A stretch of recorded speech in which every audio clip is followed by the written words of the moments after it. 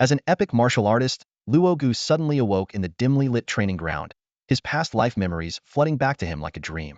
The concrete training ground was filled with the constant sounds of shouts, heavy breathing, and the sharp clang of cold weapons clashing. The stern reprimands of the night instructor echoed intermittently. Unexpectedly, while Luo Gu was immersed in the fog of his memories, a burly figure quietly appeared behind him. Beifu, a fifth-year Grand Knight, delivered a harsh kick, a move he often used to punish apprentices who lost focus during training. However, this time, Beifu miscalculated. The instincts of Luo Ji's former life as a 15th-year epic martial artist manifested perfectly at that moment. Sensing the unusual air current behind him, Luo Gu instinctively sidestepped and lifted his leg, his movements fluid and swift like lightning, effectively blocking the potentially fatal kick. Even more surprising, he managed to execute a precise counterpunch at a tricky angle. This seamless series of movements, with perfect coordination between his blocking and punching, was astonishing. Even Beifu, known for his strict standards, couldn't help but admire the power behind the punch as he raised his hand to block it. By this time, their actions had already drawn the attention of the surrounding students. Seeing this, Beifu let out an angry roar. "What are you staring at? Keep training, or I'll catch you slacking off." His voice boomed like thunder, causing everyone to jump and hastily return to their training. At that moment, a blue light-encased screen suddenly appeared in Luo Ji's vision, streaming a series of data into his mind. The screen displayed detailed information about Beifu: 100 life force, Gen Dia bloodline, 5th-year intermediate extraordinary profession, and more. This sudden phenomenon plunged Luo Gu into deep thought. It all stemmed from the cataclysm in his past life. As a blue star human, Luo Gu witnessed the invasion of the Thousand Eyes civilization and the collapse of human civilization. Sold into slavery, he escaped by awakening extraordinary talents and eventually became a legendary professional, embarking on a path of vengeance against the Thousand Eyes civilization. During a fierce battle with 8 demigods, he acquired the miraculous creation the Eye of Aslant. This artifact not only possessed self-repair abilities, but also served as the key to accessing the high-dimensional information space of the Aslant civilization. Thinking of this, Luo Gu couldn't help but smile. Lumbat, seeing this through the rearview mirror, muttered to himself, considering the need to prepare a psychologist for the young master. Things couldn't continue like this. Upon returning home, Luaga rushed straight to his room and locked the door behind him. He couldn't wait to use the Eye of Insight to access the high-dimensional information space of the Aslant civilization. Outside the door, Natalie, the maid who had raised him, looked puzzled and turned to the butler, Lombard, for answers. What's wrong with the young master? He seemed fine during breakfast. Why did he lock himself in his room as soon as he got back? Is he feeling unwell? Should we call a doctor? Natalie asked anxiously. Lombard nodded seriously. Indeed, we should call a doctor, but a psychologist. The young master needs counseling. A psychologist?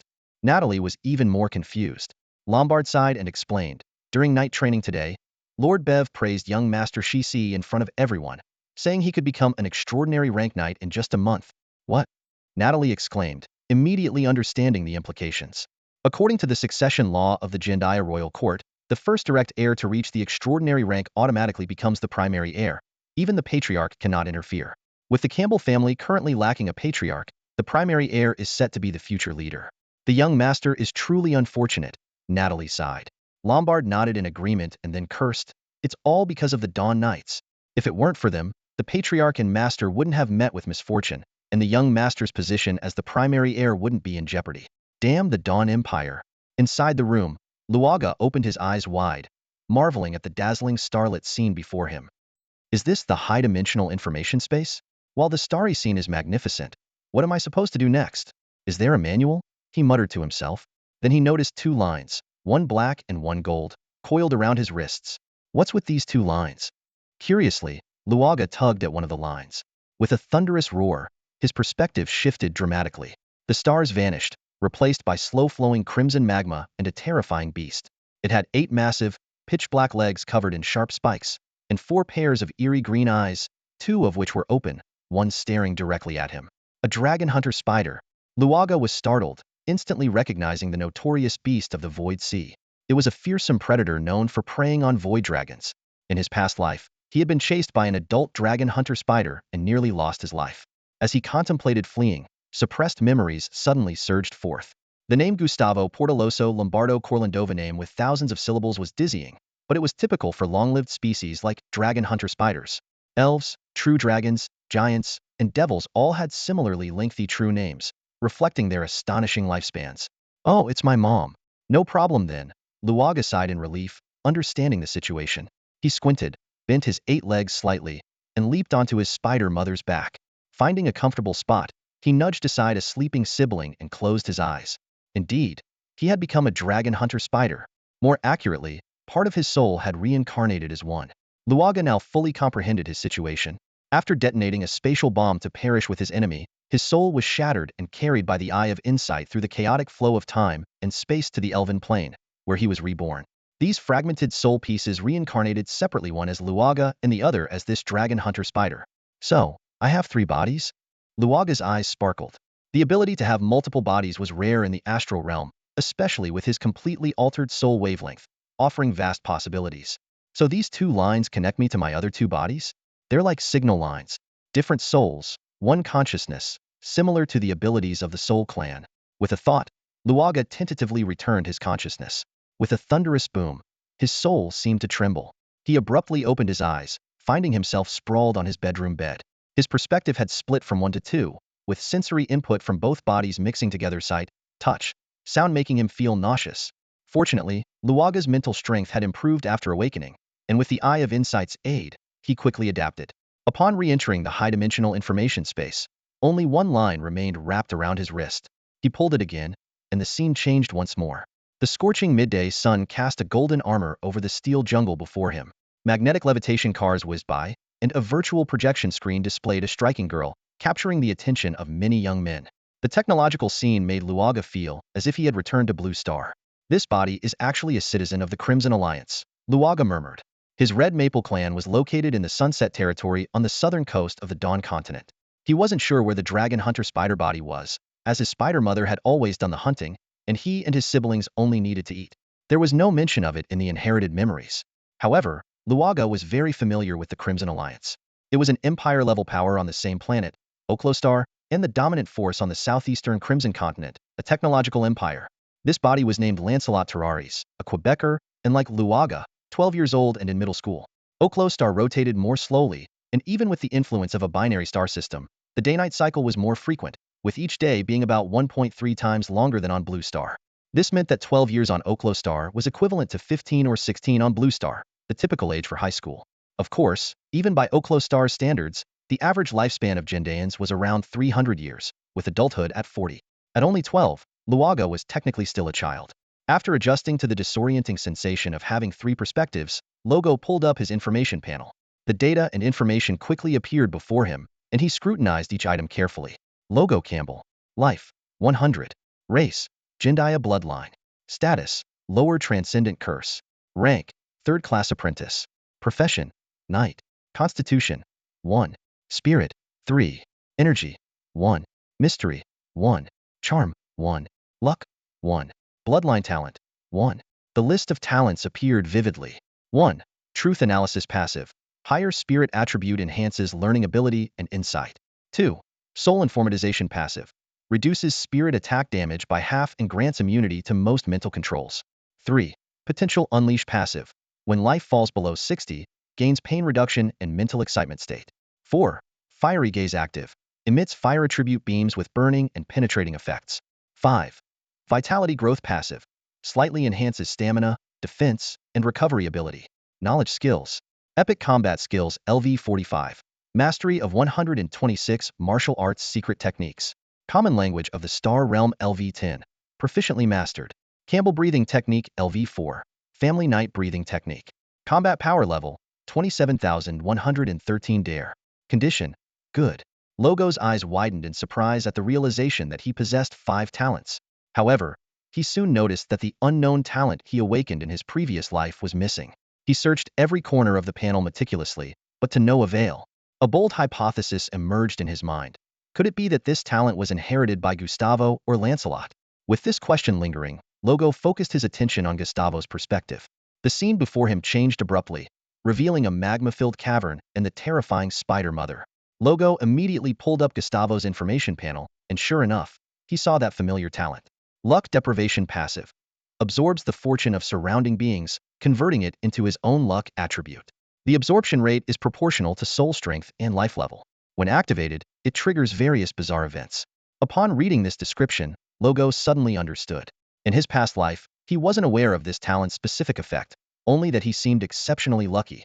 However, this talent also brought some unpleasant side effects. Logo recalled his adventures in the Star Realm. Initially, he joined a scavenger group called the Fire Eaters. A year later, the group was annihilated during a raid, with only Logo, who was out on errands, surviving. After that, he joined other organizations, but similar tragedies kept happening. Each time, Logo was the sole survivor, often gaining unexpected benefits from the disasters. After several such incidents, Logo had a vague idea of his talent's nature. He began deliberately joining notorious and evil groups. As his strength grew, the pace at which he sent off teammates quickened, from once every 6 months to every few days. After ruining over 100 organizations, Logo's infamy spread, leaving no small group willing to take him in. Larger organizations extended invitations, but Logo, aware of the dangers, declined to join.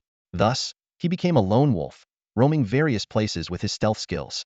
Ultimately, he used his luck to successfully advance to legend status, initiating a frenzied retaliation against the Thousand Eyes civilization. As his thoughts returned to the present, Logo pondered.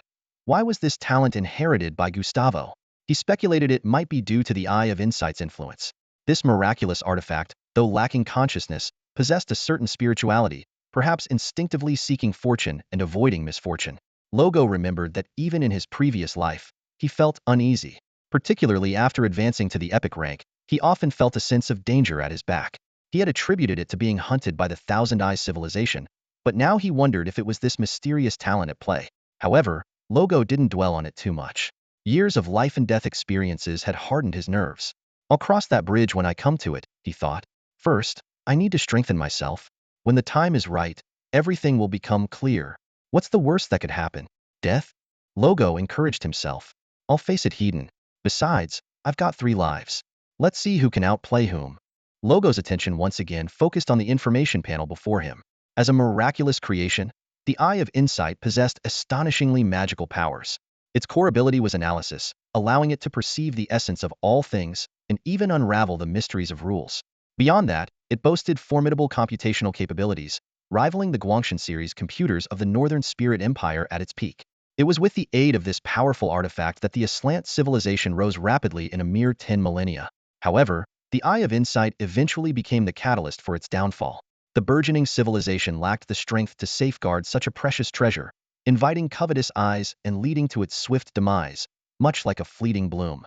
Now, the Eye of Insight had fused with Logo's soul, and although its power had significantly waned from its prime, its essence remained noble. It effortlessly analyzed all of Logo's physical data and presented it clearly on the panel, modeled after the interface of the detectors he frequently used in his memory. The first to catch the eye was the life bar, which displayed Logo's physical condition in percentage form, a crucial feature for real-time awareness of his Bodhi state during combat. Following that was the race section, indicating that Logo belonged to the Jendaya, commonly known as the three-eyed race, distinguished by the third eye on their foreheads. The bloodline section was marked as lower extraordinary, indicating Logo's bloodline level's average standing. As a member of the extraordinary Jendaya race, individuals naturally reach the third tier of power upon reaching adulthood around 40. More than half could even advance to the middle extraordinary, or fourth tier.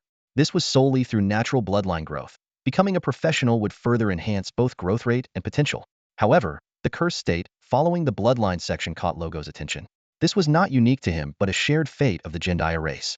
A century ago, after the fall of the western capital of the royal court, the Dawn Empire cast a bloodline curse on the entire Jendaya race. Under this curse, their lifespan was nearly halved, with those who could once live to 300 now typically dying of old age at around 170 to 80. Even worse, the growth potential of the people plummeted. Previously, a Jendaya reaching adulthood was at least a third-tier extraordinary, but now, even with diligent training as a professional, only 60 to 70% could achieve third-tier by the age of 40. This curse effectively regressed the Jendaya bloodline by a significant level, making the Dawn Empire their arch-nemesis. The ranks section showed Logo's current life tier. In the astral realm, life levels were meticulously divided into 12 tiers, known as the Eternal 12 Steps, ranging from lower extraordinary to eternal life. Excluding the mysterious 9 eternal lives, the remaining 11 tiers were further divided into 33 sublevels. Logo was currently a third-class knight apprentice, equivalent to 0 tier, needing to become a formal knight to advance to first-tier extraordinary life. Despite being just a third-class apprentice, Logo's combat prowess far exceeded that of ordinary people. In a state of full vigor, ordinary humans were no match for him. Even wild beasts like tigers or grizzly bears would be no challenge. He could easily shatter stone tablets and bend steel pillars as thick as a bowl solely with physical strength, without resorting to battle energy. The profession section identified Logo as a knight, a path determined at the age of 4. The Gendia were renowned for their combat skills, particularly in close-quarters battle, with their racial profession, the Slaughter Knight, being famous across the planet Oklo. Logo, after testing at 4, chose the knight's path due to insufficient elemental affinity for becoming a spellcaster. His talent in this path proved substantial, standing out among his peers. However, his cousin Shisi, 3 years younger, demonstrated even more astonishing knight talent, quickly catching up and surpassing Logo, dealing a blow to Logo's yet-awakened potential. Finally, there was the 6-dimensional attribute section. For humanoid races, physique was the most critical attribute, determining strength, agility, stamina, physical defense, and vitality. The value of the physique attribute was determined by the average of the 4 secondary attributes: strength, agility, defense, and stamina. Strength affected melee attack power and carrying capacity, while agility determined movement speed, melee attack speed, body flexibility, and reflexes. The defense attribute determines a creature's physical defensive capabilities, from the hardness of bones and the strength of muscles to the toughness of skin and even the resilience of internal organs. In contrast, the stamina attribute is synonymous with endurance and is a concentrated manifestation of vitality. The mental attribute, on the other hand, delves into more mysterious realms. It not only governs secondary attributes such as mind, soul, and will, but also directly influences brain development. The higher the mental attribute, the stronger the brain's computational ability. In this regard, spellcasters are true experts, with high-level spellcasters possessing brains comparable to computers thanks to their exceptional mental attributes. The energy attribute is crucial for every extraordinary being, determining the quality and quantity of internal energy, such as fighting spirit, mana, and life force. For spellcasters, energy and mental attributes are equally important. Meanwhile, for knights, the primary focus is on the attributes of constitution and energy. The charisma attribute might seem intangible but has far-reaching effects. It determines various affinities of a creature, including natural, elemental, and energy affinities. More importantly, charisma is the foundation for developing psychic powers, which explains why mind sorcerers generally have high charisma. The mystique attribute is the most obscure among the 6 attributes. It primarily determines sensitivity to enigmatic domains, covering areas like curses, divination, fate, causality, and time. Though not commonly seen, its importance remains undiminished. Lastly, the luck attribute is straightforward, directly reflecting one's fortune. Individuals with high luck often manage to overcome stronger opponents, using luck to compensate for a lack of strength. However, luck is the most unique and challenging attribute to enhance among the 6. While other attributes can increase by dozens of points, luck might not even rise by 1. Surprisingly, the luck attribute of most creatures is fixed from birth and rarely changes. Therefore, any ability, equipment, or special resource affecting luck is exceptionally valuable and rare. Logo's attribute panel shows that, except for the mental attribute, all other 5 attributes are at 1 point. This may seem weak, but it is not. Achieving 2 points in any attribute signifies entering the extraordinary realm. Aside from the elusive luck attribute, other attributes have a maximum limit of 330 points. Every 10 points represent a significant leap, with a difference between 10 and 11 points as pronounced as that between an adult and a child. As the value increases, the gap between each point becomes even more significant. In the extraordinary world, bloodline and talent are key to achieving greatness. These abilities are often embedded in one's lineage. As the saying goes, a dragon begets a dragon, a phoenix begets a phoenix, and a rat's offspring will burrow. To achieve success in the extraordinary realm, 99 relies on talent, with only 1 depending on effort. Even hard work must be based on having talent. Without it, efforts are in vain, like an ant striving to become a real dragon unless a mutation occurs. The classification of talent strength has always been vague, with no unified standard. However, Logo is well aware that his talents of truth analysis and soul informatization are undoubtedly top tier. Knowledge and skills are another matter, acquired through learning. The Spellcasters Association divides knowledge below the eternal into 100 levels. The higher the level cap, the more precious the knowledge. For instance, the Astral Common Language has a level cap of only 15. In contrast, knowledge such as alchemy, time-space studies, and theology can exceed 100 levels. In Logo's knowledge section, the level of epic combat technique is as high as 45, placing him among the upper echelon of the epic group. Combat power level is another crucial metric. It originates from the universal energy theory and the renowned Adrian model proposed by the Star Realm's second epic magical pioneer, elemental master, and rule breaker, Dear Adrian Aurelius. This model integrates all forms of energy changes and operations into a unified system, applicable even in extraordinary fields. By calculating the energy value within a biological entity, its life level can be inferred. Later, to avoid overlap with the concept of life hierarchy, the theory was refined to form the final combat power level theory, with units named after Deer to honor his outstanding contribution as a magical pioneer. Unlike life hierarchy, combat power level is influenced by talent, equipment, environment, and other factors, often fluctuating. For instance, a lower-tier extraordinary professional equipped with legendary armor remains at the lower-tier extraordinary in life hierarchy, but his combat power level can surge dozens or even hundreds of times. Thus, more advanced astral detectors are more sensitive to changes in combat power level. The detector logo used in his past life was highly advanced, able to calculate changes in an opponent's combat power level within microseconds, helping him navigate countless crises. However, compared to the miraculous creation, the Eye of Insight, the detector from his previous life pales in comparison. The last section of the panel is status, encompassing various possible conditions such as good, lightly injured, seriously injured, near death, poisoned, and more, with no fixed categories. Logo and Lancelot are both in good condition, but Gustavo's status reads soul poisoned. Status, soul intoxication. The special ability of the dragon hunter spider, Predator, has successfully activated. The soul toxin is merging with the soul, with a significant chance of forming a new ability. Predator passive. After devouring other creatures, there is a minuscule chance of seizing their superior genetic fragments and merging them with one's own genes. Logo stared at these two pieces of information, his expression turning peculiar. He couldn't help but mutter to himself, "Wow, has Gustavo become a dumping ground? Not only has he been saddled with the curse of lost luck, but now he's inherited the soul poison from a past life too." However, he quickly realized the potential in this situation. The talents of Lost Luck and Predator are a perfect match.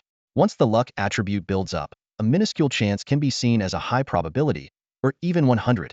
3 hours later, Logo closed the information panel, rubbed his aching temples, and pushed open his bedroom door. He had roughly grasped the situation of the information space. Those stars were actually carriers of information, which could be accessed just by touching them with one's consciousness. Different stars represented different categories of information, covering fields like magic, technology, deities, and alchemy. Just browsing through the directory took him a full 3 hours, leaving him feeling a bit dizzy afterwards. He thought to himself, "I need to plan my future carefully." As the evening set in, it was dinner time.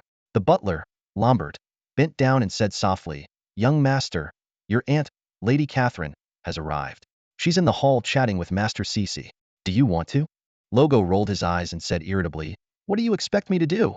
If she's here to freeload, can I stop her?" With that, he headed straight for the hall, and Lombard hurried after him. The Campbell family's hall wasn't lavishly decorated, but the materials used were of exceptional quality. With nearly a century of history, it had gained a touch of rustic charm. The long dining table was already set with cutlery, resting on a soft woolen carpet. The servants stood respectfully around, all of them grade bloodline, as ordinary humans were not allowed into the Campbell family castle. Aunt Catherine appeared to be a young lady with a pleasant face, fair skin, and a tall figure. However, she was actually 63 years old. When Logo entered the hall, Catherine and his cousin Cece were already seated, chatting while waiting. "Brother." Cece stood up, smiling as he waved to Logo. Logo sized up his 9-year-old cousin. His stature was unusually large, even surpassing his own, standing at 1.9 meters. His exposed arms were solid and muscular, filled with explosive power. His face was square-shaped, with a buzz cut, and his eyes were bright and sharp.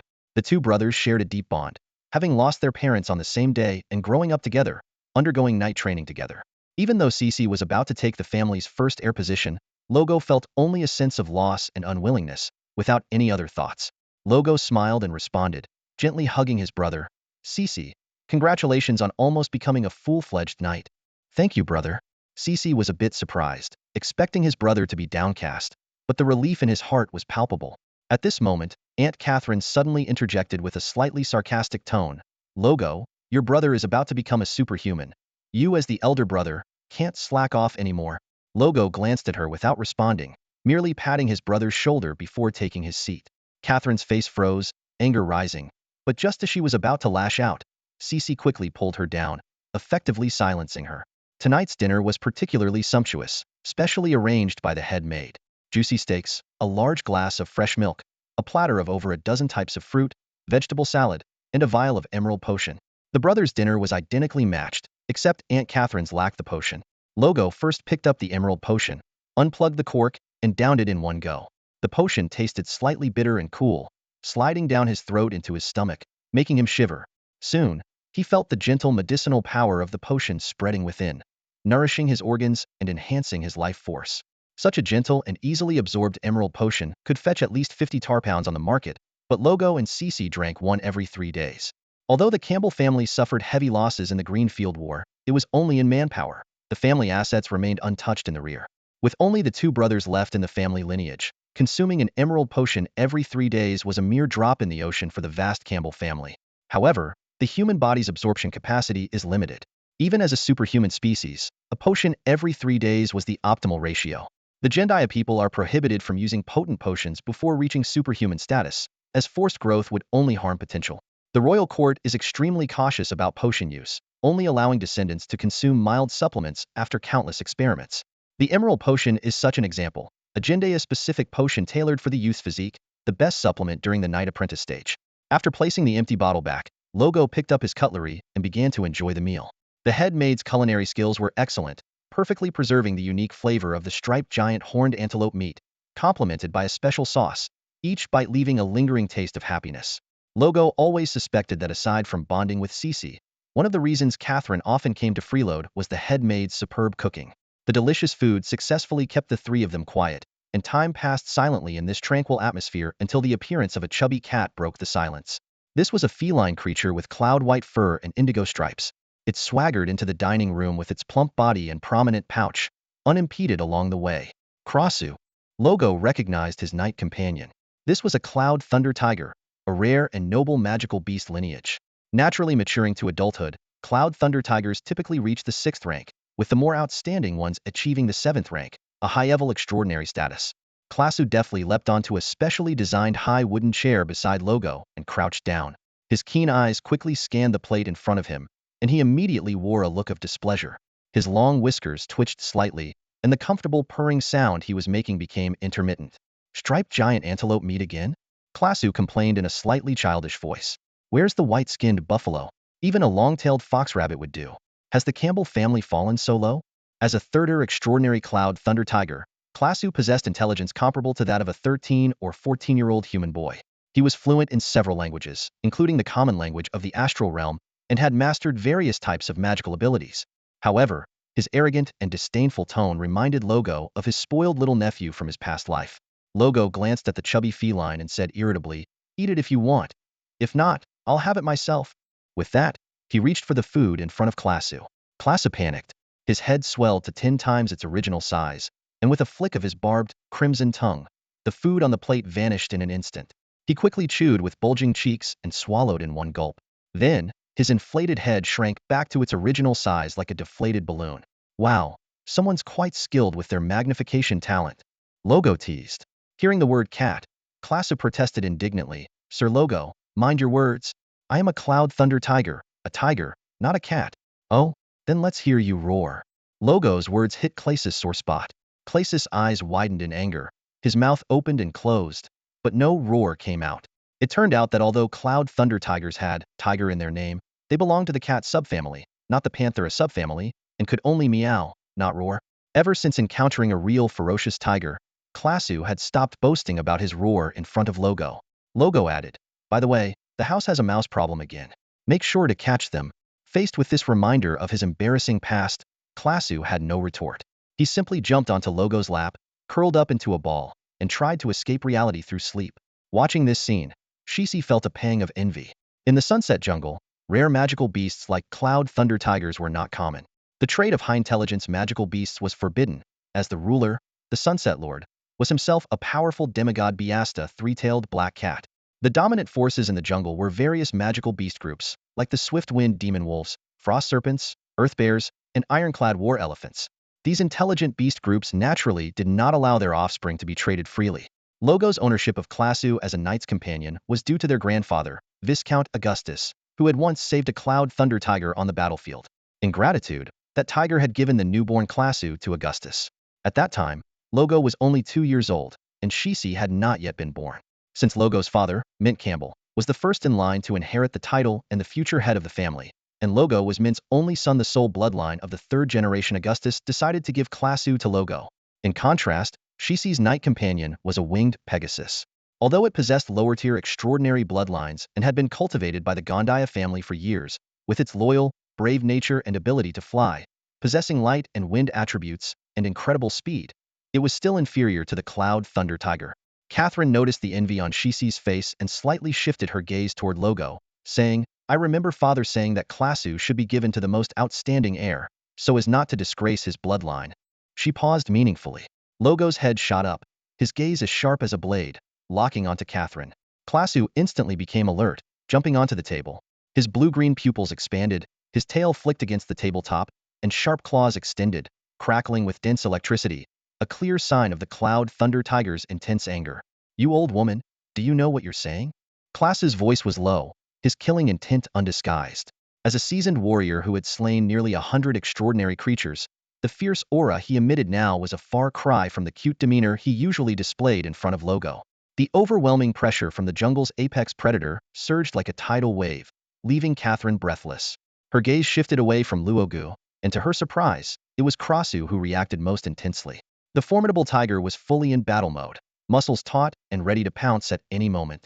Though Catherine was a third knight, she knew all too well that her chances were slim against the advantage of bloodline. Instinctively, she took a step back, anxiously searching for a possible escape route. At that moment, Shisi snapped out of his daze and quickly spoke up, Krasu, calm down. Aunt Catherine didn't mean to offend. We can talk this out. However, his pleas fell on deaf ears as Krasu remained unresponsive. The tiger's hind legs slowly bent, and blue patterns started to appear on its skin, a sign of its impending lethal attack. Desperately, Shisi turned to Luogu, his eyes full of pleading, brother. Just as things reached a critical point, Luogu finally spoke. Enough, Krasu. His voice was not loud, yet it carried authority. Catherine cannot die here. Killing her over a mere word would be hard to explain to the clan. Besides, she belongs to the Howard family. Luogu's words made no mention of familial bonds. In truth, Catherine had always shown disdain for her father, Mint, and had never treated Luogu kindly. It was Shisi who had a close relationship with Catherine. Especially after the death of his parents, Catherine had, in some ways, filled a maternal role, and Shisi was quite attached to her. Upon hearing Luogu's command, Kraju finally withdrew its aura, leaping lightly onto Luogu's shoulder. The master and his pet left the hall in perfect harmony. After they departed, Catherine collapsed into a chair, her chest heaving and her face as pale as a sheet. It had been a long time since anyone had posed such a genuine threat to her life. Krasu, she screamed internally, and under the surge of negative emotions, the cursed power she had suppressed began to stir, like a venomous snake from the depths of darkness. Shisi sighed, somewhat reproachfully, Aunt, you shouldn't have said that. I only admired Krasu. I never intended to take it. Besides, I lack the ability to do so. Its parents are still alive, you know? He shook his head and continued. You always think you can read people's minds, but... Shisi shrugged, feeling both love and frustration towards his often troublesome aunt. We should have just killed her. Kalesu grumbled, a dangerous glint in his eyes. Logo remained silent, his brow furrowed. Catherine was indeed like an annoying fly, but their blood ties prevented him from acting rashly. As members of the Gendaeans, they were bound by a rich cultural heritage and a strict social order. This order was both a shield and a shackle. The two of them entered the castle's training room, which was filled with a wide array of exercise equipment. From basic dumbbells and weighted armor to advanced gravity chambers, muscle stimulation pods, and healing capsules, everything was available. Come on, let's have a spar, Logo said, stepping into the center of the fighting arena and giving Kelesu a light pat on the head, signaling a challenge. Kelesu stretched lazily and reluctantly jumped down, his body quickly expanding. Logo took the opportunity to pull up Kelesu's information panel, examining the various stats closely. The panel showed that Kelesu was a Thundercloud Tiger, with a mid-level Transcendent rank and several powerful abilities. The most notable were his two core talents, Speed Stance Cloud and Speed Stance Thunder, which significantly boosted his speed and combat prowess. What's with that look? Kelesu asked suspiciously, eyeing Logo. Nothing, let's do this. Logo replied, suppressing a smile as he assumed a standard fighting stance. With a low growl, Kelesu leaped forward. Even with most of his power restrained, his speed was astonishing. Logo bent his knees slightly, lowering his center of gravity, his gaze sharp and focused, ready to counter. His fists moved like the wind, leaving only afterimages. Logo's legs were rooted like ancient trees, yet he moved nimbly within a small space, using his arms to deflect Kelesu's attacks one by one. Kelesu was surprised to find that Logo's combat skills had improved dramatically. As the battle intensified, Kelasu grew more excited. Meanwhile, Logo quickly developed muscle memory, each punch subtly enhancing his physique. After several minutes, Logo was drenched in sweat, his stomach hollow from the intense exertion. Lombard brought out cooked meat from the kitchen, and they devoured it hungrily. Afterward, Logo stood up, adopting a peculiar stance. His muscles began to ripple, veins bulging, as wisps of white steam rose from his pores, enveloping him. This was the star swallowing technique, a secret skill capable of drastically accelerating nutrient absorption and, according to legend, even consuming stars to replenish energy. The star swallowing technique was a martial arts auxiliary secret skill that Logo stumbled upon in his previous life. Although it wasn't a combat skill, it played a crucial role in his development. Teacher Beifu once predicted that Shisi would break through to become a formal knight within a month and subsequently become the first heir of the Campbell family. Logo knew that controlling the power of the Campbell family was an indispensable part of his plan, with the starting point largely determining future achievements. He would not easily relinquish this position. To catch up with Shisi's progress in a short time, Logo concentrated all his efforts on practicing the star swallowing technique. He clearly felt that as the technique operated, the food in his stomach was converted into nutrients at an astonishing speed, which were then absorbed by his body. Each time the nutrients were depleted, he would call upon Kelasu again and continue training. In the days that followed, Logo's life resembled a precisely calculated machine. Sparring with Kelasu to form muscle memory, eating, using the star swallowing technique to digest food, sleeping to restore energy, and then plunging back into training. In this high-intensity cycle, Logo's abilities skyrocketed, leaving Kelasu astounded. Meanwhile, Gustavo was also using the star swallowing technique to accelerate his growth. His daily food intake increased several times, drawing unusual glances from Spider-Mom, who only relaxed after repeatedly checking on him. As solitary creatures, the dragon hunter spiders, like their archenemies the metallic dragons, valued bloodline and kinship greatly. However, the two groups were vastly different in character. The dragon hunter spiders were known for their extreme evil alignment, while the metallic dragons belonged to the lawful good alignment. Under Spider-Mom's meticulous care, Gustavo didn't have to worry about food and could fully focus on his growth. However, Lancelot was facing trouble. At this moment, he was sitting in the living room surrounded by his father, Grove, and several siblings. A heavy atmosphere hung in the air, broken only by the rustling of papers. Despite being in the interstellar age, important contracts still had paper backups. Lancelot stared at the immigration application in his hand, feeling as if he had plunged into an icy abyss. Although the awakening of memories hadn't completely changed the personalities of the three major avatars, they retained the memories and emotions of the past 12 years. Because of this, Lancelot was utterly shocked and disheartened by his father's sudden request. He couldn't believe that the once kind and family-oriented father could so ruthlessly decide to send his son to immigrate to another planet in just a few short years. While the Alliance's interstellar travel technology was highly advanced, communication technology still hadn't overcome its limitations. Real-time large-scale communication across several star systems remained an unattainable dream. Moreover, the development opportunities on a colony planet could not compare to those on Okerlo Star. Okerlo Star was one of the 5 high magic planets in the Elven Plane, the most prosperous and flourishing area in the entire plane. This decision was akin to exiling a child from the Forbidden City to the northwest frontier, something normal parents could never decide. Seeing his son's blank expression, Grove felt a surge of frustration, but to soothe Lancelot's emotions, he softened his tone and said, "Second, although Goldbridge Star is only a low magic planet, the Alliance has just begun developing it, and opportunities abound. Studying and developing there will offer you a broader future than staying on Okerlo Star." Lancelot did not respond, only bowed his head, overwhelmed by an unprecedented sadness. His elder brother, Gerald, tried to persuade him, "Second brother, father is right. You're so academically gifted, you can excel anywhere. Besides, if you choose to immigrate, then father's career could." Realizing he had misspoken, Gerald quickly fell silent. Grove gave his eldest son a stern look, then left the room with a parting remark, "Think it over," leaving Lancelot alone, motionless in the room. Can one really abandon their own child for their career? Lancelot silently screamed in his heart, but no one answered him. At that moment, memories from his past life kicked in, and the emotional breakdown and recovery happened swiftly. The next moment, Lancelot's eyes turned cold and steely. He stood up, pushed open his father's door, and said in an unusually icy tone, "If you want me to sign, give me 200,000 red bills. Also, I want my household registration transferred to the public account." Grove was slightly taken aback by Lancelot's quick resolution, but then smiled. 200,000 red bills are no problem. I'll give you 300,000, and as for the household registration, we'll handle it tomorrow. We'll handle it now, and I only want 200,000 red bills. Consider it a loan. I'll pay you back later. Lancelot's tone was filled with determination. I'll sign as soon as the money is transferred. From now on, we're done. Don't come looking for me. We have no ties left. Lancelot's voice echoed through the room, each word laced with finality. Grove felt a surge of relief, fearing Lancelot might change his mind. Eagerly, he nodded in agreement, a hint of satisfaction flashing in his eyes. He had anticipated the demand to sever their relationship and was unbothered by it. The father and son immediately headed to the local civil affairs office. In the cold, impersonal room, they quickly processed the change of residency registration. Lancelot's status shifted from family to public, with Civil Affairs Bureau listed as his guardian. Throughout the process, Grove's fingers drummed incessantly on his thigh, a testament to his impatience. Once the paperwork was complete, Grove promptly pulled out his communicator and deftly navigated the transfer interface.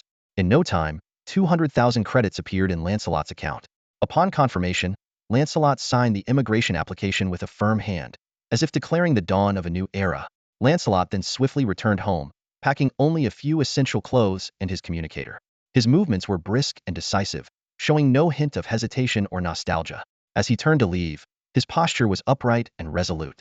Gerard stood by, dumbfounded by the scene unfolding before him. He wondered, could this be the same brother who was once so meek and accommodating? Lancelot's transformation was so profound that Gerard struggled to comprehend it. The evening breeze tousled Lancelot's hair as he took a deep breath, feeling the refreshing chill fill his lungs. Years of suppression and frustration seemed to dissipate in that moment. Facing the setting sun, he declared with steely resolve, "From now on, I live for myself." The origins of all this trace back a few years. After a medical accident claimed Lancelot's mother's life, his father, Grove, immersed himself in work, growing increasingly distant from his children. Years of hard work had amassed considerable wealth for Grove, but his rival in the upcoming election seemed poised to outshine him. At this critical juncture, Grove heeded a friend's advice and turned his focus to his children. In this technologically advanced interstellar civilization, the Crimson Alliance spanned hundreds of colony planets, necessitating a constant influx of talent, particularly from Oklo. Oklo was one of the 5 high magic planets in the Irwin dimension, its unique environment endowing its residents with exceptional physical abilities. To optimize citizen genetics and balance regional development, the Alliance government introduced policies encouraging immigration.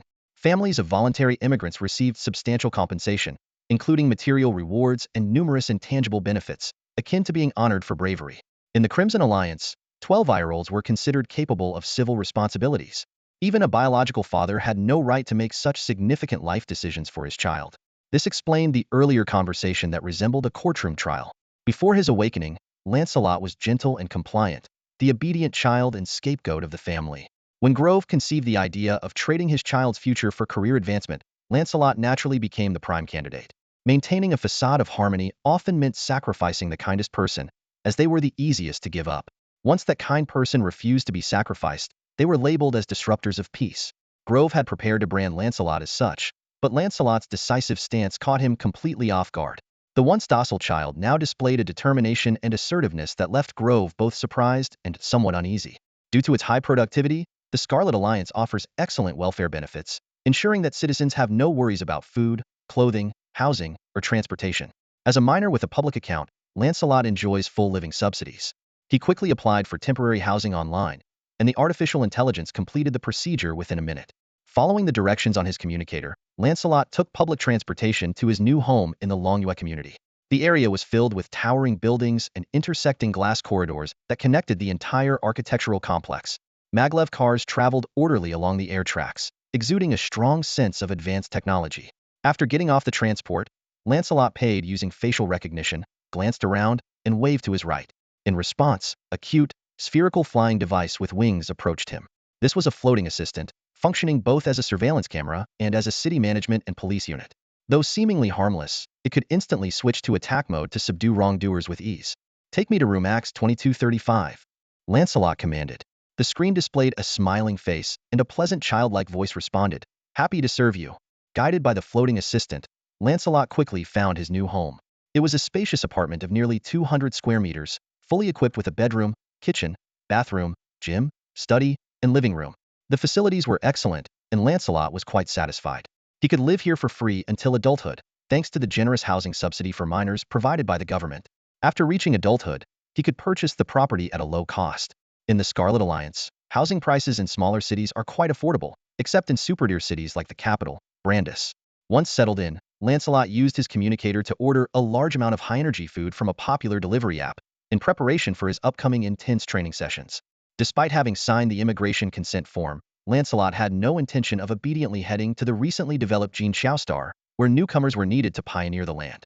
As a low-magic planet teeming with monsters, any breach in the city's defense system could lead to disastrous consequences, as history had shown with its bloody lessons. The key issue was the disparity in development opportunities. Lancelot was neither a prodigy like Gustavo, who could effortlessly grow into an epic being, nor did he have the backing of the Campbell family and a knight companion like Classu, as Logo did. He had to rely on his own efforts, making the growth environment crucial. To convince the Alliance government to make an exception, he needed to demonstrate his value. Extraordinary abilities were precisely what the Scarlet Alliance lacked. As the youngest of the major Imperial-level powers on the planet Oklo, the Alliance was renowned for its advanced technological weaponry but lacked high-end extraordinary forces, especially those above the legendary level. Among the 6 major powers, the Dawn Empire, Winter Empire, Court Alliance, Tia Empire, Scarlet Alliance, and Sea Dragon Alliance, the Scarlet Alliance was at an absolute disadvantage in high-end extraordinary military power and had faced multiple threats of decapitation strikes from enemies. Consequently, the Alliance placed great importance on extraordinary individuals, establishing a dedicated department for their management and cultivation. If Lancelot could become an extraordinary individual before the immigration, or prove that he had exceptional extraordinary potential, the immigration consent form would be rendered meaningless, leaving the decision to stay or leave up to him.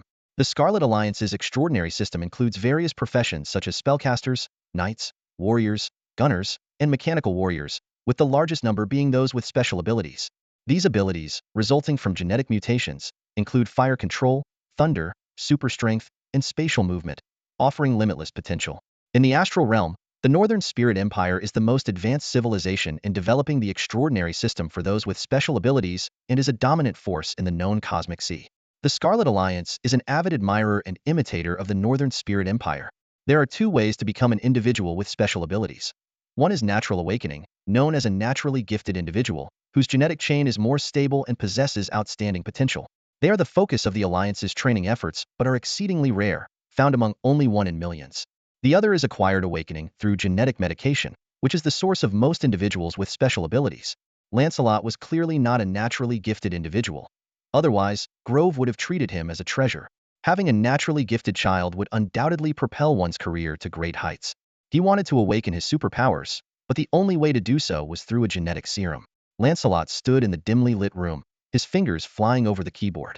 The screen flickered with the dark web interface, a torrent of illicit trade information flooding in. He was acutely aware that acquiring a genetic serum through legitimate means was financially impossibly a staggering 4.5 million credits, well beyond his means. The dark web became his only hope. This unregulated digital black market was rife with violence and bloodshed, a haven for criminals and a hub for underground trade. Even here, the price of a genetic serum was exorbitant. But Lancelot wasn't planning to buy the real deal. His target was the inferior genetic serum, so-called defective product. A message popped up on the screen, detailing the risks of the inferior serum. A mortality rate as high as 90, significantly more than the 5 of the genuine article. Even if one survived, the success rate of awakening was low, and the potential for superpowers was severely limited, with little chance of surpassing Drake.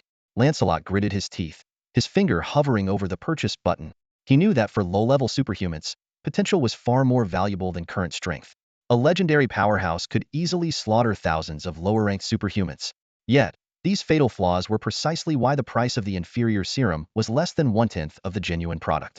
Lancelot's gaze shifted to the photograph of his mother on the table, recalling the inheritance from the medical malpractice settlement. It was money he had always regarded as sacred, not to be touched. Now, he had changed his mind. With trembling fingers, Lancelot finally clicked, "Confirm purchase." A confirmation message flashed across the screen, and he knew that his fate was about to change dramatically. Whether it would lead to death or awakening would be revealed in just a few days. Lancelot took a deep breath and shut down the computer. Now, all he could do was wait for the package containing his destiny to arrive at his doorstep. Lancelot had no idea how to access the dark web. After all, he was just an ordinary high school student. But Logo knew. The connections between the major powers on the planet Orklo were very tight, and the Campbell family had trade relations with some companies of the Crimson Alliance, so they naturally knew how to access the dark web. Clutching his communicator tightly, Lancelot followed Logo's instructions carefully. The flickering symbols on the screen made him hold his breath, fearing he might make a mistake. 3 minutes later, a dim interface suddenly appeared, marking his successful entry into the dark web. He typed inferior genetic serum into the search bar, and countless shops popped up instantly.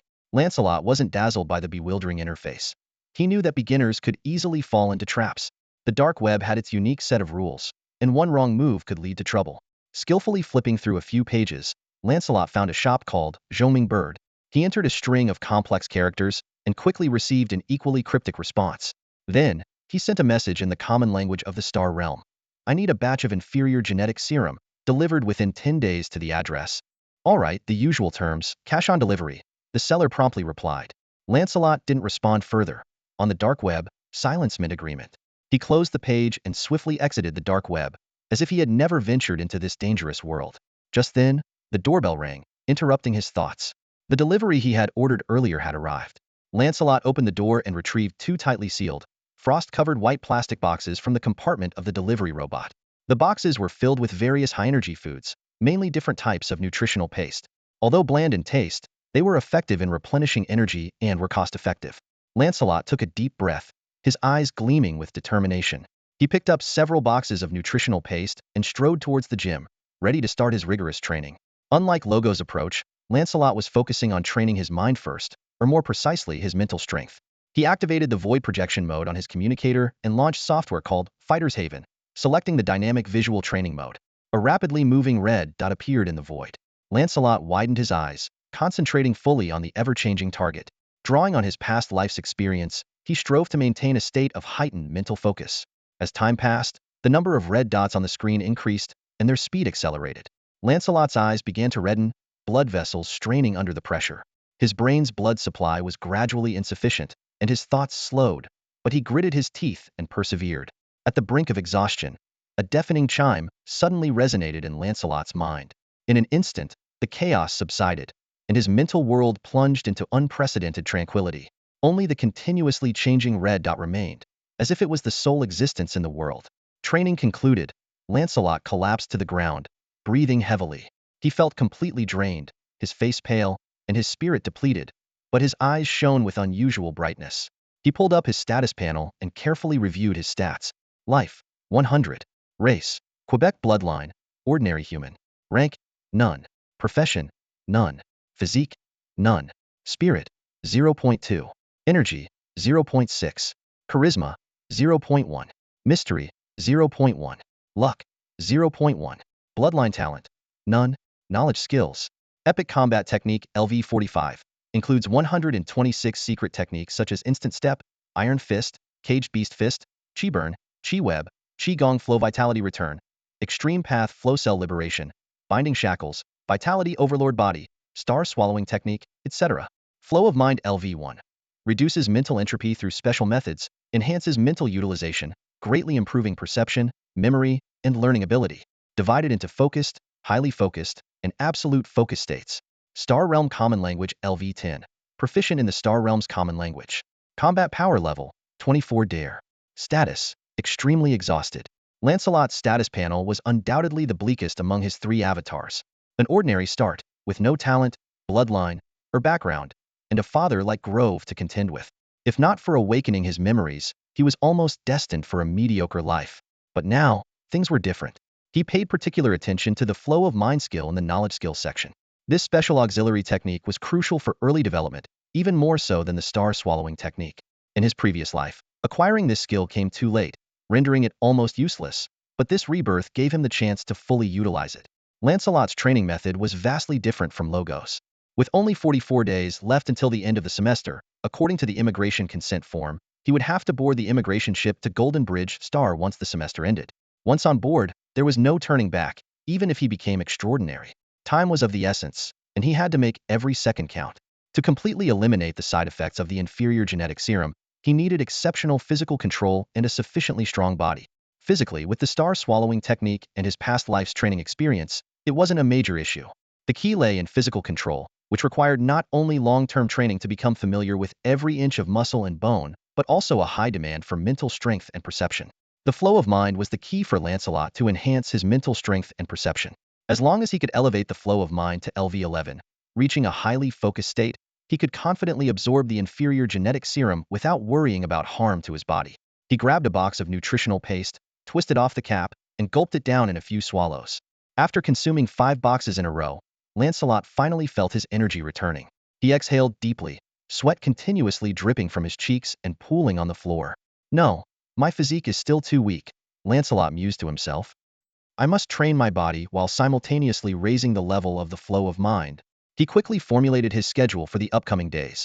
Take a leave of absence from school for these 44 days. Every day, allocate 6 hours for sleep and meals, dedicating the remaining time entirely to training. The goal was Singulardo become an awakened being before the semester's end. In the blink of an eye, 7 days had passed. As the sun rose, its early rays pierced the dawn, casting a misty glow over two figures locked in fierce combat within the forest. Steel fist, roared Luogu, his muscles rippling like waves. His core tightened as he extended his right arm with the speed of a released arrow, his fist shooting forward like a bullet. A thin spiral of air swirled around his fist, highlighting the astonishing speed of his punch. However, to Kelasu, this punch seemed to move in slow motion. Utilizing the extraordinary dynamic vision of the Cloud Thunder Tiger, he deftly shifted his body, nimbly evading the thunderous strike. Seeing this, Luogu smirked slightly. His heart pounded like an engine at full throttle, and the life seed at its center was extraordinarily active. Streams of fiery red energy coursed through his muscles and bones, instantly boosting his speed and strength. Whoosh! With a sidekick, Luogu unleashed a gust of wind. The sheer force of the kick snapped a small tree, 2 meters away, like it was nothing. Caught off guard, Kelasu was sent flying by the impact. Weren't we supposed to fight without using energy? Kelasu yelled in frustration, his fur bristling. Luogu, however, paid no heed. Standing still with eyes closed in concentration, his skin turned a deep red, and even droplets of blood appeared at his brows. He seemed like a blazing furnace, radiating waves of heat that rustled the dry leaves and branches on the ground. Seeing this, Kelasu calmed down. Is the life seed entering its active state? He murmured, leaping to Luo Ge's side and scanning the surroundings warily. Time ticked by, and Luo Ge's skin gradually returned to its normal color. Finally, he opened his eyes, clenched his fist tightly, and his face lit up with excitement. I've finally broken through, he exclaimed, quickly checking his status panel. The panel showed that all of Luo Ge's attributes had improved. His constitution, spirit, and energy each increased by 1 point, and his charm unexpectedly rose by 2 points. He carefully reviewed his skills and status, filled with anticipation for the future. The knight profession, one of the most common extraordinary vocations in the astral realm, has a well-established advancement system. The transformation from apprentice to full-fledged knight signified that Luogu had entered a new phase. His energy's quality and control had significantly improved, allowing him to refine his body more efficiently and perform mid-range attacks, marking a qualitative leap in combat ability. Luogu knew this was just the beginning. As a knight, he had a long journey ahead. But at this moment, he was eager to test the power he had newly acquired. The primary attributes of the curse specialization are spirit and mystique, with energy as a secondary attribute. For a mentalist, spirit and charisma are the main focus, supported by energy and mystique. Standing on the training ground, Logo recalled the various characteristics of different caster disciplines as explained by his mentor. He couldn't help but think of those unconventional spellcasters, like battle mages, bloodline sorcerers, and druids, whose physical resilience was on par with that of warriors.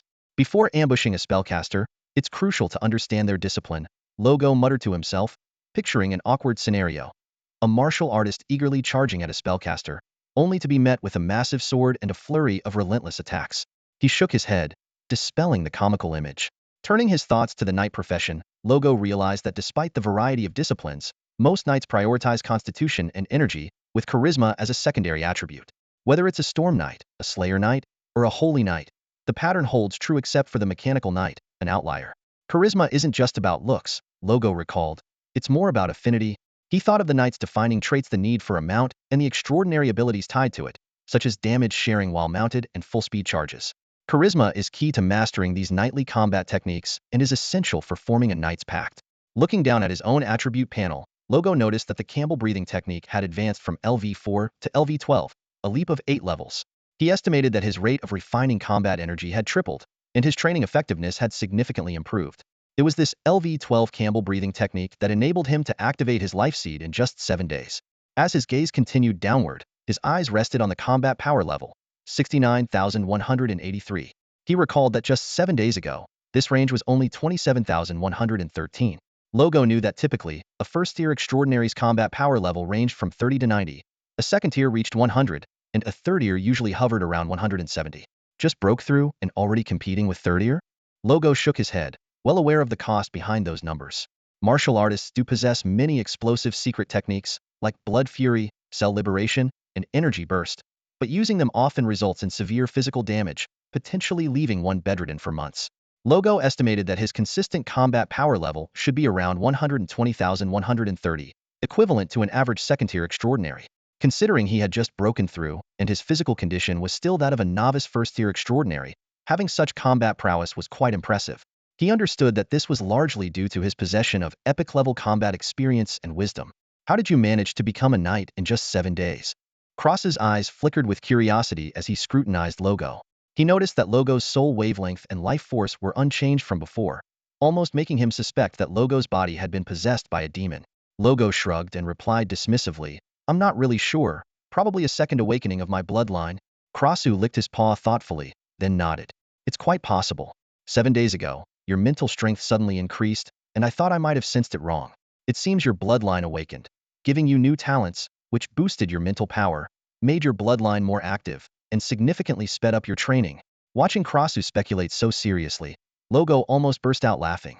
He held back his amusement and agreed with a straight face. Yes, exactly. After being provoked by Shishi that day, my mental alertness improved greatly, and my learning ability increased, so it must be a new bloodline talent awakening. Bev's eyes widened in disbelief. What? You've already become a full-fledged knight? He had thought Logo was taking a break to calm down and accept reality, not preparing for a big surprise. Bev furrowed his brow and tugged at his beard vigorously. This doesn't add up. From my observations, your life seed was far from being activated. How did it happen in just 7 days? Suddenly, a thought struck Bev, and his expression changed drastically. He leaned across the table, almost nose-to-nose with Logo, and demanded, You didn't use any stimulants, did you? You know that's strictly forbidden by the royal court and the consequences of such actions. Logo took a step back to avoid Bev's spit, wiped his face, and repeated Crassus' theory word for word. Second bloodline awakening? Bev's tone calmed as he pondered.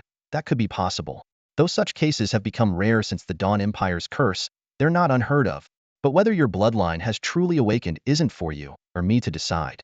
It requires an examination by Count Herbert. After all, if you really became a knight due to a bloodline awakening, you'd be the first in line to inherit the Campbell family. Bev sighed. Fate surely loves to toy with us.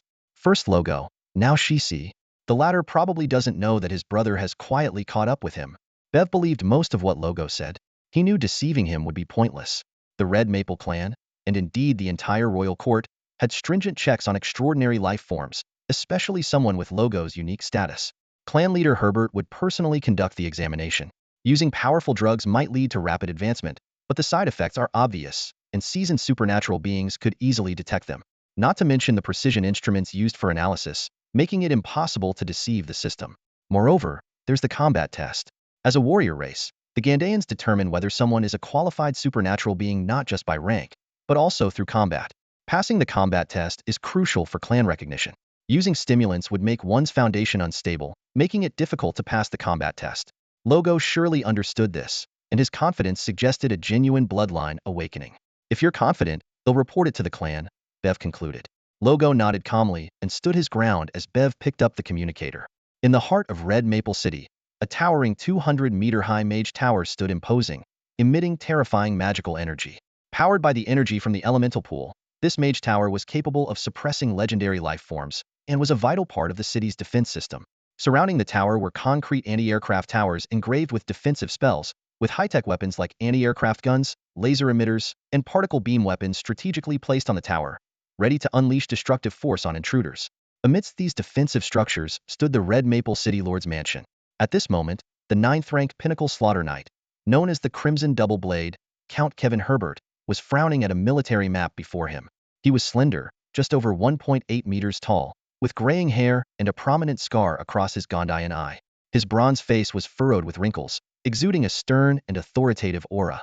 Herbert slammed his hand on the table in frustration. How is the 8th Division fighting this battle? Being toyed with by a mere small unit. I think Garnett, the division commander, doesn't want his job anymore.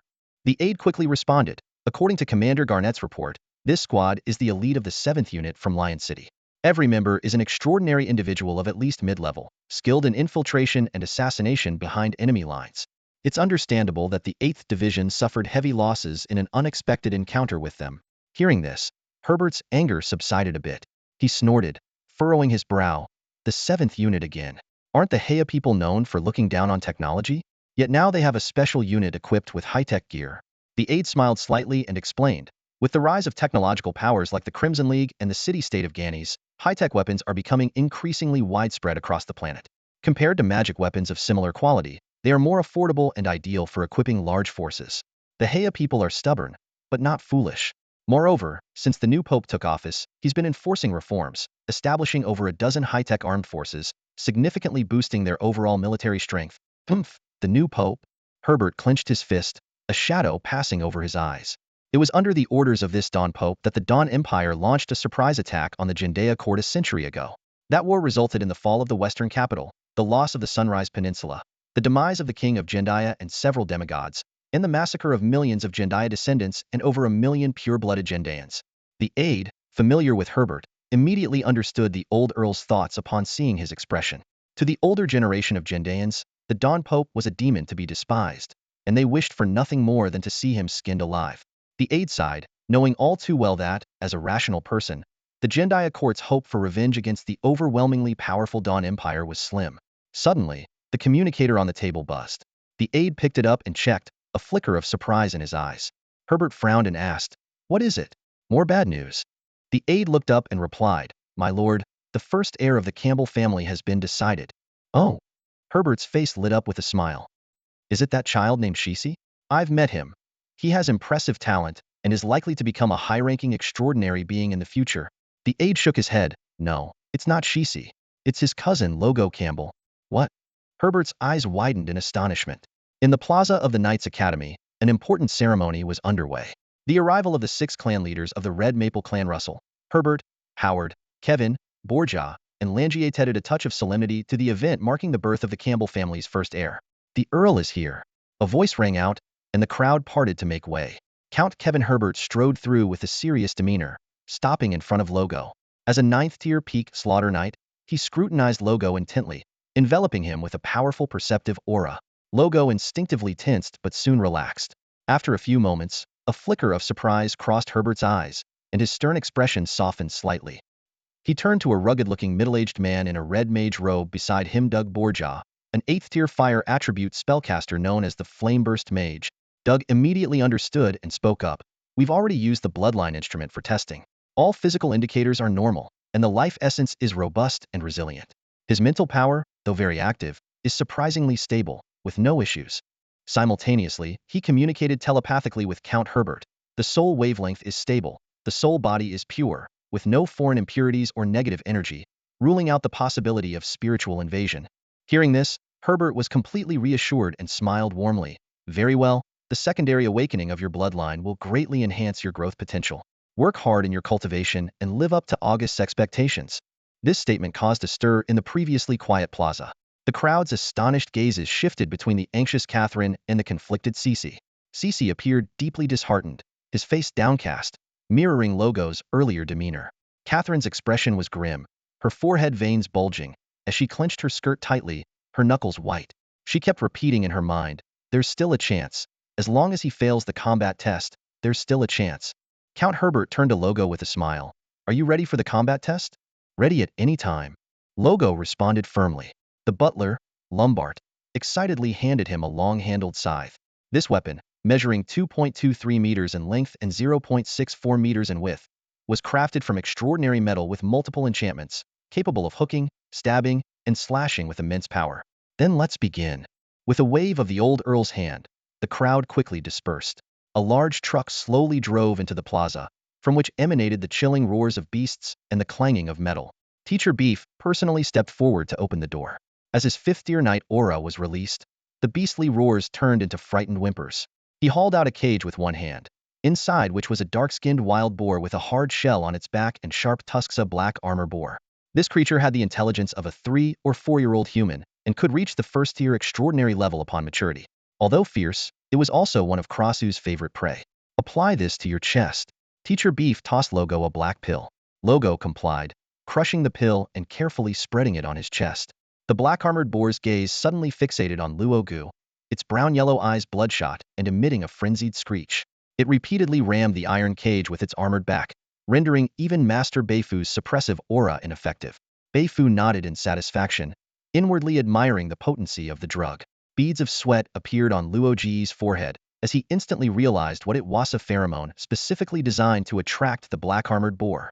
Beifu flashed a mischievous grin and asked, Luo Gu, are you ready? Bring it on. Luo Gu responded solemnly, spreading his legs shoulder-width apart, lowering his center of gravity, and holding his battle scythe at an angle, fully focused and ready for the challenge. With a crisp ding, the iron cage swung open. The crazed boar, drooling at the mouth, charged at Luo Gu. With its speed, the 100-meter distance could be covered in just 2 seconds, enough to pierce through an ordinary person's body. Thud, thud, thud. The boar's charge was like a tank rolling forward, full of pressure. Yet, Luo Gu showed no fear, nor did he intend to dodge. He leveled his scythe, and the life seed within him pulsed violently, his fiery red battle aura erupting like flames, enveloping him completely. Ah, this feeling. It's back. Luo Ji's eyes gleamed with a wild light, his entire demeanor turning fierce and domineering. He focused intensely, particularly with the Jendaya eye on his forehead, an extraordinary organ capable of emitting energy rays and granting him vision far beyond that of ordinary people. Having integrated the Eye of Insight, Luo Ji's Jendaya eye was even more miraculous, providing exceptional vision and rapid calculation ability. As his pupils focused, the world in his eyes seemed to slow down. He caught every minute movement of the boar, and the Jendaya eye projected phantom images of the boar predicting its future actions. The wind pressure mixed with a foul stench rushed at him, blowing through Luo Ji's hair. The boar's hooves magnified rapidly before his eyes, its tusks like spears, whistling sharply as they pierced the air. Luo Gu moved. He sidestepped, lowering the scythe blade, and grabbed the end of the handle. Utilizing the ground's counterforce, he leaped sharply, landing steadily atop the boar's head. His arm muscles bulged, and immense strength coursed through his taut muscle fibers, creating a massive pulling force. The sharp scythe blade easily sank into the boar's neck. With a tearing sound, the artery was severed, and blood splattered. Luo Gu, holding the battle scythe, executed a deft backflip, landing firmly. He turned and shook his arm, flicking off the blood droplets from the scythe. The boar fell, thrashing wildly. Luo Gu approached, thrusting the scythe forward, its sharp tip plunging deep. As he felt the resistance of piercing the brain in his palm, the boar's agonized cries abruptly ceased. The battle concluded swiftly, leaving the scene in absolute silence. Everyone was awestruck by Luaga's crisp and decisive movements. His graceful yet lethal stance maximized the advantages of his long-handled scythe. The old earl's face crinkled with joy, his eyes sparkling with approval. Excellent! The old earl exclaimed loudly. This is the spirit of our Jendaya people. Swift as the wind, aggressive as fire. You've truly grasped the essence of combat. Luaga glanced silently at his own level 45 epic combat skills, and then at the old earl's level 27 battle techniques, choosing to remain silent. He thought to himself, you're in charge now, whatever you say goes, no point in arguing. Luaga's calm demeanor further pleased the old earl. Not arrogant or impatient, a promising young man, indeed. The old earl mused happily, yet he couldn't help but think, it's a pity he's the offspring of that old fool Augustus. Does he even deserve to have such a grandson?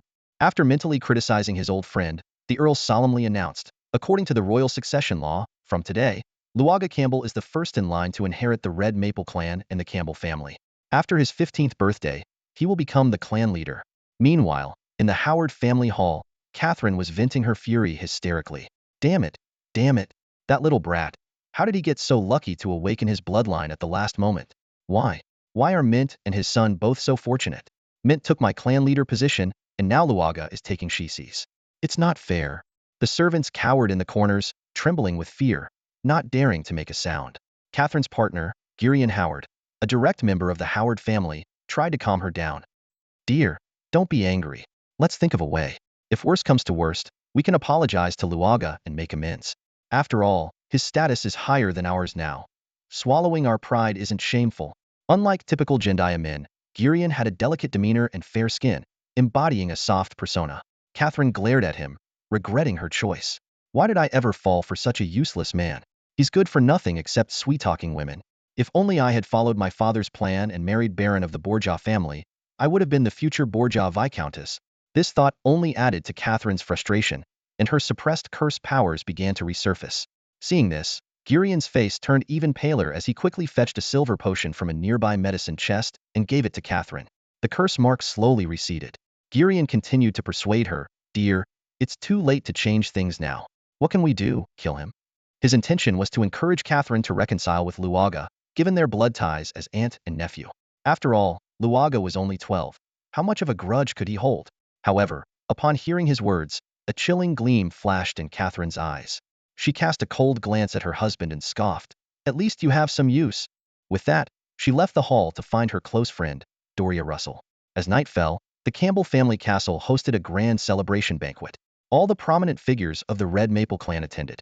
Luaga, dressed in formal attire, moved gracefully among the crowd, like a butterfly. In a corner of the banquet, Bartolomew's eyes were cold as he scanned the passing guests. This bearman from the far north of the winter continent stood 4 meters tall, resembling a mountain with 4 sharp tusks as long as fingers protruding from his mouth. In his massive, basin-sized hand, he held a 6-meter-high, door-sized giant axe, exuding a terrifying aura. Barda was a follower Augustus had recruited during his youthful adventures. He had a brother, Barati, and both were 7th-tier transcendent beings who had traveled far and wide with Augustus, sharing a deep bond. Barati had died alongside Augustus as a bodyguard 8 years ago. Barda remained to guard the family castle and rarely appeared in public, disliking crowds. With the new generation's successor decided, Barda was the first to pledge allegiance to Luaga. This robust bearman lived up to his name's meaning in the northern dialect, reliable and loyal. In contrast, the remaining 3 high-tier transcendent members of the Campbell family were far less cooperative. They maintained their aloof stance, insisting on following the royal court's protocol. They claimed they would wait until Luaga turned 15 and officially assumed the Viscount title and clan leadership before swearing allegiance. Their reasoning was flawless, adhering to protocol, leaving Luaga no grounds for objection. Throughout the banquet, Luaga handled the various social interactions with composure, though he found the attention from numerous admirers rather tiresome. As the future Viscount, Luoge's single status made him a highly desirable match among the young women of the Red Maple clan. Known for their bold personalities, the Gendaya people lived up to their reputation at a banquet where over 20 daring and passionate girls openly declared their affections for Luoga. These extraordinary women were not only fierce warriors, but also possessed striking beauty and impressive figures. With their slender waists, shapely hips, and mesmerizingly full busts, Luogu found himself overwhelmed. Ultimately, he had to use the recently returned Krasu as a distraction to divert the attention of these fervent ladies. In a corner of the banquet hall, several prominent figures of the Red Maple clan were leisurely chatting. Kevin Herbert, Reynard Carvin, and Ron Russell. Reynard called out to Barto in the distance, "Hey Meryl, come have a drink." However, the ever-dutiful Barto simply shook his head silently, steadfastly fulfilling his duty to guard the hall. Reynard sighed in resignation. Ron, with a hint of envy, remarked, "August really hit the jackpot, bringing back 2 such loyal high-bloodline bearfolk from his journey. Finding reliable subordinates like that is no easy feat." Reynard, gritting his teeth, declared, "August's grudge will be avenged sooner or later." Ron rolled his eyes and retorted bluntly, "And how do you plan to do that? We're talking about the Dawn Knight Order, the elite force of the Dawn Empire. They could crush us with just one of their legions. You think you can get revenge? Don't kid yourself." Hearing this, Reynard's face turned beet red, and he was left speechless. He knew full well that Ron was speaking the truth. The Red Maple clan was no match for the Dawn Knight Order. Even the 7 legions stationed in Lane City represented an insurmountable force. During the banquet celebrating his ascension as the first heir, Lancelot finally received the gene serum he had ordered from the dark web. The delivery robot silently appeared at the agreed location, awaiting payment. Lancelot quickly transferred 430,000 credits to an anonymous account using his communicator, nearly depleting his funds, leaving him with just over 1,000. Upon payment confirmation, the robot's chest compartment opened, revealing a 20-centimeter-long sealed metal box. Lancelot carefully opened it, revealing a vial of blue-purple serum that emitted a faint glow. He quickly closed the box, reminding himself that the serum could only be preserved for up to 60 days. Heading to the gym, Lancelot checked his skill progress on the information panel. The flow state LV5 active skill appeared. It reduces mental entropy through special means, enhancing mental efficiency and significantly boosting perception, memory, and learning ability. It has 3 states: focus, intense focus, and absolute focus. Only upon reaching LV11 can he access the intense focus state, which, combined with past life experiences, can fully counteract the side effects of subpar gene serums. In just a few days, his flow state skill had advanced from LV1 to LV5. However, Lancelot knew that the higher the knowledge skill level, the harder it was to improve. With just over 30 days left to reach LV11, it remained a daunting task. "Keep pushing," Lancelot encouraged himself, carefully storing the gene serum and picking up a nearby dumbbell to begin a new round of training. After several days of intense training, Lancelot's progress was visibly evident. His physical attributes had doubled, making him appear much more robust. His skin, a pale gold, highlighted his well-defined muscles. His mental attributes also improved to zero point 0.9, and his eyes became brighter and more spirited, like a meticulously polished obsidian, glistening with a unique luster. Once a gentle, boyish figure, he had transformed into a man exuding masculine charm, radiating an aura of aggressive hormones. Meanwhile, in a bedroom of the Campbell family castle, Logo sat cross-legged on the bed, meditating. Next to him, Kellisu sprawled out, snoring rhythmically like a small motor, adding a touch of warmth rather than annoyance. Logo's consciousness had entered the high-dimensional information space. Surrounded by the galaxy, he began selecting the knowledge he had longed for: alchemy. With the eye of insight, Logo was best suited for professions like spellcasters or alchemists, rather than a brute force knight. Who wouldn't want to be a powerful wizard? Who would choose sweat and muscle over the ability to kite opponents from afar? His divine talent for truth analysis would be wasted on a knight. Were it not for the urgency to become extraordinary, Logo would have immediately pursued alchemy knowledge upon rebirth, aiming to become a professional alchemist. Unlike wizards, alchemists only require mental aptitude, not elemental affinity. In the vast knowledge repository, Logo painstakingly selected his resources. Alchemy, one of the most popular professions in the Star Realm, had an overwhelming number of related works. After 5 hours of filtering, he finally found the most suitable alchemy tomes for himself. The Comprehensive Guide to Excellent Alchemy, Introduction to Mechanical Alchemy, Basic Explanation, Karashenko's Material Analysis, Mafin's Rune Explanation, Alchemist Apprentice Precaution. A total of 11 books, each comparable to the contents of 10 rooms of library shelves. When Logo chose to absorb this information, each piece of knowledge transformed into a meteor, shooting towards his chest. Suddenly, a sharp pain struck his head, and darkness enveloped him as he collapsed onto the bed. Half asleep, Kellisu barely opened his eyes, thinking Logo was just going to sleep, and rolled over to continue his slumber. 3 hours later, Logo awoke with a splitting headache, realizing he had underestimated the impact of the information stream. If there had been more knowledge, he might have met his demise. I almost got myself killed, Logo muttered, glancing at the still sleeping Kellisu, feeling a mix of annoyance and relief. I nearly died, and you're sleeping soundly. He reached over to shake Kellisu awake. What is it? Kellisu stretched, visibly annoyed. Nothing. Did you dream just now? Huh. Are you crazy? After a moment of staring at each other, they decided to grab dinner together. What should we eat tonight? Logo asked. Anything. The hardest meal to prepare is anything. Let's not trouble our gentle and lovely maid. Then how about a full buffalo feast? Let's stick with anything. After dinner, Logo had a good night's sleep. Kellisu, being a typical night owl, often stayed out late.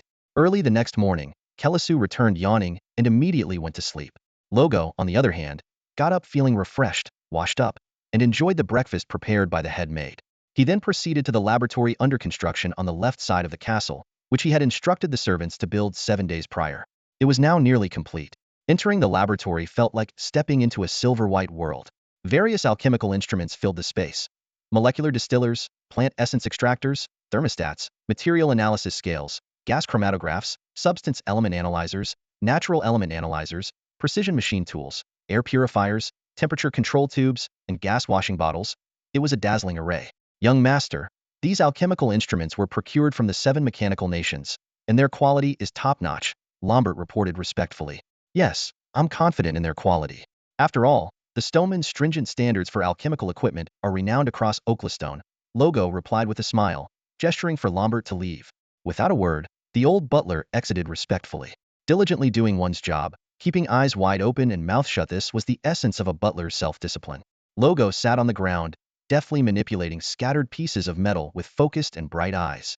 In his mind, the vast knowledge of alchemy shimmered like a galaxy.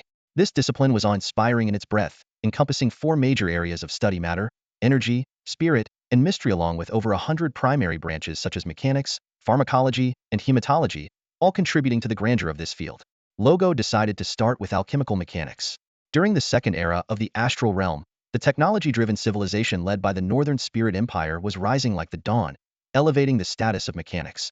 Related extraordinary professions were emerging rapidly.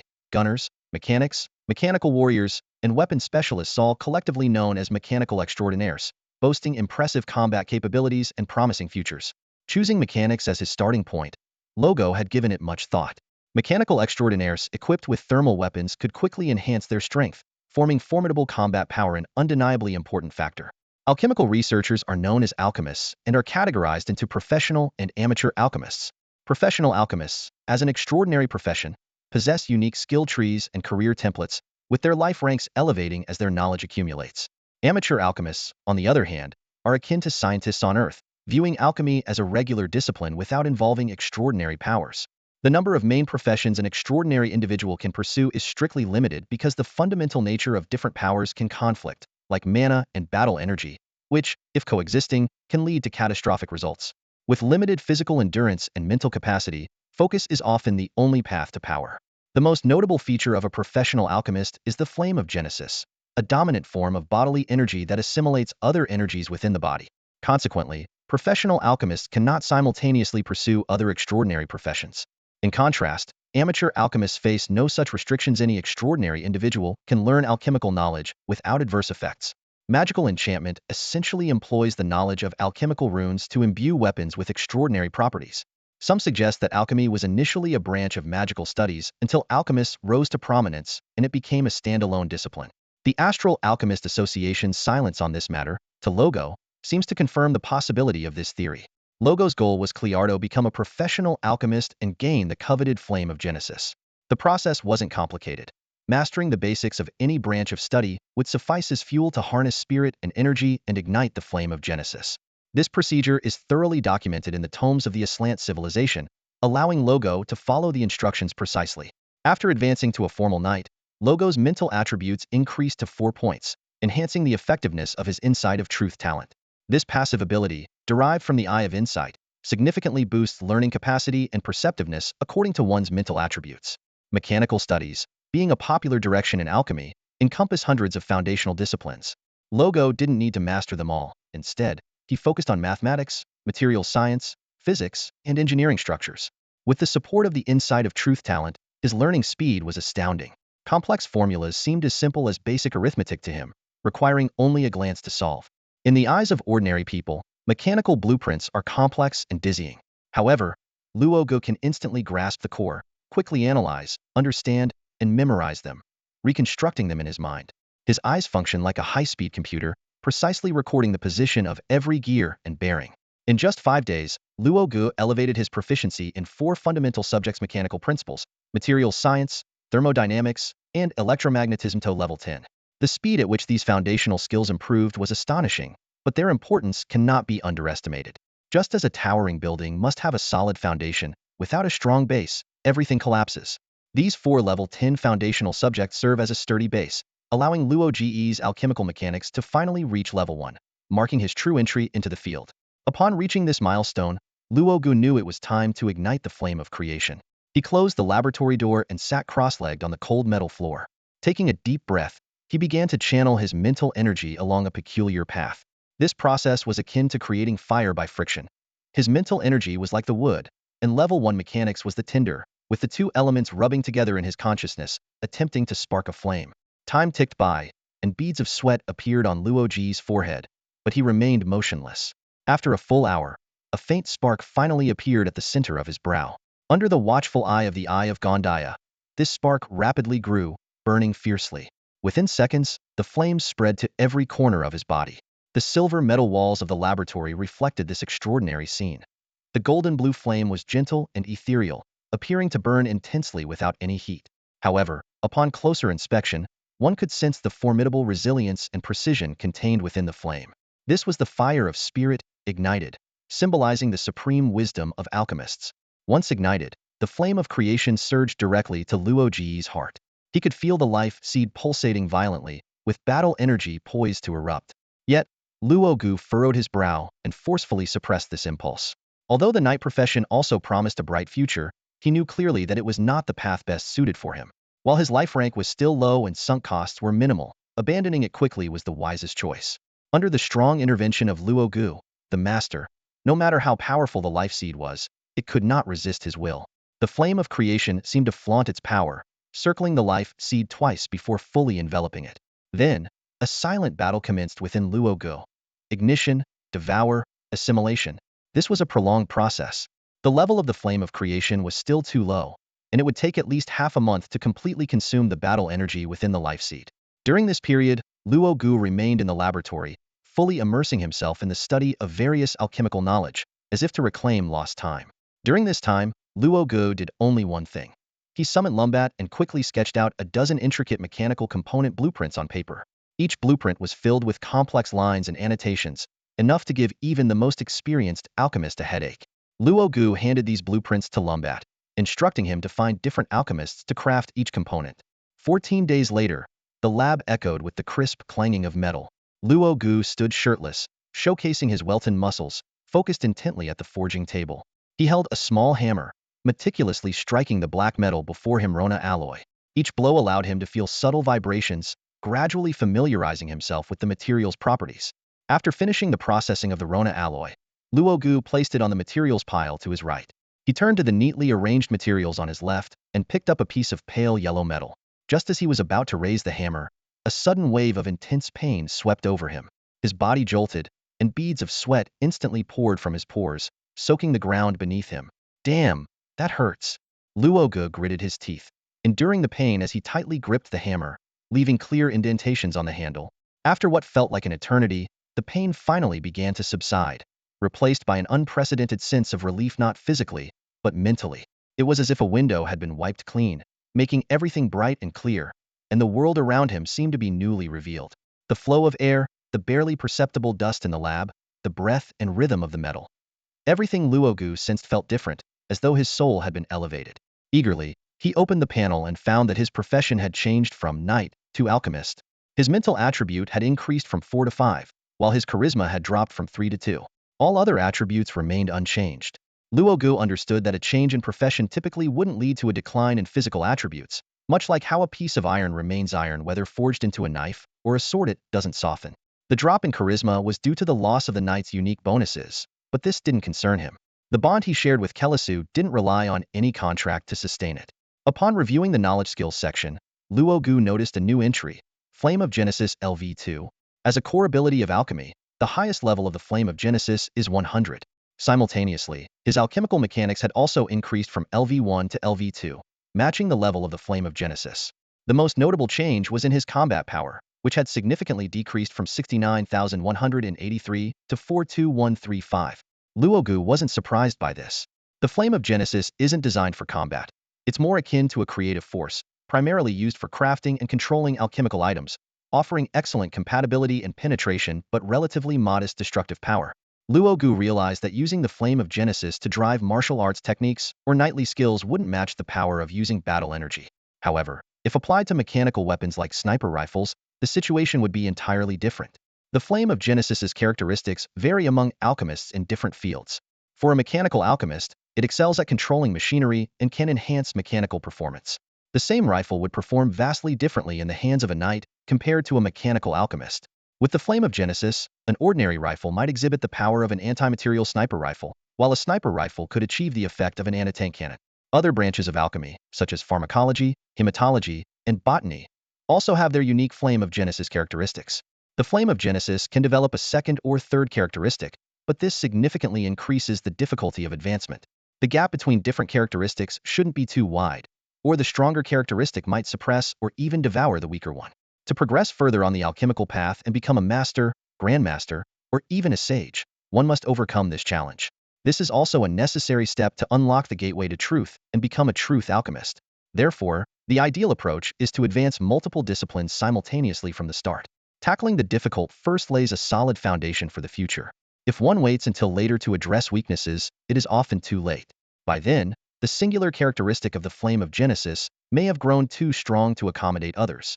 For instance, asking an LV80 mechanical alchemist to learn pharmacology would likely result in the newly developed pharmacological characteristic being immediately suppressed and devoured by the dominant mechanical trait, making coexistence impossible.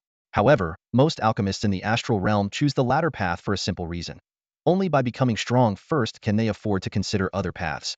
Those who choose the first path are often either without backing, having to figure things out on their own, or they are exceptionally arrogant individuals. Either you have real talent, or you have powerful backing. Luo Gu knew he was neither arrogant nor a fool. He possessed the eye of insight, the analysis of truth, and the high-dimensional information space left by the Aslant civilization as his support. These advantages gave him the qualifications and ability to embark on the first path. To achieve progress across multiple disciplines early on and eliminate the conflicts and chaos between different characteristics, one must master a key ability: universal harmony.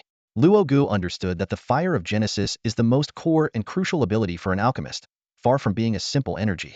It has 9 stages of growth, corresponding to the 9 levels of an alchemist. At each stage, the fire of Genesis produces an auxiliary ability. These auxiliary abilities vary greatly. Some are insignificant and offer little help to the alchemist, while others are so powerful they astonish even the gods. The emergence of these abilities is highly random, influenced by the alchemist's personality, knowledge, experiences, and the characteristics they master, making each alchemist's fire of Genesis unique. However, alchemists excel at finding patterns. They firmly believe that the astral realm is not entirely chaotic and that everything has its inherent logic and rules. Even though some rules are difficult to discern, their objective existence is independent of human will. Through the efforts of countless generations of alchemists, many have discovered experiences to acquire desired auxiliary abilities over the long years. These experiences have crystallized into fixed learning formulas, including the order, timing, depth, and breadth of learning alchemical knowledge. Through these nearly fixed formulas, alchemists can obtain corresponding auxiliary abilities. The high-dimensional information space of the Aslant civilization contains many such formulas. Luo Gu had once noticed an auxiliary ability called Tranquil Heart, which calms the mind, dispels restlessness, and stabilizes mental strength, allowing alchemists to fully engage in their alchemical research. According to the formulas, the probability of acquiring this ability varies at different stages: 38 for junior alchemists, 45 for intermediate, 21 for advanced, and only 1.3 for top level. Without the guidance of a formula, the probability is 1 in a billion. This learning method is akin to taking an exam, where reasonable planning and course arrangement help one get into the desired school and major. Once an auxiliary ability from the fire of Genesis is generated, it cannot be discarded unless one pays a huge price to reset it. However, 99.99999 of alchemists cannot afford such a cost. Thus, the choice of auxiliary abilities is crucial. Each mature formula is extremely valuable, and some exceptionally precious ones could even spark wars among high civilizations in the astral realm. Of course, in a vast world, there are all kinds of people, and not all alchemists value formulas. Some choose to follow their own path or adopt a gambler's mentality, opting to learn without formulas and randomly generate auxiliary abilities. This approach is known as gambling on formulas. If lucky, one might acquire unprecedentedly powerful auxiliary abilities. If not, they might fail miserably. Most gamblers do not end well. But the pursuit of excitement is a nature shared by many intelligent beings, and at every moment, countless alchemists in the astral realm eagerly join the ranks of those gambling on formulas. Luo Gu examined his own luck attribute and decisively dismissed the idea of gambling on formulas. Gamblers meet a bad end, he warned himself. Unless he gained an ability like Luck Seizure, which could significantly boost his luck attribute, he would never consider such a risky endeavor. The rare alchemist talent known as universal harmony allows the user to integrate and transform different properties, making it a foundational ability that top-tier alchemists dream of acquiring. Within the major factions of the astral realm, it is regarded as the preferred auxiliary skill for cultivating elite alchemists. In the circles of high-level alchemists, possessing universal harmony often becomes a crucial measure of one's background and potential, directly influencing how peers perceive you. However, in the Irwin plane, this notion doesn't exist. Here, most alchemists are self-taught, with only a handful reaching the level of master, let alone grandmaster or sage. In contrast, as a dominant force in an advanced astral-level civilization, the Aslant civilization naturally holds the formula for universal harmony. Logo's immediate task is to learn the relevant knowledge according to this formula, striving to acquire this auxiliary talent as soon as possible. Meanwhile, in the luminescent moon community, time flies by. With only 3 days left until the end of the term, inside the gym, thousands of light points rapidly shift positions in the air. Lancelot's eyes are wide open, his mind intensely focused as he diligently tracks the trajectories of these light points. Although he advanced his flow state technique to level 10 6 days ago, he has yet to achieve a breakthrough. The leap from focus to heightened focus is more challenging than anticipated. As the days dwindle, Lancelot's pressure mounts, but he continues to persevere, striving to maintain a calm mindset, training day after day. Persistence pays off, and on this day, his flow state technique finally advances again. At the moment of breakthrough, Lancelot's consciousness sinks into tranquility, the surrounding sounds fade away. He feels his soul descending continuously, eventually landing in the cold, deep ocean depths. Countless light points rush into his mind. Suddenly, Lancelot springs up from the ground, his eyes exceptionally bright, as if they could emit light at any moment. "I've never felt this good before," he exclaimed, examining his body. After more than a month of training, combined with the star swallowing technique and breathing exercises, his physique has significantly improved, reaching the level of a second-class knight apprentice. His build is muscular yet not bulky, with streamlined muscle definition, clearly visible 8-pack abs, and prominent lines, resembling a leopard ready to pounce, full of explosive energy. However, the most significant improvement is in his flow state technique, which has risen from nothing to level 11 in one go. "It's time to take the gene potion," Lancelot murmured. Whether due to the breakthrough in his flow state or some other reason, he no longer felt nervous, remaining unusually calm, as if ready to face whatever comes next. He retrieved a metal box from the drawer, took out the gene potion, inspected it closely, then removed the stopper and drank it in one gulp. The warm, slightly bitter liquid flowed down his throat into his stomach. Initially, there was no reaction, and Lancelot frowned. Could it be expired? It shouldn't be. Isn't the shelf life 2 months? Just as he was puzzled, his stomach suddenly contracted violently. It felt as if a bomb exploded in his abdomen, the tearing sensation of muscle fibers nearly causing him to pass out. He fell to his knees, veins bulging on his face, teeth clenched, his expression contorted with pain. "My bones are going to break," Lancelot screamed internally, feeling as if his skeleton was being hammered by 4 strong men, waves of pain crashing over him like a tide. Endure. Stay calm. Flow state. Heightened focus. Activate. Taking a deep breath, he gritted his teeth against the pain and activated his flow state. Instantly, the mental energy that had been scattered by the pain began to coalesce. His attention shifted from the pain to the minutiae of his body. In a state of heightened focus, Lancelot could clearly perceive the structures within his body, from muscles to bones. Streams of energy coursed through his cells, integrating his disjointed body, as if cotton were being compressed into solid iron. A few seconds later, Lancelot stood up. Although his muscles and bones continued to spasm violently, he only felt a mild discomfort, which no longer disturbed his mind.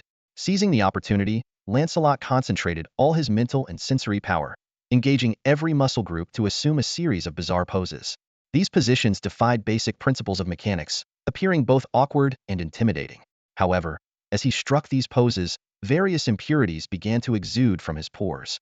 Yellow, white, black, red, black-red, purple, releasing a foul stench.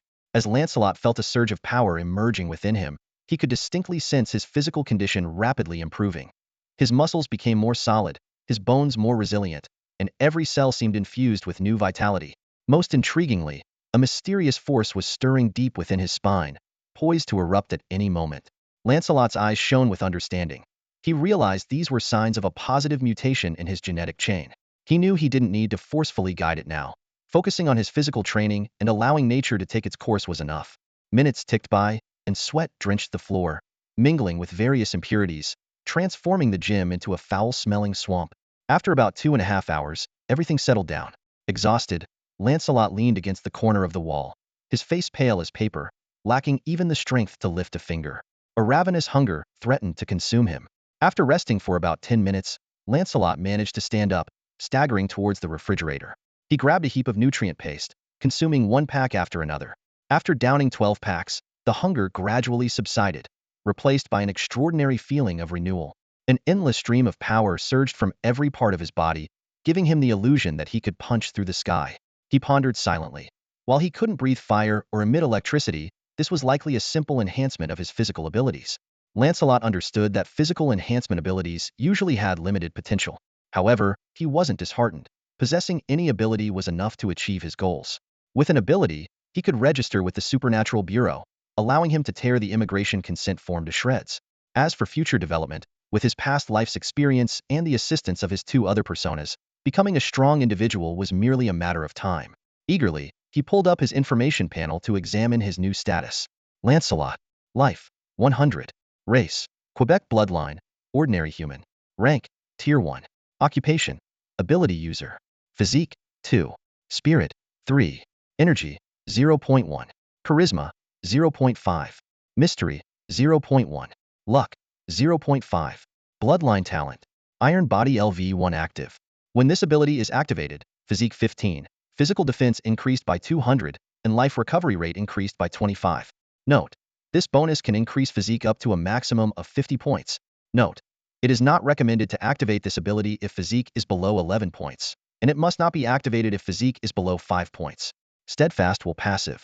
Due to your strong willpower and resilient nature, you will be immune to some forms of mental control and charm capture. Knowledge skills. Epic combat skills LV45. You possess combat skills and experience equivalent to an epic warrior, including 126 secret techniques such as Quick Step, Iron Fist, Beast Trap Fist, Chi Burn, Chi Web, Chi Flow Vitality Return, Extreme Path Flow Cell Liberation, Binding Shackles, Vitality Overlord, and Star Swallow Technique. Flow State LV11 active. By reducing mental entropy through special means, you significantly enhance perception, memory, and learning abilities. It includes 3 states: focused, highly focused, and absolutely focused. You can currently achieve a highly focused state. Astral Common Language LV10. You have proficiently mastered the Astral Common Language. Combat Power Level. Unit Deer, 38,157. Status, good. Steel Body? So it's indeed a physical enhancement ability. Lancelot murmured to himself, a glint of excitement in his eyes. The effect was undeniably impressive, particularly useful for rapidly boosting strength in the early stages. However, he quickly realized the limitations of this ability. It lacked high potential, possibly ranking only as a C or even D level. In the astral realm, abilities are evaluated based on 2 main criteria: potential and development level. Potential determines the maximum capability of an ability. Higher potential promises a brighter future and better rewards. The development level, akin to martial arts mastery, directly affects one's strength. It's relatively easy to increase the development level before reaching the potential cap, but once that limit is hit, further breakthroughs become exceedingly difficult. Faced with this challenge, ability users in the astral realm have gradually split into 2 schools of thought: the sublimators and the innovators. Sublimators focus on the extreme development of a single ability, believing in the adage, a single thought can reach the divine.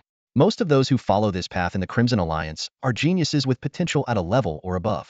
In contrast, innovators seek diversity, mastering multiple abilities through various methods such as transplanting organs from extraordinary creatures or using genetic serums for a second awakening. Lancelot's steel body ability isn't uncommon, especially among the Quebecers known for their physical prowess. Although the same ability can manifest differently in different individuals, Lancelot's potential is considered average, which is quite decent. He's secretly calculated that if he could develop this ability to its limits and pair it with a high-grade mech suit, he might achieve mid-level extraordinary power in the future. Dressed and ready, Lancelot left his room and took the aerial transit to the city center. His destination was the cylindrical skyscraper standing tall among the steel jungle, the Bureau of the Extraordinary. This place is the direct agency of the Crimson Alliance's Extraordinary Department, responsible for managing all extraordinary individuals in Right City. Standing in front of the Bureau's glass facade, Lancelot took a deep breath, gazing at his youthful reflection before striding inside. The hovering guards at the entrance did not stop him, as the place wasn't off-limits to ordinary citizens.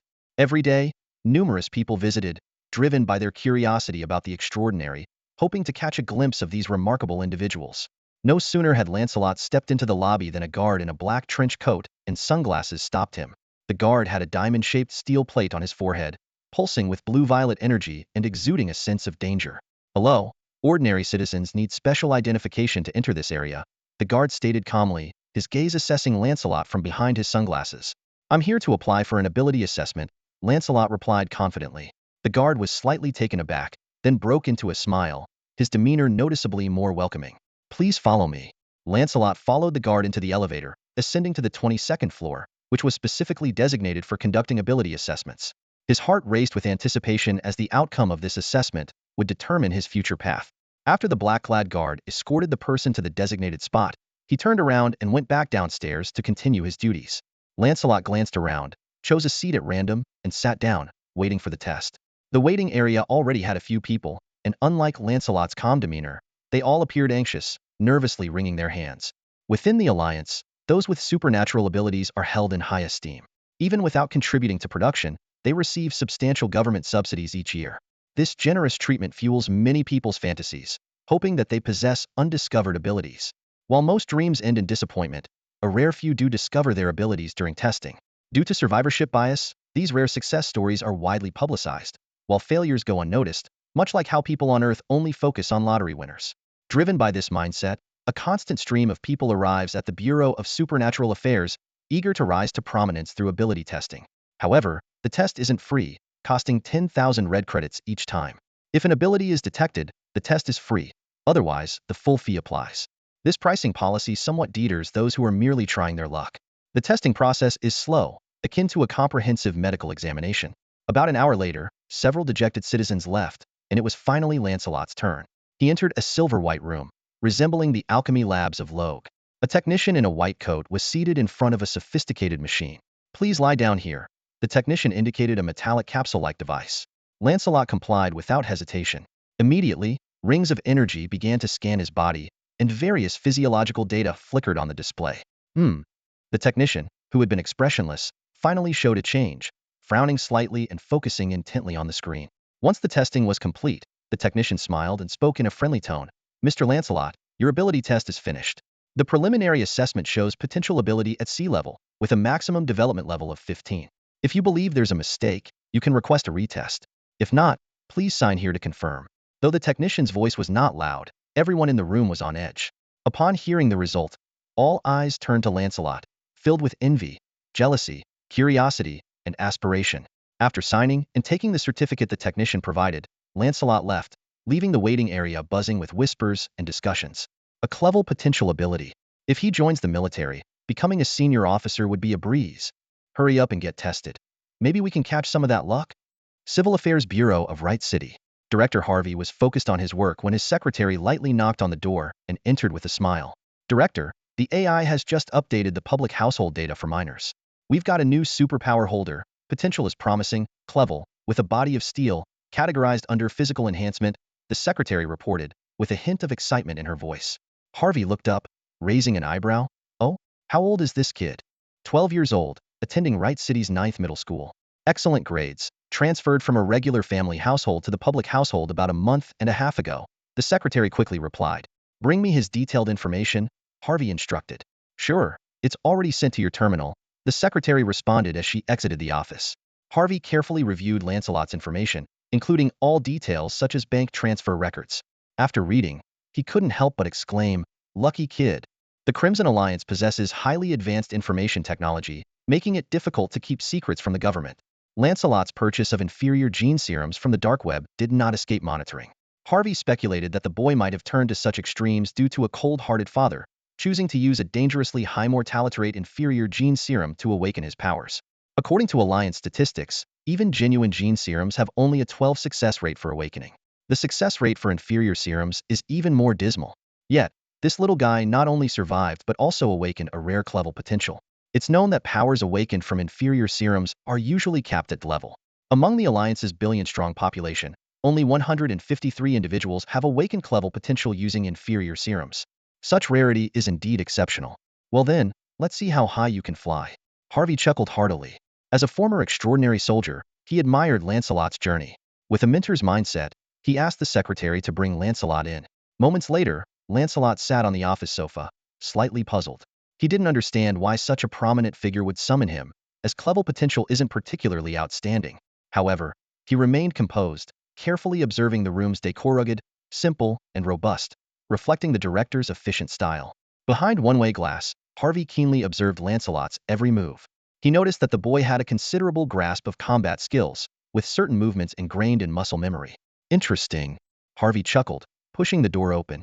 Lancelot looked up to see a towering man, 2 meters tall, entering. He was a Quebecer, with pale gold skin, reddish-brown hair, and a beard. His left eye glowed. It was a cybernetic eye. A scar ran across his neck, untreated. Kid, who taught you combat skills? Harvey asked directly. Lancelot hesitated for a moment, then replied, self-taught. The Alliance's virtual technology is advanced. Most knowledge can be self-learned online, including combat. Oh. Harvey raised an eyebrow, then hit me with a punch. Right here. He pointed at his chest. With all your strength. Okay. Lancelot nodded, assuming a stance. Here I come. With a whistle of high-speed air, Lancelot's full-force punch landed on Harvey's chest. There was a clang, and a flicker of surprise crossed Harvey's eyes, but he remained unfazed, commenting, not bad. Although the power, angle, and technique need improvement, reaching this level through self-study alone is beyond my expectations. But these are not issues. Once you enter the special training camp, the instructors will correct your mistakes. Lancelot knew these flaws were intentionally shown, but he maintained a humble appearance, accepting the feedback. Lancelot followed Harvey's lead, curiosity shining in his eyes, and asked, what special training camp?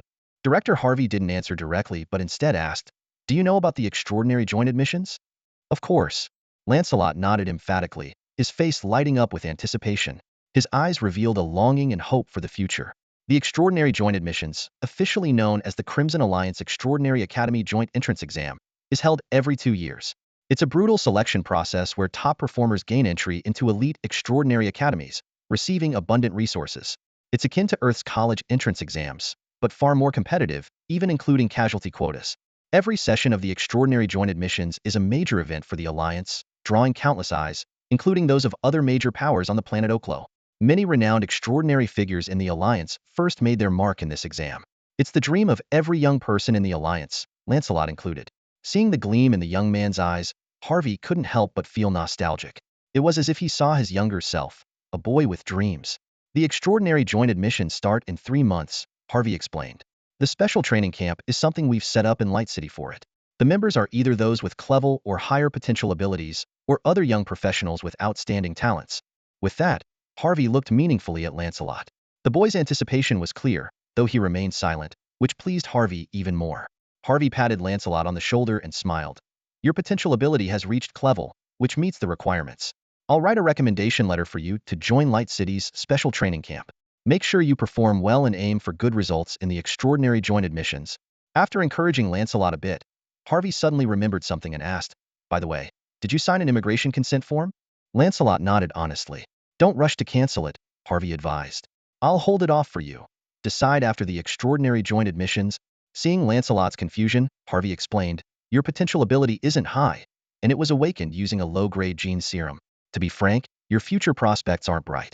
Many extraordinary schools have explicit policies against admitting those who awakened abilities through low-grade gene serums. So, while Oklo offers more opportunities, a new planet might actually be a better option for you.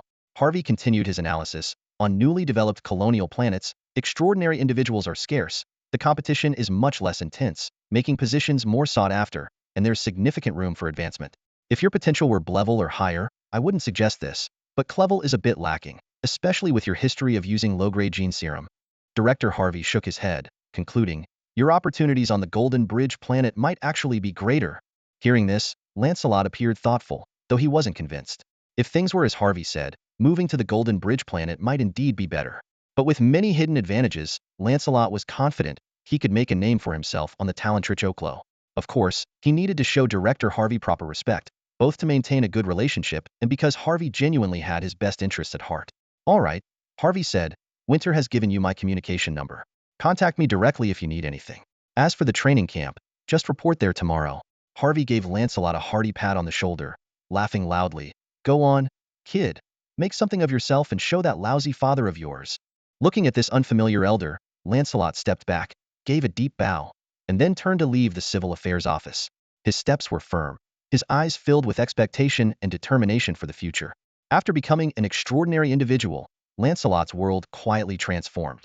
His identity information was completely renewed, and he no longer needed to pay for public transportation, enjoying free rides instead. What delighted him even more was the sudden appearance of 20,000 red bills in his bank account. This unexpected windfall wasn't a fluke. It was an extraordinary subsidy provided by the government. It was deposited regularly every month, with the amount varying based on the potential of one's abilities, and other extraordinary professionals enjoyed the same benefit. Behind this policy was the Crimson Alliance's careful balancing of the extraordinary class's tensions. On one hand, it highlighted the Alliance's regard for extraordinary individuals. On the other, it served as a silent appeasement. In this world, the chasm between the extraordinary and ordinary people was as vast as the heavens. Extraordinary individuals possessed powers far beyond the reach of ordinary folks, making the gap between them comparable to that between dragons and sheep. This huge disparity in power bred numerous issues. Some extraordinary individuals became arrogant, even reckless, while ordinary people often harbored jealousy and resentment, akin to the wealth envy seen on Blue Planet. Online, calls to restrict the rights of extraordinary individuals and uphold equality for all were gaining momentum, fueled by incidents of crimes committed by extraordinary individuals. However, reality was far more complex than ideals. Extraordinary individuals were the backbone of the Alliance, and strict control could lead to a talent drain. Yet, the ordinary populace could not be ignored. They were the cradle of extraordinary individuals and the foundation of the Alliance.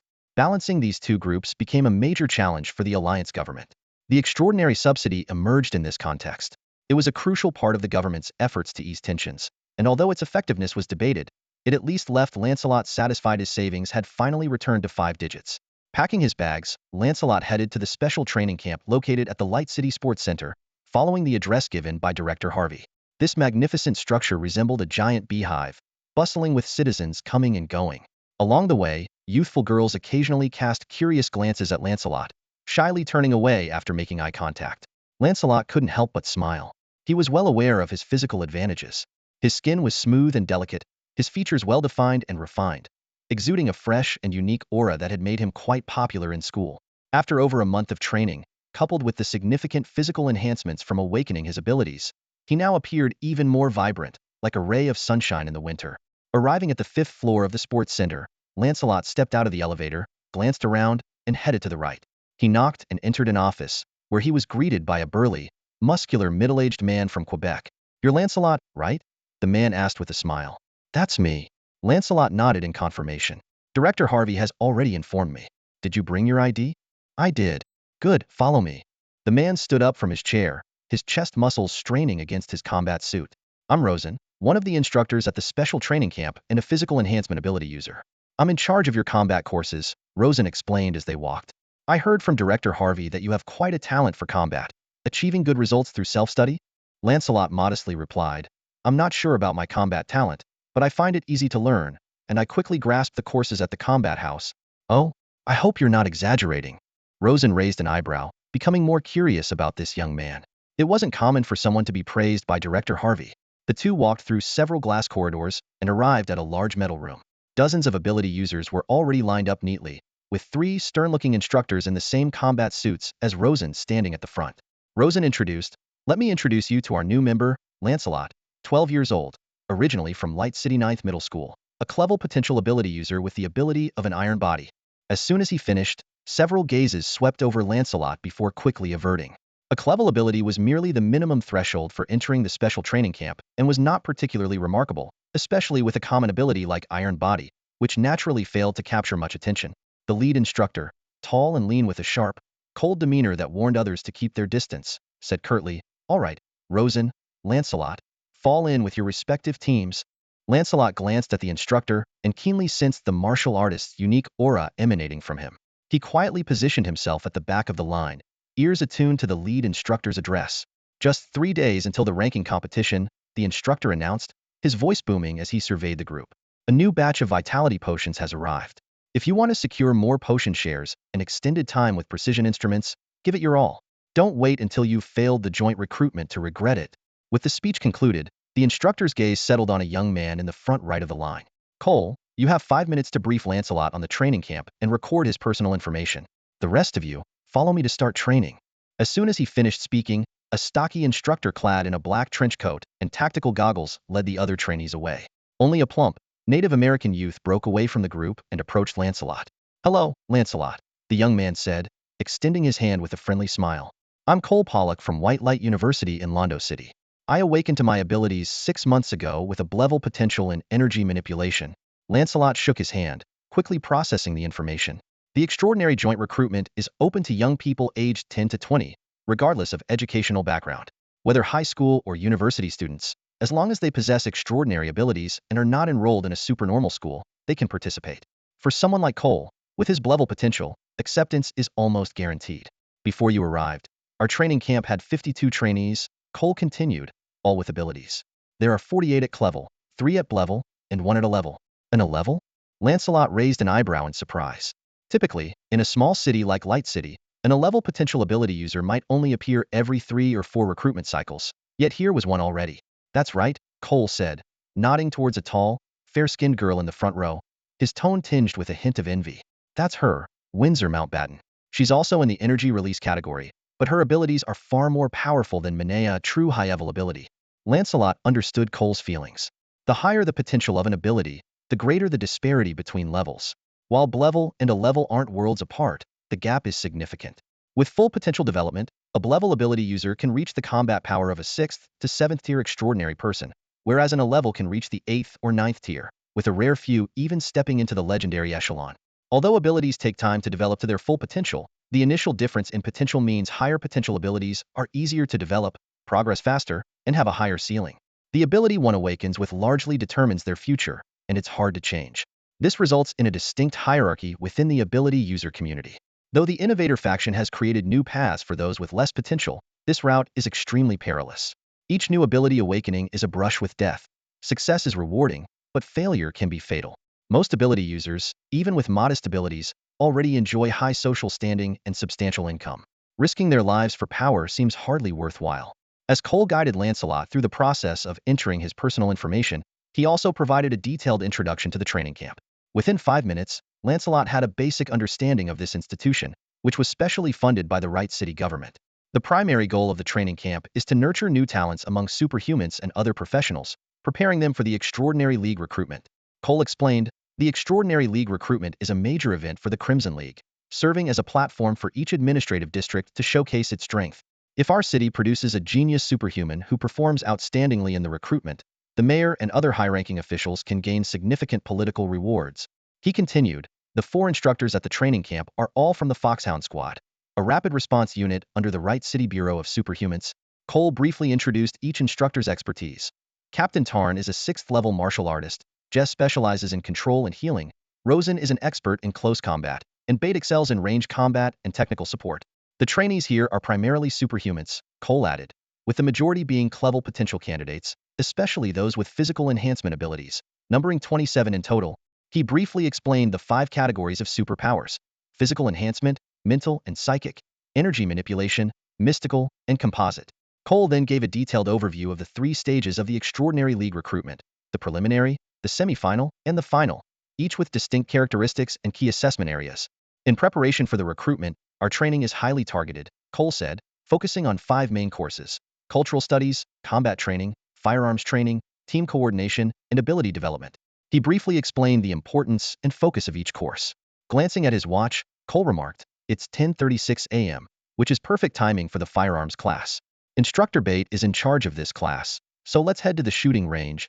As they made their way to the training ground, the air was filled with the sound of gunfire. Some shots were sharp and loud. Others were deep and muted, and some were barely audible, drowned out by the other gunfire. Lancelot couldn't help but imagine that these varied sounds represented different types of weapons, each with its unique power and purpose. This is the sound of an electromagnetic gun. It doesn't rely on gunpowder explosions. Instead, it uses the magnetic field generated by electromagnetic coils to propel bullets rapidly. Lancelot listened closely to the instructor's explanation, captivated by the unique allure of this new type of weapon. The instructor continued, the power depends on the strength of the magnetic field, and the sound is minimal, making it ideal for stealth attacks. The training camp had a wide array of weapons. The instructor glanced around the room and added, the Alliance's gunpowder and electromagnetic firearms are both quite advanced. Standard firearms are not very expensive. A rifle that fires gunpowder bullets costs about 4,000 red notes on the market, even cheaper if bought directly from the factory. For rifle bullets, 1 red note can buy you 5 rounds. Electromagnetic firearms are much more expensive, but we have 6 of them here, which is sufficient. Not far away, Cole had completed his task and was practicing shooting at a target with an assault rifle. Instructor Bet walked over to Lancelot and asked, have you ever handled a gun before? I've shot airsoft guns. Lancelot replied honestly. Have you played any shooting video games? The instructor inquired further. No. Lancelot shook his head. I'm not interested in games. I prefer watching short videos. Instructor Bet nodded thoughtfully. I see. Well, why don't you fire a few shots and show me what you've got? He handed the rifle to Lancelot and introduced it. This is the Black Harrier assault rifle, made by the Alliance. It has a total length of 988 millimeters, with a barrel length of 512 millimeters, and features 8 right-hand twist rifling. It uses the Alliance's standard 6.32 millimeter caliber rifle rounds, with a magazine capacity of 35 rounds.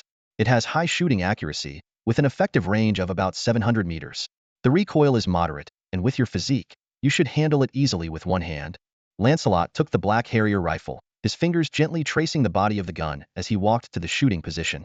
He knew that in his past life, he was a sharpshooter, but in this world's database, he was a complete novice with firearms. If he performed too well right away, it might raise suspicions and create future problems. After all, background checks for key positions in any major power are incredibly rigorous. He needed to showcase his talent without exceeding reasonable limits, staying within the realm of a prodigy. Instructor Bet crouched beside Lancelot, patiently explaining, there are 3 primary shooting positions for rifles: prone, kneeling, and standing. The prone position is the simplest and most commonly used. Since you're a beginner, start with the prone position. As he spoke, he helped Lancelot adjust his stance. All right, you can shoot, the instructor commanded. Lancelot took a deep breath and gently pulled the trigger. Bang! As the gun fired, A series of complex physical reactions rapidly occurred inside the firearm. The firing pin struck the bullet's base, igniting the primer, the cartridge burned, and a large amount of flame and gas erupted in the narrow gun chamber. The pressure soared, generating immense thrust to propel the bullet out of the barrel. In the next moment, the bullet struck the target precisely 50 meters away. 8 points, the instructor exclaimed in surprise, taken aback by this beginner's impressive performance. Bang, bang, bang. On the training field, the sound of Lancelot's gun was relentless. He focused intently on the target, pulling the trigger 10 times in succession. The bullets hit the target with precision, scoring no less than 6 and as high as 10, with an average score of around 8.4. Coach Bate raised an eyebrow in surprise. If Lancelot hadn't been lying about his previous experience, this kid indeed had a knack for shooting. He approached Lancelot and began offering guidance. Not bad, but your stance needs adjustment. Lower your center of gravity a bit, relax your body, and find the balance between tension and relaxation. Spread your fingers a little, and don't grip the gun so rigidly. An hour later, the firearms class ended. Lancelot left the training ground and headed to the cafeteria, while Bate returned to the instructor's exclusive room. This spacious room, over 500 square feet, was simply decorated but well equipped. The other 3 instructors were each absorbed in their activities. Tarn was practicing a breathing technique, surrounded by a pale white aura as the air swirled around him. Rosen and Jess were engrossed in a complex game of Hunter-King chess. Bate, how did the kid do? Rosen asked without looking up. Bate didn't hold back his praise. He has a real talent for shooting. For a first-timer, maintaining an average of 8.4 is impressive. After just an hour of guidance, his average score at the 50-meter target improved to 9.1. That's quite remarkable progress for a beginner. Rosen scratched his head in surprise. Oh? Captain Harvey only mentioned his talent for combat, not shooting. Jess cast a disdainful glance at Rosen. The captain only met him once. How much could he possibly know? It's not like he did a thorough investigation. Rosen turned to Tarn, who was still practicing. Boss, since the kid has potential, should we give him extra attention? After all, Captain Harvey did put in a word for him. Tarn replied slowly, let's see how he performs. If he meets expectations, we'll give him some discreet support. If he's mediocre, he'll be treated like everyone else. Meanwhile, in the cafeteria, Lancelot carried a tray of appetizing food and found a table in the corner to sit down. He had barely taken a few bites when Cole and 2 others joined him. Hey, Lancelot, Cole squeezed into the seat. I saw you at the shooting range earlier. Coach Bate seemed quite pleased with you, which is rare. Lancelot joked. Not too bad. I might be cut out to be a sniper? Cole laughed heartily. Maybe. With your physical enhancement abilities, you have a lot of potential directions. You might just become a master sniper. He then introduced the 2 companions. This is Rue, with a C potential and psychic abilities. And this is Burke, also with a C potential, like you, in physical enhancement. Rue was tall and pale, with blonde hair and glasses, exuding a refined demeanor. Burke was short and stocky, with disheveled hair, looking every bit like a wild man. Hello. Lancelot nodded politely, maintaining a neutral demeanor. Burke eagerly showed off his muscles. Hey man, I'm into physical enhancement too, with a brute physique. We should spar sometime.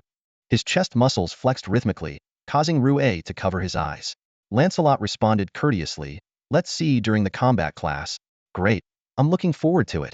Burke rubbed his hands together, his eyes gleaming with anticipation. Through their conversation, Lancelot got a sense of the trio's personalities. Burke was straightforward and cheerful, Cole was smooth and worldly, while Rue was quiet but insightful. We have a team collaboration class this afternoon, Cole suggested. Lancelot, how about we team up, the 4 of us? After a moment's thought, Lancelot agreed. Though these basic courses were too simple for him, it was important to show some team spirit for his long-term development in the league. Awesome, Burke exclaimed, pounding the table with enthusiasm. In the ranking match 3 days from now, we'll definitely crush Antoine and his team. As he came back to his senses, he noticed that aside from the quick-reacting Lancelot, the other 2 were splattered with food. Let me explain. Don't hit the head. Help?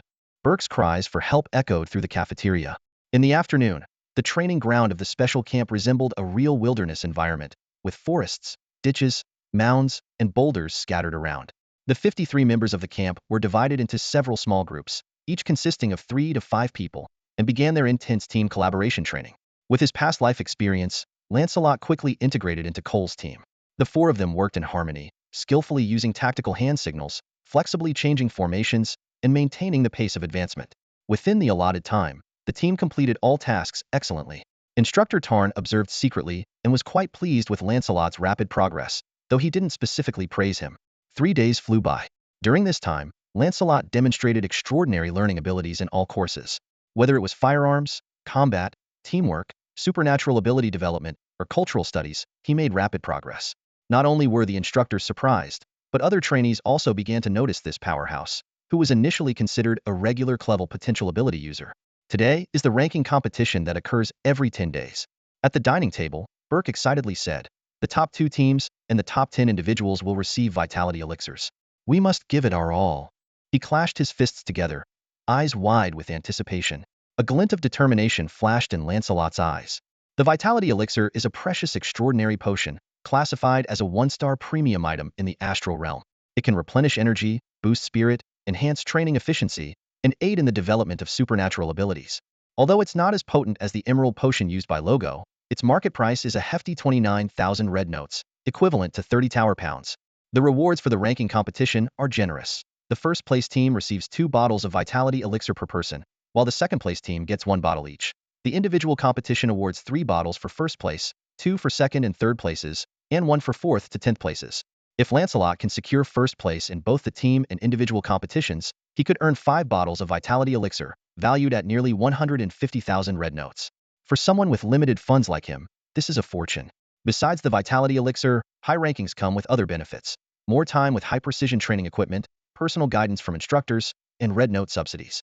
The higher the rank, the more advantages, leading to faster growth and a better chance of achieving good results in joint recruitment. On the training field, the 53 individuals were divided into 12 teams. One 3-person team was led by a level potential user Windsor. Among the 5 4-person teams, 3 were led by level potential users, and 2 by strong level potential users. The remaining 6 were all 5-person teams, entirely composed of level potentials. This distribution was a deliberate attempt by the instructors to balance the team's strengths, giving more level potentials a chance to shine. Instructor Tarn stood at the front, back straight and legs slightly apart. After surveying the group, he took out 12 plastic sticks and announced, "Same rules as always. Draw lots to decide opponents." Burke flexed his muscular arm towards Cole, with a stern look. "Cole, if your luck is as bad as last time, we'll pummel you." He still held a grudge from the last ranking competition, where Cole drew Windsor's team in the first round, and the 3 of them were soundly defeated, ending their run in the top 12. Cole scratched his head sheepishly. "Heh, I can't guarantee anything, but I'll do my best." With that, he rubbed against Lancelot, claiming to borrow some luck. Then, with a determined stride, he stepped up to draw a lot. "Mother Earth bless, Sun God bless, please don't let me draw Windsor again," Cole muttered as he carefully held the plastic stick in his palm. Slowly revealing the number like he was dealing cards, it read, 11. Cole immediately turned to the beautiful girl beside him and asked, "Windsor, what's your number?" Windsor rolled his eyes at him and said, "Number 4, what's the matter?" "Haha, we're number 11. Thank goodness we don't have to get beaten up." Hearing this, Cole puffed up with pride and strutted over to Burke like a victorious rooster. He raised an eyebrow with a smug look in his eyes.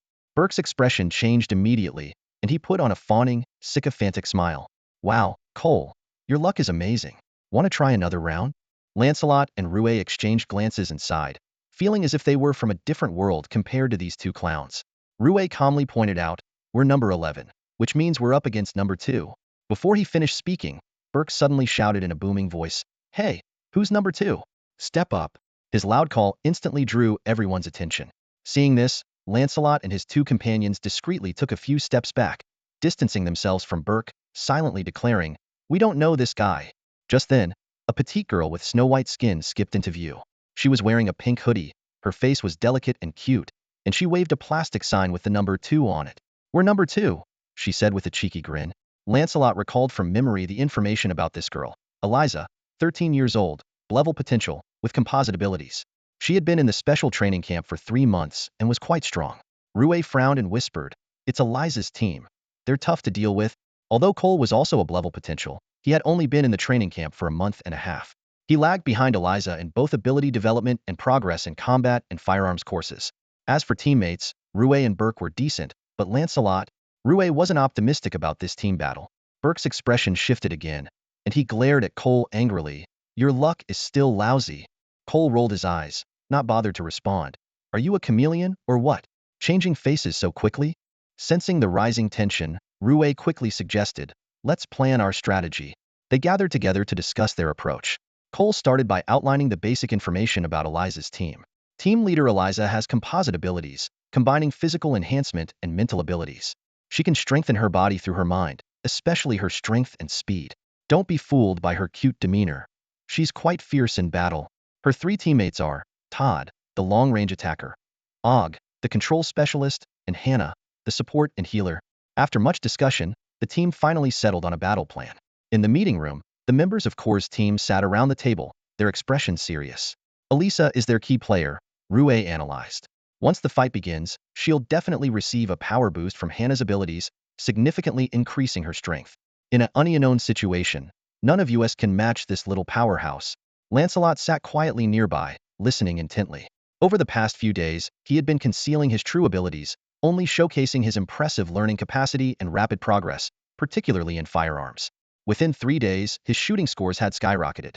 His average score for a 50-meter target with a rifle was consistently above 9.6 rings, and for a 100-meter target, it was around 9.2, rivaling most veteran members. Core nodded and continued, therefore, our tactical plan is this. Lancelot, as the marksman, your main task is to keep Todd occupied. If you get a chance to engage him in close combat, even better. As for Elisa, he turned to Burke. Burke and I will handle her together. Burke will focus on close combat, while I'll provide long-range fire support. Rue chimed in. My task is to distract August and Hannah, and if possible, use a mental shock to disrupt Elisa. He turned to Lancelot with a serious tone. Lancelot, be careful.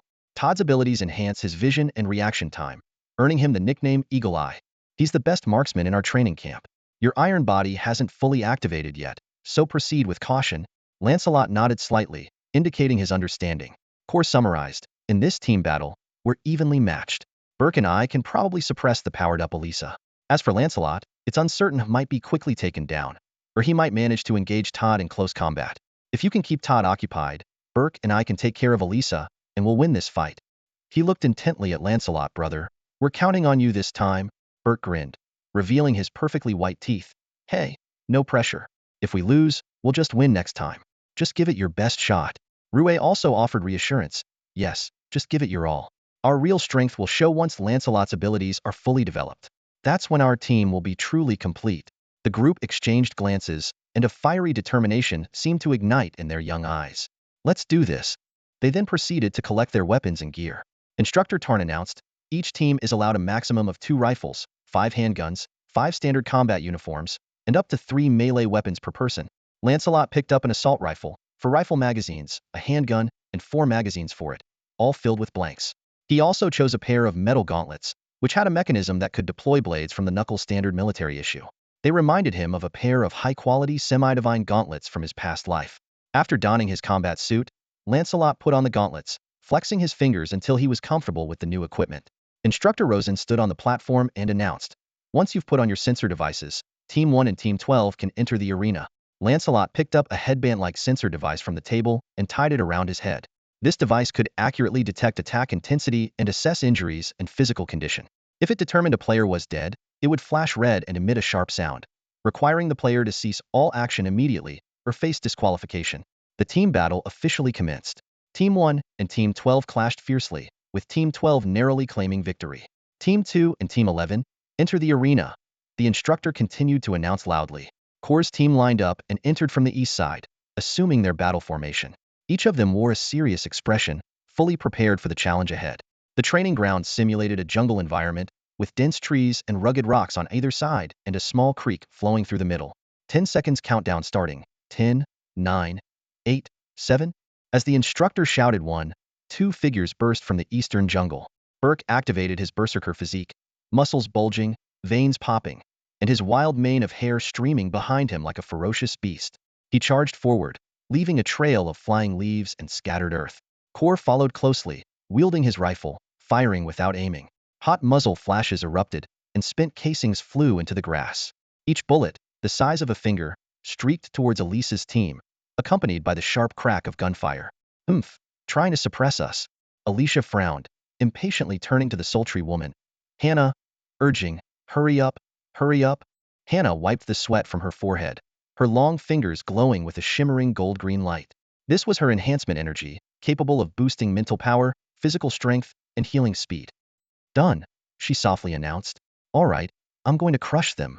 Feeling the surge of power and energy within her, Alicia let out a wild shout. A wave of mental energy burst from her pineal gland, instantly invigorating every muscle fiber.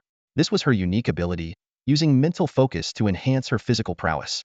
With the dual enhancement and her innate physical strengthening abilities, little Alicia's physique skyrocketed to an impressive level. She bent her knees and leaped 5 meters into the air, silently crossing dozens of meters in an instant. Bullets came her way, but she effortlessly swatted them away with her mentally fortified hands, displaying incredible ferocity. Meanwhile, Lancelot, who was sneaking around from the left to ambush, muttered to himself, her power must be at the upper tier of the first rank. Just then, a warning signal flared in his left chest. Without a second thought, muscle memory kicked in, and he deftly dodged. A bullet struck the tree trunk beside him with a thud. Over 100 meters away, behind a large boulder, Todd frowned. What? He dodged it? According to his calculations, even if the shot didn't hit the chest, it should have at least grazed the kid's left arm. I've got you. From a distance, Lancelot quickly deduced Todd's position based on the bullet's trajectory. Since his physique wasn't as durable, a rifle shot could cause significant harm, so he couldn't charge recklessly like Alicia. He zigzagged, using various covers to rapidly close in on Todd. So, you want to fight up close? Let's see how many bullets you can dodge, Todd sneered, poking his head out. His enhanced vision and dynamic eyesight immediately locked onto Lancelot, predicting his moves before firing. Bang, bang, bang. Precise shots expertly aimed to block all of Lancelot's paths. Meanwhile, Alicia clashed with Cole and Burke, engaging in an intense battle. Rue used mental shockwaves to hold off Aura and Hannah. Hannah's ability had a cooldown period, so she couldn't enhance Aura at the moment, relying on her handgun to fend off Rue. However, Rue's mental attacks required no exposure, allowing him to sneakily harass the two from behind a tree, causing them great annoyance. As anticipated, the key to victory lay in the duel between Lancelot and Todd. Bullets flew, weaving a dense web of fire in an attempt to pin down Lancelot. Yet, to Todd's surprise, Lancelot seemed to anticipate his moves, flitting through the bullet storm like a butterfly, agile and elusive. In midair, seizing the moment of Todd's distraction, Lancelot swiftly raised his gun, aimed, and pulled the trigger. Bang! A perfect headshot. Beep beep beep, the shrill alarm from the sensor device shattered the silence. Todd barely had time to react before he was engulfed in confusion. Am I dead? The thought had just crossed his mind when Lancelot landed smoothly, turning like a predator to pounce on Hannah and August. The two hadn't noticed Todd's sudden demise yet, given how quickly it happened and how unexpectedly Lancelot delivered that fatal shot. With Todd declared dead, he could only anxiously hope his teammates would quickly notice the anomaly, unable to warn them aloud, lest Team Eliza be immediately disqualified. Lancelot's next move left Todd even more helpless. The cunning adversary dashed forward, rhythmically firing shots to create the illusion that he was still engaged in a firefight with Todd.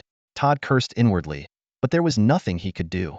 Lancelot moved with incredible speed, closing the distance to within 30 meters of Hannah and August in the blink of an eye. He swiftly dropped to one knee, his gun spitting fire. Bang bang bang. Bullets rained down like a storm, all hitting August. As a novice in energy manipulation, August's physical resilience was not robust. Even with a combat suit, the close-range barrage, combined with Rue's harassment and his insufficient energy reserves, left him unable to form an effective energy shield. After a dozen bullets, August too was declared dead. Hannah found herself in a dire situation, forced to retreat continuously. Her eyes glistened with tears as she looked pitifully at the advancing Lancelot. However, these gestures had no effect on Lancelot's judgment. Bang! A single shot to the head swiftly ended the fight, and Lancelot ignored the fuming Hannah. With 3 members of Team Eliza down, only Eliza remained. When Lancelot and Rue surrounded her, the previously fierce little girl suddenly froze, realizing her predicament. Do you surrender? Or do you want a beating? Burke sneered, cracking his knuckles with a sinister gleam in his eye. Humph, I'd rather die fighting than surrender. Eliza stubbornly raised her head, but as soon as she saw Lancelot aiming his gun, she quickly crouched down, covering her head with her hands, and decisively shouted, I surrender. The Alliance army treats prisoners well. As the dejected Team Eliza and the triumphant Team Cole exited the training ground, the attention of the other teams immediately focused on Lancelot. His outstanding performance had earned everyone's respect, even catching the eye of Windsor, the top prodigy of the special training camp. Well done. Instructor Tarn rarely gave praise, but it was clear to everyone who he was referring to. Teams 3 and 9 enter the arena. With the instructor's command, the next match began. Outside the training ground, Burke excitedly lunged at Lancelot. Lance, you're like a brother to me now. Let me hug you and soak in the aura of a gun god. Lancelot quickly dodged behind Cole, gently pushing the enthusiastic giant into Cole's arms. I underestimated you, Lancelot. Rue said sincerely. Haha, I just got lucky. I didn't expect my random shot to take Todd out like that, Lancelot replied modestly. Feeling is the key to becoming a sharpshooter. Coach Bate approached, looking at Lancelot with satisfaction. Come find me tonight, and I'll teach you a few tricks. With that, he turned and walked away. Cole remarked, this is the extraordinary world we live in. The first round of the team competition ended quickly, with 6 teams advancing. After an hour's rest, the second round started. Team Cole won again, with Lancelot's marksmanship playing a crucial role. By the end of the second round, only 3 teams remained. Instructor Tarn brought out 3 plastic straws, allowing each team to send a representative to draw for a bye. Cole was eager to try, but Burke and Rue stopped him, politely threatening to break his legs if he dared. In the end, Lancelot drew and surprisingly got the bye, leaving the team ecstatic, securing at least second place and earning each member a vitality potion. The other 2 teams were Team Windsor, with an upgrade potential member, and Team Lig, with upgrade potential member. Ultimately, Team Windsor emerged victorious. Her abilities are insane. Her development level is high, and even a casual energy blast from her is as damaging as a machine gun volley. Plus, with those 2 tanks in front of her, how do we even fight that? Cole lamented, sitting on the bench with his head in his hands. She's been impressive for a while now, so what's there to be upset about? At worst, we lose, but getting second place is already satisfying, Lancelot said calmly, a hint of acceptance in his tone. Burke absent-mindedly picked his nose and flicked the debris away, speaking with an air of indifference. Lancelot and Rue instinctively took a half-step back, a hint of disgust flashing in their eyes. Cole glanced at Burke, his tone laced with disdain. Sure, but we still need to have goals and aspirations. Otherwise, we're no better than dead fish. He then turned to rally his teammates, beginning to strategize for the upcoming battle. The hour-long break flew by. Cole's team and Windsor's team entered the arena, the air thick with tension. As the countdown hit 0, the battle erupted. On Windsor's side, 2 burly men advanced like armored tanks, their rifles spitting fire as they charged forward. Windsor followed closely, a pale purple energy swirling around her, forming a sleek set of feminine armor. The armor accentuated her tall, graceful figure, with every movement exuding lethal elegance. Let's go, Cole commanded in a low voice, charging forward with Burke and Rue. Lancelot remained hidden in the foliage, armed with a rifle and a handgun, ready to provide long-range support. His teammates had entrusted him with 2 rifles, 3 handguns, and a substantial supply of ammunition. Thanks to Lancelot's precise shooting, Windsor's human tanks were forced to slow down, relying on their powers and cover to evade. Rue seized the opportunity, releasing a mental shockwave from his brow. With a resounding buzz, the 2 hulking men appeared dazed and unsteady. Cole and Burke coordinated a flanking maneuver, aiming directly for Windsor. Lancelot provided cover fire with his rifle. This was Cole's team's strategy: cut off the head, and the body will fall. If they could take Windsor down swiftly, the cumbersome tanks would be easy prey. However, Windsor smirked, confident in her energy armor's defense. She raised her palm, quickly forming a cluster of prismatic energy crystals. Amethyst storm, she cried. Dozens of purple crystals exploded, scattering energy shards in a fan shape, enveloping Cole and Burke. These crystal-like energies boasted remarkable penetration and shaping abilities, offering both offense and defense.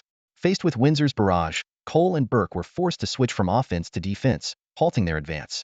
Meanwhile, Lancelot's bullets pinged off Windsor's energy armor with a metallic ding, creating a web of fine cracks, though far from breaking. Just then, Windsor's 2 men snapped out of their stupor. They didn't look back to support their leader, clearly confident in Windsor's prowess. Instead, they charged straight at Rue, powering through the mental assault to flank him, eventually eliminating him with their rifles. With Rue out of the way, the 2 men turned their sights on Lancelot, advancing while firing to suppress him and attempting to close in. Lancelot smirked, retreating while firing precise shots. Though the men possessed formidable powers, their marksmanship was no match for Lancelot's. After a brief standoff, they exhausted their ammunition, whereas Lancelot still had over 100 bullets. Remarkably, Lancelot remained virtually unscathed. His steel-like physique should have been cumbersome, yet he moved through the jungle with the agility of a monkey, bullets merely grazing his clothes. Despite their impressive defenses, one man's skin even as tough as steel, their lack of speed proved fatal. With Lancelot's elusive maneuvers, the 2 men were toyed with, repeatedly hit. A single bullet might not cause significant harm, but what about 10 or 20? Moreover, Lancelot aimed for vital points with each shot, rarely missing. Gradually, the men, like wild boars stuck in a mire, weakened under Lancelot's relentless assault. A shrill beeping announced the first man's defeat. The remaining man, staring at his empty magazine and knowing he couldn't escape Lancelot's phantom-like presence, gave a resigned smile. As expected, within seconds, a bullet found his forehead, and the beeping declared his end. Having dealt with the two men, Lancelot turned to aid his teammates, only to see Windsor, surrounded by a halo of purple energy, charging toward him. Cole and Burke had both been eliminated. With a rueful smile, Lancelot realized they had lost this round. If he unleashed his full power and used secret techniques, he could undoubtedly defeat Windsor. But what would be the point? Lancelot thought to himself. It was just a competition, not worth the risk of serious injury. However, he still needed to give it his all, at least to show the proper attitude. He glanced at the black kestrel rifle in his hands, with barely over 20 bullets left in the magazine. As he retreated, Lancelot fired with precision, each shot aimed at Windsor's vital points. Windsor's slender eyebrows rose slightly, showing her admiration for Lancelot's indomitable spirit. Yet, her movements were relentless, dodging bullets with ghostly agility while closing the distance between them. 3 minutes later, Lancelot was ultimately overpowered by Windsor's formidable strength and knocked to the ground. However, in this brief but intense exchange, his exceptional combat skills, refined fighting techniques, and tenacious will left the instructors and other members in awe. "You're impressive." Windsor extended her long hand to help Lancelot up. Her eyes sparkled with approval. "Interested in joining my squad?" Lancelot raised an eyebrow and asked. "Oh? What about your two teammates?" Windsor replied casually. "They can just find another team to join." To her, those clever potentials were merely transient, only valuable as long as they were useful. The thoughts of her teammates were not her concern. Lancelot shook his head, politely declining. "No thanks, I'm getting along well with Cole's team, so I'll stick with them." Appreciate the offer. He didn't find anything wrong with Windsor's attitude. In this extraordinary world, strength was king, and such stark reality was only natural. Windsor seemed a bit surprised. As an A-level talent, she held a special status in the training camp. Not only did the trainees vie for her favor, but even the instructors treated her with extra courtesy. She hadn't expected Lancelot to remain unmoved by her offer. Nonetheless, Windsor wasn't one to hold grudges. She was simply accustomed to making rational decisions. "All right," she said, "my offer stands for 3 months. If you change your mind, you can come find me anytime." With that, Windsor swayed her captivating figure as she left, leaving the audience watching in rapt attention. The onlookers began to chatter. As expected, he lost. Windsor's abilities are just unbeatable offensive and defensive. She's practically invincible. Yeah, there's no denying Windsor's strength. But Lancelot really surprised me. His combat instincts are razor-sharp, and his marksmanship is impressive. Seems like Cole's team has found a gem. As the two teams left the training ground, Instructor Tarn announced loudly, "Team competition concluded. First place, Windsor's team. Second place, Cole's team." After the team competition concluded, Lancelot's reputation soared in the special training camp. Many members eagerly approached him, trying to build connections. That night, Lancelot sought out Instructor Bate, who first imparted some practical gun handling skills, then taught him 3 sophisticated gunfighting techniques: attack, defense, and evasion. Lancelot's learning speed was astonishing, his extraordinary muscle control even surpassing Instructor Bate's expectations. In just an hour, he had essentially mastered the 3 gunfighting techniques, leaving Bate amazed. The instructor half-jokingly suggested that Lancelot switch to being a gunner to avoid wasting his remarkable firearm talent. However, Lancelot politely declined. Among his 3 avatars, only he had the civilian talent. The growth rates of Logo and Gustavo were exceptionally rapid, and to avoid falling behind, the path of an Esper system that allowed for rapid strength enhancement was the most suitable for him. Especially as a reformer, though the risk was high, the speed of strength improvement was remarkable if one could repeatedly survive life-and-death challenges. The next day, 2 square metal arenas stood tall in another training field. Instructor Tarn, with hands behind his back, detailed the rules of the individual competition. The tournament adopted an arena format similar to the initial extraordinary recruitment trials. Random draws, unknown matches, with winners advancing and losers entering a revival round. Of the final top 10, 3 spots would be occupied by revival round members. Instructor Tarn explained that although the special training camp had limited facilities and no dedicated healing pods, Instructor Jess possessed formidable healing abilities, and with the help of healing medications, participants could quickly recover from injuries. He encouraged everyone to go all out without worrying about injuries. In the world of the extraordinary, there is no place for cowards. His final words resonated powerfully, his fierce gaze sweeping across the room, prompting everyone to straighten their backs instinctively. The draw began, and Lancelot drew number 15. Burke came over to inquire, and upon learning the results, he expressed slight disappointment that none of them drew a bye. He turned to Cole, raising a middle finger in jest. "It's all your fault, dragging down our luck." Cole glared. "Do you need a beating?" Burke retorted defiantly. "Bring it on. I'm not scared." Cole, uninterested in engaging with the muscle-brained Burke, merely smirked. The draw concluded with a female crank potential candidate luckily drawing a bye, hopping with joy. Instructor Tarn announced the start of the competition, with contestants 1 and 53 stepping onto the left arena, while 2 and 52 headed to the right. Burke cheered Cole on as he prepared to compete. Crush that big guy. Despite their frequent bickering, the two shared a close bond. Cole drew the 52nd spot, facing one of the Windsor team's two major tanks. Hopkin. Rubbing his hands with a mischievous glint in his eyes, Cole said, "Watch this, guys." Despite a stiff expression, Hopkin confidently strode onto the arena, gesturing at Cole with some bravado. "Let's fight. Look at you, having some guts." Cole raised an eyebrow, leaping onto the arena, his round belly wobbling like waves. As the countdown ended, Cole thrust his hands forward, sending a cone-shaped energy wave barreling towards Hopkin. The battle unfolded as expected, with Cole defeating Hopkin. Next was Burke, who drew the 6th spot and faced another crank potential with body enhancement abilities. The two robust figures clashed fiercely, with Burke ultimately securing victory due to his superior strength. Lancelot was the third from his team to take the stage. His opponent, a beautiful woman named Delaney with psychic abilities, sported a neat ponytail. Delaney's telekinesis had a potent mental erosion characteristic, capable of silently controlling others, with direct attacks causing dizziness and confusion. However, Lancelot's passive skill of iron will rendered him immune to Delaney's psychic assaults. He swiftly closed in on her, delivering a lightning-fast punch that defeated her in one strike. Clutching her abdomen, Delaney bent over and left the arena with difficulty, receiving treatment from Instructor Jess while grumbling, "Darn, why can't I control him?" Nonetheless, she admired Lancelot's uncompromising battle style. Unlike those who were superficially polite but harbored ulterior motives, she preferred Lancelot's straightforward approach, treating her as a true opponent. Though he was younger, his cold demeanor was captivating. Delaney unconsciously put a finger to her lips, lost in thought. The first round concluded with Cole's team advancing smoothly.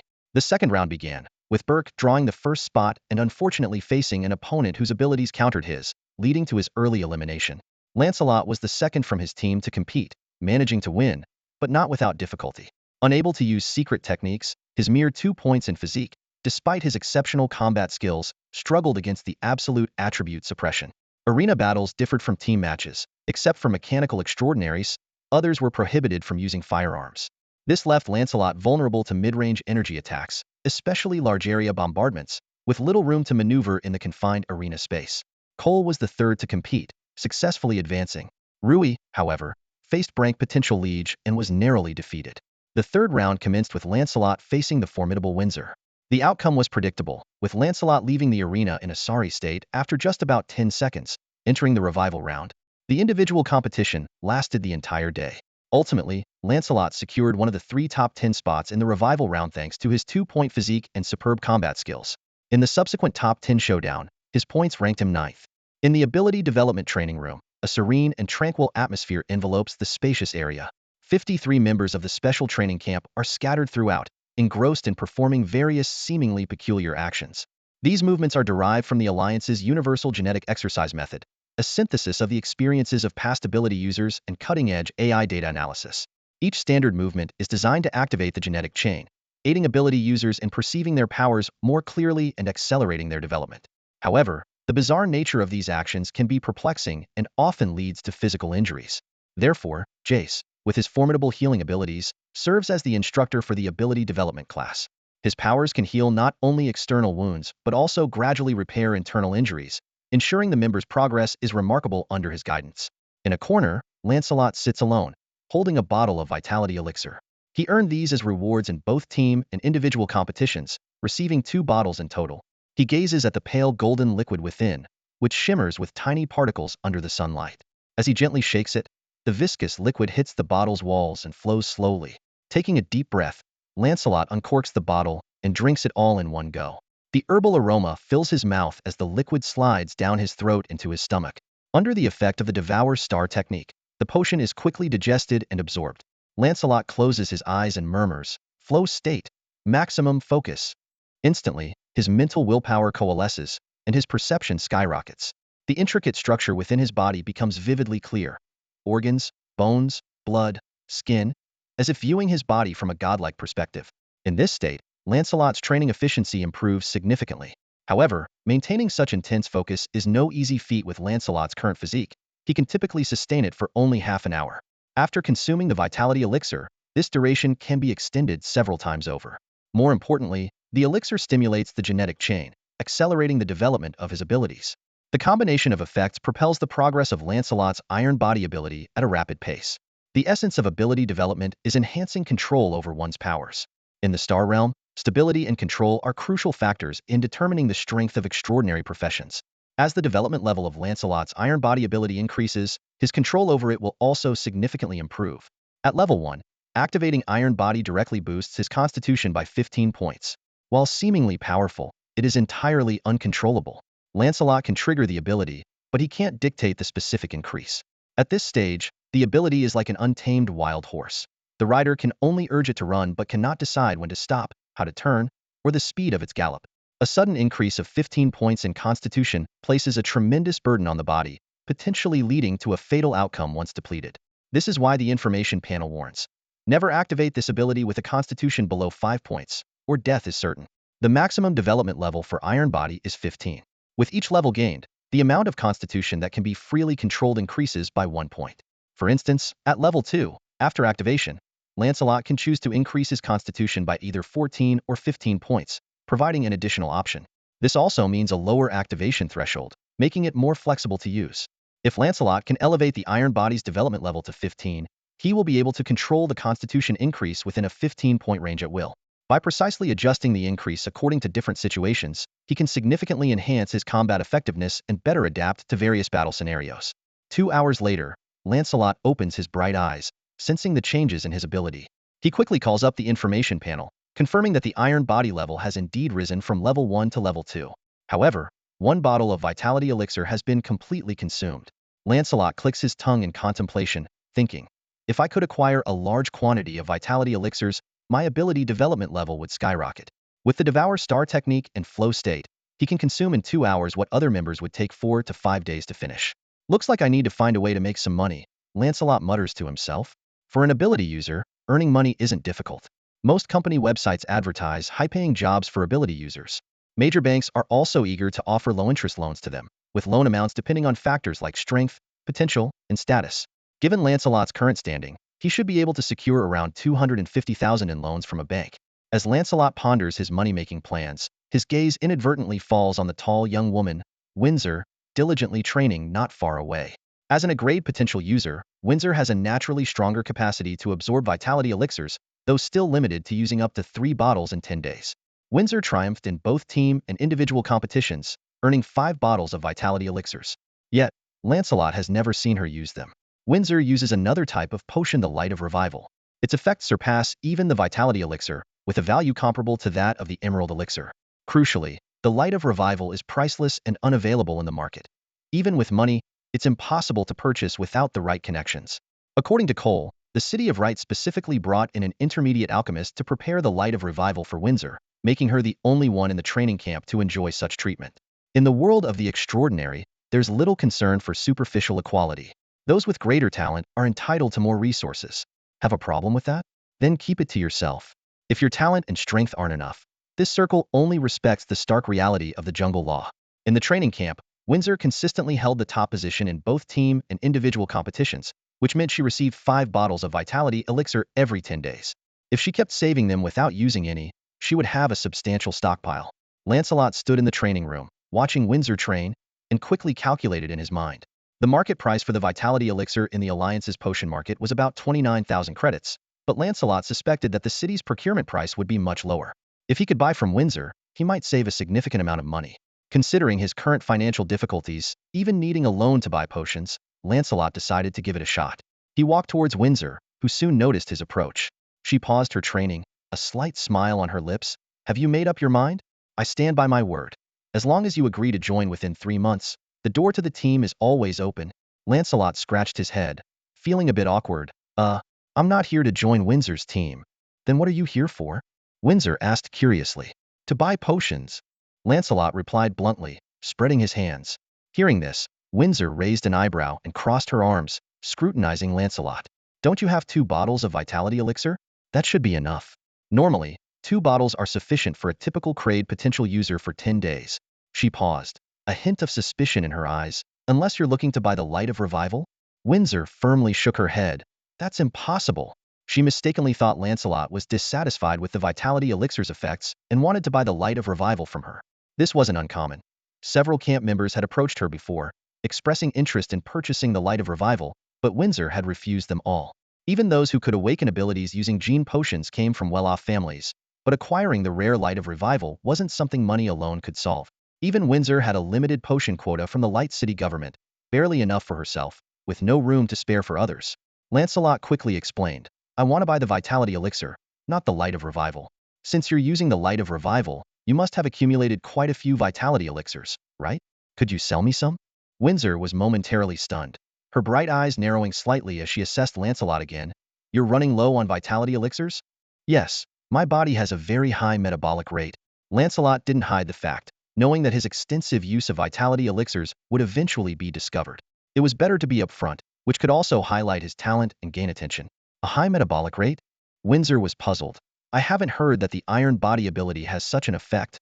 She pondered for a moment, wondering if there was an error during the ability detection.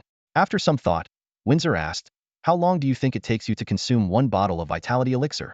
Around 2 hours. Lancelot answered straightforwardly, aware that the Alliance would eventually find out.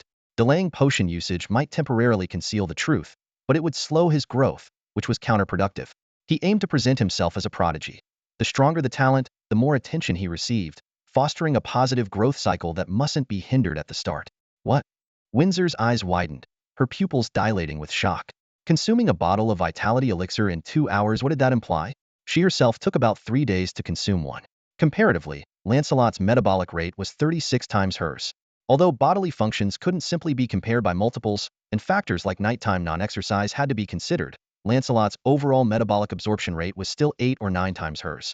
Such a formidable metabolic ability was almost akin to a young true dragon, providing immense benefits for growth and development. Windsor's exclamation drew the attention of everyone in the training room, including the instructor. Jace walked over, frowning. What's going on? Why aren't you two training? Windsor's expression was complicated as she explained the situation to the instructor.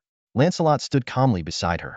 Upon learning that Lancelot could metabolize a bottle of vitality elixir in 2 hours, Instructor Jace was equally astonished. However, his emotional control was far superior to Windsor's. After giving Lancelot a deep look, he turned and said, "Follow me." Lancelot followed Instructor Jace, with Windsor watching him intently, to a small adjoining room next to the training area. Instructor Jace took out a bottle of vitality elixir and handed it to Lancelot, saying, "Here's a bottle of vitality elixir. Drink it now, and let's see if you can truly absorb and metabolize it within 2 hours." Lancelot took the potion and flashed a sly grin. "Instructor, does this potion cost anything?" he asked. Jace was caught off guard by Lancelot's immediate concern about whether the potion was free. His mouth twitched slightly, and his expression darkened a bit. "Just drink it. It's on me." "All right," Lancelot thought to himself, delighted at scoring a free potion worth 29,000 red credits. He tilted his head back and downed the vitality elixir in one gulp. Then, he began to activate the star-swallowing technique to digest the potion's power while entering a heightened state of focus. He assumed a series of seemingly bizarre poses according to the Alliance's standard gene training method. Jace observed Lancelot's intense concentration, his eyebrows furrowing. This state. It seems like a mental ability. Could this kid have composite abilities rather than just physical enhancement? Was the ability detection wrong? The human body holds endless mysteries, and the awakening of abilities can be unpredictable. In the history of the Alliance, errors in ability detection are not uncommon. Some abilities take a long time to fully awaken, with potential gradually being released. Others undergo a secondary mutation, altering the ability itself. 2 hours flew by. Lancelot stopped his movements, his clothes soaked with sweat, hair damp as if freshly washed, and wisps of steam rising from his head. He had processed another bottle of vitality elixir, yet his iron body remained at LV2, unable to advance. The difficulty of developing abilities increases with each level. However, at his current pace, consuming 2 more bottles of vitality elixir would likely elevate his iron body to LV3. Additionally, his physical attributes had swiftly improved due to the potion's nourishment, increasing by about 0.3 points in just over 4 hours. Jace had been waiting nearby, and now spoke up. "Finished digesting it?" Lancelot nodded slightly. "Yeah. Relax your body. I'll check you over." Jace placed his palm on Lancelot's shoulder, energy flowing into his body. After a moment, a flicker of surprise crossed Jace's eyes. This kid had indeed absorbed the entire bottle of vitality elixir in just 2 hours. "Come on, let's go see the captain." In the instructor's private room, 4 instructors surrounded Lancelot, scrutinizing every inch of his muscles and occasionally reaching out to touch him, as if examining a rare treasure. Instructor Bert used a computer to create a model of Lancelot's body data. After thorough analysis, they concluded that Lancelot's abilities encompassed both physical enhancement and mental focus, manifesting as three distinct effects. First was the Iron Body, which primarily enhanced physical defense and recovery capabilities. Second was mental focus, which increased mental acuity and perception, explaining his exceptional learning ability. Lastly, he possessed a super digestion capability, allowing him to rapidly absorb nutrients to fuel his physical growth, making it an excellent supportive growth ability. Wow, Rosen gasped. 3 ability effects? Can this even be classified as a clever ability? I think even a typical A-level ability isn't this extraordinary. The other 3 instructors nodded in agreement. With their wealth of experience and having participated in the Extraordinary League recruitment in their youth, they knew that such potential in an ability had already reached the threshold of an A-level, if not surpassed it. The 4 exchanged glances, and ultimately Tarn made the decisive call. Report this to the higher-ups.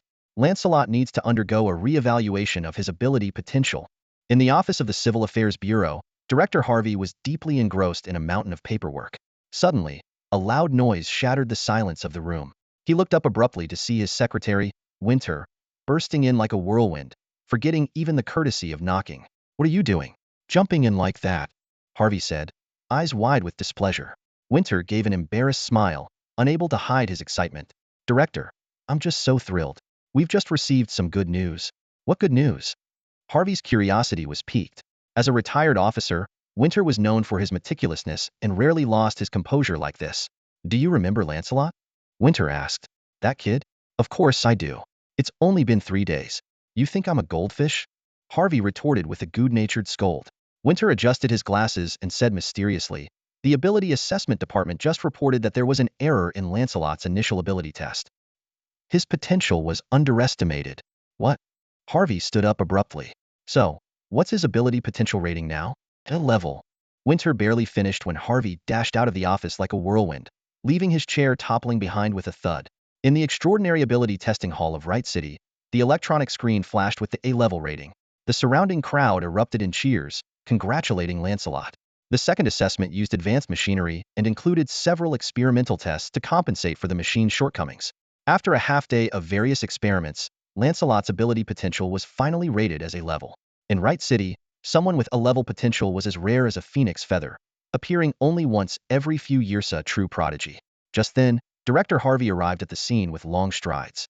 He walked up to Lancelot, gave the young man a hearty slap on the shoulder, and laughed heartily. "Good job, kid. An A-level potential. You're going to be famous." Lancelot just scratched his head, smiling bashfully, embodying the image of an innocent youth. At that moment, a well-dressed middle-aged man approached. He first exchanged greetings with Harvey, then turned to Lancelot and said, "Mr. Lancelot, the Deputy Mayor Cadwin wishes to see you." Lancelot was taken aback and instinctively looked at Director Harvey. "Go on, kid. Your luck has arrived." Harvey gave him a gentle push. Understanding, Lancelot followed the middle-aged man. Harvey watched his back, a genuine smile in his eyes. Wright City's government building, though modest in appearance, was undeniably the city's ruling core. Deputy Mayor Cadwin was a typical Melloran, with pale skin, chiseled features, and striking blue eyes beneath golden hair. Despite being an ordinary human, his power commanded respect even among high-ranking extraordinary beings.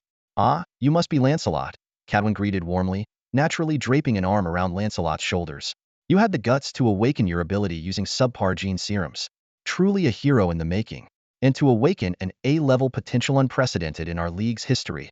You're too kind, Mr. Mayor," Lancelot replied, showing a mix of nervousness and appropriate excitement and curiosity, perfectly embodying a young man from humble beginnings meeting a prominent figure for the first time.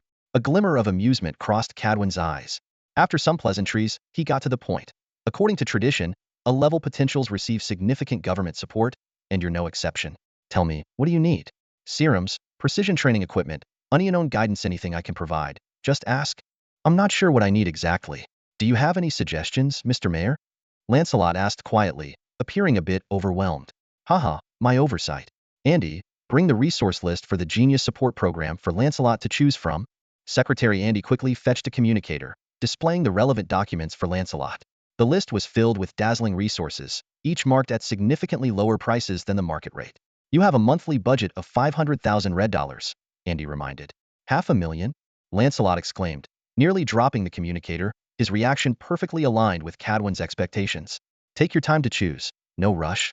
Andy, get Lancelot a drink, Cadwin instructed before stepping out into the hallway, lighting a cigarette and smoking leisurely. A short while later, Andy joined him outside. Mayor, what should we do about Lancelot's father? Cadwin pondered for a moment, exhaling smoke. Test the waters first. Let some information slip to him. He'll definitely contact Lancelot.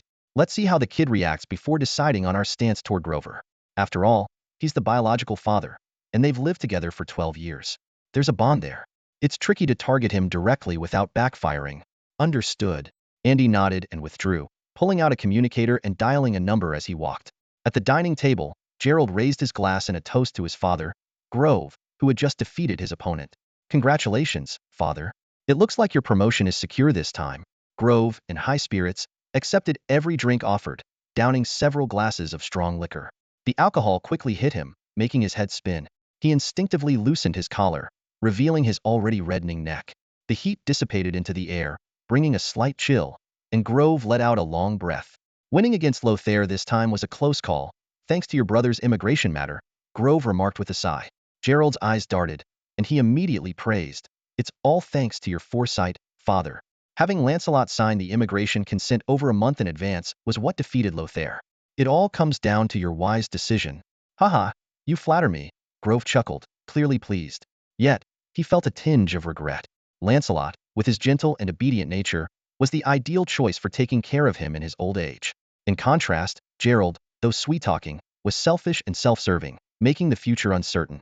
However, compared to higher power and status, these concerns seemed trivial. With power, what was there to fear about the future? As long as Gerald needed him, he would continue to play the role of a dutiful son. By the way, what's Lancelot been up to lately? I haven't seen him around, Gerald asked while eating. Grove waved dismissively, saying, who knows? He's not going anywhere with those floating assistants everywhere. I'm just worried he might do something drastic and affect your promotion, Gerald quickly explained. Don't worry, your brother isn't that fragile, and my position is almost secured. There won't be any issues, Grove replied confidently. That's good to hear. Here, father, try this dish. I specially went to the neighboring city to get it for you. You're thoughtful. The father and son chatted amicably, enjoying their meal, when suddenly the communicator on the table vibrated. Grove glanced at the caller ID and froze. It was Stead, the deputy director of the Food Safety Bureau. Why would such a big shot contact him directly? Could it be a significant promotion? With this thought, Grove instantly sobered up. He gestured for silence, took a deep breath, and answered the call with a flattering tone. Hello, this is Grove. How can I assist you, Director? Haha, Grove, you've got quite a character in your family. Why have you been keeping it a secret from me? Stead's tone was friendly. A character? Grove looked at Gerald in confusion, but quickly dismissed the thought. This kid was only good for eating, drinking, and partying.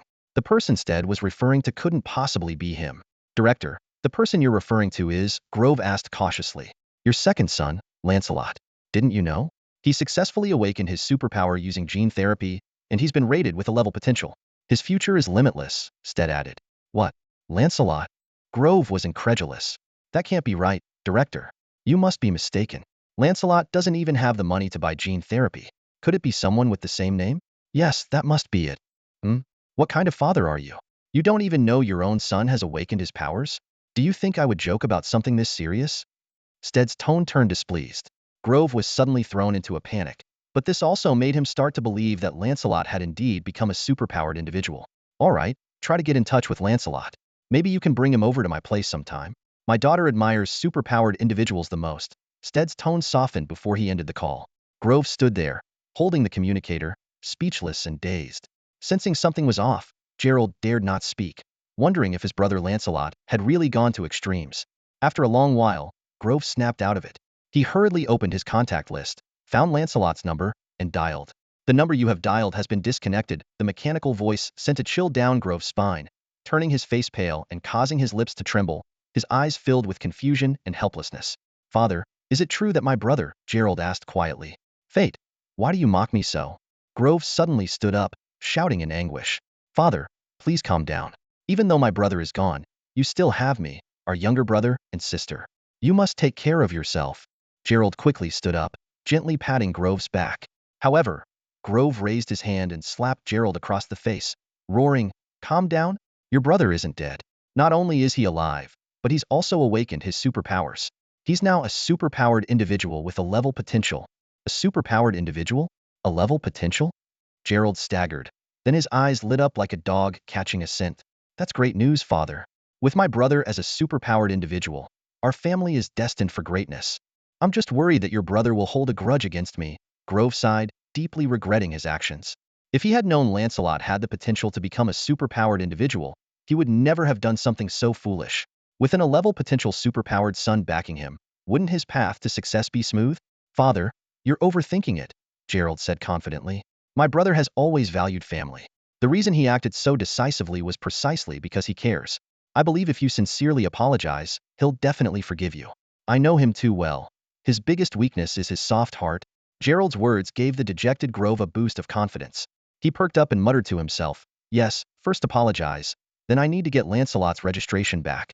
I have to become his guardian again. Only then. In the mayor's office, Lancelot handed the communicator back to Andy, the secretary, while Mayor Cadwin looked on in surprise at his selection list. That quick? Let me see what you've chosen. 20 bottles of Vitality Elixir, 2 bottles of Light of Revival, that's it? Cadwin raised an eyebrow as he asked. Lancelot explained, Mr. Mayor, as you know, my ability allows me to quickly absorb the nutrients from these potions. Cadwin nodded and waved his hand decisively. All right then, let's go with your decision. I'll have these potions delivered to the training camp as soon as possible. After a brief exchange, Lancelot expressed his desire to return to the training camp to make the most of his time for training. Cadwin readily arranged for a driver to take him back. At the entrance of the sports center, Grove and Gerald were anxiously looking around. Earlier, Grove had shamelessly inquired about Lancelot's schedule from Director Stade and was waiting here on purpose. Father, Gerald suggested in a low voice, when you see Lancelot, you must sincerely apologize, maybe even shed a tear. He'll likely soften, and I can follow up with some kind words. That way, the previous issues will naturally be resolved. Soon, a black hovercar approached slowly. The distinctive license plate immediately identified it as the deputy mayor's vehicle, leaving Grove astonished at Lancelot's current status and more determined to mend their father-son relationship. In the car, Lancelot noticed Grove and Gerald, his gaze devoid of any emotion. He instructed the driver, please hold them off for me. The driver nodded understandingly and replied with a smile, no problem, just 2 ordinary people. After the car stopped, Lancelot got out and strode towards the sports center. Gerald called out, Lancelot.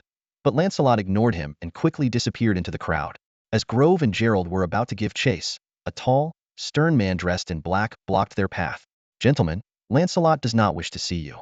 Please do not persist, Gerald angrily retorted. Who are you? This is our family matter. Stay out of it. He moved to push the driver aside.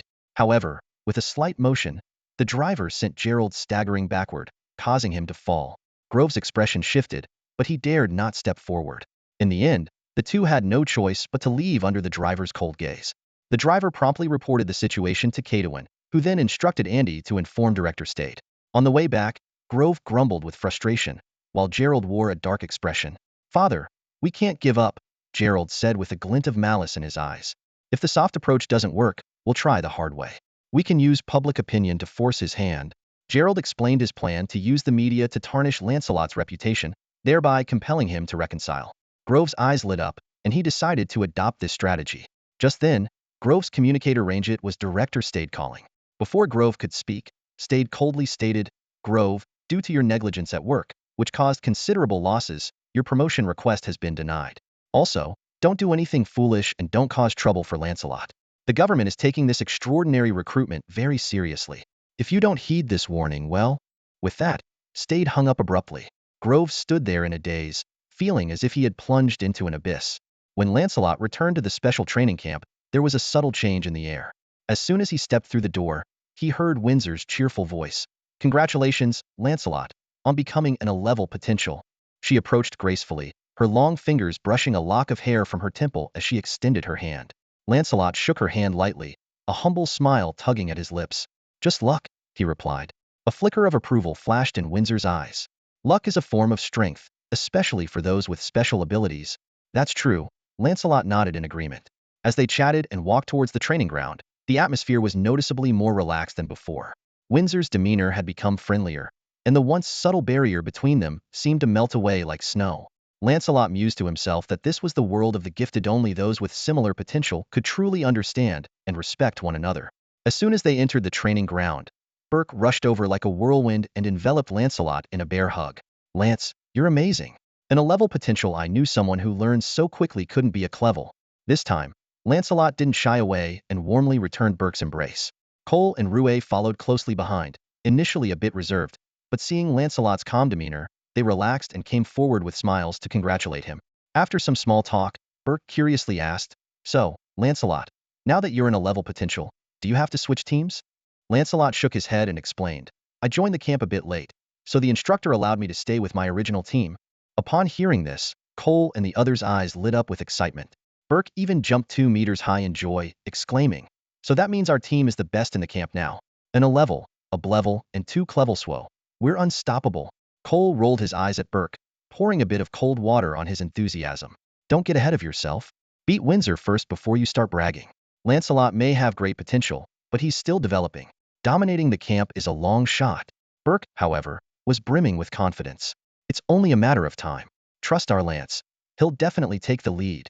He sounded even more confident than Lancelot himself. The four of them chatted a while longer before each one got into training mode. Though it was already evening, and technically rest time, those with special abilities had abundant energy, requiring only 3 to 4 hours of sleep a day. Most members would use the remaining time for self-training to improve their weaknesses. Those with poor marksmanship would head to the shooting range, those lacking in combat skills would find sparring partners, and those slow in developing their abilities would focus intensely on improving. Supplements could only assist. Ultimately, it was the individual's effort that counted. Lancelot didn't need to practice shooting or combat. He spent almost all his spare time enhancing his ability development level. He drank a bottle of vitality potion, assumed the standard posture for the universal gene training method, and began focusing on his training. With his mind flow technique activated, his concentration heightened, and his perception soared. As he used it more, the level of his mind flow technique rapidly improved, bringing him closer to an absolute focus state. The star swallowing technique, although without clear levels, was notoriously difficult to master. Once achieved, it was akin to gaining an innate passive talent. Time flew by, and a month passed in the blink of an eye. During this time, Grove and Gerald hadn't troubled Lancelot again. They had attempted to tarnish his reputation through the media, but quickly retreated under the formidable influence of Deputy Mayor Cadwin. The training camp went through 2 more ranking competitions. In the second one, Lancelot's team placed second, and he ranked fourth individually, which astonished everyone. In the third competition, he again placed second in the team event and second individually, establishing himself as the second best in the camp. Now, the fourth ranking competition was approaching. A month of intensive training, supplemented by vitality potions, led to Lancelot's remarkable growth. He shot up 12 centimeters in height, reaching 1.95 meters. His physique was robust and muscular without being bulky, with each muscle fiber exuding a powerful aesthetic. In the moonlight, his golden ratioed body radiated masculine vigor. That night, Lancelot stood on the spacious balcony, stretching his body under the bright moonlight. After a simple warm-up, he retrieved a bottle of vitality potion from a nearby cooler and drank it. The familiar sensation filled his stomach, yet the once potent effects now seemed much weaker. This was partly because his physique had significantly improved, reducing the potion's efficacy, and partly due to his body's developing resistance to the vitality potion. Over the past month, Lancelot had consumed the potion at an astonishing frequency. Not only did Lancelot exhaust the 20 bottles provided by the government, but he also used up the 5 vitality potions he obtained during the 2 ranking matches.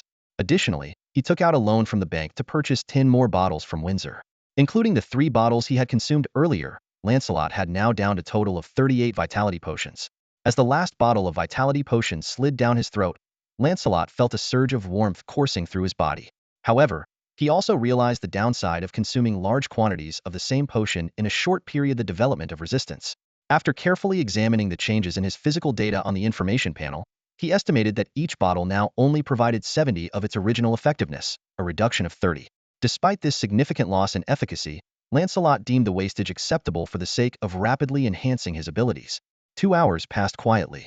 Suddenly, the silence was broken by the unsettling sound of bones cracking. To his astonishment, Lancelot noticed himself growing taller at a visibly rapid pace. His skin took on a pale golden hue, with veins protruding and a dark glow pulsating beneath the surface, giving off a distinct metallic sheen. His muscles coiled and bulged like knotted roots, exuding a formidable strength. Clenching his fists, Lancelot felt an overwhelming power surge through his body, almost compelling him to let out a triumphant roar. However, he took a deep breath and restrained the impulse. Instead, he calmly brought up the information panel to carefully review his latest stats. The panel displayed Lancelot. Life, 100. Race, Quebec bloodline, ordinary human. Rank, Tier 1. Profession, Esper. Physique, 1569. Spirit, 4. Energy, 0.1. Charm, 1. Mystery, 0.1. Luck, 1. Bloodline talents. Iron Body LV6 active. When activated, this ability increases physique by 915 points, enhances physical defense by 140,200, and boosts health regeneration speed by 2025. Note: this enhancement can increase physique to a maximum of 50 points. Note: extreme activation of this ability can exert immense pressure on the body. Please exercise control. Resilient will passive. Due to your strong willpower and resilient nature, you are immune to certain mental control and charm effects. Knowledge skills. Epic combat skill LV45. You possess combat techniques and experience comparable to epic level fighters, including 126 secret techniques such as Flash Step, Steel Fist, Trapped Beast Fist, Chi, Ignite, Chi Net, Qigong Flow, Vital Energy Return, Extreme Flow, Cellular Liberation, Binding Shackles, Vital Energy Dominance, Star Swallowing Technique, and more. Flow State Technique LV14 active. Through special methods, you reduce mental entropy, increasing mental efficiency, and significantly enhancing perception, memory, and learning ability. It consists of focused, highly focused, and absolute focus states. Currently, you can achieve the highly focused state. Common Astral Language LV10. You have mastered the common language of the astral realm. Combat power level. Unit. Deal. 80196. Condition. Good. Lancelot scrutinized these statistics, feeling the potent energy coursing within him. He was pleased with his rapid progress and pondered his next course of action. Lancelot's physical attribute increased from 2 to 6, and after activating the LV6 Iron Body, it surged by an additional 9 points, reaching a total of 15 points. Feeling the power coursing through him, Lancelot couldn't help but smile with satisfaction. His mental attribute improved by 1 point due to practicing the heart flow technique, making his thoughts sharper. However, his energy and mystery attributes remained unchanged, like stubborn stones. Surprisingly, both his charm and luck attributes increased to 1 point. Although the values aren't high, the sense of overall improvement greatly boosted Lancelot's confidence. The most remarkable progress was in the rapid advancement of the Iron Body skill. In just 1 month, its development level jumped from LV1 to LV6, a leap of 5 levels. This rate of progress far exceeds the norm, as typical Iron Body ability users struggle to advance even 1 level per month. With the increased level, the controllability of the Iron Body significantly improved. Lancelot could now effortlessly enhance his physical attribute by 9 points, fully mastering this power.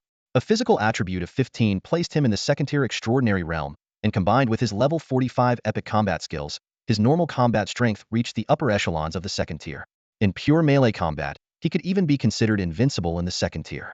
However, Lancelot's lack of bodily energy remained a weakness. Against mid-range attacks, especially large-area high-intensity AoE damage, relying solely on physical defense was challenging. More troublesome were the many energy manipulation ability users who possessed control abilities. For example, Windsor's Amethyst energy could form crystals that covered an opponent's body to restrict movement and could penetrate internally to disrupt bodily functions, causing paralysis and imbalance. In comparison, energy manipulation abilities surpassed pure physical enhancement in both versatility and elegance. Aside from the Iron Body, the improvement in the heart flow technique was also significant, rising from LV11 to LV14. When Lancelot entered a state of heightened focus, the effects were better, his mental power more concentrated, his perception keener, and the duration greatly extended. This month's progress finally gave Lancelot the confidence to compete for the top position in the training camp. On the sunlit training ground, golden rays filtered through the glass walls, casting a golden hue on each member of the training camp. Lancelot stood in the front row, representing the Cole squad. He exchanged a glance with Windsor beside him, an invisible spark igniting between them. Since the last ranking match, Windsor saw Lancelot as her only rival. Everyone else had been left far behind. But this rapidly advancing individual made her feel like she was facing a formidable opponent, simultaneously igniting her fighting spirit. No need to elaborate on the rules. Come up and draw lots. Windsor, you first. Instructor Tane's voice broke the tense atmosphere. Windsor stepped forward, casually drawing a plastic lot, followed by the other members. After all 12 lots were drawn, Windsor and Lancelot exchanged knowing glances and revealed their numbers simultaneously. Windsor drew number 1, and Lancelot drew number 12, setting the stage for a showdown between the strongest right from the first match. Lancelot cast a glance at the expressionless Instructor Tane, suspecting the match was no coincidence. However, he didn't mind, instead looking forward to facing Windsor's team at his peak. Team 1, Team 12, enter the arena. With the instructor's command, The two teams entered from opposite sides of the training ground. As the countdown ended, the battle erupted. Lancelot charged forward, followed closely by Cole's three members. Windsor's team also took the initiative, and the battle was intense from the outset. Lancelot landed heavily, causing the ground to tremble. He instantly activated the iron body, his form expanding to a height of 2.5 meters, muscles twisting like steel cables, with a black metallic sheen flowing beneath his skin. His originally light golden skin transformed into a black golden hue. In a mere second, the handsome youth transformed into a black-gold muscular giant, his exaggerated form making Windsor's eyelids twitch. Amethyst storm, Windsor shouted, extending her hands as purple energy swirled around her arms, quickly forming crystals before shattering into a fan-shaped shockwave enveloping the advancing Lancelot. The scene mirrored one from a month ago, but the outcome was vastly different. Facing the oncoming energy flow, Lancelot grinned broadly, stacking his large hands in front of his face. His legs bent, thigh muscles taut like steel wires. With a low growl, Lancelot leaped, leaving deep imprints on the ground as he charged through the energy flow's assault, rapidly closing in on Windsor. Ting ting ting. Crystal shards struck Lancelot's skin, producing crisp metallic clinks, but the damage was minimal. Windsor's pupils contracted as she realized the opponent before her had transformed significantly. The iron body not only boosts Lancelot's constitution by 9 points, but also enhances his physical defense by 140 and accelerates his health regeneration. Lancelot is now remarkably resilient. His series of elegant combo attacks on his opponent seemed to merely graze them, having little effect. Seeing this, Windsor's expression turned grim. She clasped her hands together, palms facing each other, with veins bulging on her forehead and her muscles tensed, clearly channeling all her strength. Under her control, a half-meter-long amethyst spike materialized out of thin air. Tapering from top to bottom, the spike was adorned with intricate spiral patterns and began to spin violently at Windsor's command. Boom! The amethyst spike suddenly shot out, breaking the sound barrier with a deafening bang. With its high speed and immense penetrating power, this attack seemed almost impossible for Lancelot to withstand. However, Windsor made a critical tactical error. She was too hasty and shouldn't have opted for a direct assault. The best strategy against Lancelot was to maintain distance, apply control, and slowly deplete his health. Despite Lancelot's LV6 iron body, his constitution was only 6 points, making it hard for him to endure sustained damage. A quick, decisive battle played right into his hands. Lancelot immediately activated his LV14 flow state. In this heightened focus, his perception skyrocketed, allowing him to instantly pinpoint the exact position of the amethyst spike. He swiftly sidestepped, effortlessly dodging the incoming spike while simultaneously shattering Windsor's energy control net with ease. Windsor's face changed dramatically as she hurriedly attempted to redirect the amethyst spike. However, the further the energy projection traveled, the harder it was to control. By the time she managed to adjust its direction, Lancelot's iron fist was already filling her entire field of vision. Steel fist! A deep shout accompanied the intense pain that followed. With just one punch, Lancelot brutally shattered Windsor's amethyst armor. He quickly transitioned from a fist to an open palm, his fingers splaying out to firmly grip Windsor's fair face, forcefully pressing down. Boom! The ground caved in instantly, forming a large crater, with Windsor half buried in the soft soil, instantly losing consciousness. Lancelot slowly stood up, casting a cold glance over the unconscious girl before turning his gaze to the two tank players surrounded by Cole and his team. The two seemed to feel Lancelot's stare, their bodies involuntarily stiffening. They turned to see Windsor defeated and, looking at Lancelot's intimidating transformation, swallowed hard and simultaneously raised their hands in surrender. The onlooking training camp members collectively gasped, especially the female members, whose gazes toward Lancelot became exceptionally complex. Some of the more timid ones even took a couple of steps back unconsciously. Wow, that was brutal, Rosen muttered quietly. Man, this kid's got the makings of a captain. He sees only opponents, not gender. Bate and Jess nodded in agreement. Tarn glanced at them, then strode onto the stage and announced loudly, "The first team match goes to Team Lancelot." As soon as the words left his mouth, there was a moment of silence before the crowd erupted into applause. This battle marked the changing of the guard at the top of the training camp. From then on, Team Lancelot remained undefeated, sweeping through to become the team match champions. In the individual competitions, Lancelot was equally unstoppable, claiming the top spot.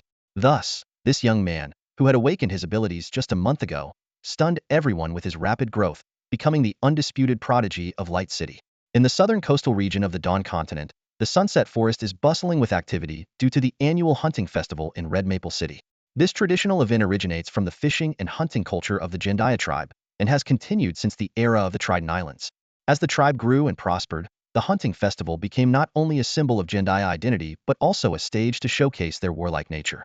The hunting festival of the Red Maple clan is of moderate scale and only allows lower extraordinary beings to participate.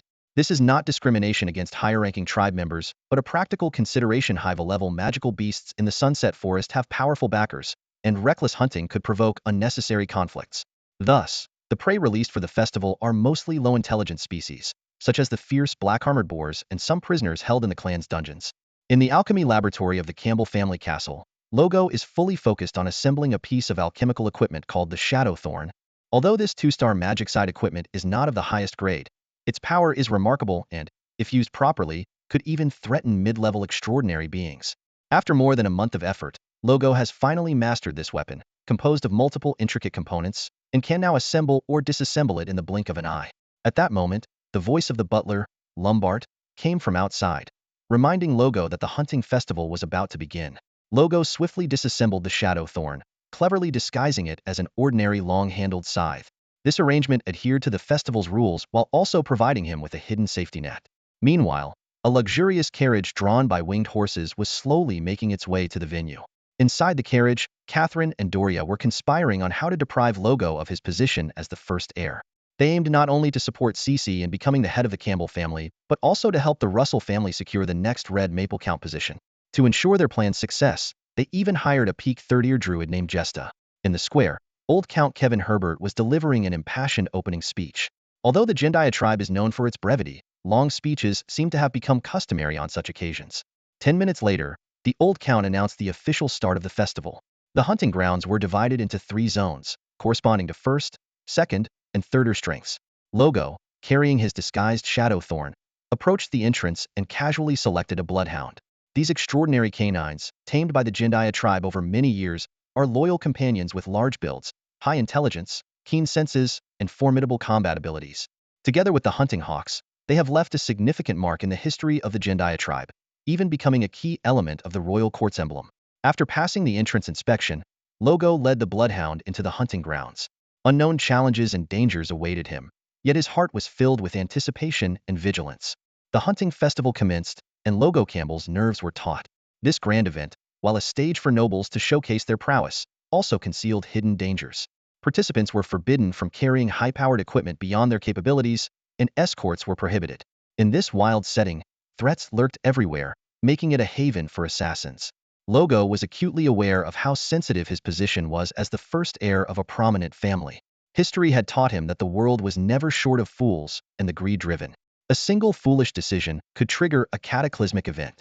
Therefore, Logo had prepared meticulously. Adhering to the principle of stay low when you can, he had barely stepped outside for the past 2 months, secluding himself in a heavily guarded laboratory to study.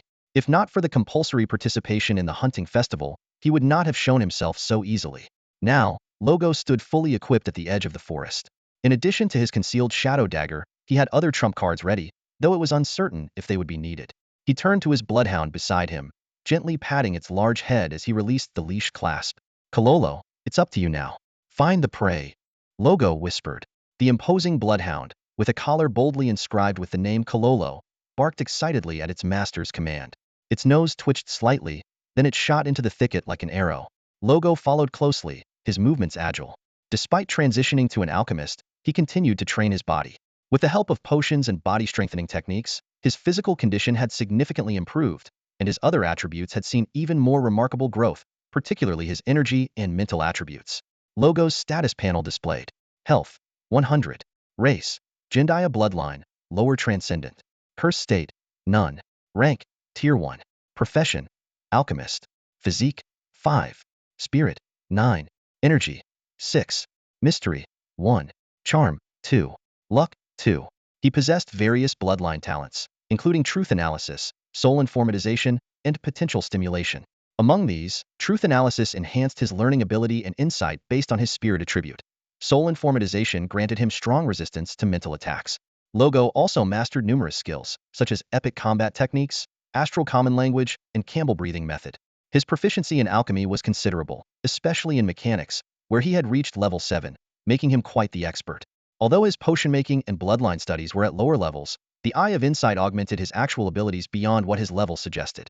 At this moment, Logo's combat power ranged from 62 to 181 TL, and he was in good condition. His physique had increased by 3 points, spirit by 4 points, energy by 4 points, and luck by 1 point. Despite being only a level 3 in potion making, he could reliably craft 1-star premium quality potions, comparable to a seasoned junior potion master. Logo kept pace with Kololo, delving deeper into the forest. The hunting festival had only just begun, and he was ready to face any challenge that came his way. Pharmacology, as a side pursuit, has already shown remarkable results, but it is Loge's expertise in mechanics that truly stands out. Although his mechanic skill is only at level 7, his proficiency in creating mechanical devices far surpasses that of most novice mechanical alchemists and can even rival some intermediate ones. Given 2 more months, he might be able to craft the Shadow Sting independently without needing assistance from other alchemists. Loge followed closely behind Qualuo, the mechanical boots on his feet emitting a faint hum. These boots, crafted by his own hands, contain an internal power engine that greatly enhances his already agile movements. The rushing wind passed by his ears, and the fresh air, mixed with the scent of grass and trees, filled his nostrils, allowing the alchemist often confined to his laboratory to relish this rare outdoor moment. Suddenly, Qualuo stopped abruptly, crouched low, and his gaze turned fierce. He moved forward slowly, making no sound. Loge immediately activated the Jendaya eye on his forehead, his pupils quickly adjusting focus like a high-resolution digital camera. The scene ahead zoomed in swiftly, and the powerful computational ability of the insight eye instantly locked onto the hidden prey within the dense shrubbery. A white-striped fox. Known for its small size, incredible speed, and high agility, this creature is infamous for its fierce and savage nature, excelling in ambushes. But this time, it had encountered a superior hunter. Loge retrieved a sleek rifle from his backpack, a Warhawk series sniper rifle. Among the many sniper rifles he had crafted, this one had the lowest firepower, perfectly aligning with the hunting tournament's weapon regulations. With the inside eye, he had no need for a scope. Wind speed, humidity, ballistic correction, environmental analysis, and modeling, all these complex calculations were completed in an instant. Raising the rifle and aiming, Loge pulled the trigger without hesitation. The suppressor effectively muffled the gunshot, producing only a soft pop. The specially crafted sniper bullet traversed the 300 meters in a flash, accurately striking the white-striped fox's spine. The spinal nerve was severely damaged, and the fox was instantly paralyzed. Qualuo, who had been poised to act, darted out from the grass, grabbed the white-striped fox, and happily trotted back to Loge, wagging his tail. Loge crouched down, examining the fox's body closely, curiosity sparkling in his eyes. Another specimen for dissection, he thought to himself. I've never dissected this creature before. As a novice researcher in bloodline studies, dissecting various extraordinary creatures is a crucial part of Loge's work. So far, he had dissected only a dozen or so species, none of which included the white-striped fox. Suddenly, a thought crossed his mind: had never dissected a bloodhound either. With that thought, Loge's gaze shifted to Qualuo, his eyes reflecting a clear yet emotionless curiosity. Such a look typically only appears in the eyes of high-level alchemists. However, due to his fusion with the inside eye, Loge's soul had undergone a mutation, acquiring some characteristics of an informational life form, also known as an intelligent life. While the informatization of his soul effectively guarded against mental attacks, it also subtly influenced his personality, making him emotionally detached, desireless, and full of rationality. Sensing the unusual look in his master's eyes, Qualuo tucked his tail nervously and lay down, trembling slightly. He couldn't understand why Loge's gaze felt like a blade slicing over him. Ahem. Let's move on, keep hunting. Loge stood up, speaking nonchalantly. He took a badge representing his identity from his backpack and clipped it onto the white-striped fox's fur before leaving the scene with Qualuo.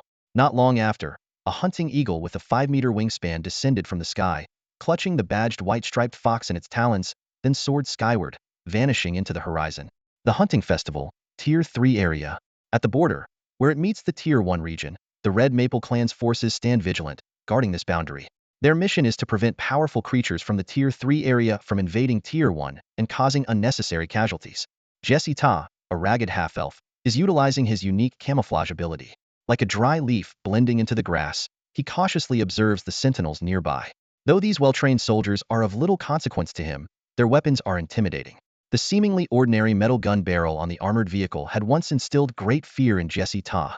The 6-barrel 24mm vehicle-mounted cannon can unleash 7,000 rounds per minute. Even with his enhanced physical defense as a top-tier extraordinary being, he could only withstand a few rounds. If it lasted any longer, he would be forced to flee, possibly without the chance to escape. Worse still, the area is equipped with more advanced weaponry. Most conspicuous is a pure-blooded Jendaya person in a red military uniform who exudes a sense of extreme danger to Jesse Ta. As a druid, Jesse Ta's natural instincts rarely fail him. Realizing this isn't the rendezvous point, Jesse Ta decides to continue eastward. He retreats silently into the forest, moving on all fours, heading east.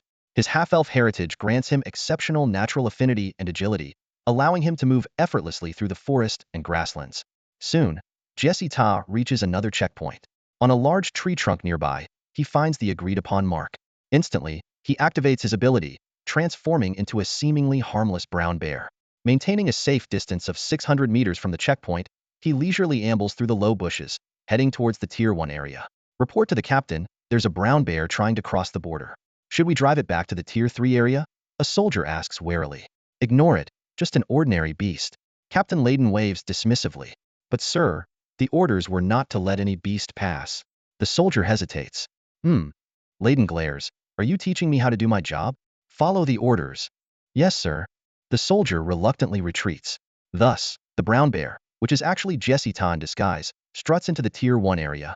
As he walks across the dense grassland, a dark scene unfolds in Jesse Ta's mind.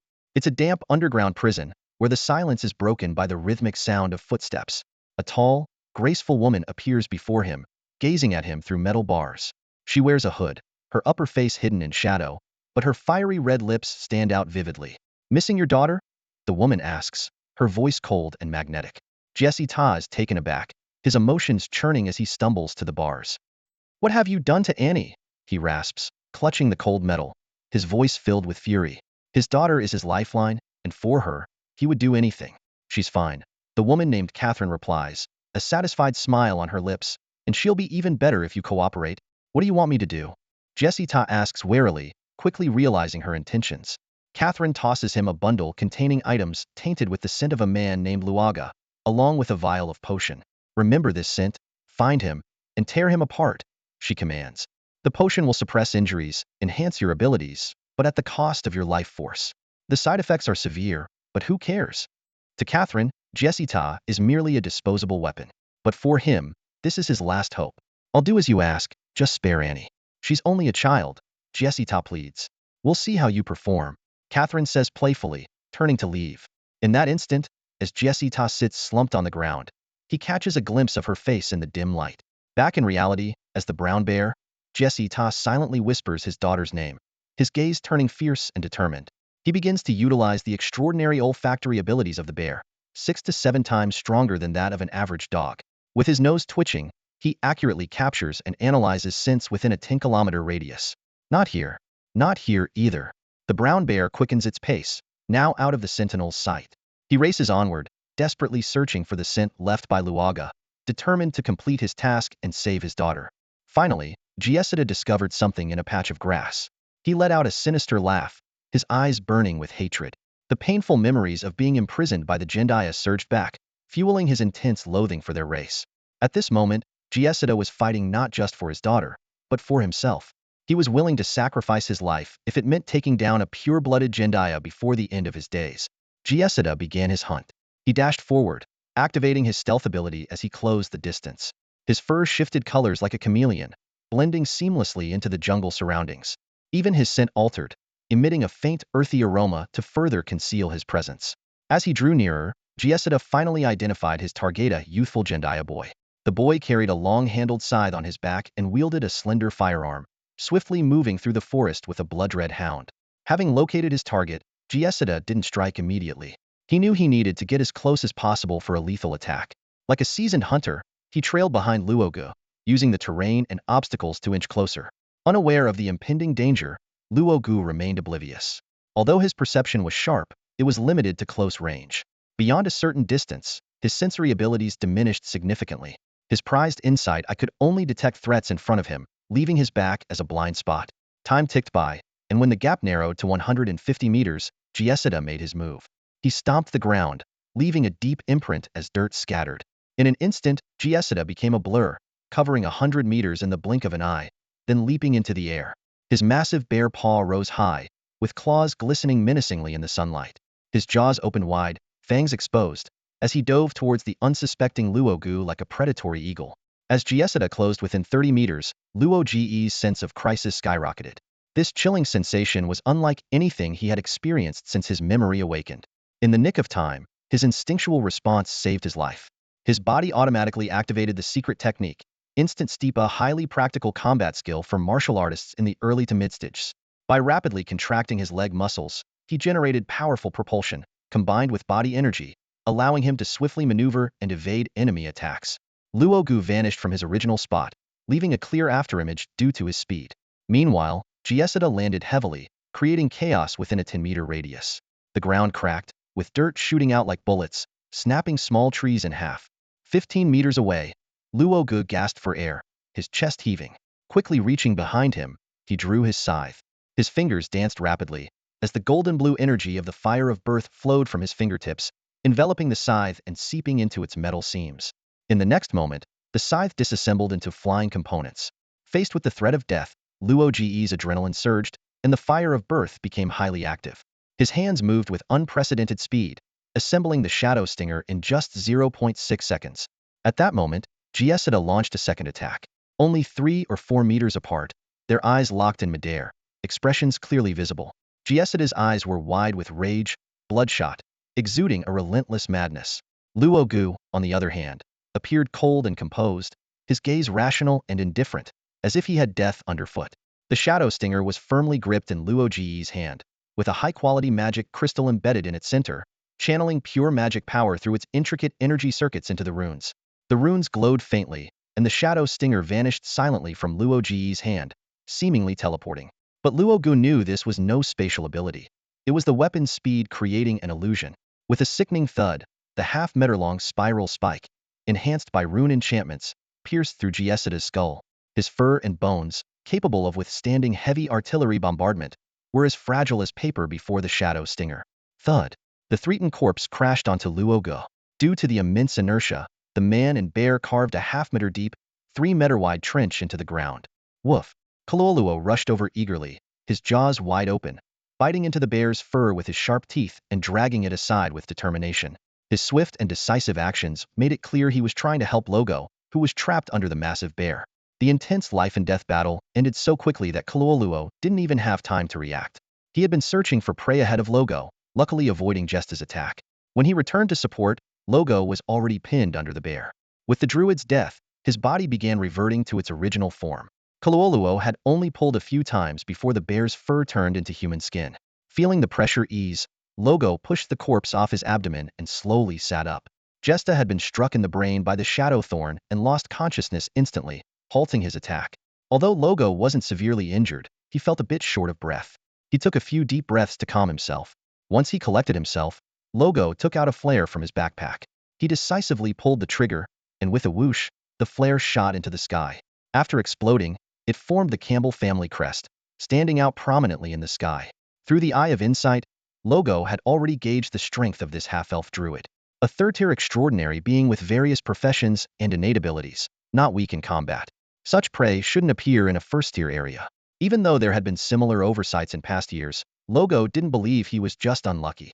He suspected someone was orchestrating things from behind the scenes. Logo decided not to investigate the matter privately. Instead, he chose to make a big deal out of it, drawing the clan's attention. Even if they couldn't find the mastermind, he wanted to make them wary, buying himself time to grow. He knew well that revenge is a dish best served cold. Past life's lessons repeatedly taught him that when lacking power, it's best to develop quietly. Once invincible, he could settle all scores. Standing up, Logo picked up the Shadow Thorn, stained with blood and brain matter. After carefully cleaning it, he put the weapon back in his backpack. Then, he sat down, took a few sips of water, and calmed his mind. The clan's response was swift. Within half a minute, several hunting eagles arrived at the scene. Meryl leaped down, quickly approaching Logo. Seeing that Logo wasn't seriously injured, he visibly relaxed. A small, thin old man approached, questioning as he walked. What happened? Why did you fire a distress flare? This was Leonard Carvin, an 8th-tier Slayer Knight and the strongest of the Carvin family.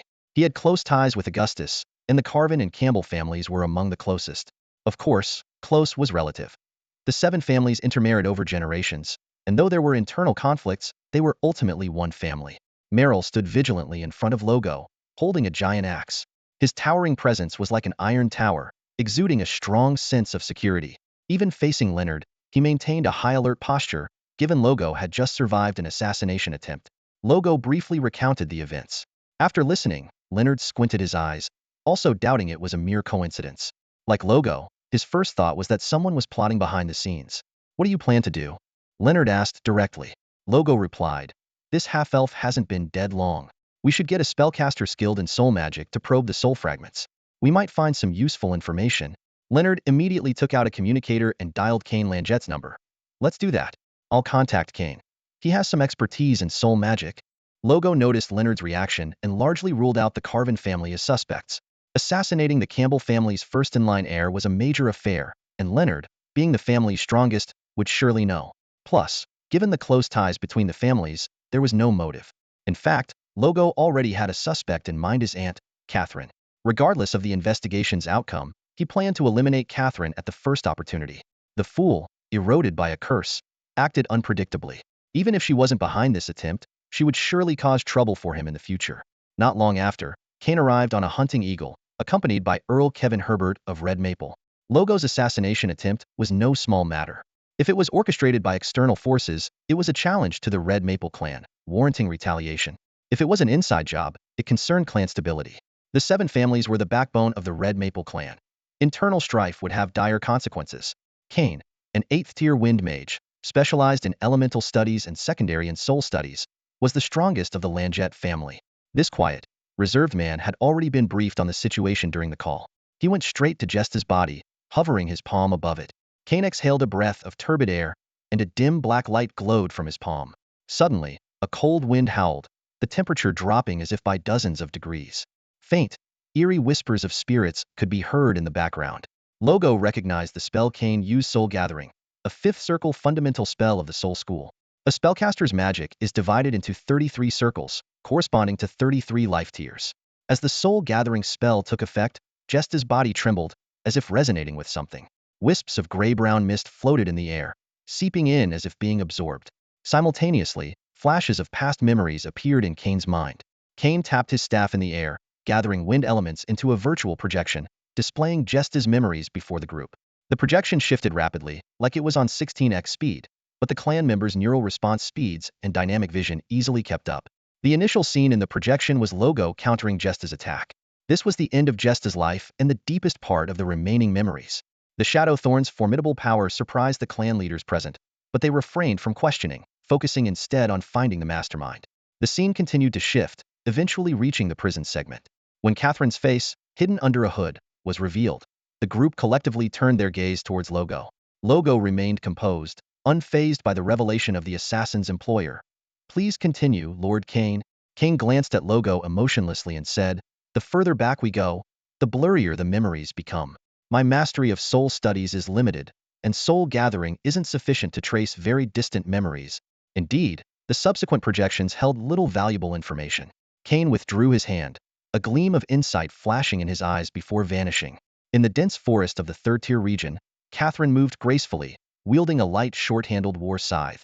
Her agility was remarkable, as she leapt and landed with ease. By the time her prey noticed her, its neck was already severed, head tumbling to the ground. Catherine took out a white silk cloth to carefully wipe the blood from the blade. Just as she was about to continue her hunt, several hunting falcons suddenly circled above. A group of stern-faced warriors leapt down from the backs of the falcons, surrounding Catherine. They wore specially designed combat suits, emblazoned with the emblem of a bloodhound on their chests, and aimed their rune guns directly at her. The dark muzzles filled her with a chill, and an ominous feeling surged in her heart.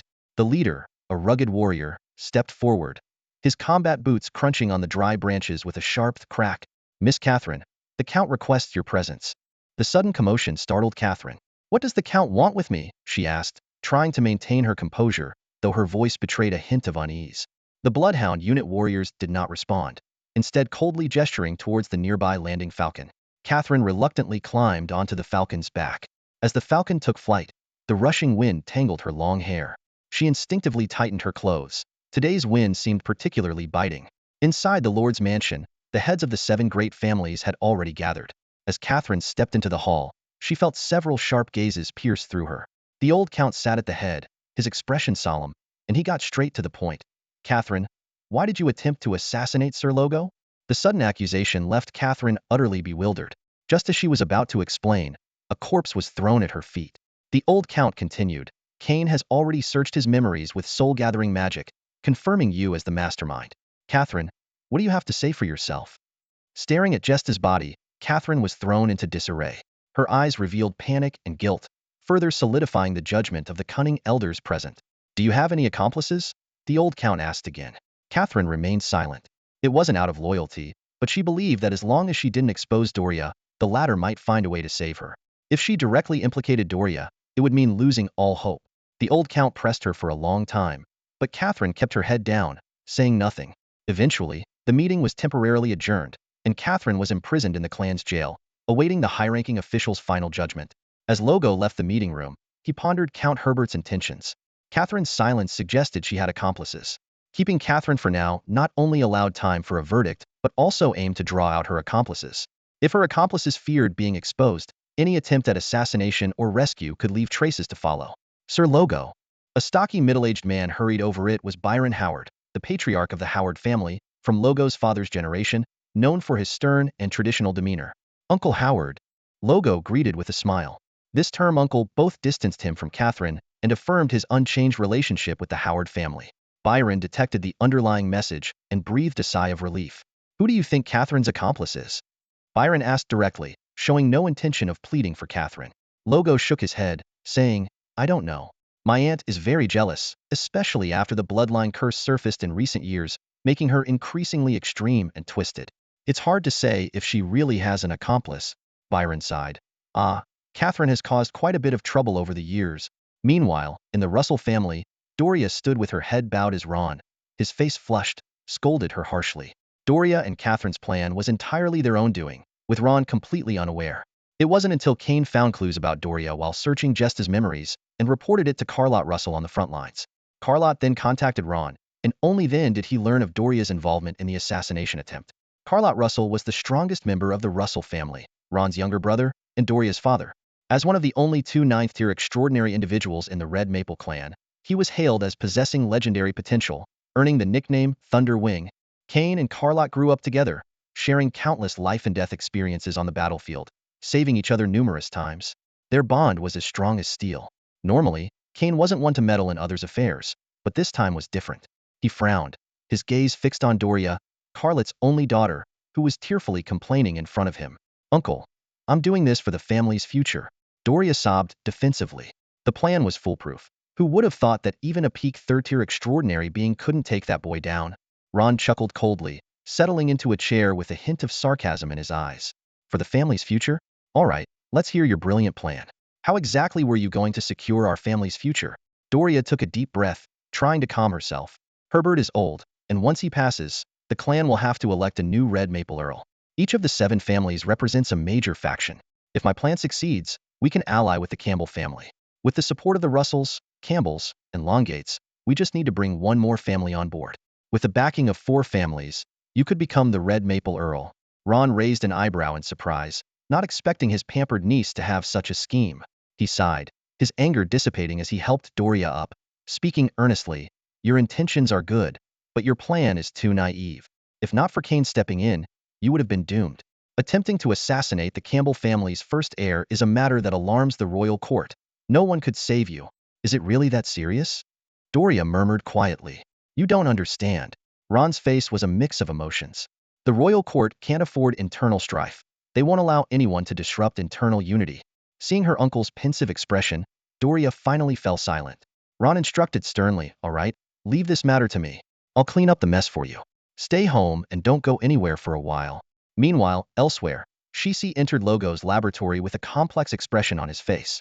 Brother, he called out, his voice trembling slightly. Logo put down the mechanical parts in his hand and sighed. You know I can't let Catherine go. She tried to kill me this time. Shishi chuckled bitterly. Brother, do you think I'm here to plead for her? Aren't you? Logo asked, surprised. Shishi rolled his eyes. I know right from wrong. Besides, I'm part of the Campbell family. Whoever tries to harm our family's interests, even if it's aunt, is my enemy. Logo looked at his brother in surprise, as if seeing him in a new light. You've grown up. No, it's just that you've never truly understood me, Shishi replied, looking directly into Logo's eyes. Logo was silent for a moment, realizing his brother was right. He had always seen Shishi as a child, failing to notice his growth. So why are you here? Logo asked curiously. Shishi's expression turned complex. I just want to see Aunt one last time, to say goodbye.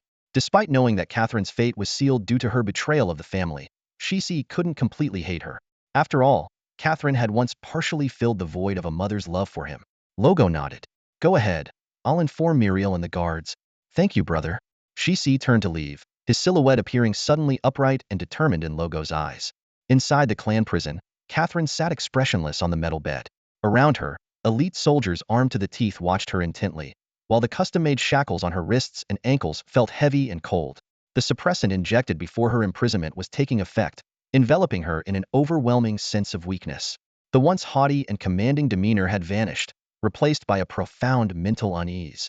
In this oppressive atmosphere, Catherine found herself slipping into memories. The stern face of her father August, her aloof brother Mint, and her kind-hearted younger brother Rod flashed through her mind. She recalled how Mint had advanced to the extraordinary rank 11 days before her, seizing the position of the family's first heir. Despite Catherine's superior talent, rules were rules. August announced Mint as his successor without hesitation, a decision that shattered Catherine's dreams like a hammer blow. Anger surged within her, as Catherine believed the royal inheritance laws stifled genius. This dissatisfaction quickly extended to her brother Mint, evolving into deep-seated hatred. Negative emotions piled up inside her, turning her personality impatient and quick-tempered. Finally, during a training session, the long-suppressed negativity triggered an evil curse latent in her bloodline. Catherine's frail willpower was no match, as the curse took hold of her body and mind like a relentless parasite. From that point on, her life rank remained stagnant at the third tier for 30 long years, an insurmountable barrier. Aunt. A familiar voice suddenly interrupted Catherine's thoughts. She turned sharply and saw Shishi watching her with a complex expression through the cold iron bars, holding a box of exquisite pastries. These are your favorite rose cakes? Have some, Shishi said softly, his voice barely concealing a tremor.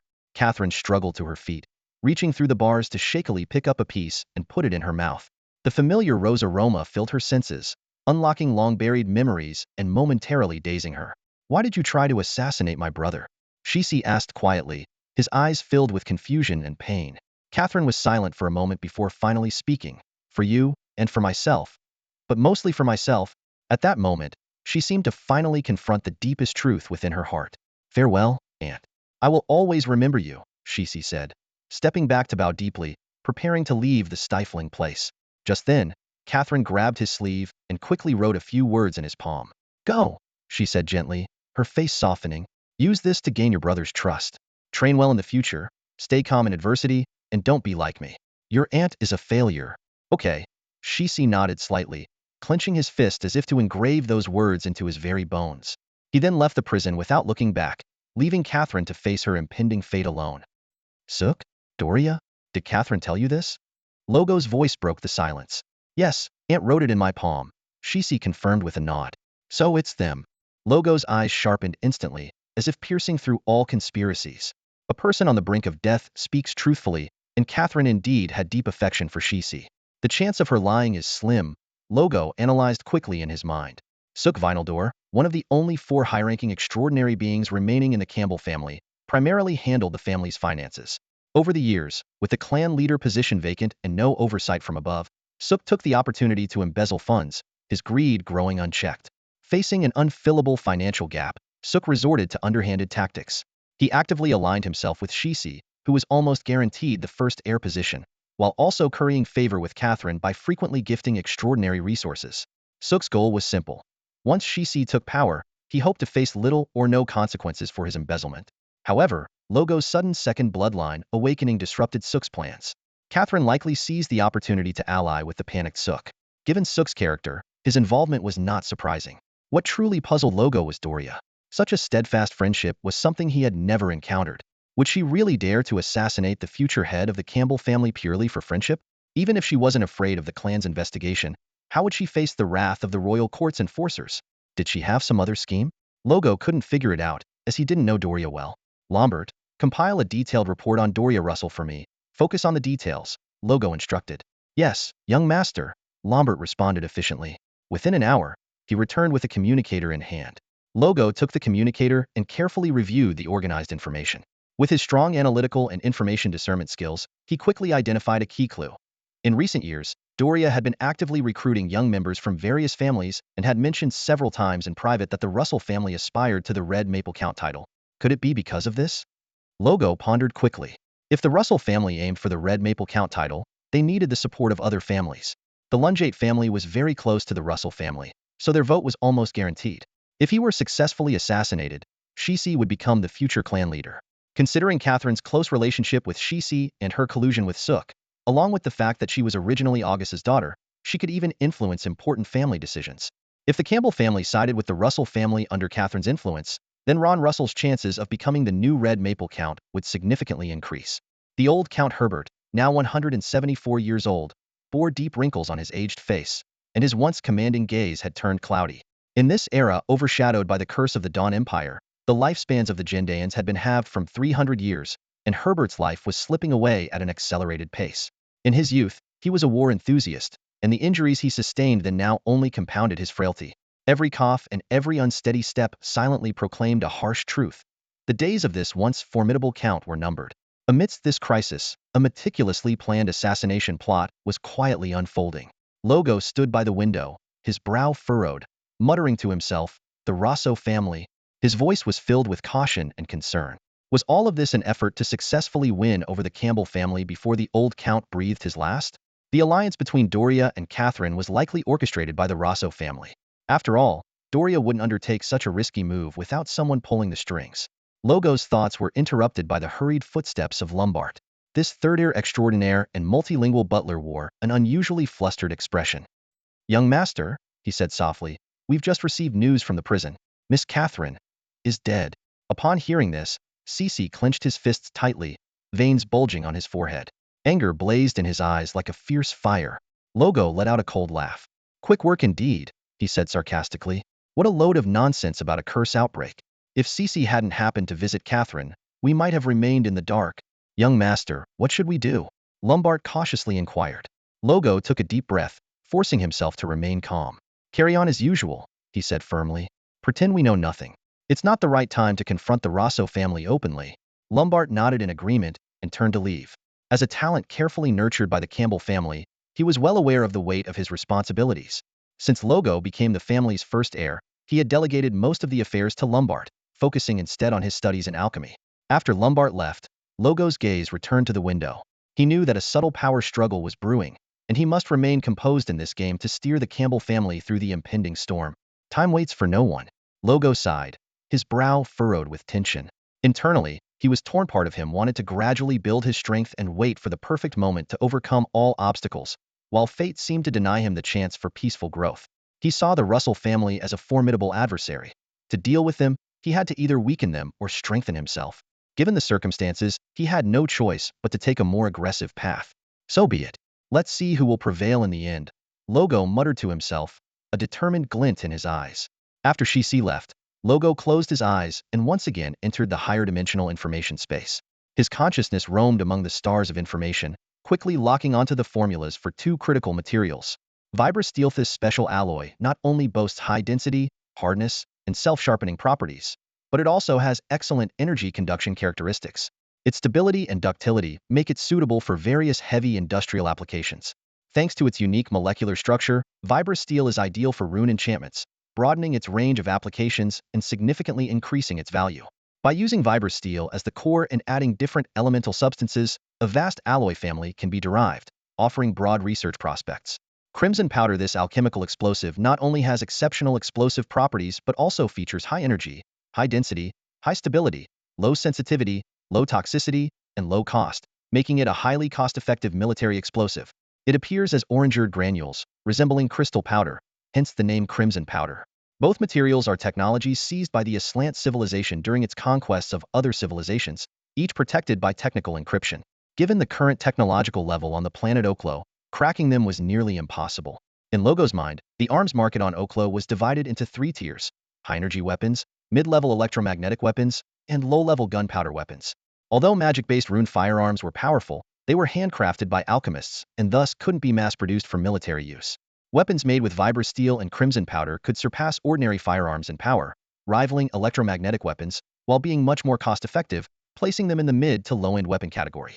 The Jendaya Royal Court, Although leading in magical technology, particularly in elemental pool technology, lagged in material sciences. The high-tech weapons equipped by the royal forces, such as missile arrays, particle beam emitters, and laser guns, were all purchased directly from the Crimson Alliance. While they could produce low-end weapons like firearms and grenade launchers, the raw materials still needed to be imported. With vibrasteel and crimson powder, the royal court could reduce its reliance on foreign arms to some extent and even potentially export for profit. Naturally, Logo, by contributing the formulas, would earn a share of the benefits. After committing the formulas to memory, Logo headed to the mechanical manufacturing workshop in the laboratory. Bright yet gentle white light from the overhead lamps illuminated the scattered mechanical parts on the floor.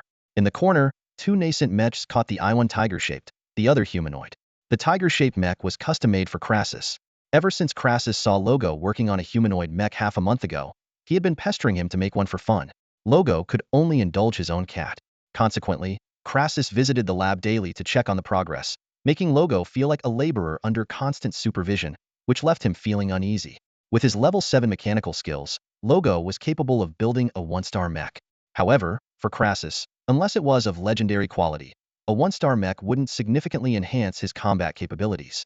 Given Logo's rapid progression, a 1-star mech would soon be obsolete. Therefore, he opted to create a 2-star mech. Every component of these mechs' internal skeleton, external frame, armor, engine, and energy transmission device was made from precious materials, costing Logo a fortune in tower pounds. If not for controlling the Campbell family's main finances after becoming the primary heir, his previous savings would have been insufficient. As the saying goes in the astral realm, every outstanding alchemist is built on a mountain of wealth. Knowledge, equipment blueprints, materials, all of these cost money. Especially in the later stages, when an alchemist wants to mass produce, the financial demands are enormous. Without a powerful backing, it's simply not feasible. Of course, an alchemist's ability to earn and spend money is equally impressive. Earning fast and spending fast, that's the norm for an alchemist. Logo arrived at the materials storage warehouse and pulled out 2 heavy black boxes from the corner. The boxes appeared slightly worn but remained sturdy, clearly well preserved. Inside were precious materials he had prepared in advance, initially intended for use 6 months later. However, a sudden assassination attempt and the establishment of hostilities with the Russell family forced Logo to act ahead of schedule.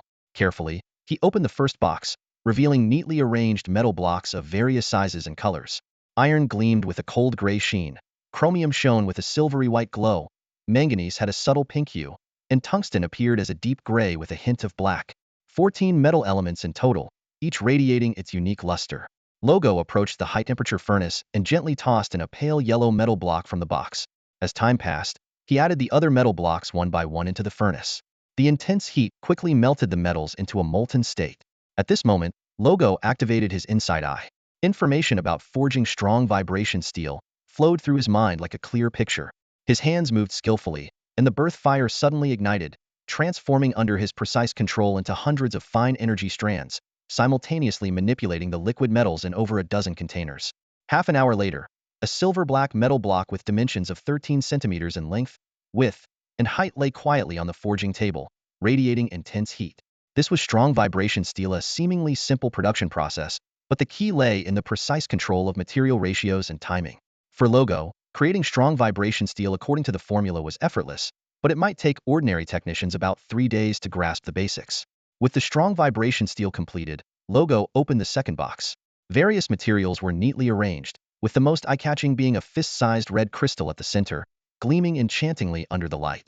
This was a flowing flame crystal, originating from the depths of a magical planet's crust, formed by the metamorphosis of volcanic rock under the influence of fire and earth elements.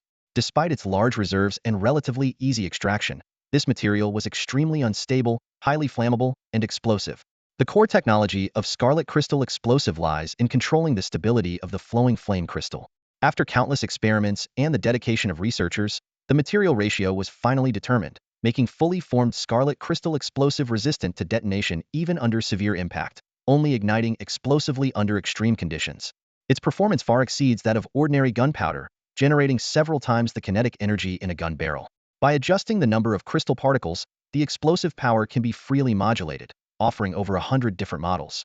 The formula in Logo's possession was just one of them. He carefully took out 2 portions of materials and began crafting the Scarlet Crystal Explosive.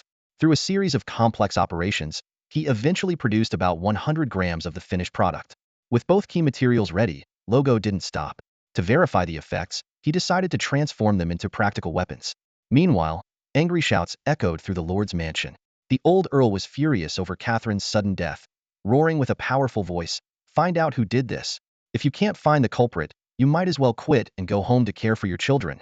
The Earl's anger stemmed primarily from his failure to determine Catherine's cause of death despite tight surveillance, as if it were a curse that had suddenly struck. It felt akin to a fisherman's bait being swallowed by a fish that then swam away leisurely, though the actual loss was minimal. His pride was deeply wounded. At that moment, a guard reported that Sir Logo Campbell requested an audience. The old Earl paused, suspecting Logo might be there to hold him accountable, given that Catherine had mysteriously died in the clan's Persona situation that implicated him as the Earl. In the clan system of the Gendaeans, although Herbert was the elected leader akin to a chairman, the 7 major families beneath him wielded significant power, with family leaders akin to major shareholders. "Let him in," the old Earl said in a deep voice. When Logo entered the hall, he was met with the Earl's apologetic expression. Before the Earl could speak, Logo handed over a stack of documents. The Earl, puzzled, took them and quickly scanned through, his eyes widening in shock. He then hastily cleared the hall, leaving only himself and Logo. "Where did you get this?" the Earl asked in a low voice, his eyes flickering with surprise and caution. "Found it," Logo replied nonchalantly, shrugging. The Earl was speechless at Logo's casual attitude and couldn't help but press further. "Where exactly did you find such technical documents? Did you stumble upon them in the tightly guarded labs of the Scarlet Alliance? Next time you go finding, take me with you, will you? Do you have to be so casual, you brat? I might be old, but don't treat me like a fool." However, Logo was unwilling to elaborate, and no one could force him.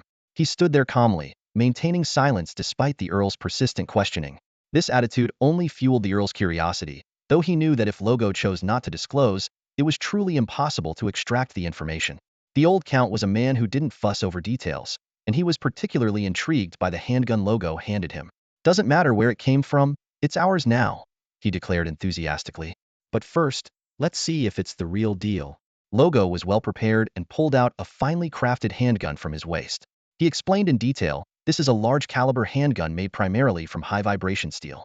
It's 24 centimeters long with a 9.21 caliber and can hold 11 red crystal bullets. Its effective range is 80 meters, and within 30 meters, it's as powerful as a sniper rifle. The downside is the strong recoil, so you'll need enough strength to maintain accuracy." The old Count took the handgun, his fingers caressing its smooth body, clearly captivated. This weapon, meticulously forged and polished by Logo, was a masterpiece both in feel and appearance. To a man who had spent a lifetime on the battlefield, this gun was the perfect piece of art. "This gun's mine now," the old Count declared, as excited as a child with a new toy. Logo shrugged, indifferent. "As long as you're happy. Let's go test its power, make sure it's not just for show," the old Count said eagerly, heading out of the hall with the gun in hand, with Logo following closely behind. They arrived at an open space, and the old Count aimed at a distant large tree and pulled the trigger. Bang, bang, bang. The rhythm of the gunfire was both varied and satisfying. A series of large holes appeared in the tree trunk, clean through. After emptying the magazine in one go, the old Count exhaled with satisfaction. With his years of experience handling guns, he concluded that this handgun's power was unmatched in the market of traditional firearms, only slightly eclipsed by electromagnetic guns. However, the high cost of high-energy batteries for electromagnetic guns made them difficult to popularize. The old Count tucked the handgun into his waist and asked, "What do you plan to do?"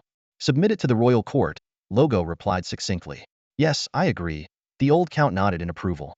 "The benefits of high-vibration steel and red crystal powder are too great for our clan to guard alone. Better to hand them over to the royal court. They will surely reward us." Though aged, the old Count's mind was sharp. The recent test had convinced him of the value of these materials.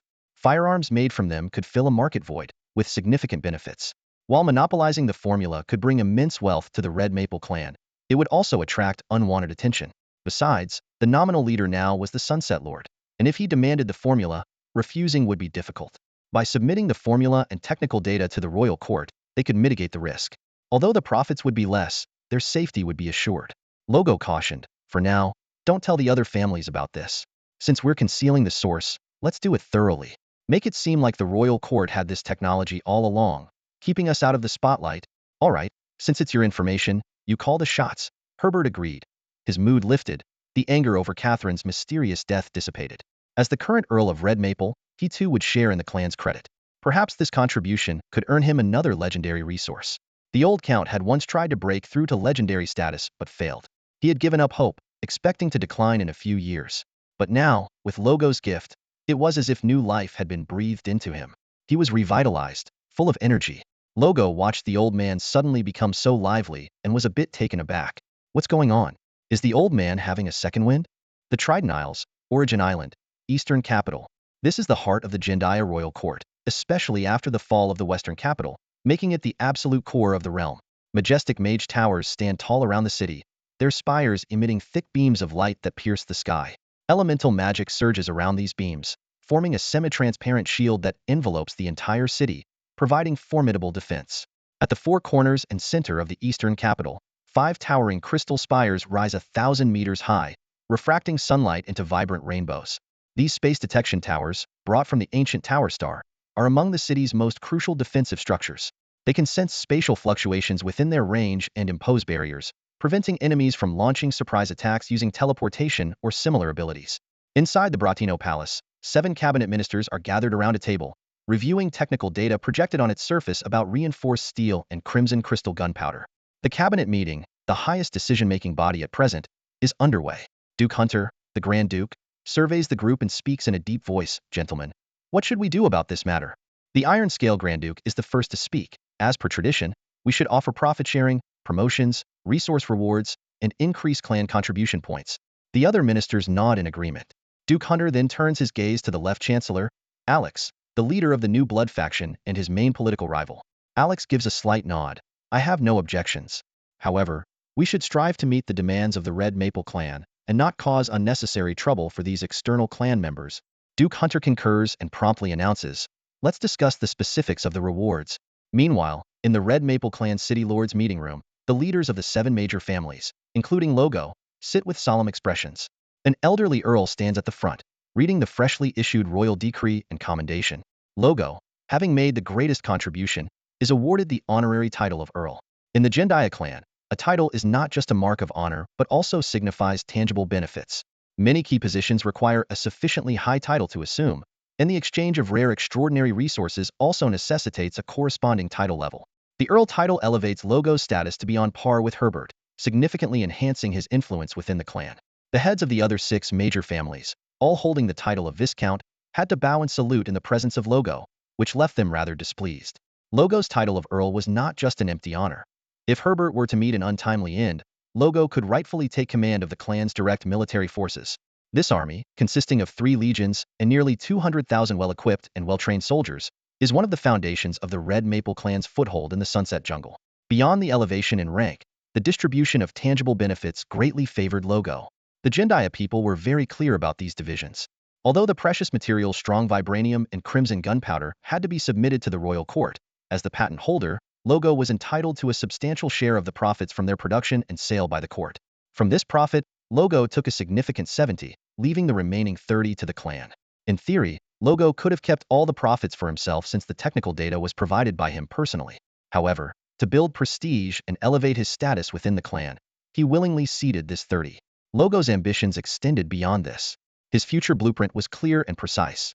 Develop his influence, fund alchemical research, become a master alchemist, and then use advanced alchemical technology and weaponry to arm his forces, creating a virtuous cycle. Once his power reached a certain level, his goal was to first destroy the Dawn Empire and the Thousand Eye civilization, followed by the Shimmering Light civilization. As the heir to the legacy of the Aslant civilization, Logo felt he bore the responsibility of vengeance.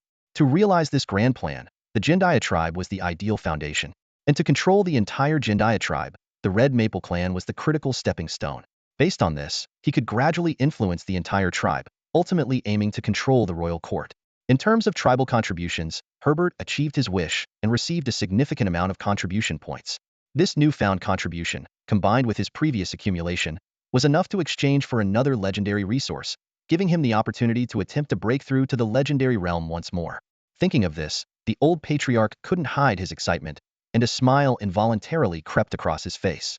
Logo's tribal contributions were even more substantial, surpassing Herbert's. He had long planned how to utilize these contribution points. Additionally, the Red Maple clan was granted the exclusive operating rights for the court-related equipment across the entire Anjadora Bay. This area includes the 4 southern coastal lords, the West Asia Islands, and the 7 magic nations of the northern Tia continent. In other words, The future operations of strong Vibranium and Crimson Series weaponry in these regions would be entirely managed by the Red Maple clan, with the royal court retaining only the production aspect. Although the Red Maple clan played the role of a middleman in this process, the potential profits were still astonishingly large. On stage, the old Earl Herbert was exuberantly reading the royal court's orders, spittle flying, unable to conceal his excitement. Meanwhile, in the audience, except for Logo, the faces of the other 6 clan leaders were filled with confusion. They couldn't understand why such a stroke of good fortune had suddenly befallen them, as if a massive pie had inexplicably fallen from the sky. A 30 share of patent royalties, along with the exclusive rights to the powerful Gensteel and Crimson Gunpowder series of weapons. These are 2 lucrative opportunities. When the leaders of several prominent families present heard about the origins of these opportunities, their eyes gleamed with greed, and their regard for Luo Gu increased significantly. They all recalled Herbert's words. How could Augustus, with his thick brows and big eyes, have such a clever grandson? Viscount Borgia couldn't contain his eagerness and asked, Your Excellency, when does the royal court plan to start producing these weapons and equipment? His voice was filled with barely concealed excitement, as the sooner the royal court began production, the sooner their families could receive dividends and secure their operating rights. The old count wore a benevolent smile as he slowly explained, According to the royal court's plan, we will first stockpile raw materials extensively, especially the flame-like crystals. These materials are currently priced very low, but once Crimson Gunpowder hits the market, their prices are likely to skyrocket. By stockpiling now, we can save a substantial amount of money. Upon hearing this, everyone present had a glint in their eyes, secretly planning to return and purchase flame-like crystals and other related raw materials in large quantities, hoping to make a significant profit. Clearing his throat, the old count continued, Based on the royal court's calculations, in about a month, even if Crimson Gunpowder hasn't been released, the prices of flame-like crystals and similar materials will rise sharply due to the royal court's extensive procurement. By then, we can begin production. During this month, the royal court's workers and technicians will familiarize themselves with the production process and complete the weapon designs. We aim to mass-produce the related weapons and equipment shortly after officially starting production, creating economies of scale and capturing the market swiftly. Turning to the members of the Red Maple clan, he said with determination, Our Red Maple clan must also be prepared. During this period, we need to manage all relations well. The arms market in Ongdora Bay is too vast for us to handle alone. We should first secure the arms market in the Sunset Territory. Viscount Carvin's eyes showed a hint of shrewdness as he asked, Should we involve the other 2 major clans? The old count nodded and began to introduce the 3 major clans of the Jendaya tribe, the Red Maple clan, the Thorn clan, and the White Ape clan. He elaborated on the power dynamics among the 3 clans, particularly highlighting the legendary ice element mage Elon Bell Carlos of the Thorn clan and the legendary magical beast White Ape, Gain, of the White Ape clan. He then described the geographical distribution and interrelationships of the 3 clans in the Sunset Jungle and the valley area they jointly occupy. He emphasized, it's unreasonable not to share good opportunities. Besides, given the size of the Red Maple clan, even just the arms market of the Sunset Jungle is too vast. Involving the other 2 clans might still be insufficient. We need to seek external allies. Just as he finished speaking, the temperature in the hall suddenly dropped. Snowflakes began to fall, and an icy figure formed. The ice shattered, revealing a small girl about 1.5 meters tall. She wore a long black dress, had her hair in twin tails, and sported black leather boots. Her small, fair hands held a white magic staff, and she wore a floppy purple wizard's hat, making her look like a large mushroom. This sudden appearance was none other than Frostlight Elon Bell Carlos, the strongest of the Thorn clan at 122 years old. Rumor has it she has a rather unpleasant personality. Everyone's here. Elon Bell bounced lightly to Viscount Howard's side, her laughter ringing like silver bells throughout the room. Seeing her, Viscount Howard hurriedly stood up to offer her his seat, as if she were a noble lady not to be offended. Elon Bell glanced around, her bright eyes darting about. Where's Ronaldo? She asked, tilting her head. Is he too scared to face me because he owes me 100,000 talents? As she spoke, she tiptoed around, peering here and there, even bending down to check the trash can under the table, as if Ronaldo could actually be hiding in such a small space. The old Earl couldn't take it anymore, lines of exasperation appearing on his forehead. He scolded her. Can you sit properly? You're over 100 years old, yet you act so childishly. And really, can a person hide in a trash can? Ronaldo is a knight, not a magician. Hearing this, Elon Bell removed her wizard hat, revealing an exquisitely beautiful face. She stuck out her tongue at the old Earl and puffed out her cheeks, saying indignantly, I'm only 120, okay? How is that old? Clearly, she was only concerned with the first part of the Earl's comment. The old Earl was at a loss for words. Indeed, with legendary beings living for thousands of years, 120 was practically still a child. Elanbel sat in her chair, her legs swinging restlessly. Why isn't Ronaldo here yet? She grumbled. He always shows up last, trying to make a grand entrance. Is he planning not to pay me back? Across from Elanbel sat Logo, who was curiously observing this legendary creature. If I could study her, my knowledge of bloodline magic would surely advance considerably, Logo thought to himself. Elanbel, sensing Logo's gaze, instinctively covered her flat chest. Hey, brat, what's with that look? She snapped, her sharp little canine teeth peeking out like those of a wary little beast. Logo hurriedly explained, I'm sorry, Lady Elanbel. I'm just overly curious about your magnificent life form. If I've offended you, please forgive me. He silently berated himself for becoming so obsessed with alchemy that he wanted to dissect everything he saw. His curiosity and desire to explore were growing stronger, and he wondered if all alchemists felt this way. Elanbel squinted her eyes in warning. Hey, kid, if it weren't for the formula you provided, I'd have encased you in ice for a month to teach you a lesson. Remember, don't look at being stronger than you, especially spellcasters, like that. Logo nodded vigorously, sweat beading on his forehead. Unexpectedly, Elanbel suddenly took an interest in Logo. She bounced over to him and pulled a colorful lollipop from her small pocket.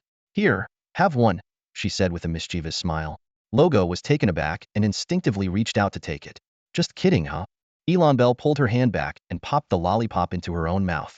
My candy is for me alone. Naya, Naya, Naya. She stuck out her pink tongue at Logo, her eyes gleaming with the thrill of a successful prank. Logo's forehead creased with more lines of frustration as he thought, the rumors are true. The personality of the Frostlight is indeed quite troublesome. He couldn't help but silently complain. Where's the dignity of a powerful being? Ronaldo is the leader of the White Ape clan, a stark contrast to Elanbel. He is a composed middle-aged man with an authoritative square face. Standing nearly 2 meters tall, he wears a metallic combat vest, showcasing his muscular, well-defined arms. 2 spiked wristbands gleam ominously on his wrists, underscoring his warrior status. Under his bronze skin, the pupil of the Jendaya eye on his forehead is an earthy yellow, signifying his affinity with the earth element. Upon meeting Ronaldo, Logo immediately began to doubt Elanbel's earlier claims about Ronaldo owing her 100,000 tars. It seemed quite the opposite. Every time Ronaldo's gaze swept over, Elanbel's eyes would dart away, her face betraying her guilt. She made no mention of the so-called debt, further confirming Logo's suspicions. After intense discussions, the 3 clan leaders finally agreed on a joint business plan. The future profits from weapon sales would be divided into 2 parts. One part would be allocated among the 3 clans in a 4:3:3 ratio, with the Red Maple clan receiving 40. The other part would be used to manage various relationships, primarily with the Inferno Minotaur clan. Although the ruler of the Sunset Jungle is the powerful demigod beast, the Sunset Lord, he embodies the laziness typical of feline creatures and rarely engages in governance. Therefore, the main affairs of the Sunset Territory are decided by 4 major stewards. 1. Earth Bear, Pratak, the highest in rank and strength, yet equally lazy, always either sleeping or on the way to sleep. 2. Frost Serpent, Nicole, leader of the Serpent clan, cunning and sinister, deeply passionate about power, actively involved in decision-making. 3. Gale Demon Wolf clan leader, Balarendo, fierce in nature, yet highly values promises and gratitude, the most trusted by the Lord and holds the greatest power. 4. Inferno Minotaur leader, Rum Egan, a master blacksmith skilled in crafting extraordinary equipment, capable of forging legendary gear. The 3 clans maintain the closest relationship with Rum Egan. The Inferno Minotaurs possess a mid-tier extraordinary lineage, naturally wielding the power of fire. They are fierce, skilled in battle and metallurgy, but not adept at farming, thus maintaining a close partnership with the 3 clans for food supplies. The Jendaya people boast the finest agricultural techniques on Oklostar, second only to the elves of the Colt Empire. Their produce, rich in natural elements, greatly benefits the growth of extraordinary beings. In the elven dimension, these foods are luxuries in high demand, accessible only to the upper class. Most surplus food from the 3 clans is sold to the Inferno Minotaurs, with their relationship strengthened by mutual interests and similar temperaments. The arms trade on Oklostar is notoriously lucrative, especially in the chaotic Anjadora Bay area. This region is a haven for outlaws and criminals, where black market dealings are rampant and various illegal organizations flourish. The arms market is fiercely competitive, and entering without a strong backing is bound to invite trouble. The Inferno Minotaurs have been chosen by the 3 clans as their support. The leader Rom is an epic life form, with several legendary warriors in the tribe. They boast a well-equipped retinue army, making them one of the most formidable forces in the Sunset Jungle. In alliance with the 3 clans, they are well prepared to face any threats. In the future, if they wish to expand further, they could consider forming additional partnerships or even going public in the Crimson League or Goodastar. The immediate priority is to handle the current affairs. The three counts are responsible for liaising with the Inferno Minotaurs and Egan tribe, while Logo needs only to await his share of the profits. Back home, Logo saw Krasu lazily lying on the sofa, having just finished a bath, while the head maid carefully groomed its fur. The plump cat barely lifted its eyelids upon Logo's return, too lazy to move an inch. Luogu ignored the bothersome individual and pulled out a specially encrypted communicator provided by the royal court from his pocket. With practiced ease, he entered a complex string of codes, and the screen instantly switched to a new interface. Before his eyes appeared a dazzling array of extraordinary resources, each accompanied by exquisite images, exchange prices, and access requirements. His fingers glided smoothly across the screen until they suddenly paused. A heart, earth brown in color and as large as a human head, appeared on the display, pulsating with a strange glow of earth element energy. Luo Ge's eyes lit up. This was the legendary heart of the mountain giant. This exceedingly rare earth element resource is formed naturally over centuries from the remains of a fallen mountain giant. It has a wide range of uses: crafting extraordinary equipment, concocting potions, or even directly absorbing its essence. With luck, one might even inherit part of the giant's bloodline. Were it not for the alliance between the royal court and the giants, such a treasure would be nearly impossible to acquire. Luo Gu carefully examined the exchange requirements: 1.7 million top pounds, 2,000 clan contribution points, and level access. He quickly calculated his assets: an excess of 11,000 contribution points and about 1 million top pounds in his personal account. Although he couldn't tap into the family account, this posed no issue. Thanks to the patent royalties from strong vibration steel and scarlet crystal gunpowder, he easily secured an interest-free loan of 5 million top pounds from the Royal Court's central bank. With the funds in place, Luo Gu unhesitatingly exchanged for the heart of the mountain giant. He remained unfazed as his account balance plummeted and continued to browse other resources. Soon, another item caught his attention: Gondaya blood essence. This is extracted using the clan's treasure, the source blood eye, from the corpses of pure-blood Gondaya people. It's primarily used to cultivate lesser bloodlines, set up bloodline resonance rituals, or serve as a medium for true blood erosion techniques. Each piece was priced at 100,000 top pounds and 150 clan contribution points, requiring Viscount level access. After careful consideration, Luo Gu decided to purchase 40 pieces of Gondaya blood essence, spending a total of 6,000 clan contribution points and 4 million top pounds. Following this substantial expenditure, his account was left with only 3,000 contribution points and 300,000 top pounds. Luo Gu halted his shopping spree, opting to keep the remaining balance for future needs. The planet Oklo is vast and expansive, at least 1,000 times larger than Blue Star. This enormous world features 5 continents and 4 seas interwoven like a complex network, where countless races thrive and coexist. On this immense land, the Jendaya Royal Court is situated on the Trident Islands, facing the Morning Dawn continent across the sea. The distance between the court and the Sunset Jungle along the southern coast of the Morning Dawn continent is a staggering 80,000 kilometers. Despite this, the Royal Court's courier service is remarkably efficient, taking just 2 days to deliver items to their destinations. On the landing platform atop the castle, Luo Gu watched as the spindle-shaped aircraft slowly ascended and disappeared into the horizon. He carried 2 metal boxes with steady steps back to his laboratory. After carefully securing the box containing the heart of the mountain giant, he opened the other metal box without hesitation. As the lid lifted, 4 rows of blood-red crystals were exposed to the air, emanating an unsettling aura. The resonance of shared bloodlines made Luo Ge's blood surge, and a mysterious power stirred within him. The Jendaya people have a unique perspective on death. They do not adhere to the custom of burial for peace, but instead follow an ancient and mysterious tradition.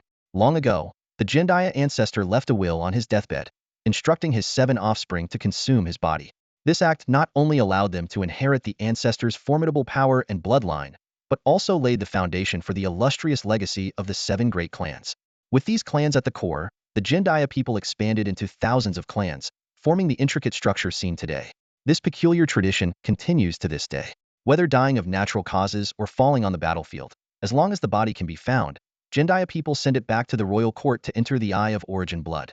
This legendary 6.5-star artifact is not only the sanctuary for the Knights of Slaughter, but also the common resting place for all Jendaya, revered as the mother of grayed blood. After the Morning Dawn Empire cast a bloodline curse, the Eye of Origin blood shouldered some of the curse's power for the entire tribe, preventing an even more dire situation for the Jendaya people. Luo Gu picked up a blood crystal and activated the Eye of Insight to examine it closely. After a long time, he rubbed his temples and put the blood crystal down. Despite the aid of the Eye of Insight, his lack of sufficient mental power and a lower level in bloodline studies prevented him from fully deciphering the mysteries of the Jendaya bloodline. However, Luogu keenly sensed that the Jendaya bloodline was far more complex than it appeared. Although the bloodline's power seemed weak, its essence appeared exceptionally noble, as if it were the result of a powerful bloodline that had gradually declined through eons of natural evolution. Could the ancestor have originated from a divine race? Luogu speculated silently, but he quickly dismissed this thought, as none of the 9 divine races had a similar bloodline. Perhaps it was some mysterious demigod race? Various hypotheses flashed through his mind, but none led to a conclusive answer. The astral realm is vast and boundless, hiding countless unknown races. Even a civilization as powerful as the Aslant only operates within a single star domain, far from being a domain master, let alone understanding the mysteries of the entire astral realm. Carefully placing the blood crystal back in the box, Luogu called for his loyal butler, Lombard. Go inform Wellington and Lal to come see me. Luo Ji's tone was calm yet commanding. Lombard was taken aback and hesitated. Young master, isn't this a bit disrespectful? After all, they are your elders. Luogu smiled faintly and pulled a gold badge from his pocket, tossing it to Lombard. Take a look at this. Lombard fumbled to catch the badge, his face showing utter surprise. The Earl's gold badge? His voice was filled with disbelief. Then, a troubled expression crossed his face. Young master, even if you're eager to seize family power, you shouldn't resort to theft. It tarnishes your reputation. Lombard felt guilty, believing he had failed to properly guide the young master, who would dare to steal the Earl's badge. He felt he had let down the old master's trust. Luogu covered his face with one hand in exasperation, but then realized that Lombard's reaction was understandable. Luo Ji's elevation to Earl had not been publicly announced, a decision he made to keep a low profile and avoid attracting attention. He had simply forgotten to inform Lombard of this significant development, leaving him in the dark. Rest assured, the badge wasn't stolen or taken by force. Luogu briefly explained the situation, and only then did Lombard understand, taking the Earl's gold badge with him as he left. Inside the study, the atmosphere was solemn and serious. Muriel stood by the door, holding a massive axe, exuding an imposing presence like a towering mountain. On the mahogany desk were several old photo frames, each depicting a direct relative of Luogu. Luogu gently picked up one of the frames, carefully wiping it, his gaze softening with an almost imperceptible tenderness. Suddenly, a knock on the door broke the silence of the room. Upon Luo Ji's response, 2 Jendaya men entered. Wellington Campbell, a 7th-tier spellcaster, was a super research enthusiast obsessed with the mysteries of magic. He rarely left his laboratory, neglecting his duties as an overseer. Lal Campbell, a 7th-tier knight of slaughter, was the commander of the Campbell family forces. He was stern and traditional, strictly adhering to rules and never overstepping boundaries. Both were from a collateral branch of the Campbell family, belonging to the same generation as Augustus. Luogu leaned back in his chair, resting his chin on his right hand, scrutinizing the 2 men. His gaze carried a powerful aura that compelled the 2 high-ranking extraordinary beings to stand straight, quelling any slight discontent they harbored. Luogu crossed his arms over his chest and placed his feet on the desk, adopting a rather disrespectful posture. He asked, "What do you think of Suk?" From the moment the 2 of them failed to immediately pledge their allegiance to Logo, it was clear they could never become his trusted confidants, so there was no need for courtesy. Logo narrowed his eyes, a slight smirk playing on his lips, clearly contemplating how to wield both kindness and authority to his advantage. Wellington and Ravel exchanged puzzled glances. What did Logo mean by this? Could he be holding Suk accountable? Ravel spoke in a serious tone. It's not surprising. Suk has indeed gone too far over the years. He's been corrupt, negligent, and deserves to be punished.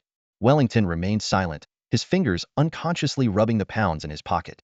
He had benefited quite a bit from Suk and found it inconvenient to speak up now. Besides, Logo's attitude today had left him dissatisfied. If not for the fact that he hadn't yet figured out the details behind the Earl's golden emblem, he might have already lashed out.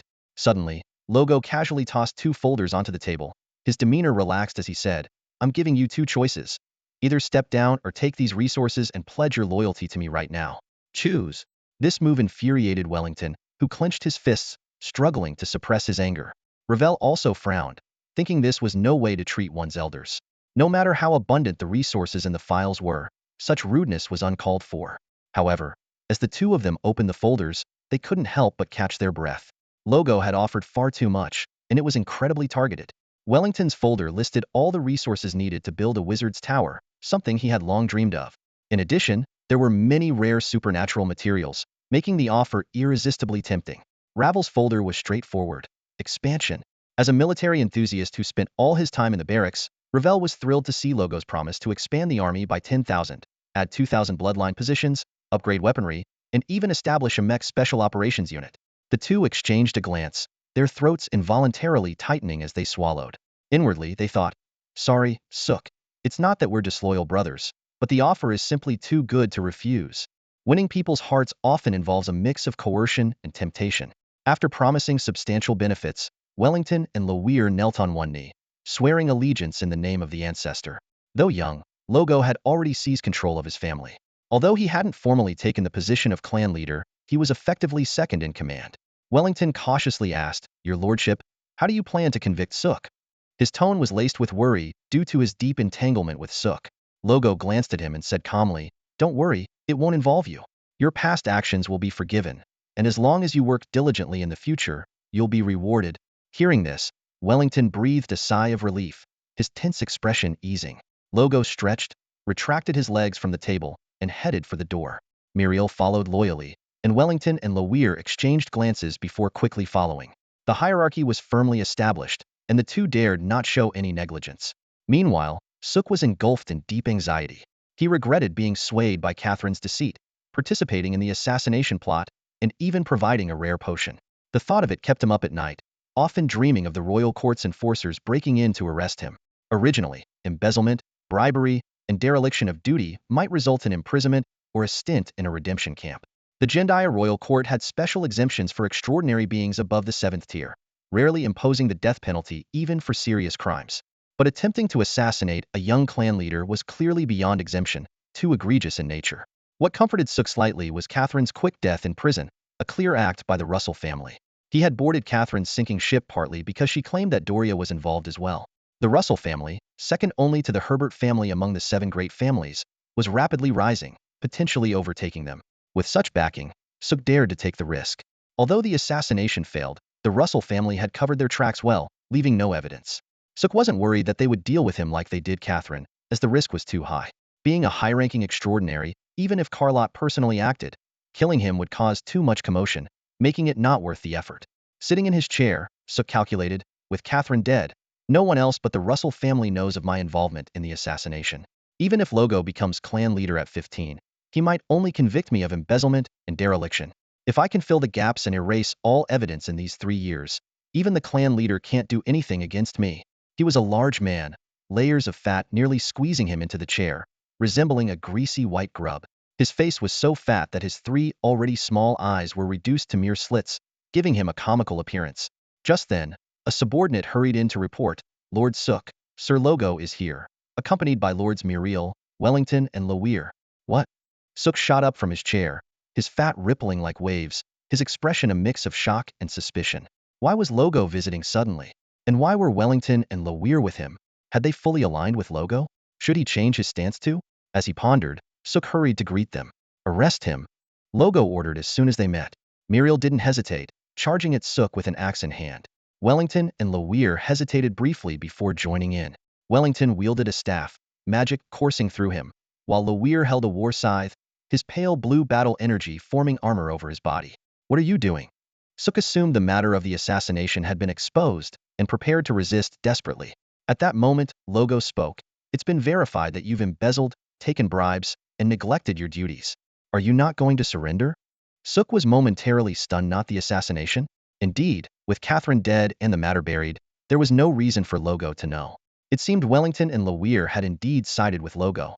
With only himself left among the 4 high-ranking extraordinaries, it was no wonder Logo was so assertive.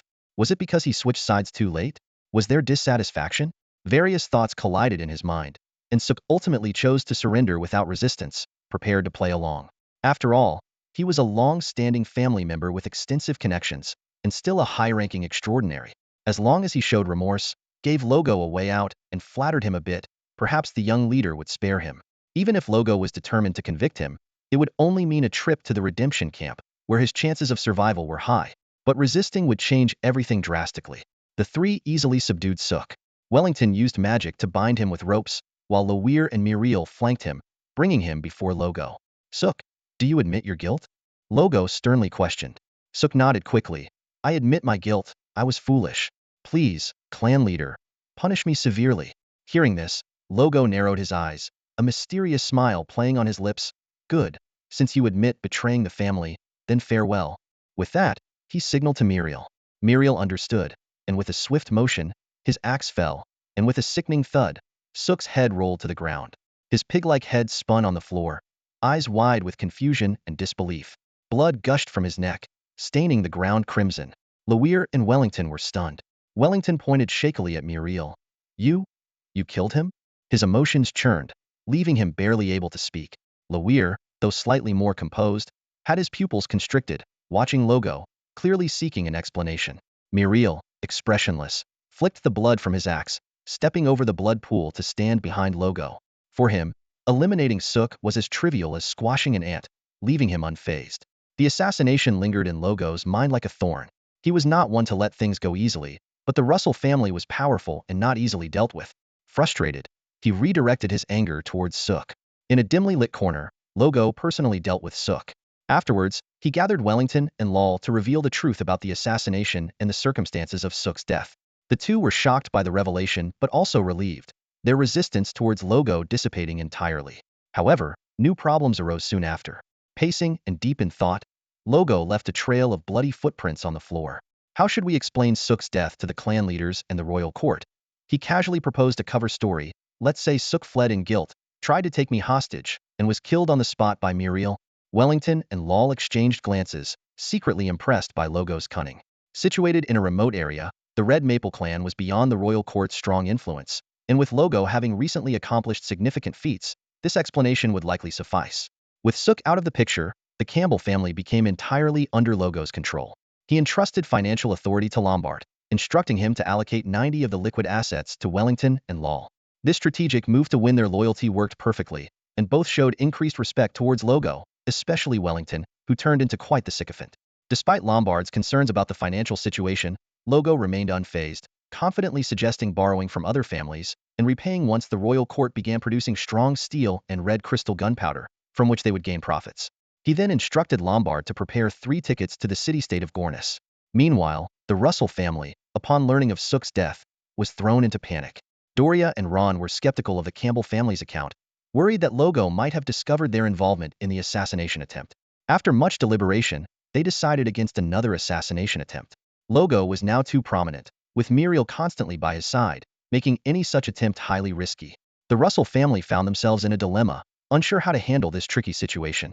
The Russell family found themselves in a tight spot, a predicament that left Ron and Doria deeply troubled. Doria frowned, a wave of regret washing over her. She began to rue the decision to assassinate Logo, but with the die cast, there was no turning back. The dangerous game she had set in motion was now beyond her control. Doria felt like a deer trapped in a swamp, with every struggle pulling her deeper into the mire. The mud had reached her chest, and the suffocating sensation made it hard for her to breathe. This was precisely the trap that Logo had meticulously laid out. Logo could have chosen to spare Sook temporarily, lulling the Russell family into a false sense of security.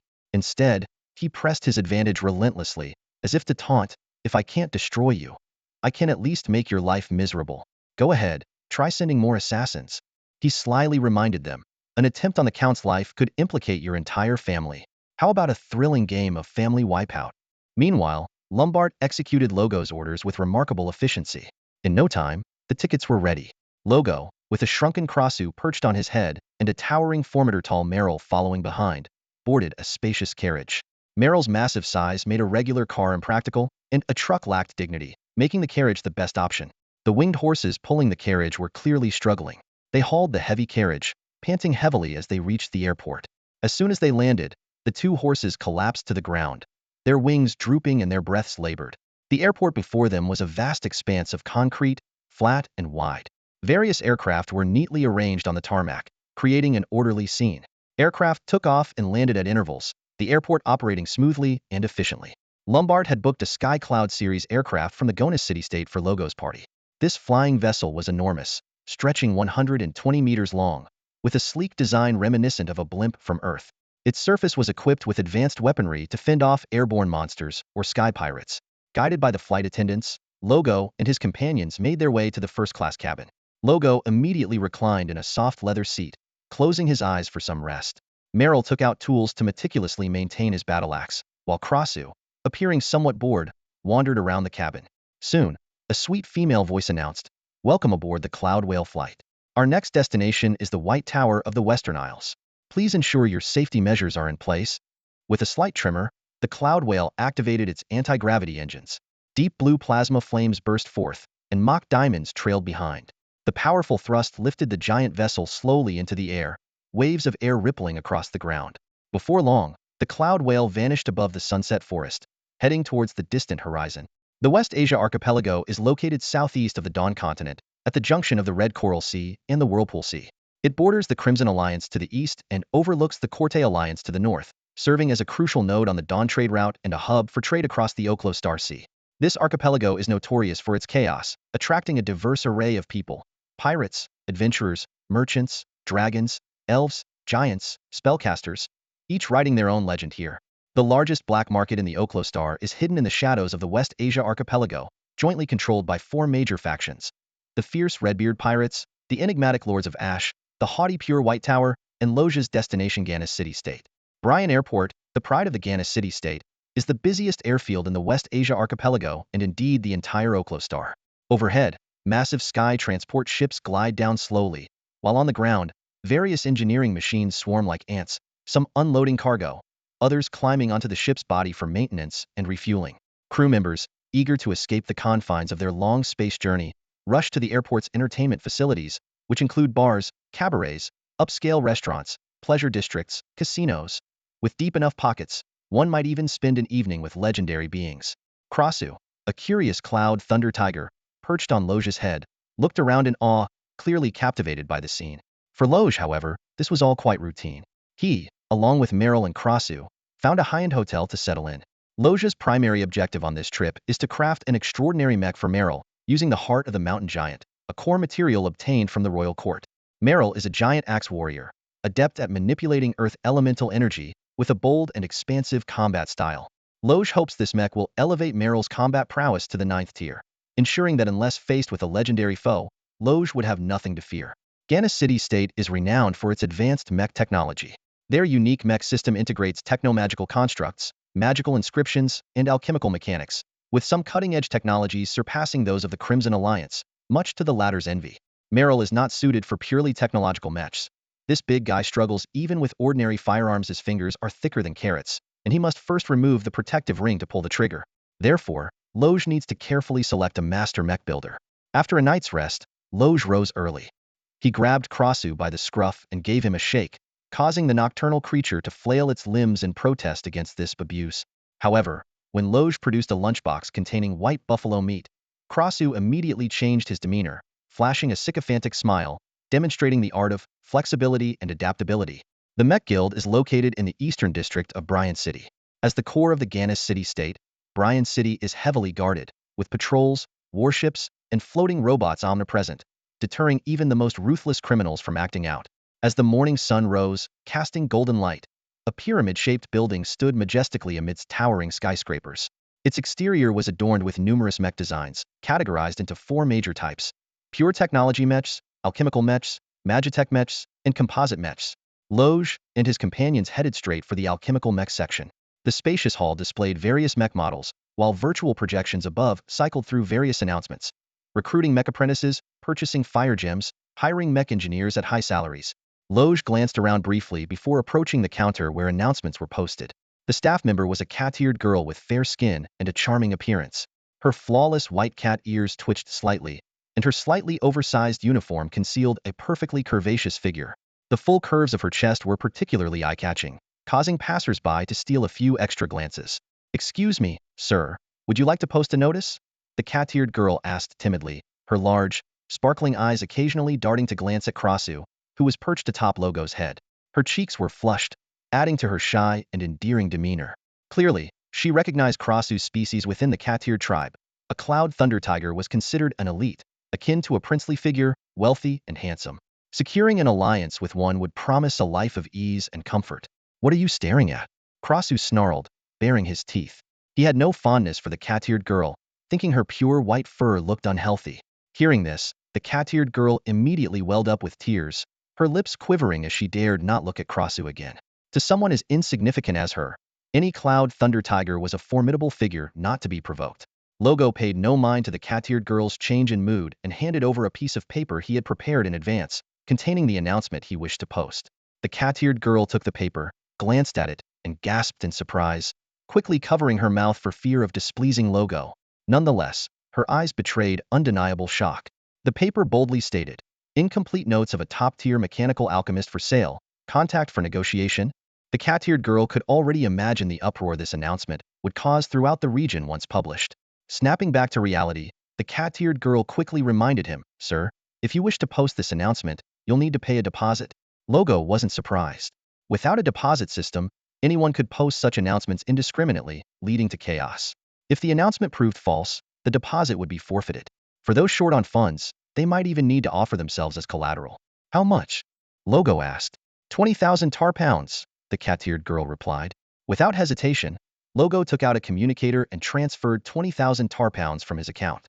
Tar pounds, issued by the good star people, were highly trusted and widely circulated in the Elven dimension, especially in the chaotic regions of the Western Islands, where only tar pounds and Tia gold coins were often accepted. Once the tar pounds were received, the cat-eared girl promptly posted the announcement. Logo then turned and left, a plan already forming in his mind. Now, he just needed to wait for good news. He was confident that soon, a mecha master would come forward to custom-build a mecha for Muriel. Such was the influence of a top-tier alchemist. Even incomplete notes were enough to cause a sensation. Knowledge is priceless, and in any realm of the cosmos, the more advanced the knowledge, the harder it is to obtain.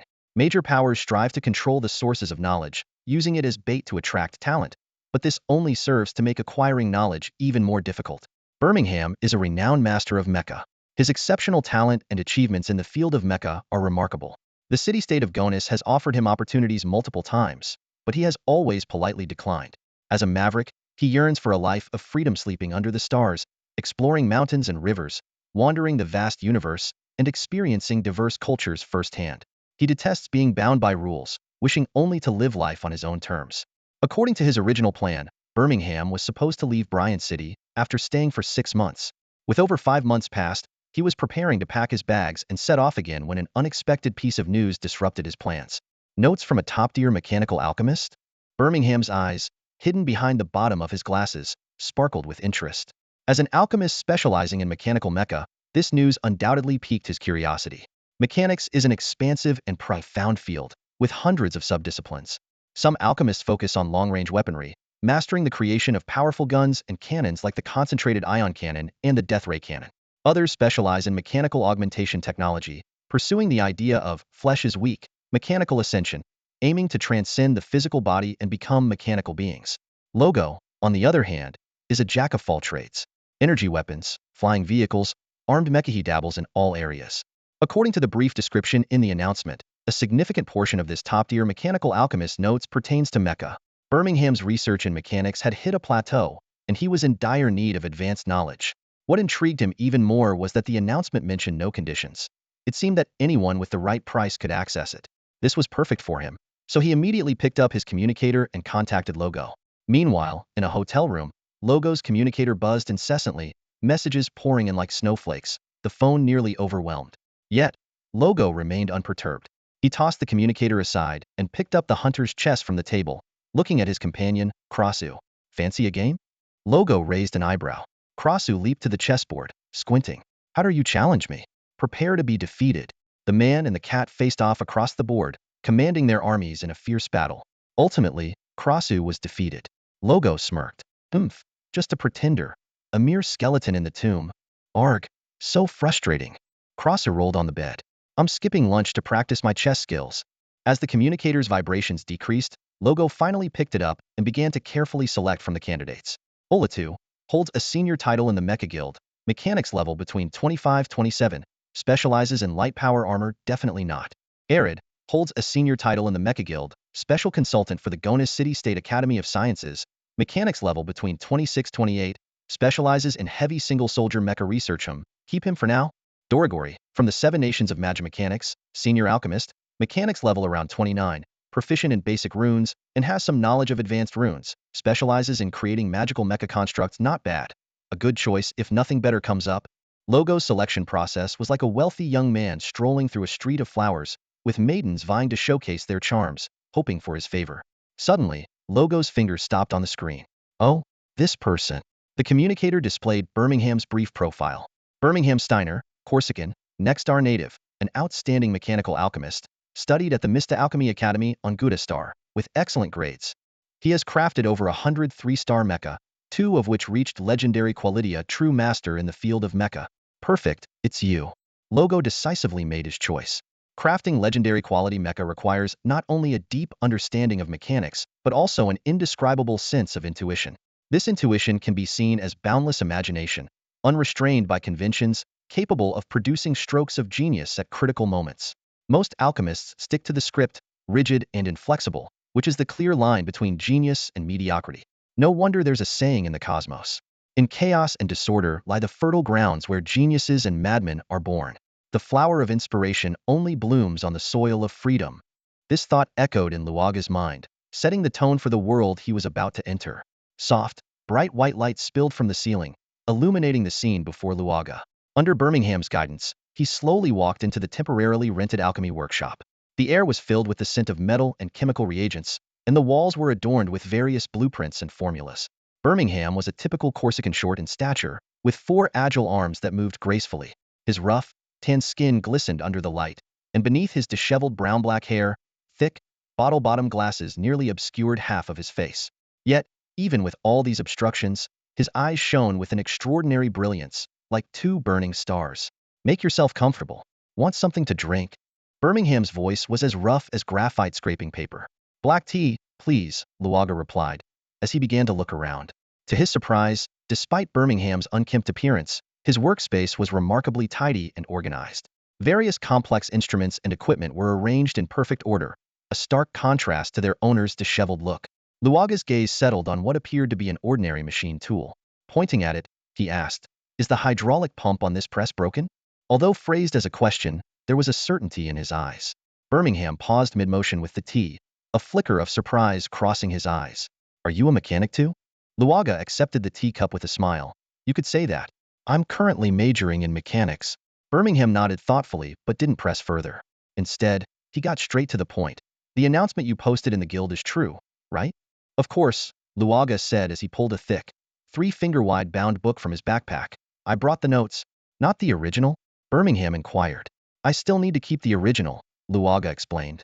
Birmingham showed a look of understanding. Evidently, he was a fellow collector. 10 seconds, Luaga said, tossing the notes to Birmingham. The Corsican adeptly caught the notes with 3 hands, the 4th still holding the teacup. He rapidly skimmed through the pages, his eyes darting over the complex formulas and diagrams. Despite his mental acuity and a memory attribute of 57 points, the complexity of the content allowed only a cursory understanding. As the 10 seconds elapsed, Luaga reclaimed the notes. Birmingham looked at the book with a hint of reluctance, then assumed the demeanor of a wealthy patron and said, "Name your price." He took a leisurely sip of his strong tea. Luaga raised an eyebrow, tentatively suggesting, 1 billion tar pounds? Birmingham spluttered, spraying tea everywhere. Birmingham spat out a mouthful of tea, his beard instantly soaked. He stared wide-eyed at Luaga in disbelief. "Why don't you just go rob someone?" Luaga shrugged innocently. "You were the one showing off. If you can't handle it, that's not my fault." Birmingham coughed a few times, wiped his mouth, and barely regained his composure. "Cough. I can't come up with 1 billion tapons. How about 1 million? He attempted to negotiate, knocking off 2 zeros right from the start. Luaga shook his head and pointed to Merrill beside him, revealing his true intention. "I don't need money. You can have the notes, but you need to build him a custom mech." Birmingham came to a sudden realization, not too surprised. He knew well that if Luaga wanted to sell the notes for a good price, the best place would be the auction in Bryan City, where many powerful factions were willing to pay handsomely for high-end alchemy knowledge. Posting such an announcement at the Mech Guild was most likely aimed at recruiting talent. "Tell me the specific requirements."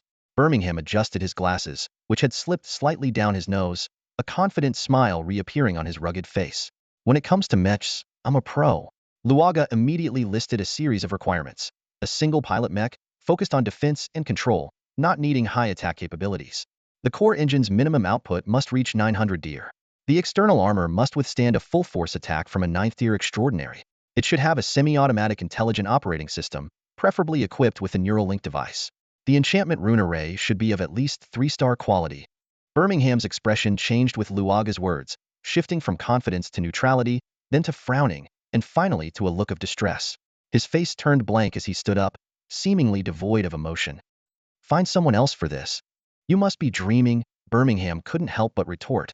With those demands, are you planning to make a legendary quality mech? Luaga smirked slightly, crossing his legs without moving. Initially, his demands weren't so outrageous, but since he encountered a mech master like Birmingham, why not seize the opportunity? Don't worry, Master Birmingham. We'll provide the core resources for the mech.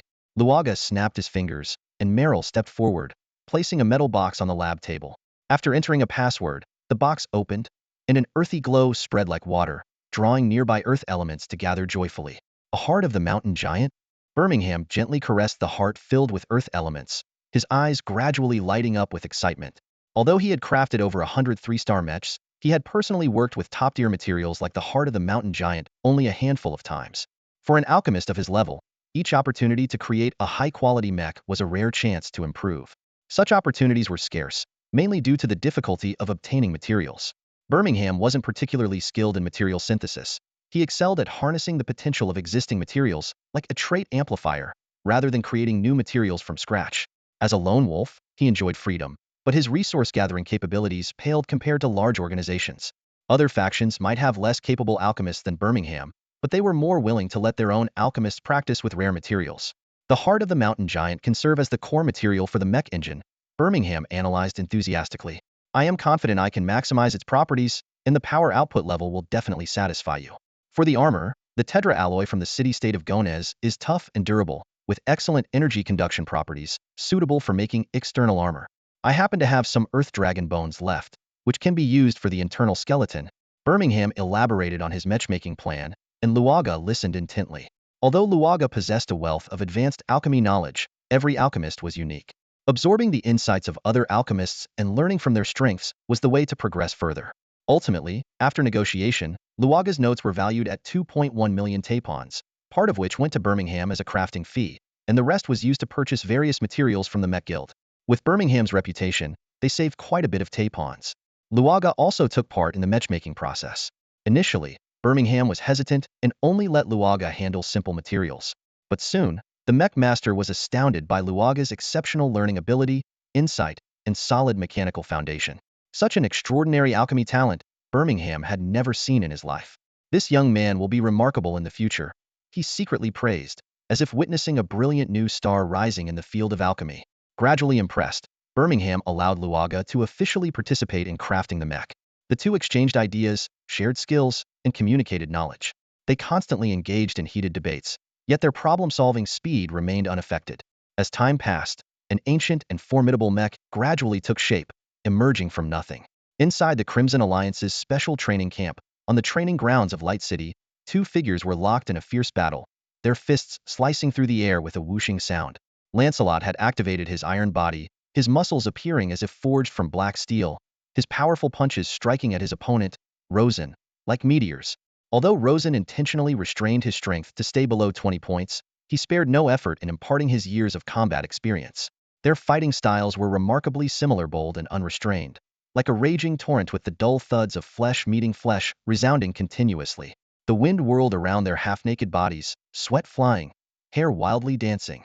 On the sidelines, other camp members watched intently, their amazement evident. Burke couldn't help but exclaim, "That's my brother for you. Going toe-to-toe with Instructor Rosen in just 2 months now, that's what being a real man is all about." Hearing this, Cole's eyes flashed with a hint of sarcasm as he remarked slyly, "Honestly, I've always envied your skin. How do you manage to keep it so thick?" At this, Burke erupted in anger, and the two immediately launched into their usual round of trash-talking. Rouet, witnessing this, shook his head helplessly and quietly distanced himself, wary of getting caught in the crossfire. Not far away, Windsor, clad in a form-fitting black outfit that accentuated her curves, watched the intense battle with rapt attention, her eyes sparkling with excitement.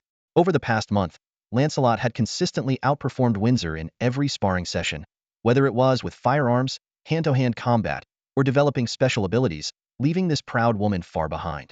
Lancelot never held back due to her gender, and each time, he left Windsor battered. Yet, oddly enough, Windsor wasn't angry. Instead, she seemed to relish it, her gaze towards Lancelot becoming increasingly unusual, with admiration almost palpable. Burke had often muttered to himself, could she be a masochist? Does getting beaten actually increase her affection? His suspicions weren't entirely unfounded, but at that moment, everyone's attention was focused on the intense showdown in the arena.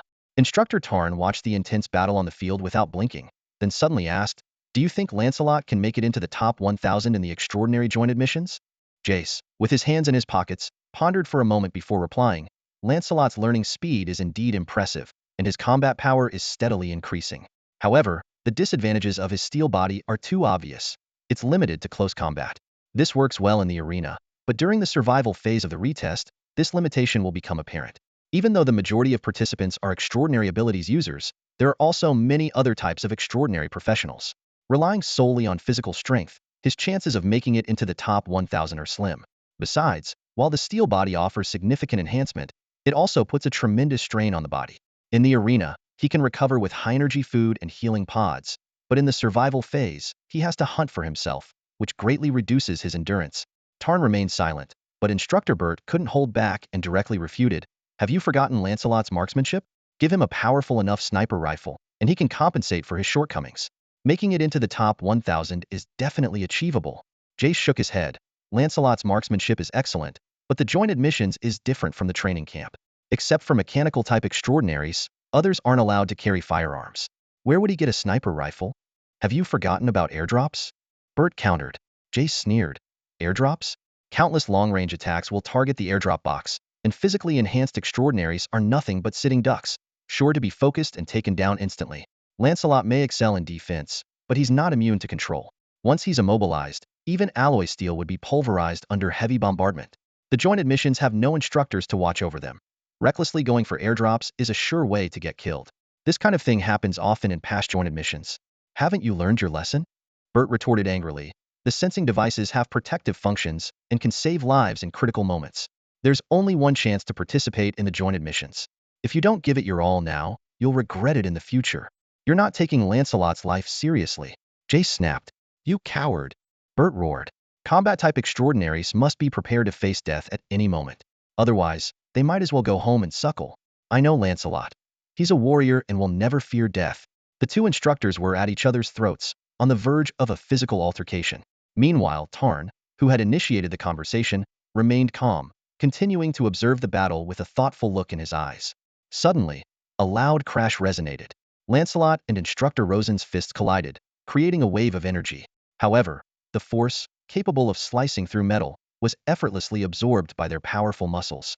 Rosen waved his hand, a mix of complexity and satisfaction on his face. "All right, that's enough. There's nothing more I can teach you in terms of combat techniques." Teaching such a prodigy was exhilarating, yet it also made him acutely aware of the disparities in the world. The difference between individuals was indeed vast. Lancelot deactivated his steel body ability, his physique shrinking but still towering at 2 meters. His well-defined, streamlined muscles caught the attention of female members outside the ring. It wasn't just his appearance, it was the allure of his genius status. In the realm of extraordinaries, talent and strength were always the top criteria for choosing a partner. Tarn approached, offering praise. "Well done. You can now fully control your abilities." Lancelot scratched his head and smiled sheepishly. "It's all thanks to the instructors." He seemed harmless, a stark contrast to his fierce demeanor during combat. Tarn didn't respond, but a hint of a smile flashed in his eyes. Lancelot noticed this subtle expression, thinking to himself, "Everyone likes compliments, even the aloof ones." "Gather around," Tarn commanded, hands behind his back.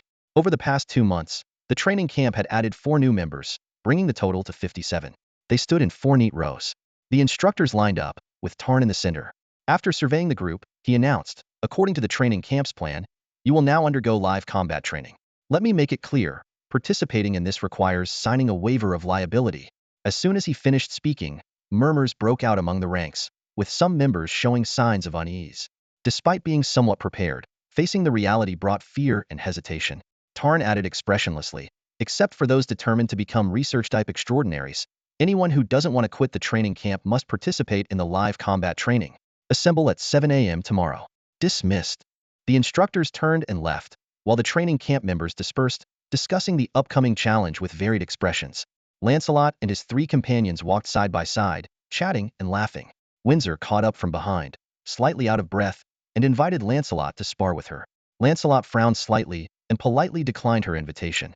In Lancelot's eyes, Windsor's combat skills were not enough to offer him any real challenge. Over time, He had defeated her numerous times using a variety of techniques, and he knew her abilities, fighting style, and even her physical structure inside out. Sparring with Windsor again would be a waste of time. He preferred to focus his energy on enhancing his level of supernatural ability development. Windsor, disappointed, slumped her shoulders and turned to leave. Burke watched her go, then turned to Lancelot with a disapproving look in his eyes. What a missed opportunity, Burke said in a low voice. How could you, a single guy, not take advantage of it? Lancelot raised an eyebrow and shot Burke a cold glance. Who are you calling a single guy? Burke puffed out his chest, looking smug. I'm different. I'm a proud bachelor, not interested in mingling with those clingy women. Hearing this, Cole smirked sarcastically. Oh really, he said, mercilessly exposing Burke. I wonder who it was, hugging a pillow at night, desperately wishing for a lady's company. And now you've become a proud bachelor? That switch is smooth as silk. Burke's face turned crimson, his eyes wide with anger. Do you want a beating? He snarled. Cole wasn't one to back down, and he rolled up his sleeves. Bring it on. Who's afraid of who?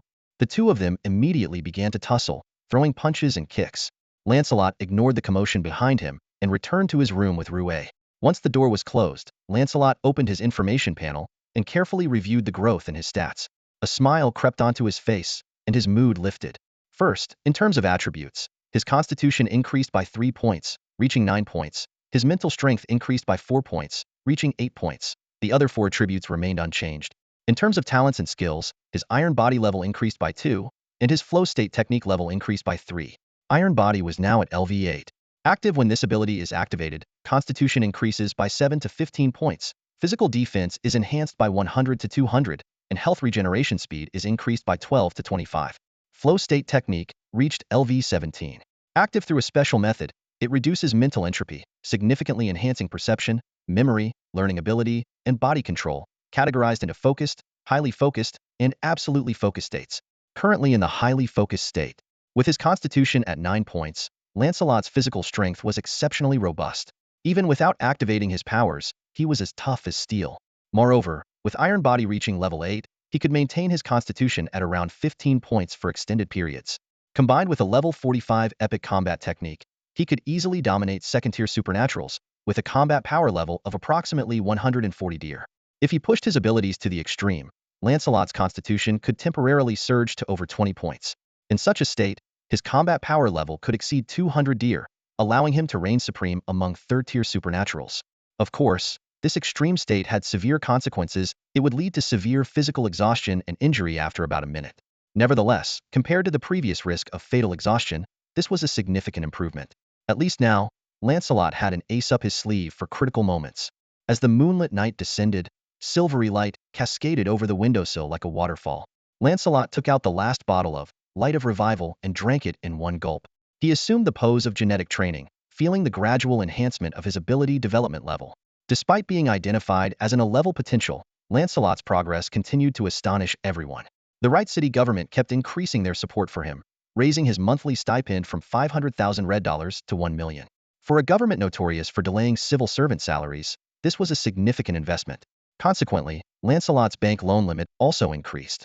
He didn't hesitate to invest all his funds in purchasing vitality elixirs and Light of Revival. Although the effect of the vitality elixirs diminished with excessive use, their combination with Light of Revival still yielded impressive results. These potions were Lancelot's secret weapon for rapid advancement, but even so, his stock was running low again. 2 hours later, after finishing his training, Lancelot took a shower and, while drying his damp hair, entered the living room. Burke and 2 others were gathered around the coffee table, playing cards and discussing the upcoming combat training. Cole seemed a bit anxious about the life and death stakes, while Burke appeared unconcerned. Rouet, having clearly done his homework, laid out detailed data models and explained to the others. The special training camp's combat exercises are divided into arena matches and special operations. Although the mortality rate isn't high, someone always ends up seriously injured. The main reasons are underestimating the enemy, carelessness, and recklessness. At this point, the 3 of them instinctively glanced at Burke, who was picking his nose. Burke looked puzzled. What's up? Why'd you stop? Underestimating, recklessness, carelessness, and then what? The 3 exchanged knowing looks, and Rouet continued to emphasize, in the arena matches, we must act within our capabilities. During special operations, the 4 of us must act as one and follow Lancelot's command. This isn't a game. We need to take it seriously. Got it. Burke was the first to respond, even shaking Cole beside him. You two, stop goofing around and be serious. Cole was about to ignore him but suddenly recalled something. Turning pale, did you just pick your nose with that hand? No, I didn't. Burke denied vehemently. Do I seem like that kind of person? You're disgusting. Cole cursed in anger. The next morning, as the golden sunlight broke, casting dappled patterns on the ground, the 57 members of the special training camp set off under the guidance of 4 instructors. At the border between Wright City and Greer City stood a towering stone structure. 2 buses slowly pulled up at the entrance, and everyone disembarked in an orderly fashion. Lancelot looked up and saw the bold letters, Sodarina. Tarn, you're late. A burly Quebecois man strode over, a hearty smile on his rugged face. Not far behind him, another group was disembarking from 2 buses. At least we're not late, Tarn replied coolly. A year has passed, and you're still as frosty as ever, Luca remarked, then warmly embraced Rosen, clearly indicating a close friendship. As Tarn organized the special training camp members into formation, he inquired, which city hasn't arrived yet? Greer City and Calais City are already inside. We just got here. Only Hessen City is left, Luca shrugged. Ha, Caledona is always the last one, Bates sneered. Can't help it. They're strong, Luca said resignedly, though I can't stand his arrogance. He's really lucky. I heard Hessen City's camp has an A potential, almost reaching S level. A? He claims A. So it's A? Rosen scoffed. While the official league ratings didn't include an A level, it was commonly used among extraordinary individuals to denote those close to S level. Just then, a loud honk drew their attention. A black bus approached and finally stopped in front of them. The door opened, and a slender, sharp-featured middle-aged man stepped out. Sporting long hair, spiked shoes, and a red wool coat, he walked straight towards Instructor Tarn. That's quite the flashy outfit. I should get one like that, Burke muttered. Ugh, Cole grimaced. I knew you had bad taste. Hey, Tarn, my brother. Caledona cheerfully opened his arms. Long time no see. How have you been? Any injuries from missions? If so, let me hear about it for a good laugh. Tarn skillfully avoided Caledona's embrace, responding coolly, thanks to you, everything's fine. Don't be shy, Caledona persisted. Come on, let me hug you. Don't forget, I almost lost my manhood saving you last time. It was the first time Lancelot saw Instructor Tarn with such an expression, as if constipated, wanting to retort but holding back, ultimately remaining silent with a darkened face. Meanwhile, Hessen City's special training camp members were also disembarking, causing the 2 groups to intermingle slightly. See that? Instructor Jess, standing next to Lancelot, nodded towards the right and whispered, that's Hessen City's star, Decay Wisemanton. He's said to be an A potential with composite abilities. His exact parameters are unknown, but he's very strong. Following Jess's direction, Lancelot spotted a tall young man. Decay's appearance was distinct from the League's 3 major ethnicities. His skin was reddish-brown, hair naturally curly, and eyes sharp as a hawk's. This guy had an unusually keen sense. As soon as Lancelot's gaze landed on him, Decay noticed. Their eyes met, and it felt as if invisible sparks flew in the air. The cities of Leyte, Gili, Jalai, Newton, and Hessen all fall under the administrative jurisdiction of the Caen province. Located in its southwestern region, these cities have economies that are interdependent, and their cultures are remarkably similar, fostering close relationships among them. The joint combat training exercise for these 5 cities is led by Caradonna, a flamboyant middle-aged man dressed in red. Despite his eccentricity, he is the most powerful among the 22 instructors from the 5 cities, being the only 7th-level extraordinary individual with an ability system that has undergone 4 awakenings in the Reformation School. Upon entering the interior of the Sodarina, a massive demonic goat head looms into view, standing over 3 meters tall. Its 2 pairs of eyes burn with black flames, exuding an aura of slaughter and bloodlust, instantly darkening and oppressing the brightly lit hall. This is no sculpture. It's an actual specimen created from a fallen abyss demon. The description below reveals that this demon had reached the 9th level in life, and even after years of death, its lingering presence remains terrifying. Burke's eyes lit up, unable to resist the allure of such a fierce and imposing object. Wow, so this is an abyss demon? Finally seeing the real deal, he whispered excitedly. As they passed through the hall and down a metal corridor, the space opened up. Soft, bright lights cascaded from above, and the sound of lively chatter filled the air. Staff in uniforms moved back and forth, their faces adorned with professional smiles. Contestants in various battle outfits mingled under the lights, many of whom were stunning women wearing shorts and combat vests, exuding a mix of elegance and irresistible charm. Lining the towering walls were large windows, each with prominent signs: registration, lounge, medical room, changing room, bedding area, all clearly marked. You have 30 minutes to register, change clothes, and pick up your weapons. Be back here in 30 minutes for a basic assessment. Understood? The instructor commanded. Understood. The group responded in unison. Once the team dispersed, Lancelot and 3 others queued up at the registration desk. It was soon Lancelot's turn. Name? The staff member asked. Lancelot Terraries. Age?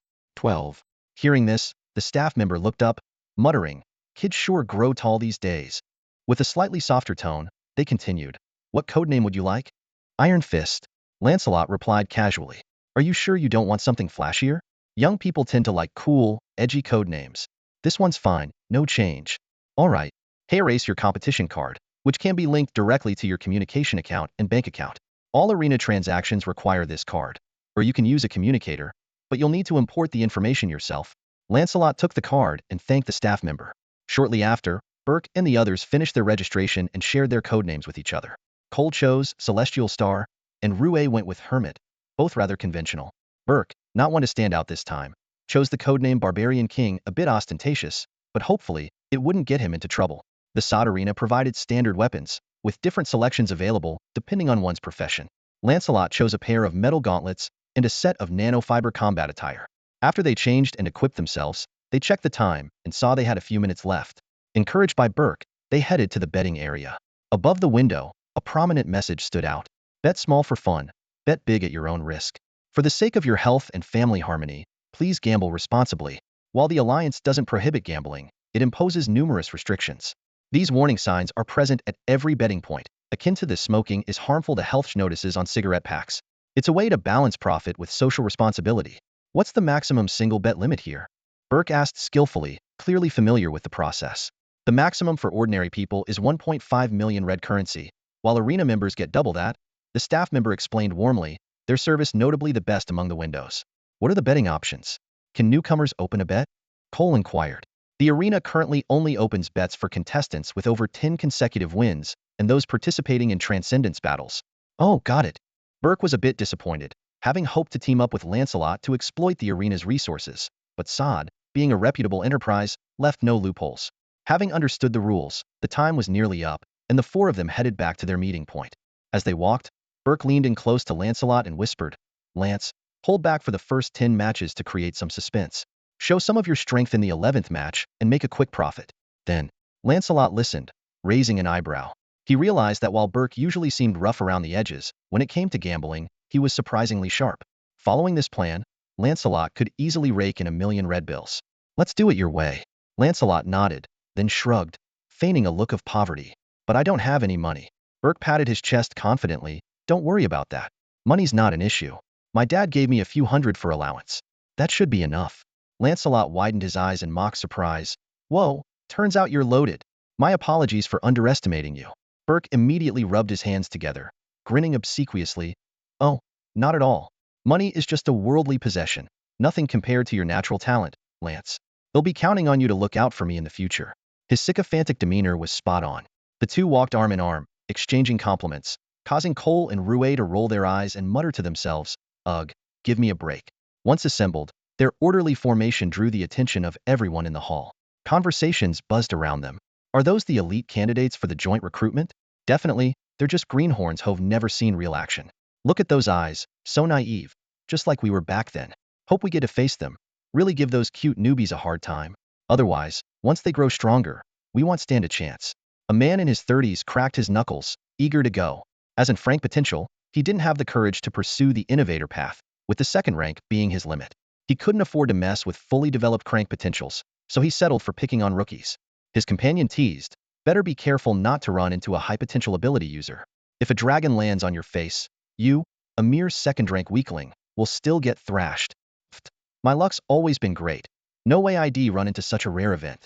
The man raised an eyebrow, brimming with unwarranted confidence. The SOD Arena is a well-known, legitimate platform for extraordinary competitions within the Crimson League, hosting numerous events and featuring many advertising sponsors. Lancelot and his group were at one of its branches. Before participating in extraordinary contests, one needs to be rated. The rating criteria primarily consider physical attributes, followed by extraordinary abilities. Each rank is further divided into lower and upper sublevels. Lancelot was rated as a lower second rank. Instructor Tarn suddenly became verbose. Those who have completed their ratings can now register for the competition. A reminder, the arena has no censors, so if you want to concede, you'll have to say it yourself. Don't hold on just to save face. Once you've signed the life and death waiver, if you're killed, they're not liable, just a small compensation. Some members of the special training camp listened intently, others were indifferent, and a few hesitated about whether to withdraw. Amidst this complex atmosphere, Lancelot stepped confidently through the metallic door marked 003. As he walked through the dim corridor, the air grew stale, filled with the smell of sweat and a faint trace of blood. A scene both unfamiliar and familiar unfolded before him. The colorful spotlights, the cheering crowd in the stands, the spacious fighting ring, the virtual projections floating in midair, and the host on the platform, holding a classic vintage microphone.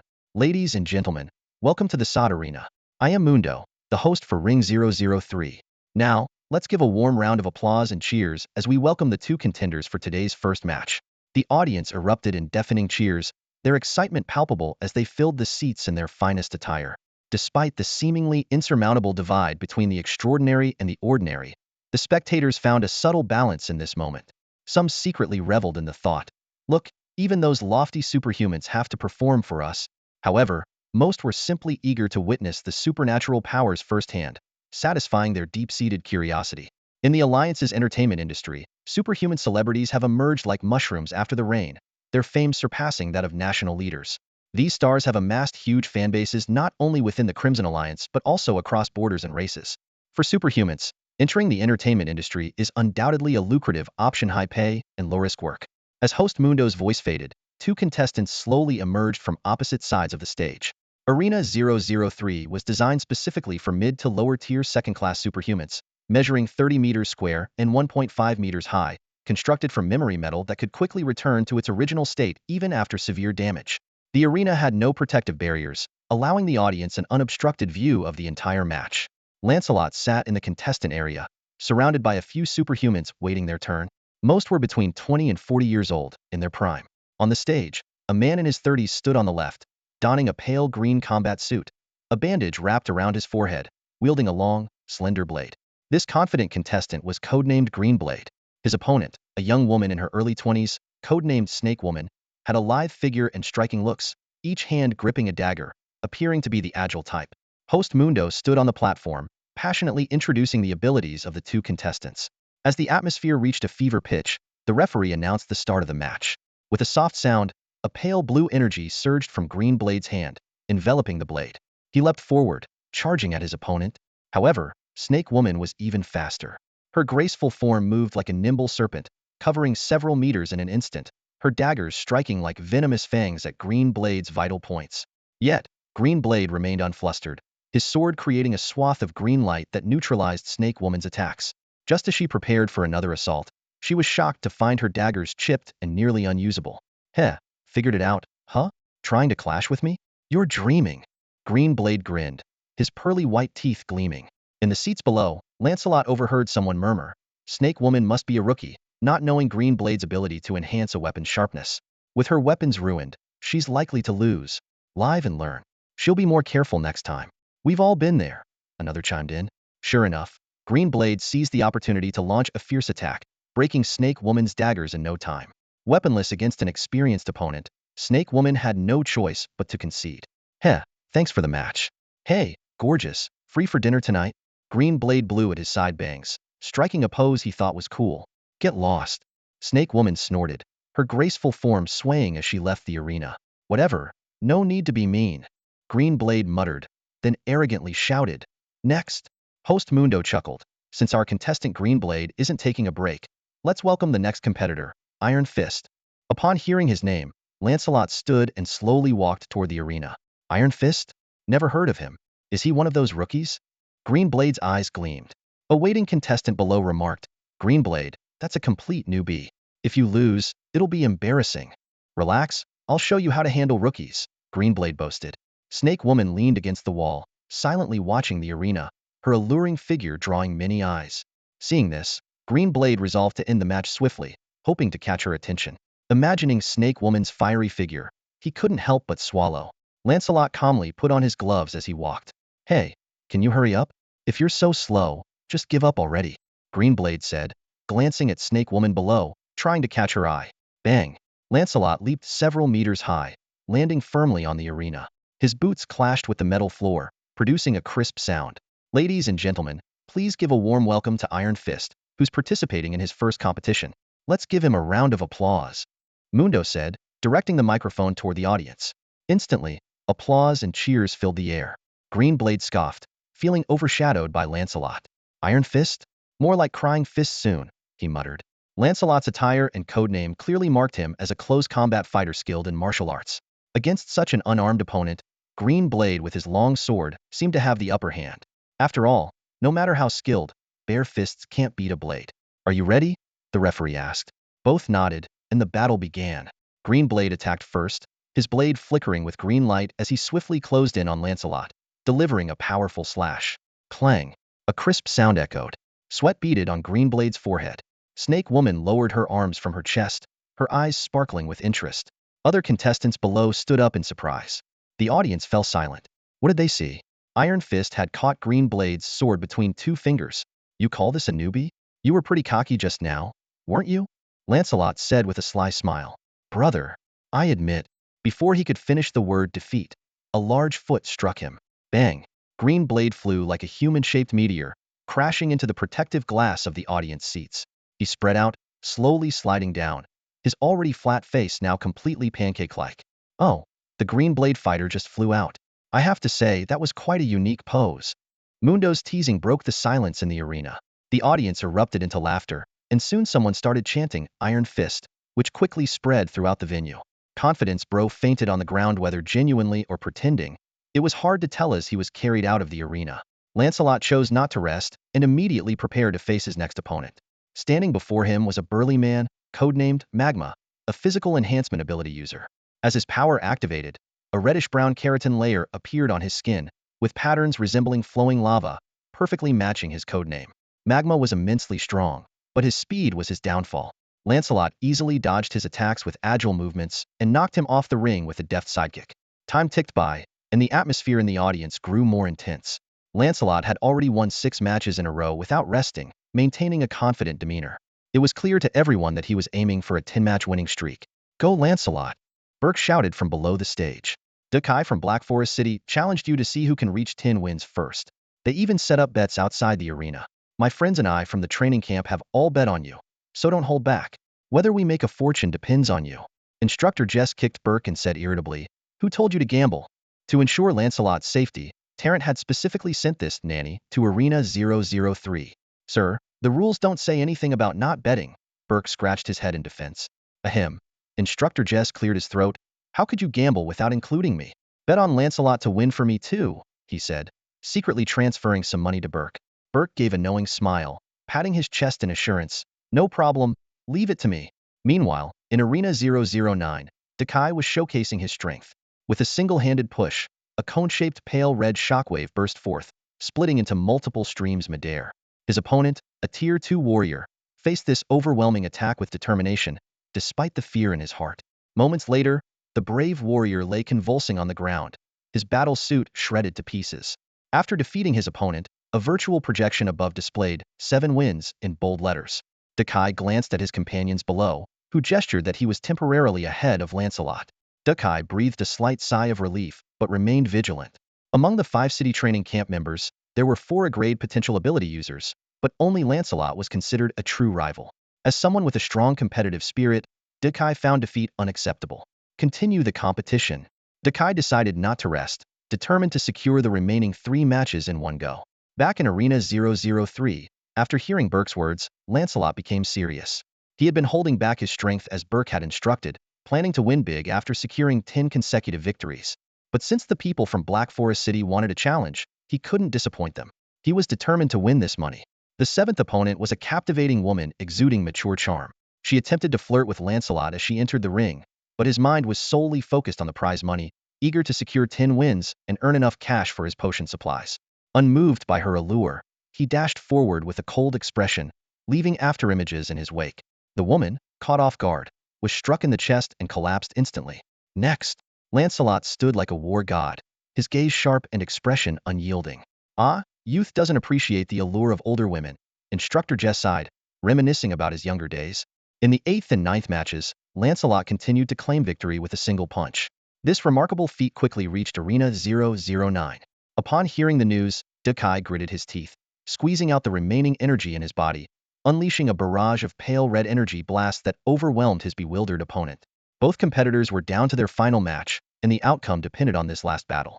As the competition progressed, the opponents arranged by the arena grew increasingly formidable, especially in the 10th match, where many with 9 wins had met their downfall. Lancelot's 10th opponent was a tall, lanky man with the codename Divine Wind. With dead fish eyes, an unkempt appearance, and a listless demeanor, he seemed far from a master. However, his presence sparked murmurs among the other contestants. This time, Iron Fist can't achieve a quick victory. Kamikaze is best known for his agility and speed, with an unpredictable fighting style. Trying to land a hit on him will take some effort. Burke, overhearing their conversation, muttered with a grimace. Could we be any unluckier? Jace, appearing confident, reassured him. Don't worry, with Lancelot's strength, this Kamikaze, no matter how fast, won't stand a chance. He knew Lancelot's true abilities better than anyone. By the way, what's Dakai's opponent like? Burke inquired. Jace glanced at his communicator and said, he's luckier than Lancelot. His opponent is pretty standard, close combat type, more of a tank. Jace nodded slightly and didn't say anything further. As the referee's whistle blew, the match officially began. Lancelot employed the same tactics he used in his previous 2 matches, charging forward like a raging bull. His aggressive, headlong fighting style was a hit with the audience, and combined with his handsome appearance and tall stature, he had quite a fan base. Cheers and applause surged from the stands, with some spectators already becoming his diehard fans. Kamikaze, seeing Lancelot charging at him, maintained his usual laid-back expression, but his movements were lightning fast. 2 whirlwinds of blue appeared under his feet, propelling him swiftly away. Lancelot's eyes flickered as he quickly analyzed the situation and decisively increased the power of his iron body ability. In previous battles, he had only used the minimum power, boosting his physique by 7. Now, he increased it by 10, reaching a total of 19 points. As his ability activated, Lancelot's body visibly grew taller and more muscular, his form-fitting combat suit accentuating his nearly perfect muscle definition. His chiseled physique drew screams from the audience. Bang! Lancelot's legs moved rapidly, activating his instant step, and he appeared before Kamikaze like a black lightning bolt. He spread his arms wide and went for a powerful bear hug. Caught in Lancelot's grip, Kamikaze immediately conceded. He had no desire to be twisted into a pretzel by those powerful arms. Let's cheer for the Iron Fist contestant. Another 10-win streak competitor is born. Mundo raised his hands, igniting the excitement in the arena. That was awesome. Burke jumped up excitedly. At this point, Dakai hadn't won yet, but Burke could already see the dawn of victory. The odds were in their favor. Inside venue 009, Dakai wiped the sweat off his brow, a confident smile playing at the corners of his mouth. His performance had exceeded expectations, decisively overcoming his opponent. As a close combat extraordinaire, Lancelot shouldn't have been finished so quickly, Dakai thought. However, when he glanced at the audience, he was met with faces of disappointment and dismay. A foreboding thought suddenly crossed his mind. Did we lose? Dakai asked incredulously, his voice trembling slightly. His companion nodded gently, offering comfort. It's not your fault. That Lancelot kid was indeed surprising. Lancelot, Dakai muttered with a complex expression as he descended from the stage. This was the first time he had tasted defeat since awakening his abilities. Caradonna tiptoed, wrapping one arm around Dakai's neck and ruffling his hair with the other, laughing heartily. Kid, don't lose heart. You're rated mid-high in the 2nd tier, a level above Lancelot. You faced stronger opponents and took more time, so it's normal to lose. Just win it back next time. Remember, there's still the Transcendence battle, special operations, and the all-important Supernatural Alliance recruitment. One loss is nothing. Encouraged by Caradonna's words, Dakai's eyes lit up with determination. Right, what's a loss? I'll definitely win next time. Caradonna nudged Dakai discreetly and whispered, by the way, remember to get your dad to reimburse the money I lost? Dakai paused for a moment, then turned to address the other members of the training camp, announcing loudly, don't worry, everyone, all the money lost on the bets this time is on me. You're the best, boss. Long live Dakai. The previously low spirits instantly soared. Dakai grinned, thinking that while his family might lack in other areas, they certainly didn't lack money. Meanwhile, on the other side, Burke grumbled, rich brat, clearly already aware of the situation at Arena 009. Lancelot swallowed the nutrient paste in his mouth and joked, aren't you a rich brat too? Burke shook his head and sighed. Well, my family has some money, but Dakai's family owns mines. How can I compare? Who cares about his mines? It's none of our business, Lancelot replied nonchalantly. Besides, we made quite a bit this time. Burke exclaimed excitedly. Exactly. We won 8.65 million red bills. After sharing with the other training camp members and instructor Jess, we each get 1.6 million. I'll transfer it to you now. Soon. Lancelot received the transfer. Seeing his account balance swell once again, he couldn't help but marvel at the speed at which supernaturals could earn money. Of course, this was an exception. It usually took ordinary supernaturals much longer to earn 1.6 million. With this money, Lancelot could continue purchasing the potions he had run out of, maintaining his rapid power growth. But before that, he had something else to take care of. He took out his communicator and transferred 200,000 red bills to Grove's account, paying off the debt he had incurred buying inferior genetic potions. Using government subsidies and bank loans to repay this debt hadn't been ideal, but now, with the 1.6 million, he could finally settle it. Consider it a clean break. Lancelot put away his communicator, feeling a sense of relief. After 10 consecutive wins, he could open a betting pool. However, Lancelot didn't plan on continuing with the arena battles, as second-tier lower-level opponents no longer posed a challenge. He decided to jump straight into the Transcendence battle. When Lancelot shared this idea with instructor Jess stroked his chin thoughtfully before finally looking at him seriously and asking, "Are you sure?" The opponents in the Transcendence battle are biochemical beasts. These creatures have no sense of reason and fight with ferocious abandon. Even with the arena's safety measures, the risk is far greater than in regular matches. "I'm sure," Lancelot replied, opening his hand towards the light, his face radiating a fiery smile. "Aren't the strong forged in blood and fire?" Jess was momentarily taken aback, then burst into hearty laughter, clapping Lancelot on the shoulder. "Looks like Bet knows you well. Lancelot, your courage is impressive. Go for it, and I promise you, as long as you're not killed on the spot, I'll take care of any injuries, no matter how severe." Back at Arena 009, Dakai was sipping on a potion to replenish his energy. Suddenly, a red blur flashed by, accompanied by a light breeze. Caradona appeared in a nearby seat, crossing one leg over the other, and said that Lancelot from Light City has already signed up for the Transcendence battle. "Want to give it a shot too?" "He signed up already? Without gaining more battle experience?" Dakai's hand trembled slightly, surprise flickering in his eyes. Even newcomers with 10 consecutive wins usually took time to acclimate to real combat. Lancelot's actions were rare, indicating either reckless arrogance or genuine ability. Caradona rubbed his chin thoughtfully. Maybe the kid's confident enough? Or maybe he's just fearless. You never know until the battle starts. But I have to say, I'm starting to admire this kid's guts. He's a natural for the reformist stream. Dakai stood up abruptly, downed his potion in one go, and wiped his mouth. Spreading his fingers wide and then clenching them tightly, he declared with determination, "If Lancelot dares to enter the Transcendence battle, why shouldn't I? I refuse to believe I can't beat a high schooler who's only been awakened for 2 months." "That's the spirit," Caradona shouted in approval, then leaned in with a mischievous grin. "So, should we open a betting pool this time too?" Dakai asked, puzzled. "After 10 consecutive wins, aren't we allowed to open a pool at the Sod Arena betting office?" Well, don't worry about that." Caradona whistled, his eyes darting evasively.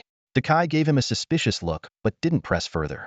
He checked his communicator for his balance and thought, just over 20 million left. 13 days until Dad gives me my allowance. Better spend wisely."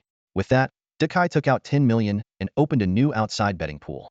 The Battle of Transcendence, as the name suggests, is about surpassing one's own limits. It's essentially about taking on challenges beyond one's current level. In the Sard Arena, competitors who achieve a 10-win streak earn substantial rewards for each subsequent match, primarily from ticket sales and other revenue streams. A competitor's fame directly affects their earnings. The more renowned they are, the higher their income per match. The Battle of Transcendence introduces an extraordinary multiplier system on top of this. In the first match, beating an opponent 1 level higher doubles the earnings. In the second match, defeating an opponent 2 levels higher multiplies the earnings by 8. In the third match, overcoming an opponent 3 levels higher multiplies the earnings by 32. In the fourth match, surpassing an opponent 4 levels higher results in a 128-fold increase in earnings. Take Lancelot, for example. If his base earnings for a match are 10 red notes, completing the 4-level challenge would reward him with a staggering 1280 red notes. However, since the arena's inception, no one has ever achieved the 4-level feat. Even the 3-level victory is extremely rare, with only 3 extraordinary individuals having accomplished it. Their names are permanently inscribed on the arena's outer wall, serving as an inspiration for future generations. The high-risk, high-reward nature of the Battle of Transcendence makes it the most captivating event in the arena. Every time it's held, the venue is packed to the brim with spectators. To capitalize on this excitement, the arena engages in advanced promotions, ticket sales, and prepares for online streaming. The preparation time varies based on the fame of the participants. As a newcomer with few fans, Lancelot's event required only half a day to set up. In Arena 125, the seats were almost fully occupied. The ring had been upgraded to a semi-enclosed, oversized octagonal cage, surrounded by a thin energy shield. Lancelot stood in the waiting area within the cage, about 50 meters from a 5-meter-tall hydraulic pneumatic metal door. Its silver gray seemed subtly glowing blue. This time, the host was not the usual Ramon, but a charming woman named Angie. With fair skin and a striking figure, she was dressed like a character straight out of an anime. Judging by the enthusiastic response from the audience, Angie was clearly quite popular. Her hosting style was vastly different from Ramon's, effortlessly switching between seriousness and humor, keeping the audience alternately on the edge of their seats and in fits of laughter. Under Angie's guidance, the atmosphere reached a fever pitch, and the battle of transcendence officially began. The lights in the venue dimmed significantly, leaving only the central octagonal cage illuminated. The metal door slowly parted, allowing a cold breeze to sweep in, silencing the audience as all eyes focused intently on the door. Lancelot's first opponent came into view, a humanoid bio-beast standing 2.8 meters tall. Its body was dark green and smooth, adorned with blue-purple spots. It had 4 sharp spiral horns on its head, for outward curving tusks, and a mouth full of shark-like teeth, perfect for tearing. Its legs were thick and powerful, with muscles bulging and broad, conical toes. Bone spurs protruded from its arm joints, and its 12 claws gleamed like swords under the lights. This near-perfect combat form was clearly not a result of natural evolution. A 5 times magnified virtual projection above the cage allowed the audience to observe the bio-beast more clearly. Upon seeing its menacing appearance, some timid female spectators instinctively covered their mouths, not daring to make a sound, as if afraid of drawing the creature's attention. The bio-beast was in a dormant state, with a control device implanted in its brain to manipulate its behavior through bioelectric signals. Suddenly, 2 bright red numbers appeared above the cage, and the countdown began. 10, 9, 8, 7, 61, 0. Beep. With the sound of an electronic tone, the bio-beast was fully awakened. Its crimson eyes snapped open, immediately locking onto Lancelot 50 meters away, and it charged at him without hesitation. Facing this true killer intent on ending his life, Lancelot felt a pressure unlike that from human opponents. This strange yet familiar sensation enveloped him, and his gaze shifted, becoming as cold as a blade, as fierce as a demon. Steel body. Lancelot activated his ability without hesitation, instantly boosting his physique by 10 points to reach 19, enhancing his physical defense and recovery abilities. His exposed skin turned black gold, shimmering with a metallic sheen under the lights. His legs bent slightly, muscles tensed, stretching his tight combat suit. In the next moment, he launched himself like a coiled spring, shooting straight toward the bio-beast. In an instant, Lancelot transitioned from stillness to motion. His body collided fiercely with the dust in the air, creating an immensely powerful current swirling around him. The wind roared past his ears, the menacing silhouette of the beast loomed larger before his eyes. His heart pounded, and his blood boiled. All this converged into a sharp intensity, as if ready to pierce the heavens. The bio-beast seemed to sense the threat posed by the human before it, its gaze growing increasingly wild. As the distance between them shrank to 3 meters, the beast's left leg suddenly bent, its sticky foot gripping the ground firmly. Its waist muscles bulged, unleashing its core strength. In a swift motion, it spun its body 180 degrees, its right leg lashing out like a whip. Crack! The air was shattered by the whip-like kick, producing a deafening boom. The beast's clawed toes, sharp as diamond drills, tore through the air barrier and aimed directly at Lancelot's head. Mind flow technique. Full focus, activate. Lancelot whispered to himself, concentrating intensely as he channeled his mental energy into his right fist. Thanks to his advanced ability development and the aid of the mind flow technique, Lancelot could precisely enhance the physical limits of specific body areas. At this moment, he chose to strengthen his right fist. In a flash, the surface of Lancelot's right fist darkened to a pure black metallic sheen. His skin's hardness rivaled high-strength alloy, transforming into a true iron fist. Wave fist, Lancelot shouted, thrusting his right fist forward to meet the beast's attack. Clang! The crisp sound of metal clashing echoed through the air. As the fist collided with the tip of the bone spike, the muscles in Lancelot's right arm undulated like waves. The force continued to build, snowballing into a destructive torrent that poured onto the bio-beast. Crack! The steel-like bone spike snapped under the iron fist. The immense kinetic energy embedded in the punch sent the bio-beast spinning 360 degrees on the spot, its ferocious attack completely thwarted. Seizing this fleeting opportunity, Lancelot pressed the advantage. He delivered a direct kick, precisely striking the beast's waist, bending its body to a harsh 120-degree angle. Reeling from the brutal impact, the bio-beast involuntarily opened its massive maw, spewing out a spray of green liquid. Its eyes bulged, nearly popping from their sockets. One side of its ribcage was entirely shattered, with sharp bone fragments puncturing its internal organs. In the audience, the spectators watched this brutal scene unfold, their eyelids twitching involuntarily. Many winced, feeling a pang of sympathy for the biobeast's grim fate. With a thud, the biobeast collapsed heavily to the ground, green liquid oozing from its mouth as its muscles twitched involuntarily. Lancelot slowly withdrew his right leg, rolling his neck from side to side until it cracked. A hint of satisfaction flashed in his eyes as he thought, "You went down before I even tried? Awesome. Iron Fist, you're unstoppable. I'm invincible." The audience erupted into chaos. Whether seasoned veterans or newcomers, everyone was left in awe of Lancelot's savage, brutal, and ferocious display. Someone exclaimed, "How did his fists turn pitch black? Is that his special ability?" Another spectator said enviously, "I wish I had that kind of power." At the betting booth, Lancelot's odds were divided into 4 tiers. For his first match, the odds of him winning were 1 minute and 1.45 seconds, while losing was at 1 minute and 1.3 seconds. This disparity indicated that the arena didn't have much faith in Lancelot's victory. After all, newcomers often succumb to the deathly pressure of facing a biobeast, unable to perform to their true potential. In front of the betting window, groups from Wright City and Hessen City were clearly divided, waiting for the result of the first match at the Sod Arena. When the victory was announced, the people of Wright City were overjoyed, while those from Hessen City looked dejected. Only a chubby boy named Bobby wore an excited smile on his rosy face. "Bobby, why are you so happy even though you lost money?" his companion asked, puzzled. "What do you mean lost money? I won," Bobby replied smugly. "Didn't you bet on Lancelot to lose?" his companion asked, raising his voice in shock. "No, I bet on him to win." Bobby shrugged. "You traitor," his companion said through gritted teeth, though secretly envious. Other Hessen folks also showed disdain, but their jealousy was hard to conceal. Bobby defended himself. "There's no rule against betting on a win, and we're not enemies with Wright City, so how am I a traitor?" "Are you going to bet on him to win the next match too?" his companion inquired. Bobby furrowed his brow, thought for a moment and said, "I'll bet on Lancelot to win again, using my previous winnings as the stake." His companion quickly advised, "Be careful, Lancelot's odds for a second victory are 1:3, while losing is 1 minute and 1.1 second. The arena clearly doesn't favor him. Fortune favors the bold, and I can afford to lose a little," Bobby declared, placing his bet once more.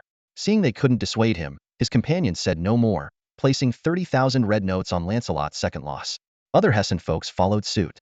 People from Wright City hesitated, most wanting to bet on Lancelot's defeat but hesitated due to pride. Observing this, Cole smiled knowingly and said, "Feel free to place your bets, don't worry about others' opinions. It's just for fun. Bet on whatever you want."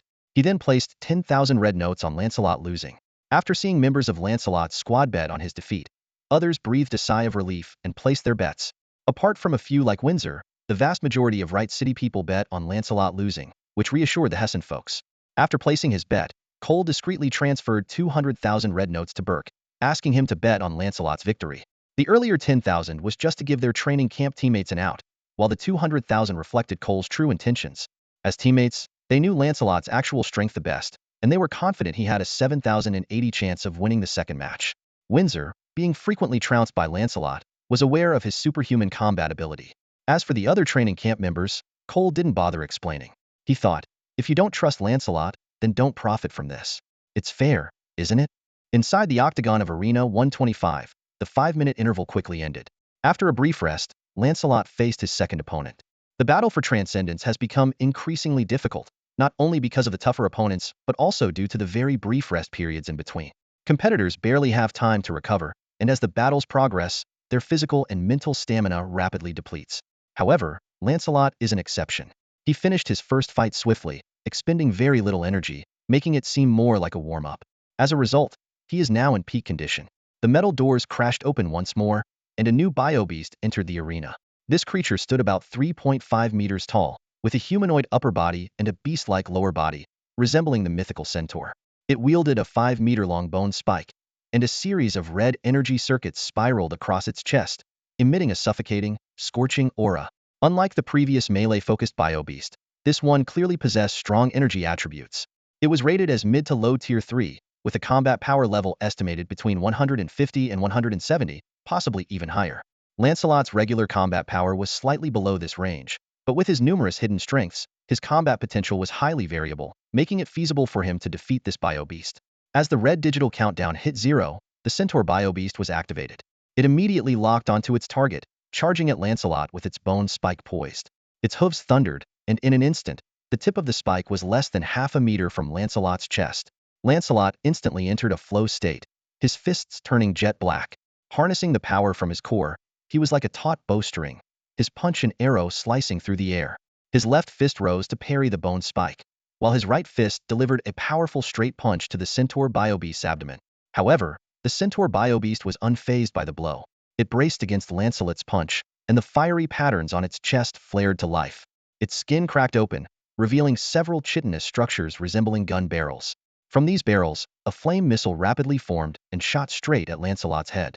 An ordinary second-tier extraordinary individual would dodge such an attack at all costs, lest their head explode like a watermelon. But Lancelot opted for the most hardcore defense, literally using his head to withstand the impact. Lancelot's brow furrowed, and his entire head turned pitch black, effectively transforming into an iron-like dome. His neck, as flexible as a whip, first bent backward to gather momentum, then snapped forward, propelling his forehead directly into the incoming flame missile. Boom! A tremendous explosion erupted, with sparks flying everywhere.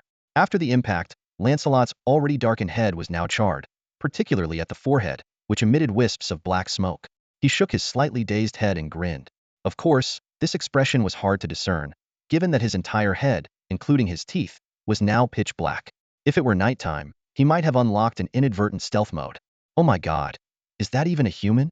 The audience erupted in astonishment, all eyes fixed on the octagon where a seemingly pain-immune figure stood. Lancelot had just taken a powerful blow to the head from his opponent, yet remained standing firm. Are you sure that's not a robot in disguise? One spectator murmured, eyes wide with disbelief. Wow, just watching that hurts. His forehead must be diamond-plated. How can he take it? Another spectator gasped, instinctively rubbing their own forehead. The audience buzzed with murmurs of amazement. Unbelievable.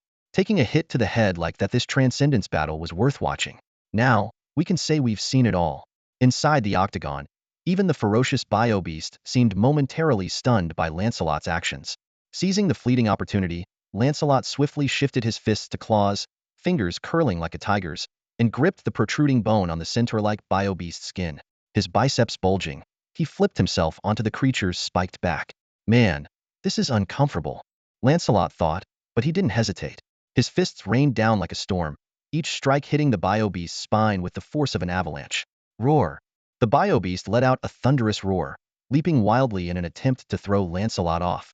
Flames erupted from its skin, scorching Lancelot's heat-resistant suit and filling the air with the acrid smell of burning fabric. Yet, Lancelot seemed impervious to the pain. He gripped tightly with his legs, ignoring the bucking mount beneath him, while continuing his relentless barrage of punches. The intense struggle lasted nearly a minute. Finally, the centaur biobeast collapsed heavily to the ground. Lancelot remained atop it, looking somewhat embarrassed. His clothes had been nearly destroyed during the battle. If he dismounted now, he'd be exposed to the entire audience. Hastily, he signaled to the staff outside the ring. A staff member approached, puzzled, and after a moment left stifling laughter. The audience was confused, wondering what had happened. Was he injured? Unable to move? Due to Lancelot's ongoing energy state and the charred remnants of his suit, the audience noticed nothing amiss. It wasn't until a staff member brought a new suit into the octagon that the truth became clear. The audience was silent for a few seconds, then burst into uproarious laughter that echoed throughout the arena. Damn it, my reputation's shot, Lancelot thought, blushing as he vowed to get a better suit next time. One that's heat-resistant for sure. The host, Mengchi, seized the moment with mock seriousness, saying, "All right, everyone, stop laughing. This teaches us that with a cold-hearted man, don't try to melt his heart, go for the clothes instead. It's much easier." This quip reignited laughter in the audience, louder than before. Meanwhile, the betting area saw a surge of excitement.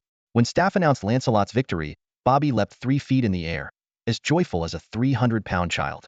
Burke, beside him, calculated his winnings, grinning from ear to ear once he confirmed the amount. How is it possible? He defeated a mid-tier level 3 biobeast? That's a whole life rank above him. My money. The crowd of losing bettors groaned, the atmosphere turning somber.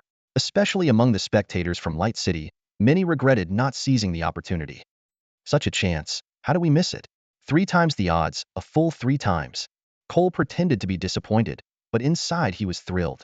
A nice little profit of 600,000, just a drop in the bucket. Next is the third match. Should we bet on Lancelot again? Rue asked quietly, leaning in. Cole thought for a moment, then shook his head. Lancelot's chances aren't great this time, but I don't feel right profiting off a friend's potential loss. Rouet nodded, smiling. True, I've made 450,000 this time. Enough for me. I won't bet either. Burke, what about you? Of course, I'm betting on Lancelot again. Burke replied without hesitation. Aren't you afraid of losing? Not at all. This time I bet the max and made 4.5 million. I'll put 1 million on the third match. If Lancelot wins, I collect. If he loses, I'll share his defeat. Burke chuckled. You rascal. Cole and Rouet exchanged a glance, then said in unison, count us in for that kind of thing. So the three pooled 1.6 million to bet on Lancelot again. Due to the cap on single bets, they placed separate wagers. The odds for Lancelot's victory in the third Transcendence battle were 1:7, while losing was at 1 minute and 1.1 second, a staggering difference. Even Bobby from Blackthorn City followed the crowd this time, betting on Lancelot to lose. Lancelot, meanwhile, had instructor Jess place a max bet of 1.5 million red bills on himself to win. Jess, though not entirely confident in Lancelot's chances, placed a tentative 500,000 bet. Though he was nervous, it was a risk within his comfort zone. Soon, 5 minutes passed, and the third Transcendence battle began amid the audience's anticipation. As the countdown commenced, Lancelot warily eyed the bio-beast before him. This one was beast-like, about 3.8 meters long and 1.5 meters tall, with a streamlined body and a long, blade-covered tail ending in a dagger-like point, complete with blood grooves. A swipe from this tail would be brutal. The bio-beast's four paws resembled feline claws, retracted into pads, and its head bore a diamond-shaped blue crystal, giving it the appearance of a sleek, agile leopard. Not easy to deal with, Lancelot thought. From its appearance, this bio-beast was likely high in agility, strong in close combat. The faint energy circuits on its skin weren't just for show, and the blue crystal in its forehead emitted a psychic aura. By the standards of ability users, this creature was a composite type. Physical enhancement, energy manipulation, and psychic powers formidable indeed. Looks like I'll need to go all out this time, Lancelot thought, clenching his fists, eyes sharp as blades, ready to endure serious injury not from being hit, but from pushing his powers to the limit. Since acquiring the iron body, I haven't truly unleashed its full potential. This time, let's see what you can really do. Lancelot licked his dry lips, eyes fixed on his opponent, poised to strike. The blood-red electronic digits gradually ticked down to 0, signaling the awakening of the biomechanical beast for the third round of the Transcendence battle. Unlike the previous rounds, this creature didn't launch an immediate attack but instead prowled along the edge of the octagonal cage. A diamond-shaped blue crystal on its forehead flickered with an intermittent glow, and an imperceptible wave of psychic force, like a silent tide under the night sky, began to emanate from the crystal. This wave was extremely subtle, detectable only by opponents with exceptionally strong mental and sensory abilities. Once enveloped by it, victims would fall into a state of mental fatigue, their focus waning and combat effectiveness significantly diminished. A rash charge by Lancelot would surely lead to a trap. Despite their low intelligence, biomechanical beasts are implanted with various tactics and combat skills from birth, enabling them to independently handle complex situations with formidable prowess. However, Lancelot remained vigilant. From the onset of the battle, he activated his flow state, maintaining intense focus while extending his enhanced perception outward, creating a spherical sensory field with a radius of approximately 3 meters. As a melee specialist, Lancelot's sensory field might be limited in range, but it boasted high precision and sensitivity, capable of detecting the slightest changes. The moment the psychic wave entered his sensory field, Lancelot immediately became aware and quickly analyzed its effect. His eyes flickered slightly, having devised a countermeasure. Feigning ignorance, Lancelot charged toward the biomechanical beast, while in his mind, he formed a thin mental barrier. Despite having only 8 points in mental attributes, the quality was exceptional, and with the passive talent of indomitable will, he was immune to the beast's psychic control. To deceive his opponent, he deliberately appeared dizzy, stumbling clumsily. In the stands, Jace leapt to his feet, mistakenly believing Lancelot had fallen prey to the attack. Healing energy surged within him, ready to rush into the cage at a moment's notice. This scene fooled not only the audience but also the biomechanical beast, which struggled to discern reality from deception. Yet, the beast did not immediately engage in close combat. Instead, it lashed out with its slender tail, sending pale blue energy blades across the air. These blades had a destructive power within 30 meters comparable to large-caliber sniper bullets. Even with Lancelot's steel body activated, he sustained several bloody wounds. To maintain his ruse, Lancelot dodged sluggishly, deliberately allowing himself to be hit repeatedly. He even put on an enraged expression, as if consumed by fury. This performance ultimately convinced the cautious beast that its psychic control was effective. The biomechanical beast hesitated no longer, preparing for a fatal strike. It arched its back, shifted its weight backward, and let its tail droop slightly. The pale blue energy circuits on its skin lit up like neon lights in sequence, and 8 blades emerged from the pads of its paws, with azure energy pulsing along their serrated edges, exuding a chilling gleam. In the next instant, the beast vanished from its spot with a speed that left the audience gasping, its movements too swift for the naked eye to follow. Lancelot lowered his eyelids, yet remained internally vigilant. Against a faster opponent, a reckless attack would be suicidal. The best strategy was to remain still and let the enemy come to him. At this moment, he unleashed the full extent of his abilities for the first time. Iron Body, full power, maximum activation. With Lancelot's command, an extraordinary force surged from his cells, like turning stone to gold or earth to steel. Under this power's influence, his flesh transformed into a true iron body. His physique increased by 15 points to reach 24, physical defense doubled, and his health regeneration rate improved by 25. These enhancements combined to grant Lancelot formidable third-year strength. Just as his power surged, the beast's claws reached Lancelot's chest, accompanied by a low growl akin to a tiger's roar. Bang! Lancelot's iron hand shot out like lightning, gripping the sharp claws without regard for their cutting edges. With a twist of his wrist, he yanked them outward, causing blood to spurt from the wounds as the claws were ripped free, splattering across Lancelot's face. Seizing the moment as the beast slowed from the pain, Lancelot stepped forward with his right foot, lowered his center of gravity, and channeled the wave-like movement of his steel muscles to converge at his right shoulder. Who says a wave punch has to be delivered with a fist? A shoulder works just fine. Boom! With a thunderous impact, the biomechanical beast, which had come swiftly, was sent flying even faster, crashing heavily into the iron mesh of the octagonal cage. Under the full force of Lancelot's strike, the biobeast shot out like a meteor, crashing heavily against the energy barrier of the octagonal cage. The sharp sound of breaking bones echoed alongside its agonized howl throughout the arena. This high-speed, high-attack creature, with its inherently weak defense, was now severely injured. Struggling to its feet, a flicker of confusion shone in its crimson eyes. Why wasn't this human being controlled? Lancelot had no time to explain. He knew that the shorter the duration of activating his steel body, the less strain it would put on him. Time was critical. He needed to finish the battle quickly. Bang! Lancelot's body shot forward like an arrow released from a bow, or a meteor falling from the sky, charging fiercely at the biobeast. Despite its numerous injuries, the biobeast barely managed to dodge, relying on its incredible speed. Inside the octagonal cage, the rapid movements of man and beast left dozens of afterimages, leaving the audience dazzled and struggling to discern the real from the illusion. The arena had to slow down the footage several times, allowing the audience to witness the delayed but spectacular duel. The black and blue figures clashed repeatedly, their deadly skills and the collision of flesh and blood creating a heart-pounding spectacle. The audience's gasps rose and fell, intensifying the already electric atmosphere of the arena. 2 minutes later, the battle abruptly halted. Lancelot impassively withdrew his fist from the biobeast's head, the gore and blood on his hand silently proclaiming his victory. He had secured his third win in the Transcendence battle, becoming the fourth participant in this regional arena's history to achieve such a legendary feat. The audience erupted, everyone rising to their feet, chanting the name Iron Fist. Meanwhile, in another venue, Dakai was hesitating over whether to proceed with his second Transcendence battle. In his first match against a Mytilo-wordier third-rank biobeast, he had barely escaped defeat. The beast's fierce aura left an indelible impression on him. If not for his strong abilities, he would have been gravely injured. If surpassing one rank was so challenging, wouldn't surpassing two be even more perilous? The thought sent a shiver down his spine, as if doused with cold water. The youthful fervor quickly cooled, and reason regained control. In the end, he gritted his teeth and decided to forego further challenges. As Dakai exited the octagonal cage, Caradona approached. This time, his usual carefree demeanor was replaced with a look of solemnity. He looked at Dakai and said gravely, "Lancelot has won the third match in the Transcendence battle." What? Dakai was stunned, finding it hard to believe. Caradona sighed. "We might be witnessing the birth of a legend." Dakai felt a twinge of defiance, but looking back at the octagonal cage, he swallowed his words and quietly headed to the rest area. Meanwhile, a commotion erupted at the betting booth. When news of Lancelot's victory was announced, the hall was in an uproar. 3 consecutive wins in the Transcendence battle, a legendary achievement that hadn't been accomplished in years today. They were part of history. We won again? Cole was incredulous.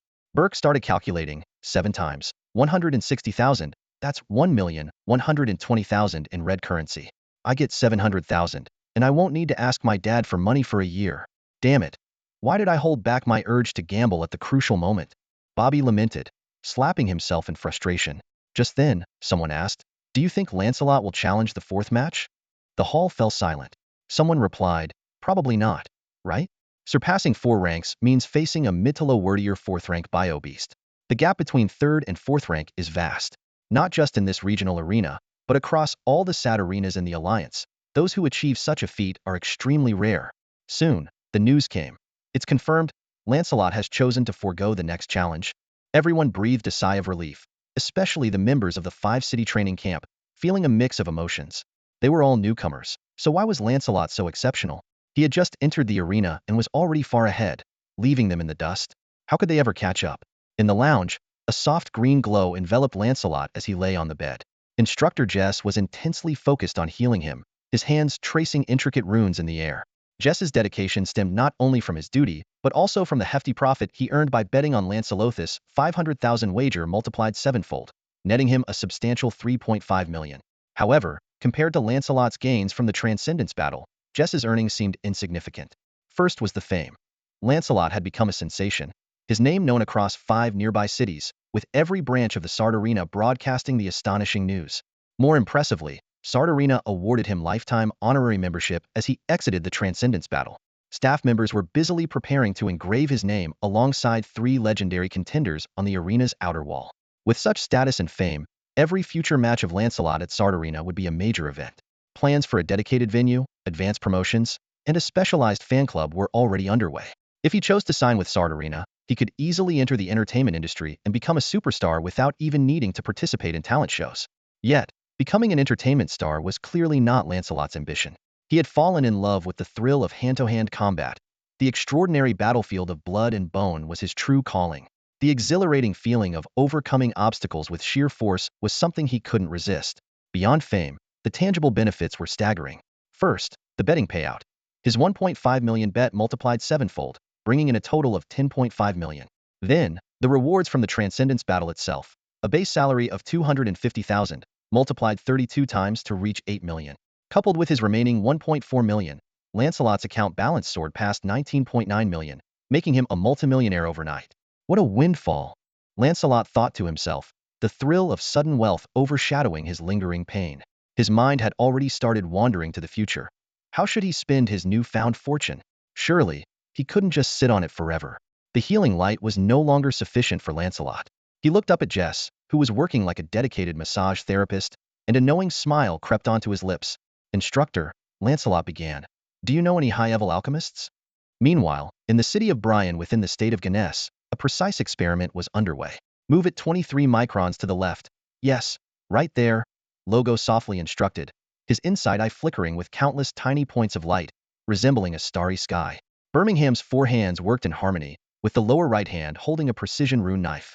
Following Logo's guidance, he carefully adjusted the knife's tip, carving a precise rune path in the air, completing a complex advanced rune. Logo's inside eye gave him superior control over details, surpassing Birmingham. However, in the field of alchemy, particularly in runecraft, Birmingham was undoubtedly a master, with practical skills far exceeding Logo's. The two worked in perfect sync, continually adjusting and optimizing the mech design over the past month, repeatedly revising their original plans. Though initially intended to be completed in 20 days, it had taken 38 days to reach the final stages. With the completion of the last rune, 12 basic runes and 3 advanced runes were seamlessly connected, forming a perfect cycle. The rune array operated smoothly, with the enchantment effects deemed perfect. Birmingham adjusted his bottle-thick glasses, satisfied as he assessed the imposing mech before him. Standing 5 meters tall, it was a brown-yellow hue, with a deep yellow energy core engine embedded in its chest. Dense energy circuits spread like a web across its body, converging at the engine's center. Below the engine was a slightly protruding round device, about the size of a bowl, heavily protected by armor. Intricate alchemical runes adorned its head, abdomen, back, thighs, calves, and arms. When infused with magic energy, these runes glowed faintly. "This mech is my crowning achievement," Birmingham declared confidently. "It's definitely of legendary quality." Logo nodded slightly, not disputing his claim, as he brought up the information panel. Unlike Lancelot and Gustavo, who could only view their own status through inside eye, Logo could clearly observe any object or life form he wished, provided the level disparity wasn't too great. Mountain Titan mech. Type: alchemical mech. Level: 3-star. Quality: legendary. Durability: 112,112. Usage requirements. Constitution 45, Energy 15, Spirit 11. Note: full performance cannot be achieved unless usage requirements are met. Equipment effects. Impenetrable barrier active, a defensive ability formed by a 3-star rune array. When activated, external armor strength 300, allument resistance 30, and immunity to all physical control effects below the 9th rank. Earth's Wrath active. Upon activation, the mech's performance enters overdrive, losing 1 durability per second, gaining a 50 increase in Earth affinity, a 150 boost in overall defense, and immunity to penetration, shock, and other special attack damage. Giant's Heart passive. The power of mountain giants imbues the mech, granting 15 strength, 5 agility, 15 energy, 8 spirit, 10 charisma, along with significant damage reduction and resistance to abnormal statuses. Earth element absorption active. The engine core, crafted from the mountain giant's heart, possesses high earth element affinity, allowing for rapid absorption of earth elemental magic energy with optimal performance when grounded, restoring up to 12 maximum energy reserve per second. Elemental fusion cannon active instantly condenses 5 to 50 of earth elemental magic energy to fire a high-energy elemental cannon with a maximum attack range of 3,000 meters, reaching peak power within 500 meters, and likely causing energy disruption and mental disorientation to struck enemies. Note: this ability includes siege effects, increasing damage to structural units by 150. Intimidation passive reduces enemy morale by 3 to 80, determined by the difference in willpower between both parties. Note: morale reduction weakens combat effectiveness. Higher reduction rates lead to more severe weakening, with a chance of causing fear, mental confusion, and other negative effects. Energy conduction passive increases energy transmission efficiency by 11. Sturdiness passive enhances mech strength by 25, durability 6. Total of 26 attributes. Try it on, Logo said, glancing at the hulking bear-like figure beside him. Merrill stepped forward with determination, his eyes blazing as he examined the massive mountain mech. He extended his robust hand, lightly touching the core engine. Instantly, a unique energy surged from his fingertips, resonating with the mech. The intelligent operating system quickly recognized the energy and confirmed his identity. The mech then disassembled into countless modules, hovering in the air through an elemental magnetic field, and automatically assembled around him. In a blink, Merrill stood tall in the lab, clad in the mountain mech. The engine in the mech's chest burst into a brilliant glow, as elemental magic energy coursed through its circuits like a mighty river. A formidable aura emanated from him, rivaling, if not surpassing, that of any ninth-tier extraordinary being. How does it feel? Logo asked. Merrill nodded vigorously, a simple gesture that conveyed his approval of the mountain mech. That's good, Logo said with satisfaction. Head to the room next door and familiarize yourself with the mech's capabilities with the help of the intelligence system. In 3 days, we'll return to the Sunset Jungle. Merrill nodded again and, somewhat awkwardly, maneuvered the mech toward the metal door on the right. Birmingham began tidying up the scattered alchemical equipment on the floor, while Logo entered another room. The experience of creating the mountain mech with Birmingham had significantly advanced his mechanical skills. At this point, Logo's mechanical expertise had reached level 10, and he was on the brink of becoming an intermediate alchemist. More importantly, he had finally completed the knowledge puzzle of the universal lore. For months, Logo had diligently followed the alchemical teachings of the Aslant civilization, and now he was ready to reap the rewards. He sat cross-legged, closed his eyes, and a flame of creation ignited around him. As time passed, the golden blue flames intensified, constantly optimizing their internal energy structure. After 2 hours, the flames gradually subsided and retreated back into his body. Eagerly, Logo accessed his information panel and discovered a new talent. Universal Lore Max passive seamlessly integrates various alchemical traits, enhances proficiency in all branches of alchemy, and significantly improves control over the flame of creation. This talent granted him a ticket to the gateway of truth. He raised his palm, and a flame formed from the flame of creation burned steadily. With a mere thought, the flame transformed into a fierce dragon. In the next instant, the dragon disintegrated, and countless energy particles reformed into a majestic mountain. Birds, beasts, insects, fish, mountains, rivers, and plants continuously morphed in Logo's palm, as if a miniature world was being born in his hand. Through repeated experiments, Logo was delighted to find that his control over the flame of creation had become more intuitive and precise. His ability to perform complex operations had increased several-fold, providing a significant boost to his alchemical skills. No wonder it's called the most suitable auxiliary ability for professional alchemists, Logo murmured, gazing at the flame of creation in his palm. Universal Lore not only harmonizes different alchemical traits, but also instantly enhances alchemical skills. Once the auxiliary ability of the flame of creation was mastered, its proficiency reached the maximum level, with its specific power enhanced by the level of the flame of creation itself, requiring no additional improvement. Logo extinguished the flame of creation and stepped out the door. Birmingham had already tidied up the lab and was packing items into a large box. Heading out already? Logo leaned against the wall, raising an eyebrow. The time spent exchanging alchemical techniques had forged a strong friendship between them, allowing for more casual conversation. Yeah, Birmingham stretched, his spine crackling with a series of pops. I planned to leave Oaklowstar a month ago to explore other planets, but your alchemy notes captivated me. Now that the task is complete and I've got what I wanted, it's time to hit the road again. His eyes sparkled with curiosity and a thirst for exploration, reflecting the stars of the universe. Stay safe, Logo teased. Don't get kidnapped and locked in a dark room, making mechs from dawn till dusk. Humph, do you think my title as a mech master is just for show? Birmingham retorted with a proud tilt of his head. As a mech master, he was not only respected by various orderly factions, but could also seek their help in times of danger. Besides, with his ability to single-handedly defeat high-ranking extraordinaries, capturing him would require a legendary force. Anyway, take care, Logo gestured as if making a phone call. If you ever need me, just reach out via communicator. Will do. Birmingham agreed without hesitation. Being a technical talent in high demand, he understood the value of having friends, especially in unpredictable situations. At Bryan Airport, Luo Gu watched as a spaceship slowly ascended into the sky until it disappeared beyond the horizon. He then turned around and, accompanied by Keela Su and Melior, who was carrying a large metal box, headed towards another aircraft that had been waiting for them. The metal box was the folded form of the giant mountain mech, measuring 1.2 meters in height, 1 meter in width, and 0.5 meters in thickness. For Melior, a small giant, it was manageable, but for Luo Gu, carrying it would have been impossible. Amidst curious glances from onlookers, the trio climbed the metal steps. With a burst of plasma flames, the whale-shaped aircraft slowly took off, soon becoming a mere speck in the sky. The flight was smooth and uneventful. In the airspace over Anjadora Bay, vehicles from the Ghana city-state were relatively safe. Although there were those with ill intentions, incidents were infrequent. Luo Gu was secretly relieved that he hadn't inherited Gustavo's unfortunate luck deprivation ability, which would have greatly increased the likelihood of encountering mishaps. Upon reaching their destination, Luo Gu went to the castle's study and casually reclined in a leather chair.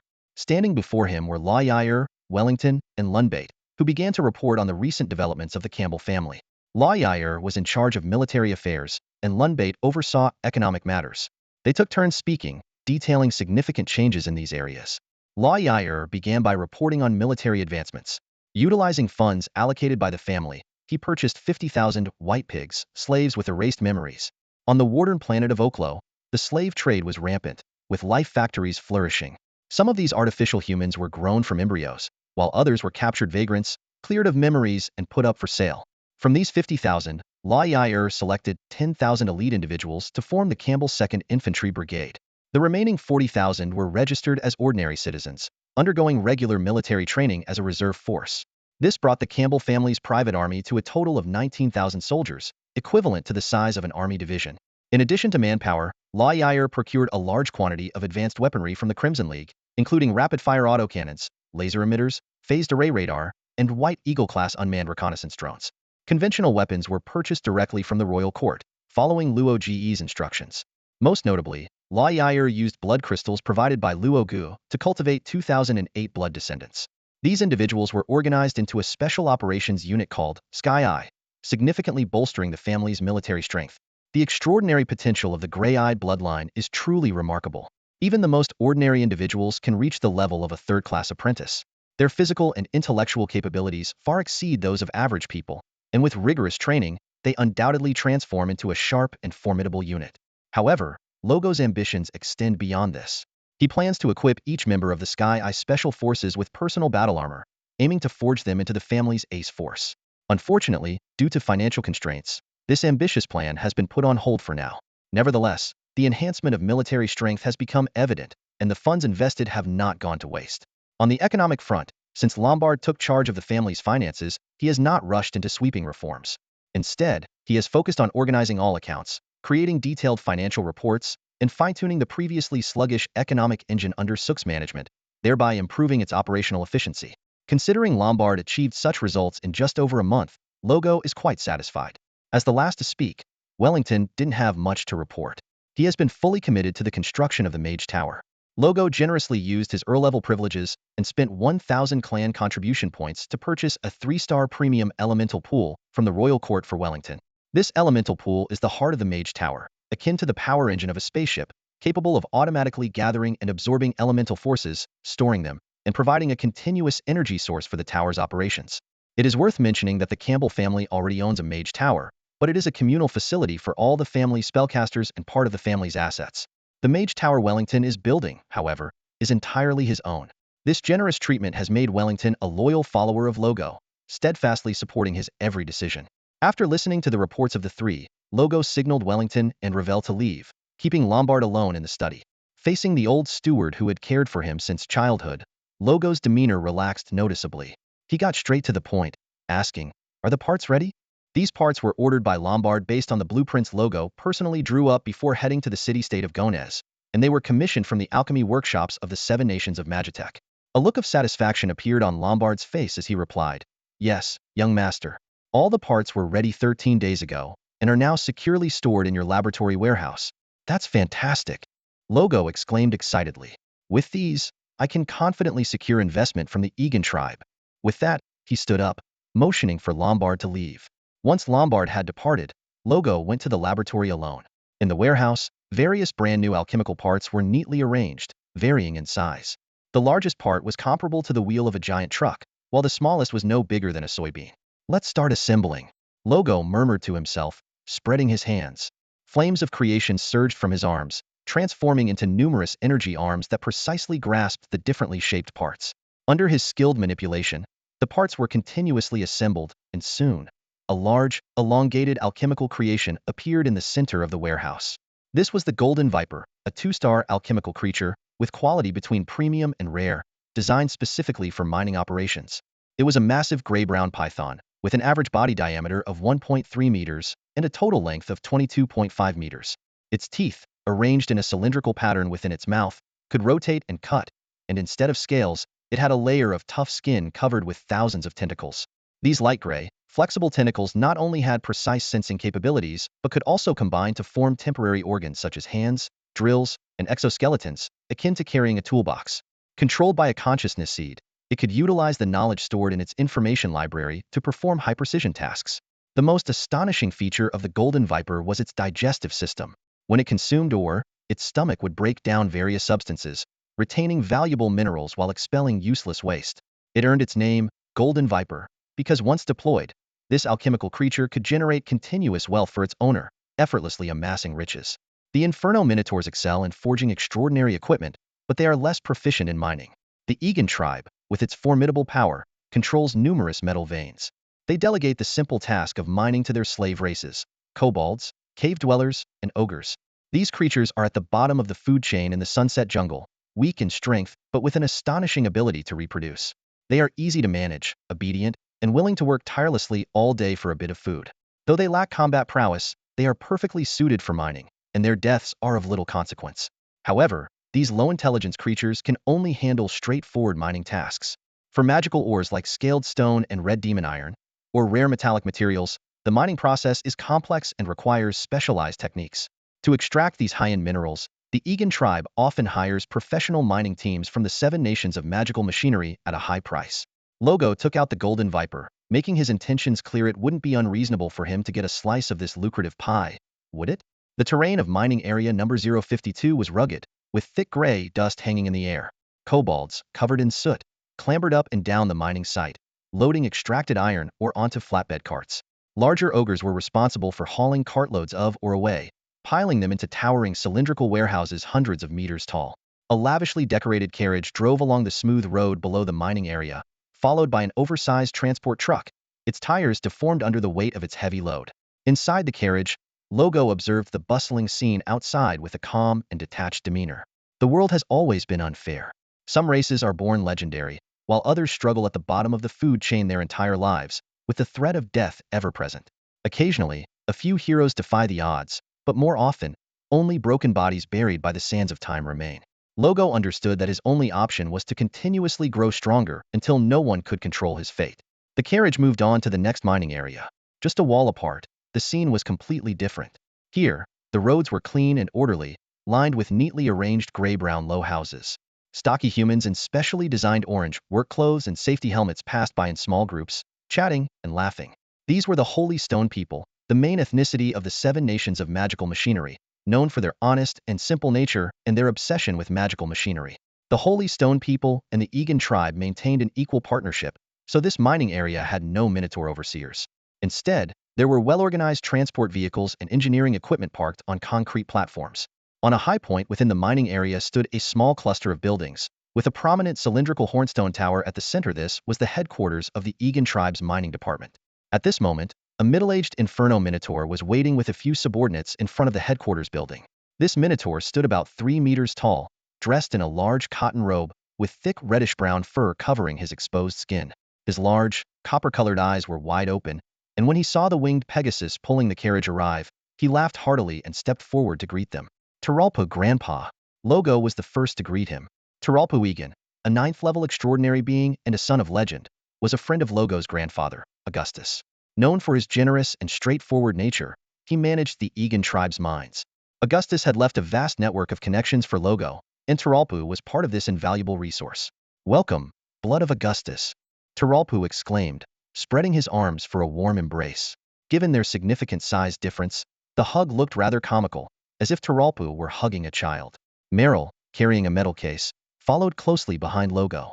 As his bodyguard, she stayed vigilant even when Logo was asleep. "Come, I've got some molten wine ready, your grandfather's favorite," Taralpo said, leading Logo into the headquarters building. His broad, calloused hand was reassuringly strong. After a few rounds of drinks, Logo got down to business. He knew well the art of negotiating with Inferno Minotaurs. Being direct was the most effective approach. Minotaurs were naturally straightforward, and Inferno Minotaurs even more so. They despised beating around the bush, and a candid approach often won their favor. "Grandpa Taralpo, here are the specifications for the Golden Viper," Logo said, handing over a communication device to Taralpo. "On behalf of the Campbell family, I hope to establish a partnership with the Egan tribe to sell this alchemical creature." Taralpo took the device and examined it carefully, his eyes gradually lighting up with interest. Seeing this, Logo began his pitch. "A single Golden Viper costs only 32,000 talpounds, yet it can perform the work of an entire mining team, saving the Egan tribe a significant amount of money. Moreover, as an alchemical creature, it can mine in highly dangerous areas. Even if a mining accident occurs, it only costs some talpounds, without the need for additional compensation for human safety, further reducing expenses for the Egan tribe." Logo spoke enthusiastically, almost overwhelming Taralpo with information. Finally, he half-jokingly concluded, "The Golden Viper, it's a deal where you can't lose, can't be fooled. The more you buy, the bigger the discount. So why not act now?" Taralpo frowned in thought. Although he was generous, he wasn't easily deceived. "You mentioned this Golden Viper. Did you bring a sample? Let's put it to the test. Whether it's a mule or a horse, let's see it in action. A black cat or a white cat. As long as it catches mice, it's a good cat. Seeing is believing. No matter how convincing your words, I won't easily be swayed without seeing the real thing." Business is business, and Taralpo always kept that clear, despite personal relationships. Otherwise, how could he be in charge of the lucrative mining department? While the influence of his legendary father was undeniable, Taralpo would never admit it. He believed his achievements were solely due to his own efforts. "Of course, I brought it," Logo replied confidently. "If you have any doubts about the performance parameters I've provided, we can conduct a test right now." In front of the massive truck, Tuluapu gazed up slightly, his eyes shimmering with curiosity. Lorgo discreetly signaled to Muriel, who stepped forward and, with a strong pull, unveiled the heavy dust cover. As the fabric fell away, a gigantic mechanical viper, gleaming gold, was revealed to everyone. Its scales sparkled brilliantly in the sunlight. Tuluapu eagerly leaped onto the truck, his rough hands brushing over the cool metallic surface of the snake's body, his excitement palpable. "How do you start this thing?" he asked eagerly, as he explored the intricate control panel. Standing nearby, Lorgo patiently explained, "You can operate it by entering a specific code or through a consciousness link." His voice carried a hint of pride. "Let's take it to the mining area and see how it performs," Tuluapu commanded decisively. Lorgo readily agreed, quickly activating the Golden Viper. He confidently stood at the snake's head, using it as a makeshift seat, showcasing his familiarity with the machine. The Golden Viper began to move slowly, then gradually picked up speed. Lorgo explained, "Its top crawling speed reaches 90 kilometers per hour, which is quite impressive for an alchemical mining creature." Following Lorgo's suggestion, the group headed to an unexploited mining site. Lorgo gave the Golden Viper the command to start mining. Instantly, the The previously still light gray tendrils on the viper's back began to wave, emitting special detection waves. A few minutes later, the tendrils on its head merged to form a massive spiral drill. The drill spun rapidly, easily penetrating the hard ground. As dirt and rocks flew, the enormous snake body quickly vanished from sight, leaving behind a deep, dark hole. Time passed by. Lorgo and Tualuapu found a large rock to sit on, took out some drinks, and chatted, getting to know each other's personalities better and becoming more amiable. 2 hours later, the golden viper re-emerged from the ground, its head held high, and spat out heaps of preliminarily processed black ore. Tualuapu quickly stepped forward, picked up a piece, and examined it carefully. His Minotaur technical consultants also gathered around, meticulously inspecting the quality and quantity of the ore. Not bad, one consultant remarked. These black jade stones have been well processed, with impurities removed to a degree comparable to the professional mining technicians of the Mistberg Kingdom. Another added, the quantity is also impressive. Collecting this much in 2 hours is as efficient as a small mining team. If the cost is reasonable, large-scale adoption is definitely worth considering. Hearing the praise, Tualuapu raised an eyebrow and turned to Lorgo. One last question. What powers this golden viper? Magic crystals? Danes? Or is it electricity, an element pool, or something else? His expression was serious. Energy is the foundation of all industry, and its cost is crucial to the product's value. Lorgo was prepared. He took out a small bottle of golden liquid from his pocket. This is cold-extracted gold liquid, a unique metallic liquid made from 58 different materials. It's the energy source for the golden viper. Cold-extracted gold liquid? Tualuapu took the bottle, frowning slightly. The name alone sounded expensive, he thought. Lorgo continued, a single golden viper consumes about 2.3 units of cold-extracted gold liquid per day, which translates to approximately 0.4 tap-ounce daily. He smiled at Tualuapu. What do you think of that price? Tualuapu's eyes widened in surprise. How much? Did you say 0.4 tap-ounce per day? 0.4. Lorgo confirmed. Tualuapu fell into deep thought, his mind racing. One golden viper would cost 146 tap-ounce a year, and 1,000 would be 146,000 tap-ounce, plus maintenance and parts replacement. He took a deep breath, stood up, and solemnly extended his right hand to Lorgo. Pleasure doing business with you. Pleasure doing business with you. Lorgo shook his hand firmly, then asked, how many golden vipers do you plan to order? Let's start with 100 for the first batch, and we'll order more once we get used to them, Tualuapu replied. Lorgo rubbed his fingers together with a grin. About that deposit. Tualuapu laughed and chided. You rascal.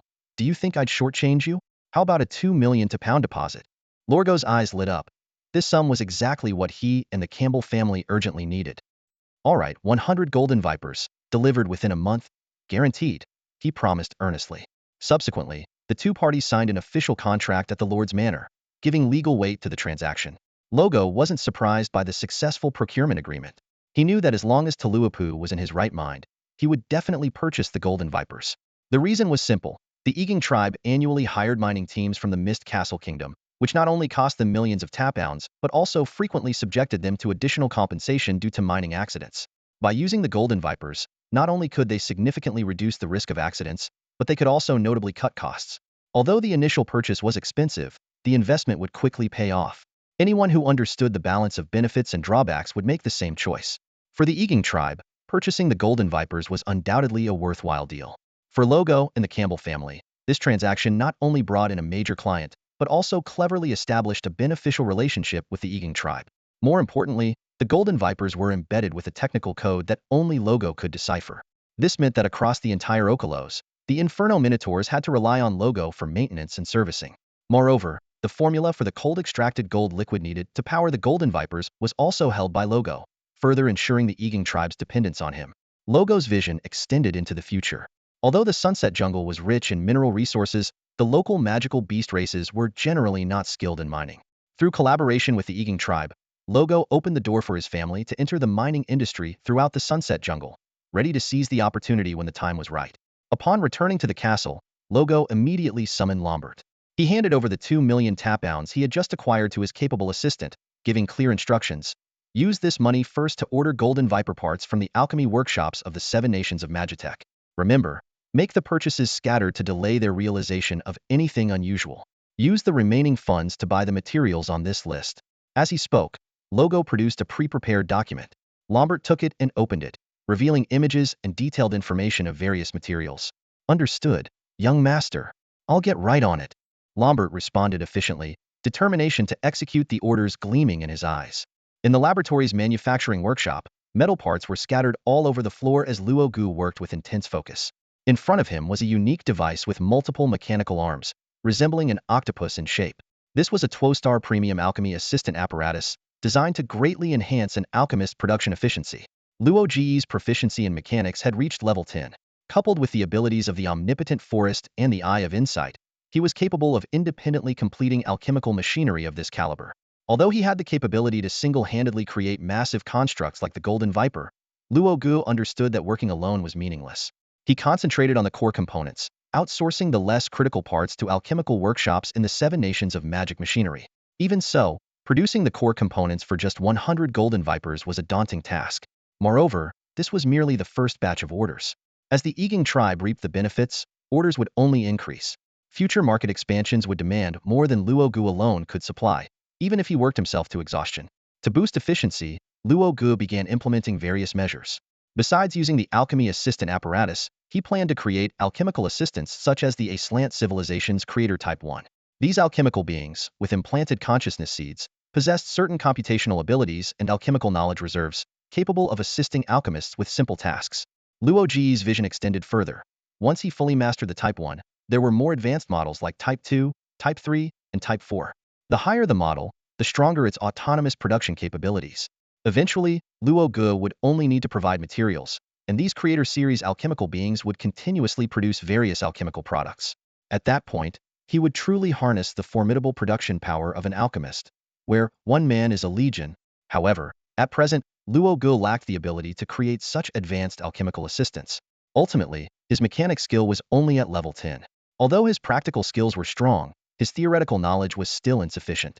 Having access to the knowledge of an entire advanced civilization did not mean he could become omniscient and omnipotent overnight.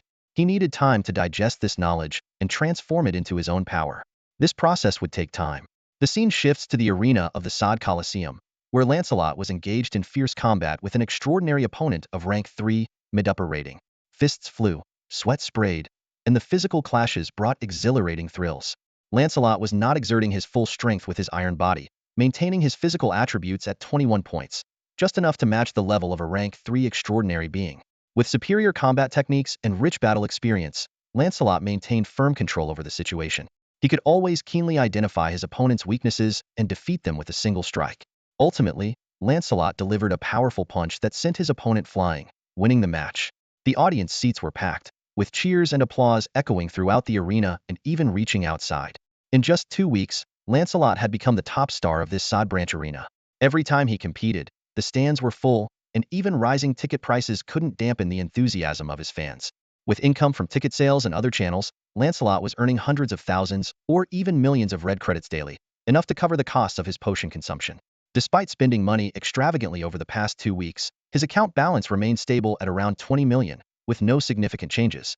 After the match, Lancelot waved to the patrons in the audience, bowed, and left the arena. He took a towel from a staff member to wipe his hair, then headed to the private room prepared for him at the Sod Colosseum.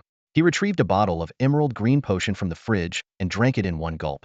The cool liquid slid down his throat into his stomach, quickly transforming into vigorous energy that infused his organs and limbs. His cells, tired from the intense battle, soon felt revitalized and stronger. This was the Fountain of Life, a 1-star rare potion that replenished energy, healed hidden injuries, and subtly strengthened the essence of life. It was an enhanced version of the Vitality Elixir, slightly more effective than the Light of Recovery, and ideal for use when physically exhausted. The fridge also contained a silver-gray potion Twaster Ordinary Moonlight Essence, which had even more potent effects, especially in enhancing physical attributes. These potions were specially concocted for Lancelot by a potion master, using connections from the Fox Hunt squad, and their combined use yielded excellent results. For the past 2 weeks, Lancelot had been frantically participating in the arena, often challenging extraordinary opponents beyond his rank. After each battle, he would consume the Fountain of Life and use the gene training method to enhance the development level of his iron body. At night, he took the Moonlight Essence to practice the martial artist body refinement method from his past life, increasing his physical attributes. His progress was evident. Iron Body Level 1, Heart Flow Method Level 2. His physical attribute rose by 1 point to 10, and his mental attribute increased by 2 points, also reaching 10, both touching the attribute barrier. Every 10 points marked a small leap in attributes, while every 30 points marked a significant leap, with attribute barriers encountered along the way.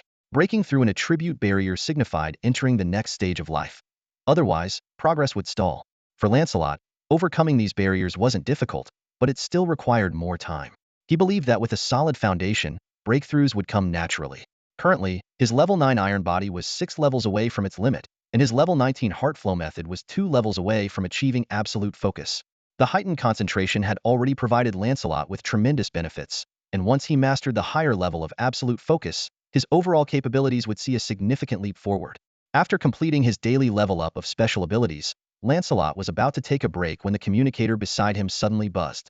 Burke's voice came through urgently and briefly. The instructor requires everyone to assemble. Lancelot quickly got up and changed into a brand new combat suit.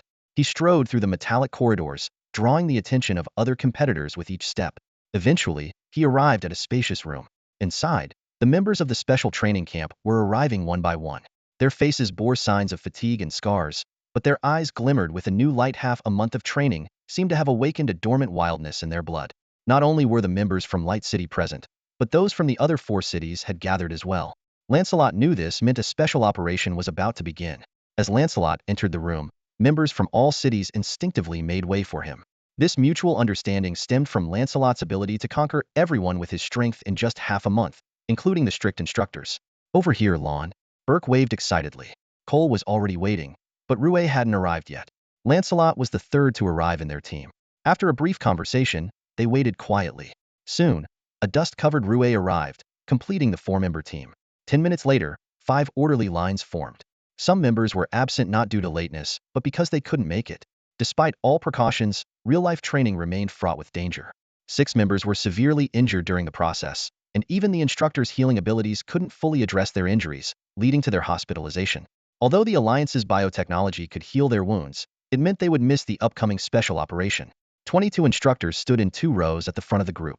The chief instructor was Caradona from Hessa City, with Tarn from Light City as the deputy chief.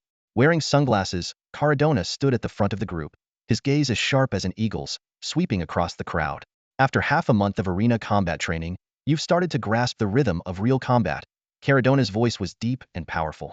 Now it's time for you to see some blood. This statement elicited varied reactions among the group. Some turned pale, appearing anxious, while others were eager, itching to dive into real-life combat. Lancelot remained calm, his composure influencing the initially tense Cole and Rouet. After a brief speech, Cardona glanced at the time and announced, "It's now 1621. The operation will commence at 2 a.m. the day after tomorrow. You have a day and 2 nights to prepare. I'll send the operation plan and related materials to the main team channel shortly, so be sure to check." Dismissed. As everyone prepared to leave, Caradona added, "Lancelot, Deck, Windsor, Abaddon, stay behind." Everyone understood that this meant the 4 agreed potential individuals would receive special treatment. The other members looked on with envy but without complaint. They had adapted to the rules of the extraordinary world, striving to improve themselves in hopes of one day receiving such special treatment. Once the others had left, Caradona produced a large silver metal box. He entered a complex password, causing the box to split open, revealing 4 octagonal metal objects covered in dense blue energy matrices. "These are 4 electromagnetic armors issued from above," Cardona explained. "They have exceptionally strong defensive capabilities, capable of resisting physical attacks and offering considerable energy resistance. To ensure your safety in the upcoming special operation, these 4 electromagnetic armors will be loaned to you." Electromagnetic armor? Lancelot raised an eyebrow, having heard of such equipment before. Cardona briefly explained the principles and usage of the electromagnetic armor. Each of them received one and, under the instructor's guidance, completed the wearing process. In addition to the armor, they had micro-signal transmitters implanted in their ear canals to control the armor via brainwaves. Lancelot quickly mastered the new equipment. Under his control, dozens of octagonal magnetic metal sheets fluttered around him like butterflies, seamlessly transforming into various protective formations. In contrast, the other 3 appeared clumsy. Deck was repeatedly struck on the forehead by the metal sheets, grimacing in pain. Windsor and Abaddon looked equally awkward, like beginners learning to skateboard, covered in bruises from falls. "Lancelot, have you used electromagnetic armor before?" Deck couldn't help but ask. Windsor and Abaddon also looked on curiously, and even the other instructors subtly perked up their ears. "No, I haven't." Lancelot shook his head. "Isn't this thing pretty easy to control?" "I don't find it difficult." Deck silently turned away, feeling deeply frustrated. He wanted to shout at Lancelot, "Easy for you to say. It's really hard, okay?" Caradona patted Lancelot on the shoulder. giving him a thumbs up with a wink. In the evening, within Lancelot's private room, the four-member team sat together, their expressions solemn as they discussed the special operation ahead. The room's soft lighting cast a gentle shadow over their faces. Lancelot leaned back on the plush leather sofa, his fingers interlaced, as his sharp gaze swept across the faces of his companions. Never thought I'd see the day when I'd be up against a notorious terrorist organization like the ones on TV, Lancelot remarked quietly, a barely detectable hint of excitement in his voice. Bert grinned, his fists colliding with a dull thud, eyes alight with a wild intensity. As a brute force ability user, his personality had grown increasingly combative with the rise of his powers. The Resurgence Society, huh? We can't afford to be careless, Rue said cautiously, his tone deep and serious. These guys even attempted to assassinate the president once. Though they failed, the fact that they still survive shows they're not to be underestimated.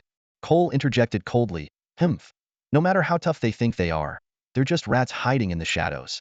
This time, it's a full-scale alliance operation to wipe out their base. Maybe we'll finally uproot this menace." "I'm not interested in whether we can wipe out the Resurgence Society," Burke said, eyes gleaming. "But the bounty this time is tempting, especially with rare items like the Bloodline Serum. It's a controlled resource in the Alliance, something money can't buy." Cole scoffed. "Look who posted the bounty, it's the Locke family, one of the wealthiest conglomerates in the Alliance. When they make a move, stinginess is the last thing to expect." "True," Ruin nodded in agreement. "The Faxians are really going all out this time. It seems the Resurgence Society has really gotten under their skin." Lancelot raised his hand to steer the conversation back on track. "All right, let's not dwell on that. You're all aware of the Faxians' unique position within the Alliance. Let's refine our team's operational plan instead." Lancelot then laid out the team's equipment and tactical configuration. Weapons like electromagnetic rifles, custom armor-piercing rounds, and specialized ammunition were listed. Rue was assigned as the sniper, while Lancelot and Burke would handle the front line, with Cole managing mid-range attacks and energy control. Under Lancelot's leadership, various contingency plans were devised. Time flew by, and soon it was the eve of their mission. At 8 p.m., over 200 fully armed members of the special training camp boarded the transport plane with their instructors. Amidst the deafening roar of the engines, the plane took off smoothly, gradually disappearing into the vast night sky. Their target was a Resurgence Society base disguised as a food processing plant on the outskirts of Calais. According to intelligence from an insider, the plant concealed a complex underground tunnel network. To prevent any escape, a large police force surrounded a 10-kilometer radius around the area. The operation was scheduled for 2 a.m., the time when the guards would be most relaxed. Under the cover of darkness, teams silently converged, with 5 squads led by instructors at the forefront. "Stick to the plan. We're going for the big fish, leaving the small fry for these rookies," Caradonna instructed through the radio. "Understood." The other instructors responded in unison. "Now move out." At Caradonna's command, the instructors charged forward like predators, moving swiftly in formation, shadows in the night stealthily closing in on the target. Meanwhile, Lancelot's rookie team had dispersed, each covering a sector. Rue set up his electromagnetic rifle at a vantage point, adjusting the scope, switching to night vision, and powering up the high-energy battery pack. Ahead of Rue, Lancelot and Burke took positions on the west and east flanks, respectively, with Cole in the center, ready to assist the slightly weaker Burke. The team's formation resembled a lobster with outstretched claws, poised for both offense and defense, fully prepared for the impending battle. Time slowly passed as a cold wind swept in, carrying with it a barely detectable scent of blood. Lancelot, with his heightened senses, immediately realized that the instructors had begun their operation. He quickly pressed the radio and whispered a warning. "Be on guard. The enemy is approaching." Though the sudden warning puzzled the other three, their extensive training had instilled in them a deep trust in Lancelot's directives. They swiftly shifted into combat mode, muscles taut and ready to unleash their powers at a moment's notice. Sure enough, a moment later, a towering blaze erupted above the distant factory. The deafening explosion echoed through the night sky. Its tremors felt kilometers away. Through his night vision goggles, Rue soon spotted a group of panicked Revival Society members. Most were scantily clad, wearing just shorts and vests as their standard attire, with some even barefoot, their faces etched with terror. However, not everyone was in such a disheveled state. Rue noticed that some individuals exhibited a starkly different composure. Despite their retreat, they maintained a calm demeanor, weapons clutched tightly as they ran, scanning their surroundings with a cold and wary gaze. Lancelot's voice came over the headset once more. "Rue, take the shot. Prioritize those who are well-dressed and armed. They are the core personnel of the factory." Taking a deep breath, Rue responded, "Understood." He focused his gaze through the sniper scope, zeroing in on a middle-aged man in a blue jumpsuit wielding a submachine gun. As his finger touched the trigger, Rue felt a shiver. This was far from what he had imagined. Facing the moment of taking another's life struck deep into his soul. Yet, thanks to his extensive psychological preparation and 2 weeks of live drills, Rue quickly overcame his hesitation and unease. He held his breath and decisively pulled the trigger. Pop!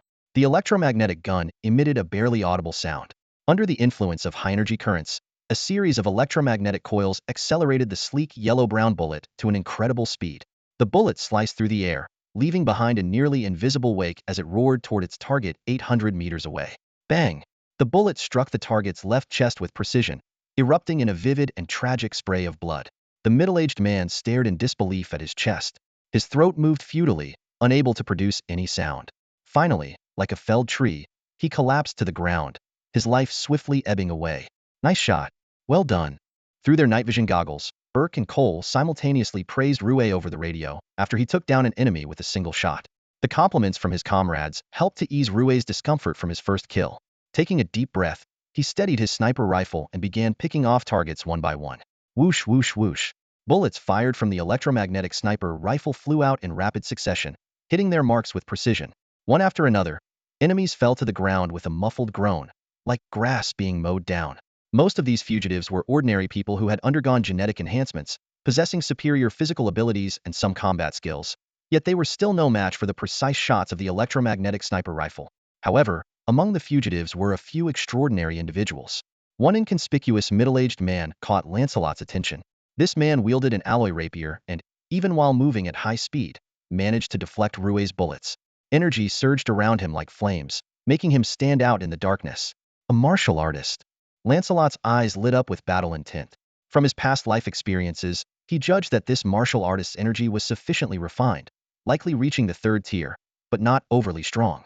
According to the SOD Arena's ratings, he was mid to low 3rd tier, with a combat power level around 165. Lancelot quickly issued orders over the radio. I'll handle this one. Burke, you and Cole take care of the other 3. Rue, focus your firepower on the east side and don't worry about me. With that, he leaped into action, swiftly moving toward his target. Understood. Burke and the others responded in unison, executing the command without hesitation. The martial artist, named Hogg, watched the towering warrior charging at him with caution, his energy coiling around the rapier like flowing water. His attribute was fire, with energy characteristics of explosion and burning, capable of inflicting burning damage with the rapier. Lancelot focused intently on the battle. Activating his iron body, he instantly increased his physical stats by 11 points, reaching a total of 21. His physical defense and recovery abilities surged, his frame expanding to stretch his combat suit taut. With a flex of his arms, black blades extended from his alloy gauntlets. Simultaneously, his tactical backpack emitted a blue glow, ready to form a shield or armor. After observing for a moment, Hogg relaxed slightly.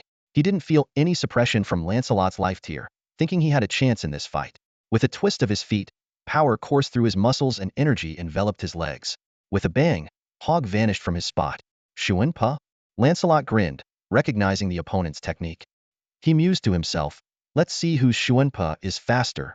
Before the thought finished, Lancelot's form disappeared like a specter, leaving only a faint breeze in his wake. Both moved with incredible speed, employing Xuanpa almost simultaneously.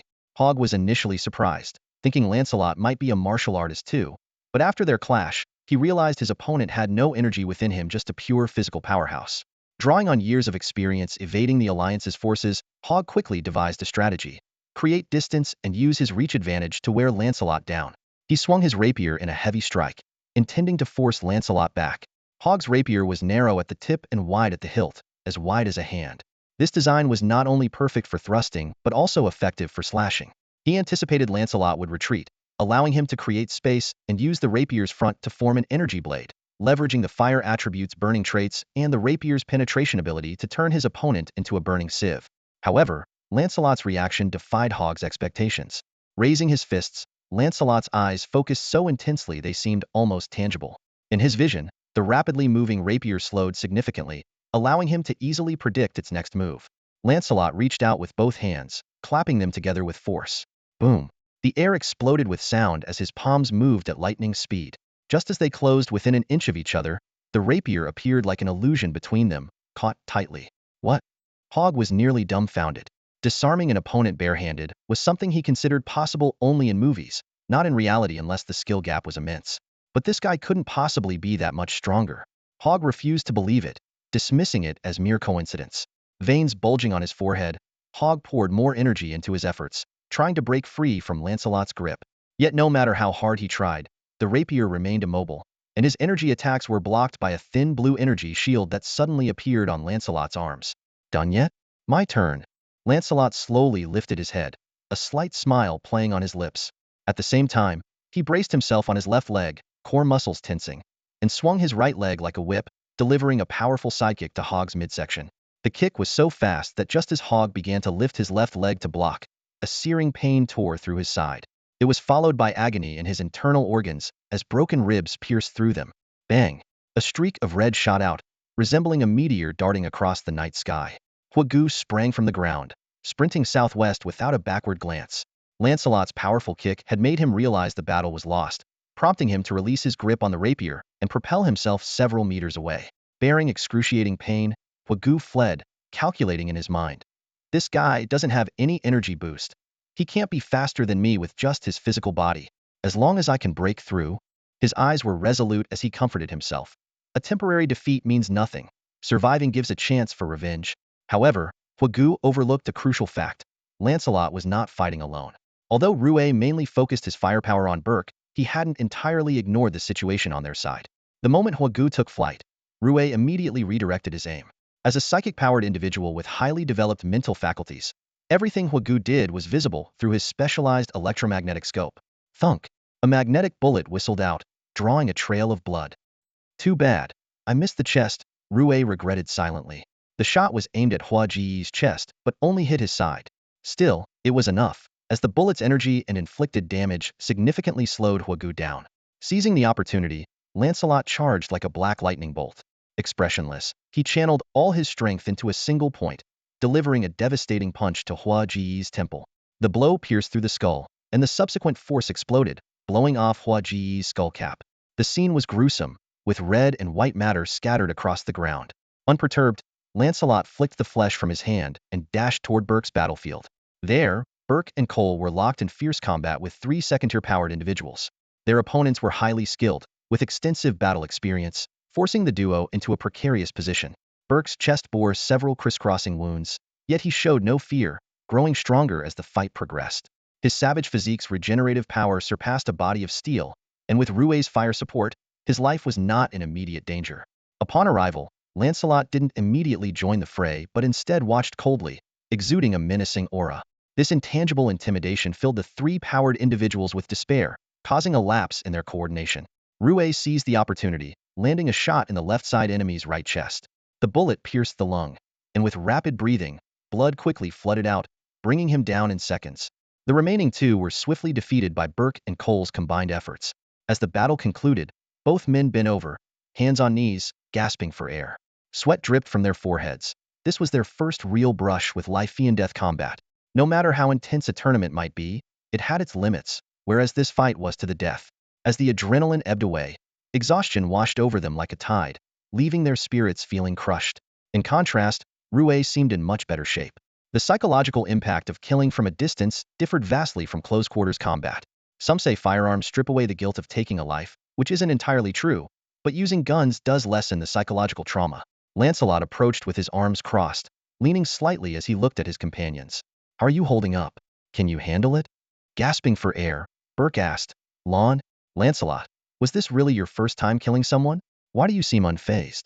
Perhaps I was born to be an executioner. Lancelot chuckled, a flicker of fervor in his eyes. He quickly surveyed his surroundings, sensing a new wave of enemies approaching. All right, there's no time to waste on the battlefield. More are coming. The usual plan. You go east, I'll go west. Before his words had fully settled, Lancelot shot off like an arrow, leaping with a bound and vanishing almost instantly 100 meters away. His movements were as swift as lightning and as elusive as a specter, leaving only the faint rustle of branches in his wake. Cole watched Lancelot's retreating figure with a sense of admiration. That's what makes him a genius. It's not just about having superior potential. Even if we also have a great potential, could we ever match what Lancelot does? Burke grinned at this. That's why he's Lancelot. Cole fell silent, shrugging in agreement. After a brief exchange, the two focused their minds, staying alert and ready for the impending arrival of the enemy. The night stretched on, long and silent, with only the occasional breeze brushing against their cheeks, whispering the passage of time. Before they knew it, half an hour had slipped by. During this time, Lancelot's team had taken down more than 40 foes, including 9 extraordinary individuals. The fiercest fighting occurred during the first few minutes, after which the enemy numbers dwindled. In the last 10 minutes, the remaining enemies were either eliminated or had gone into hiding, hoping to escape retribution. Each squad began to relax their vigilance, chatting and boasting about their achievements over the public channel. Burke was among the most active, engaging in banter with others, a natural social butterfly. Lancelot, however, stood alone atop a dead tree, occasionally listening to the public channel, his eyes sharp as a hawk's, scanning the surroundings for any concealed threats. At that moment, the public channel crackled with the instructor's urgent warning. Attention, attention. A 4th rank extraordinary is charging in at 8 o'clock. Teams in that direction, be cautious, and do not engage. I repeat, do not engage. A 4th rank is beyond your capability to handle. Upon hearing this, Lancelot's body tensed, and he immediately stood upright. 8 o'clock? That's Windsor's team. A flicker of concern crossed his eyes as he prepared to spring into action. The dark night enveloped the earth, and the bare branches swayed gently in the breeze. Lancelot, like a great eagle spreading its wings, darted to the left, calculating the situation in his mind. Although the opponent's 4th-tier extraordinary power far surpassed his own, Lancelot's defense was formidable, thanks to his steel body and electromagnetic armor. It would be difficult for the opponent to kill him quickly. He quickly assessed the situation. The opponent was likely eager to escape and wouldn't want to get entangled for long. The instructors were surely rushing to the scene, so the danger wasn't too great. Remembering that Windsor, a fellow trainee from the same special training camp, had sold him vitality potions at a low price, significantly boosting his early strength, and that they often sparred together, Lancelot decided to lend a hand. He swiftly made his way to the sector where Windsor's team was located. Using his night vision goggles, Lancelot quickly pinpointed the battle scene. A middle-aged man, enveloped in a blue energy aura, with a gaping hole in his chest, was fiercely attacking Windsor and her teammates. Crescent-shaped energy blades rained down like a storm, forcing Windsor's group to retreat step by step. Windsor's tank teammate was in the most critical condition, with one arm severed at the shoulder by an energy blade. The cut is smooth as a mirror, blood gushing out. His face was as pale as paper, and though he struggled to hold on, it was clear he was on the brink of death. Another teammate lay on a distant mound, sweating profusely as he tried to lock onto the enemy with his sniper rifle, but the opponent's high-speed movements made it impossible to find an opportunity to fire. Windsor gritted her teeth, continuously releasing amethyst energy to form layers of prismatic shields, barely protecting herself and her teammates. Fortunately, her abilities were both offensive and defensive, or her teammates might have already perished. Even so, Windsor knew that with her electromagnetic armor and amethyst energy shielding, it would be a fool's dream for the enemy to kill her quickly. Upon noticing Lancelot's arrival, Windsor was overjoyed and immediately called out for help. Seeing that the 4th-tier extraordinary was in a heavily injured state, Lancelot felt even more fearless, without hesitation taking over the tank position from Windsor's teammate, engaging in fierce combat with the extraordinary. Hunter, the 4th-tier extraordinary, was inwardly cursing his luck. He had originally feigned death to escape the instructor's massacre and fled the factory by a stroke of luck. Just when he thought he was out of danger, he ran into these fearless youngsters. Initially, he planned to bypass them, but they attacked first, leaving Hunter both annoyed and perplexed. Despite his severe injuries, Hunter was confident he could easily deal with these lower-tier extraordinaries. However, with Lancelot joining the fray, the situation took a drastic turn. This new opponent was exceptionally skilled, his combat techniques unpredictable and refined, striking with ruthless precision, unlike the novices Hunter had faced before. What troubled Hunter even more was Lancelot's incredible defense. The energy blades he prided himself on barely scratched the surface. Worse still, Lancelot and Windsor's teamwork was seamless. One engaged in close combat, while the other provided mid-range attacks and control, leaving Hunter overwhelmed. He realized that continuing the fight was extremely disadvantageous, and every second was precious. Once those terrifying killing machines caught up, he would have no chance of survival. In desperation, Hunter decided to go all out, using a burst secret technique. He unleashed his abilities to the limit, causing an energy surge, with its intensity soaring and color shifting from light blue to deep blue, becoming more volatile. The attack power and penetration of his energy blades increased significantly, and the electromagnetic armor shrieked under the strain, forcing Lancelot to go on full defense. Faced with such a perilous situation, Lancelot felt exhilarated rather than fearful. He was desperate. Despite having the upper hand, Hunter resorted to his explosive abilities.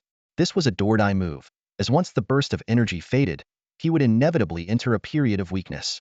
A thought struck Lancelot: if he could just hold on and outlast this phase, He could turn this mid-level extraordinary being into an easy prey. With this realization, Lancelot activated his iron body to its full potential. A pure black metallic sheen instantly covered his entire body, transforming him into a man of steel. His electromagnetic armor split into several parts, precisely shielding his vital areas. Under the astonished gaze of Windsor and the incredulous eyes of Hunter, Lancelot braced against the fierce onslaught and launched a counterattack. The best defense is a good offense, Lancelot muttered to himself. His punches were as fast as lightning, his dark silhouette merging with the night, making his attacks almost impossible to track. To maximize his offensive impact, he even abandoned defense of non-vital areas, becoming like a divine sword, its edge gleaming with lethal intent. Even with his explosive ability activated, Hunter couldn't shake off Lancelot's relentless pursuit. Meanwhile, Windsor exerted her full powers, continuously harassing and restraining Hunter, making it impossible for him to escape. Damn it! Hunter growled in frustration. Time ticked away, seemingly draining his life with every second, fueling his growing impatience. In the heat of battle, losing one's composure was a fatal flaw, and soon enough, Hunter's movements showed a slight lapse. Lancelot, with heightened focus and sharpened senses, immediately detected this subtle opening. His right hand shot forward, index and middle fingers forming a sword, forearm muscles exploding with power, driving his fingers at high speed into Hunter's left chest. The force caused the muscles in Hunter's chest to cave in, compressing blood vessels. The energy surged through Lancelot's fingers into Hunter's heart, then erupted, disrupting his blood flow and internal energy. Hunter grunted, stumbling backward, his stance faltering, defenses wide open. Lancelot's pupils contracted sharply as he seized the opportunity to execute a swift move. He stepped forward with his left foot, right leg tracing an arc, delivering a fierce kick between Hunter's legs. Crack! Two spherical objects shattered with a resounding impact. The terrifying force contained in the strike to his instep sent Hunter screaming into the air, several meters high. The searing pain in his groin instinctively caused him to curl up, his face flushed red, eyes bloodshot and bulging. His mouth gaped open, expelling a rush of acrid bile. Windsor swiftly activated her abilities, weaving amethyst energy into a net that trapped Hunter securely. Despite the excruciating pain, Hunter managed to slash through the amethyst net with energy blades, but this cost him precious time. Lancelot seized the opportunity, unleashing his long-prepared attack like a relentless storm. Every part of his body, fists, elbows, feet, knees, legs became a fierce weapon, his assault unending and mostly focused on Hunter's lower body. Hunter was already gravely injured, his heart previously pierced by an instructor. Without this life-threatening wound, he couldn't have feigned death to escape.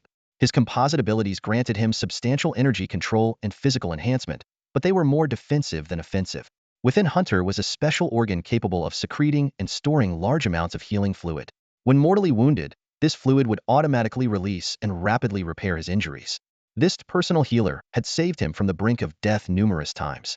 However, healing the lethal heart wound had depleted most of the fluid, and now, under Lancelot's relentless assault, it finally ran out. As his injuries worsened, Hunter's resistance weakened. Lancelot sensed his opponent's diminishing strength and fought with increased vigor. Realizing escape was impossible, Hunter's eyes flashed with malice. He abandoned defense entirely, focusing solely on attack. The two were like lions locked in a life-and-death struggle on the savannah, exchanging blow for blow, blood splattering, a brutal scene. Yet, compared to Lancelot's formidable resilience, Hunter's frame seemed frail. Ultimately, Hunter fell to the ground with wide, unyielding eyes, unwilling to succumb. Lancelot's combat suit was shredded to strips, his electromagnetic armor ruined. A gruesome wound running from his right brow, flesh turned outward. Despite this, he had won. He had defeated a fourth-tier extraordinary being. Catching his breath, Lancelot crouched down expressionlessly, gripping Hunter's head with both hands and twisted sharply. With the sound of cracking bones, blood gushed forth as Hunter's head was torn off, blood vessels hanging like tangled threads. Standing blood-soaked, Lancelot's impassive demeanor halted Windsor in her tracks, a flicker of fear and discomfort crossing her eyes. His regenerative ability is strong. Just to be safe, Lancelot explained coolly, then turned towards the northeast where several strong presences were rapidly approaching, one of which he recognized it was Instructor Tarn. As the sun rose, its golden rays bathed the ground, the bloodstains stark in the light. The rookies sat scattered on the ground, most pale and staring blankly at the distant, gruesome scene. A few, like Burke and Rouet, quickly adapted, their nerves tougher. Lancelot, however, stood out, holding the bloody head with a calm expression, as if he were merely carrying a roasted pig's head. Tarn, recalling last night's events, still felt a bit dazed. Over the years, he had seen many ruthless individuals, but someone like Lancelot, killing for the first time with such calm composure, was rare indeed. Could this kid be a sociopath? Muttered Luca from Newton City, one of the instructors who arrived for rescue last night. Tarn didn't respond, instead coldly saying, "Your team made a serious error this time, nearly causing 2 grade potential recruits from Right City to be in danger. You need to take responsibility." It was Luca's teammate, a fifth-tier extraordinary being, who had inflicted the fatal wound on Hunter. Under normal circumstances, a fourth-tier extraordinary being could not break through the core defensive circle. The gap between fourth and third tier is immense, with a qualitative change occurring once physical attributes reach 31 points, along with the random awakening of attribute talents. Many extraordinary professions' true destructive power begins at the mid-tier extraordinary level. These factors make the combat power gap between fourth and third tier vast. Hunter's escape was entirely due to Luca's team's negligence. Although Windsor's rashness also played a role, the root cause lay in Luca's teammates' carelessness, and they should bear the primary responsibility. Tarn, appearing indifferent yet actually protective, was negotiating for Windsor and Lancelot's benefit. Knowing he was in the wrong, Luca didn't argue, instead solemnly stating, "Putilov indeed bears the main responsibility. I'll allocate his 300 battle points to the affected rookies on your side." "Make it 500 points, Tarn said, his expression unchanged. Luca's mouth twitched, conceding, "Our team will pool an additional 100 battle points, giving you 400, which is quite substantial." Tarn considered for a moment, then agreed. "Transfer them to me now." Without hesitation, Luca immediately allocated the 400 battle points. "I don't want any credit for the mission. Give it all to Nick," Windsor said. Sitting on the grass with her knees hugged to her chest, her gaze distant and unfocused, there was a barely noticeable tremor in her voice. Nick was her teammate whose arm had been torn apart. Though Windsor always appeared cold and rational, she was far from being an emotionless robot. Over the months, she had developed a friendship with her 2 teammates. During the recent mission, her reckless pursuit of glory led to a grave misjudgment that almost cost Nick his life. The guilt was overwhelming, leaving Windsor deeply unsettled. Even though the Alliance's biotechnology could easily repair Nick's arm, Windsor felt the need to compensate him. She vividly remembered that in this mission, all rookies earned a base of 10 merit points, with additional points awarded for each enemy killed based on their strength. Ordinary enemies were worth about 10 points, first-tier extraordinary 70 points, second-tier 130 points, third-tier 220 points, fourth-tier 600 points, fifth-tier 1,000 points, and sixth-tier 1,800 points. There were no seventh-tier extraordinaries at the factory. The 400 merit points compensated by Luca's team were distributed by Tarn. He first allocated 250 points to Lancelot, a decision that went unchallenged. If Lancelot hadn't arrived in time, Nick would have certainly died, and Windsor, despite her electromagnetic armor, would have suffered severe injuries. Lancelot's large share was well-deserved. The remaining 150 merit points were divided among Windsor's team according to an 8-5-2 ratio. Nick received 80 points, Windsor 50 points, and the third teammate, who contributed little, got a symbolic 20 points. Under normal circumstances, Windsor, as the strongest and most pressured member, should have received more. However, her poor decision-making had put the entire team in mortal danger, so Tarn awarded her only 50 points. In truth, if Windsor weren't an A-level potential candidate, she might not have received any points at all. Her talent allowed major mistakes to be minimized, and minor ones to be overlooked. Even someone like Tarn couldn't escape the usual approach of handling extraordinary individuals. "All right," Tarn replied curtly and walked away, offering no words of comfort. Such lessons needed to be reflected upon and ingrained personally. External advice was futile. Meanwhile, Lancelot sat alone against a large tree, calculating last night's gains. He earned 600 merit points for defeating a fourth-tier extraordinary, with Windsor assisting and taking 150 points, leaving him with 450 points, 250 points from Luca's team compensation, 220 points for killing a third-tier extraordinary, 260 points for 2 second-tier extraordinaries, 140 points for 2 first-tier extraordinaries, 10 base points, and 30 points from team bonuses. In total, he accumulated 1360 merit points. He opened his communicator and accessed the exchange page. The Faxians, led by the Locke family, had established a special bounty exchange center where merits could be traded for rare resources, including potions, extraordinary organs, advanced weapons, and even unknown tutoring from extraordinary masters.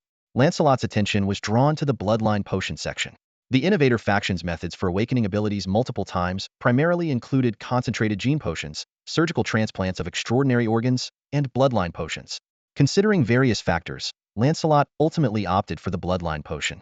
His iron body was a purely physical enhancement ability, lacking mid to long-range offensive capabilities. While firearms could supplement this in the early stages, he would be at a disadvantage in the later stages. Additionally, In his past life, he was a martial artist specializing in chi manipulation, adept at controlling vital energy. Now, it was as if he had the skills but no resources, unable to utilize his chi techniques. Therefore, Lancelot decided that his second awakening should involve energy manipulation.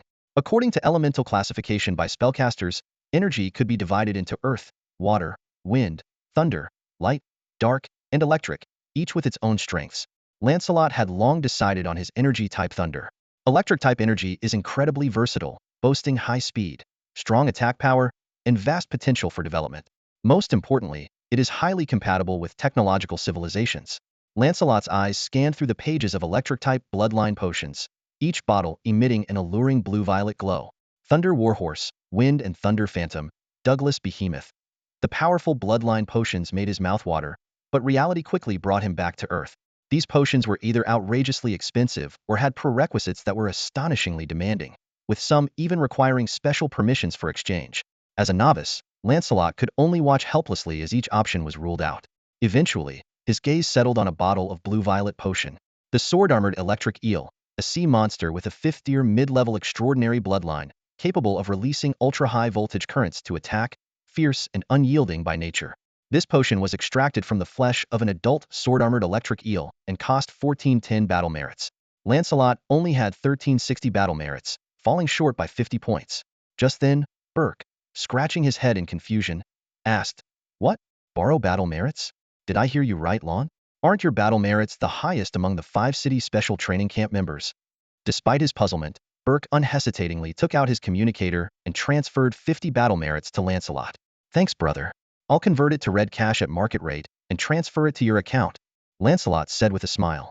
He explained that although the Alliance didn't prohibit buying battle merits with red cash, each person had an annual limit.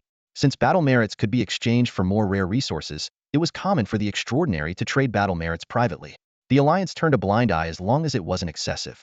At market rate, one battle merit was equivalent to about 16,000 red cash, so 50 points amounted to 800,000.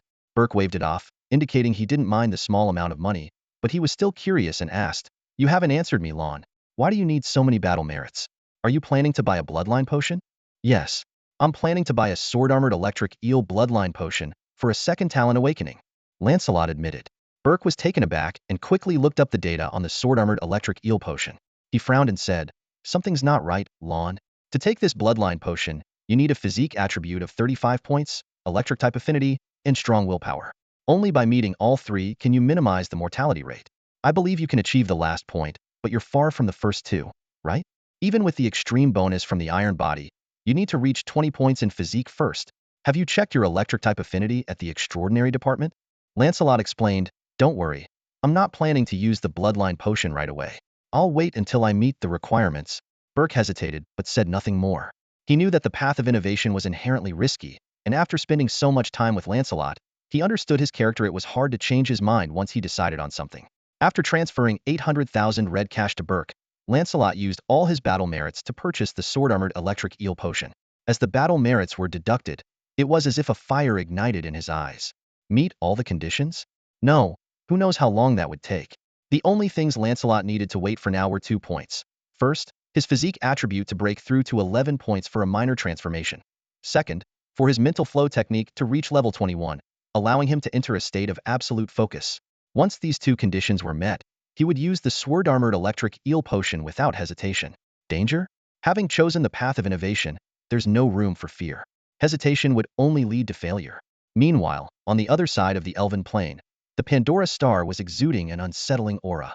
This planet was one of the largest and most elementally active mid-magic planets in the Elven Plain. If the Sea of Light and the West Asia Archipelago were the chaotic regions of the Oklo star, then Pandora star was the crime capital of the Elven Plain, synonymous with chaos and evil. It was the headquarters of the planar black market and a gathering place for dark creatures. Countless terrifying monsters lurked there, along with cult followers, dark mages, and star pirate gangs. Rumor had it that if the monsters on Pandora star united, their overall strength wouldn't be inferior to a high magic planet. Although no one knew the truth of this statement, no orderly forces had dared to launch a frontal assault on Pandora star over the years, seemingly silently confirming this claim. The land of falling stars. A century ago, a meteor descended from the heavens, gently landing in the rainforest like a cosmic ship. Contrary to bringing destruction, this meteor gave the land its new name. Little known is the fact that this meteor didn't fall naturally. it was forcibly torn from the distant planet Pandora by a terrifying entity. The core of the meteor is hollow, with molten lava bubbling like a spring, maintaining an extremely high temperature within the cavern. In this scorching environment, the spider mother lies asleep, her terrifying silhouette cast by the glow of the lava. In the lava pool, three young dragon-hunting spiders are frolicking. Gustavo, the largest of the trio, holds his sister Mora's head with his left hand and pins his brother Bradley's back with his right foot, proudly asking, "Do you give up?" Mora struggles fiercely, her 8 legs flailing but to no avail, like a stubborn little girl subdued by her older brother. She angrily shouts, "Ah, let me go if you dare." Despite her fierce appearance, she can't budge Gustavo in the slightest. In contrast, Bradley is more pragmatic. He uses his slender legs to desperately claw at Gustavo's strong spider legs, pleading, "I give up, brother. Please let me go." Gustavo releases his brother but doesn't spare his sister. Supporting himself with his 4 hind legs, he holds Mora tightly with the front 4. First, he rolls her into a ball, then tosses her into the air like a balloon. Gustavo catches and throws Mora repeatedly, over and over, until she's dizzy and seeing stars. Yet, even then, the stubborn Mora refuses to admit defeat. Having had his fun, Gustavo finally throws Mora back into the lava pool. Orange-eared bubbles rise as Mora slowly sinks into the pool. Bradley, witnessing the entire scene, holds his breath, shivering with fear that he might suffer the same fate. Bradley looks at his much larger brother in confusion, wondering, though they were born around the same time, why does Gustavo grow so fast, as if he's been fed some special diet? The dragon-hunting spider thrives in heat and shuns the cold, naturally possessing a high resistance to fire elements. Many adult dragon-hunting spiders prefer to slumber within the planet's core. Even for the young ones, the temperature of magma feels like a warm bath to humans, causing them no harm at all. Gustavo ignored Mora, who had sunk into the magma pool, and Bradley, who was slowly retreating nearby. His 8 legs bent slightly as he leaped, trailing a stream of fiery red magma and drawing a graceful arc in the air before landing on the stone slab. The magma dripped down, gradually solidifying and cooling, emitting a faint hissing sound. At this moment, Gustavo finally emerged from the magma pool in full view. He had grown to an impressive 3 meters tall and 5 meters wide. His 8 black, spiked legs were covered in menacing barbs, with bone spurs protruding at the joints, and the ends shaped like foldable scythes, lined with serrated edges. This weaponry meant that once prey was caught, it would be instantly torn to shreds. Unlike other arachnids, the dragon-hunting spider has highly developed muscles. Each muscle fiber is exceptionally tough and strong, like alloy steel wires, harboring an immense explosive power. This gives them a robust appearance, full of intimidating presence. Most of the dragon-hunting spider's body is covered with an exoskeleton. This protective layer is not heavy but rather extremely thin and flexible, creating slight wrinkles with muscle movements and perfectly adapting to body changes. However, its defense is far superior to that of a true dragon's scales, granting the spider tremendous resistance to attacks. Even the relatively softer abdominal area boasts defense that would leave enemies astonished. Gustavo's spider head is particularly fearsome. Most of it is occupied by 4 pairs of eerie green eyes that emit a ghastly glow in the dim cave, making it especially terrifying. The lower part of the spider head is the feeding and biting apparatus, far more complex than that of ordinary spiders. The mouth is filled with dagger-like sharp teeth, and 2 pairs of scythe-like chelicerae can easily sever high-strength alloy steel. From the dragon-hunting spider's anatomy, one can easily deduce the species' habits and combat style. They are more like wolf spiders, adept at close combat, rather than relying on venom to defeat their prey. Gustavo folded his 8 blade-like legs and, using the muscular pads at the joints, crawled swiftly across the ground with almost no sound. Bradley watched his brother's direction and couldn't help but mutter, "Off to eat again?" Recently, Gustavo's growth rate was astonishing, and his appetite had increased to nearly 3 or 4 times that of him and his sister Mora combined. Perhaps it was this tremendous food intake that explained why Gustavo could grow so rapidly. The cavern was large enough to accommodate a giant creature like their mother. Gustavo crawled unhurriedly, eventually reaching a huge pit. This was the feeding bowl for the 3 siblings, where their mother regularly placed incapacitated prey. Recently, as the second son's appetite increased, the feeding schedule had been moved up repeatedly. But for their mother, this was no trouble at all. A single hunt could provide enough for her 3 children for years. At the bottom of the pit lay half of a praya triceratops rhinoceros. This was a creature of the 5th life tier, once reigning supreme over its marshy domain. But now, it was merely food for Gustavo. Gustavo descended to the pit's bottom, extended 2 pairs of spider legs, and the blade-like ends shot out. With a flurry of dizzying blade flashes, the remaining half of the triceratops rhinoceros was sliced into evenly sized chunks. Gustavo lowered his body, quickly devoured the meat chunks, and sent them to his stomach with a simple chew. The devouring technique had an effect on Gustavo far surpassing Lancelot and Logo, primarily due to the vast differences in species. The dragon-hunting spider's digestive abilities were inherently formidable, capable of breaking down even steel in a short time. After practicing the devouring technique, this ability had undergone a qualitative leap. As soon as the Triceratops rhinoceros meat entered his stomach, it was rapidly decomposed by potent gastric acid. Then, the stomach, akin to a furnace, began to churn, extracting strands of nutrients that traveled through dense blood vessels throughout his body. Gustavo's eating speed was astonishing, consuming the 1,000-kilogram meat of a fifth-tier extraordinary creature in just 5 minutes. The energy and nutrients contained within were nothing short of terrifying. Feeling the continuous emergence of nutrients within his body, Gustavo wasted no time and leapt out of the pit to start training. As an epic creature, the dragon-hunting spider is born with inherited memories, a wealth of knowledge accumulated by their ancestors over generations. However, due to the overwhelming volume of inherited memories, forcibly receiving them all would cause the brain to explode, leaving only key memories like language, species habits, and survival tips directly retained, while other memories lay dormant like deep ocean currents in the subconscious. When a dragon-hunting spider requires specific knowledge, the inherited memories automatically surface, but a special medium is needed to trigger them. For instance, when Gustavo encounters an unfamiliar monster and wants to gather intelligence, the inherited memories trigger the corresponding mechanism, presenting the relevant information. Logo and Lancelot were humans, and their previous life experiences could be seamlessly integrated.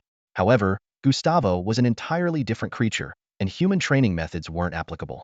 At this point, inherited memories became useful. Moreover, if Gustavo were to adopt his previous life's body training methods, their mother would surely become suspicious, causing unnecessary trouble. Thus, Gustavo ultimately chose to search for training methods within his inherited memories. When this idea emerged, accompanied by a strong emotional signal, the inherited memories were indeed triggered.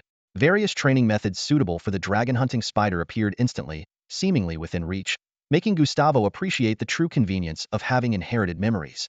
The ground inside the stone cave was compressed incredibly tightly by the power of the spider mother, making it as hard as high-strength alloy. On this iron-hard surface, Gustavo found a flat spot and began a series of seemingly bizarre body-strengthening exercises. This was the Nyust body conditioning method, created by a legendary dragon-hunting spider elder. It combines unique energy guidance techniques with precise muscle movements to significantly accelerate the growth of dragon-hunting spiders, especially suitable for the juvenile stage. However, the Nyust body conditioning method has its drawbacks. It induces intense pain during training, posing a significant test of concentration and willpower. For young, playful dragon-hunting spiders, this is undoubtedly a form of torment. Although their inherited memories grant them exceptional intelligence, temperament is unrelated to intelligence. They are either naturally calm or must be tempered by time and experience. Gustavo's sister and brother were typical examples. The two little ones attempted the training but quickly gave up. While Gustavo was focused on his training, Mora slowly emerged from a distant lava pool. She shook off the magma from her head and angrily searched for Gustavo. Spotting her brother in training, she was about to rush over, but suddenly remembered something and reluctantly withdrew her step. Bradley, who was ready to watch the commotion, felt a bit disappointed. He was hoping to see Mora get scolded. Gustavo hated being disturbed during training, and Mora had learned the hard way after being reprimanded several times. Noticing Bradley's change in expression, Mora redirected her anger towards him. "What's that look on your face?" she demanded. Her sharp legs scraping the ground with an ear-piercing sound, sparking as they went. Bradley's face stiffened, and he stammered in defense. "Nothing at all." "Humph, you're definitely mocking me, aren't you? Take this." Mora charged at Bradley without waiting for an answer. Being the youngest and weakest brother, Bradley quickly ran away. The two young dragon-hunting spiders chased each other around the stone cave, moving with astonishing speed. If any ordinary human were present, they would only see black streaks left on their retinas as afterimages. Time flew by, and 2 hours passed in the blink of an eye. Suddenly, Gustavo's body shuddered, and a vast surge of energy erupted like a flood, coursing through his entire body. Everywhere it reached, muscles, bones, and cells rapidly strengthened, and his body expanded visibly. In just half an hour, he grew from 3 meters high and 5 meters wide to 3.5 meters high and 6 meters wide, becoming significantly larger. His 8 blade-like legs became sharper and more menacing, gleaming with a chilling light. His green eyes shone even brighter, as if ready to emit energy beams at any moment. His head, previously wide and flat, became more elongated, with sharper spikes on top and stronger mandibles. His overall appearance grew increasingly fierce, beginning to embody the might of a void predator. Gustavo's transformation caused quite a stir. Both Mora and Bradley looked on with astonishment, and even the spider mother was awakened from her slumber. Her 8 massive eyes, like oversized searchlights, hovered above the stone cave, watching her 2 sons below in silence. Suddenly, Gustavo's consciousness was pulled into an unfamiliar space. Surrounded by black smoke, a majestic hall loomed faintly in the haze. From the depths of the mist came a low murmur. Matrola, supreme deity, master of obliteration, true dragon adversary. In a daze, Gustavo's consciousness was drawn to the entrance of the grand hall by a mysterious force. A cold breeze swept over him, and he suddenly came to his senses. Is this the Hall of Inheritance? He wondered, looking around without surprise. He knew that every dragon-hunting spider ascending to the 5th rank would follow the guidance of their bloodline, projecting their soul consciousness into this mysterious space in the imaginary dimension to complete their professional awakening and illuminate their knowledge tree. Taking a deep breath, Gustavo pushed open the doors of the Hall of Inheritance. Inside, the space was vast and expansive, with a row of dragon-hunting spider statues on either side, each at least a kilometer tall and of unique design. Some gazed skyward with defiant eyes. Others poised for battle, exuding a menacing aura, and still others wore futuristic armor, spewing purple energy beams from their mouths. Beneath each statue was inscribed its title, true name, and related deeds. As Gustavo walked and observed, he grew increasingly amazed. These are all legendary ancestors, he exclaimed, realizing that this Hall of Inheritance was a repository of the dragon-hunting spider clan's elite throughout history. Unknowingly, he reached the end of the hall. Here stood a towering statue, 10,000 meters high, overlooking the entire Hall of Inheritance like a crane among chickens.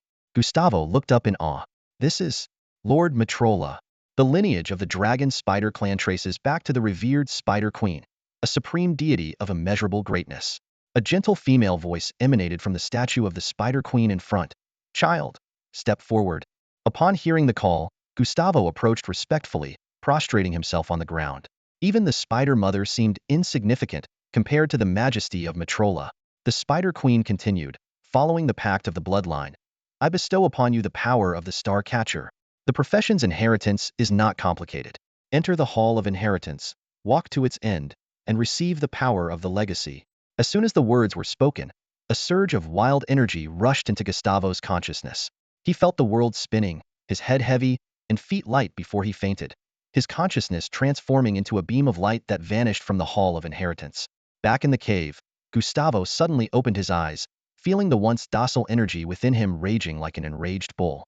The Spider Mother's voice echoed again, carrying a soothing power. Suppress this force, for it will be your crucial ally in the future. Do not fear, do not hesitate, only a fearless heart can bear the power of a Star Catcher. Guided by the Spider Mother, Gustavo began the process of controlling the energy. He first stabilized his mind using flow techniques, then, with immense willpower, exerted every effort to control the rampant energy within. The process was akin to taming a wild horse. Gustavo, like a rider, clung tightly to the reins, striving not to be thrown off. After a fierce struggle, the wild horse-like energy gradually became docile, its resistance diminishing until Gustavo completely subdued it. He exhaled deeply, sensing the profound changes in his body brought about by the professional inheritance. Having already undergone a transformation upon advancing to the 5th tier, the inheritance of the Star Catcher profession once again significantly boosted his physical prowess in a remarkably forceful manner. Feeling the vast power coursing through him like a mighty river, Gustavo opened his status panel to meticulously examine his attributes and abilities. Gustavo Portoloso. Life, 100. Race, Dragon Spider. Bloodline, Epic Rank. Level, 5th tier mid. Extraordinary profession, Star Catcher. Constitution, 44. Spirit, 33. Energy, 46. Charm, 1. Mystery, 9. Luck, 20. Talents Bloodline, 1. Luck Deprivation Passive. Absorbs the luck of surrounding creatures, converting it into personal luck attributes. Absorption speed depends on soul strength and life energy level. When this fate acts, you will find yourself at the center of bizarre events that defy common understanding. 2. Predator Passive. Upon devouring other creatures, there is a very small chance to seize and integrate superior genetic fragments. 3. Magic Insulation Passive. Reduces actual damage from magical attacks by 20, decreases the duration of magic control skills by 35. 4. Wrathful Roar Active. Ignores pain for 60 seconds, increasing strength and speed by 30. 5. Spider Sense Passive. Uses fine hairs on the body to sense changes in airflow, predicting the surroundings and reacting before danger strikes. 6. Exoskeleton hardening active. Increases physical resistance by 65 and spell resistance by 50 when activated, but reduces agility by 25. 7. Muscle fury active. Awakens when constitution reaches 31 points, increasing strength by 15 and speed by 10, with increased stamina consumption. 8. Energy optimization passive. Awakens when energy reaches 31 points, enhancing energy resilience, precision, and control. 9. Mental resonance active. Awakens when spirit reaches 31 points, coordinating spiritual and body energy, enhancing energy control and intensity, adding a mental shockwave to energy attacks, potentially stunning opponents with lower spirit attributes. 10. Dragon Hunter Core passive. Increases damage to dragon-type creatures by 25, maintains a mortal enmity with dragonkind, leading to relentless conflict upon encounter. 11. Dragon Devourer passive. Increases growth potential upon consuming dragon-type creatures. Knowledge skills. 1. Epic Martial Arts LV45. Possesses the combat skills and experience of an epic martial artist, including 126 martial arts secret techniques such as Instant Step, Steel Fist, Beast Trap Fist, Chi Burning, Chi Web, Qigong Stream Vitality Return, Extreme Flow Cell Liberation, Binding Shackles, Vitality Dominance, Star Swallowing Art, etc. 2. Star Catching LV1. Core passive. Increases overall energy strength and control by 10 per level. Enhances gravitational extraordinary ability damage by 3. 3. Gravity Control LV1. Core passive. Possesses the power to manipulate gravity, with increased control strength at higher levels, currently at a beginner stage. 4. Aerial Corridor LV1. Profession skill active. Uses energy webs to amplify air resistance to suppress enemies and hinder their actions. At higher levels, it can even achieve partial time stasis. 5. Grindmax active. The dragon spider's reverse-jointed, barbed claws deal at least 8 hits in grappling or clutching attacks. Depending on the attack area, it often inflicts fractures, paralysis, and continuous bleeding. 6. Newsted Body Forging Method LV23. A unique training method of the Dragon Spider clan, enhancing constitution and energy attributes. The higher the level, the greater the improvement with each training session. 7. Universal Astral Language Compendium LV15. Proficient in 536 common languages, including Astral Universal Language, Dragon Language, Void Language, and Elvish. Combat Power Level. Unit Deer, 337,546. Status, Good. Soul Talent, in Gestation. Among the 3 avatars, Gustavo's information panel is undoubtedly the most impressive. He boasts an impressive array of 10 talents, not only stemming from his epic bloodline but also from awakening attribute-based talents as his physique, spirit, and energy each reached 31 points. Moreover, his newly adopted profession as a starcatcher holds limitless potential. This extraordinary profession is exclusive to the dragon spider race and was personally created by Her Majesty Queen Matrola. It grants its user the magnificent power to manipulate gravity, explaining why the Spider Queen could pull meteors from space. Given her prowess, the levels of the core abilities of star catching and gravity manipulation are likely at least in the 40s or 50s. The star catching ability alone provides her with 4 to 5 times the energy strength, and combined with the amplification from gravity-based extraordinary abilities, it's no wonder she can achieve such astonishing feats with ease. On the ground, Gustavo stood with his 8 limbs like pillars supporting his body, holding his breath and focusing on wielding the newly grasped power. An invisible wave of gravity emanated from him, covering a 100-meter radius. Initially, the increase in gravity was not significant, but as he reduced the range of his ability, the gravitational pull grew stronger. At that moment, a curious Mora approached. Gustavo's lips curled into a mischievous smile as he abruptly switched the gravitational field to a repulsive one, expanding it to envelop Mora. With a startled cry, Mora began to float upwards, like an out-of-control helium balloon spinning in the air, her 8 legs flailing futilely. "You really have become a starcatcher," Mora exclaimed, her spirits plummeting. Her brother was far stronger than she was, a fact that was hard for her competitive nature to accept. "I was born first," Mora grumbled to herself in frustration. Just then, the anti-gravity field affecting her vanished, and Mora landed heavily on the ground. "What are you doing?" she demanded, glaring at Gustavo furiously. Out of energy, Gustavo shrugged innocently. Although gravity manipulation indeed consumed a lot of energy, he hadn't actually used much in that short time. He just wanted to tease his sister, though he would never admit it. Mora knew Gustavo was lying, thanks to the extensive knowledge about their race's professions contained in their inherited memories. However, lacking the strength to argue, she could only fume silently. She hadn't been able to match her brother before, And now that Gustavo had ascended to the 5th tier as a starcatcher, the gap was even wider. This won't do. I need to train. One day, I'll make sure to hang you up and beat you 100 times. Mora stormed off, full of indignation, though it was uncertain how long her training enthusiasm would last. Gustavo continued to familiarize himself with his newfound abilities. Silvery energy webs wove through the air, forming intricate and precise patterns. These webs were incredibly tough, almost tangible, shimmering with a crystalline luster. This was not only due to the enhancement from his core profession abilities, but also because the dragon spider naturally possessed high energy resilience. After several hours of practice, Gustavo developed a new combat style. At long range, he could release energy webs for binding, cutting, or as a medium for gravity skills to attack from a distance. The energy webs of the dragon spider perfectly complemented the starcatcher profession, serving as conduits for gravity. By weaving webs in different forms, he could unleash various gravity attacks: gravity blade, planetary devastation, almighty push, universal pull, and more. He could even bend spacetime using high-intensity gravity for high-level stealth or compressed gravity to create a wormhole for long-distance jumps. These were not merely Gustavo's fantasies. Countless dragon spider predecessors had already mastered gravity in myriad ways, as recorded in their inherited memories. Additionally, the energy webs were extremely strong. By maintaining them in a sufficiently thin state and using gravity to reinforce the energy particle structure, they could become terrifying weapons akin to nano-cutting lines, highly effective in ambushes, duels, or large-scale massacres. In close combat, despite his newfound gravity manipulation as a starcatcher, the dragon spider's greatest strength remained in melee. Especially for Gustavo, who was poised to showcase the explosive power of a void predator wielding martial artist's secret techniques. After summarizing his combat methods, Gustavo's attention turned to his luck attribute, which had just increased by 3 points to reach 20, leaving him somewhat troubled. As his strength grew, and his soul and life rank improved, his talent for luck deprivation was becoming more active. He had recently noticed something peculiar, not with himself, but with Mora and Bradley. The two dragon spiders were becoming increasingly unlucky. Bradley had choked on his food last time. A story that would be laughed at. Could a terrifying void predator choke on food? This incident left the already introverted Bradley in a slump for quite a while, the poor guy thinking it was his own fault. Mora had mocked him relentlessly, unaware that misfortune could befall her at any moment.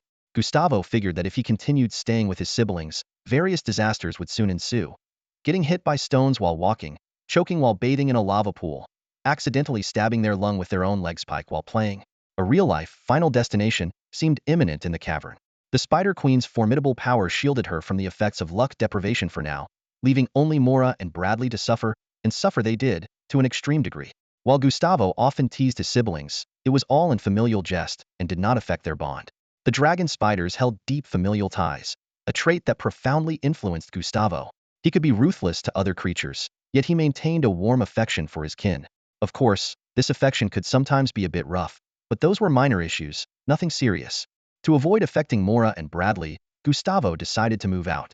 After advancing to the 5th tier and awakening the Star Hunter profession, his strength had increased significantly, making him capable of self-protection.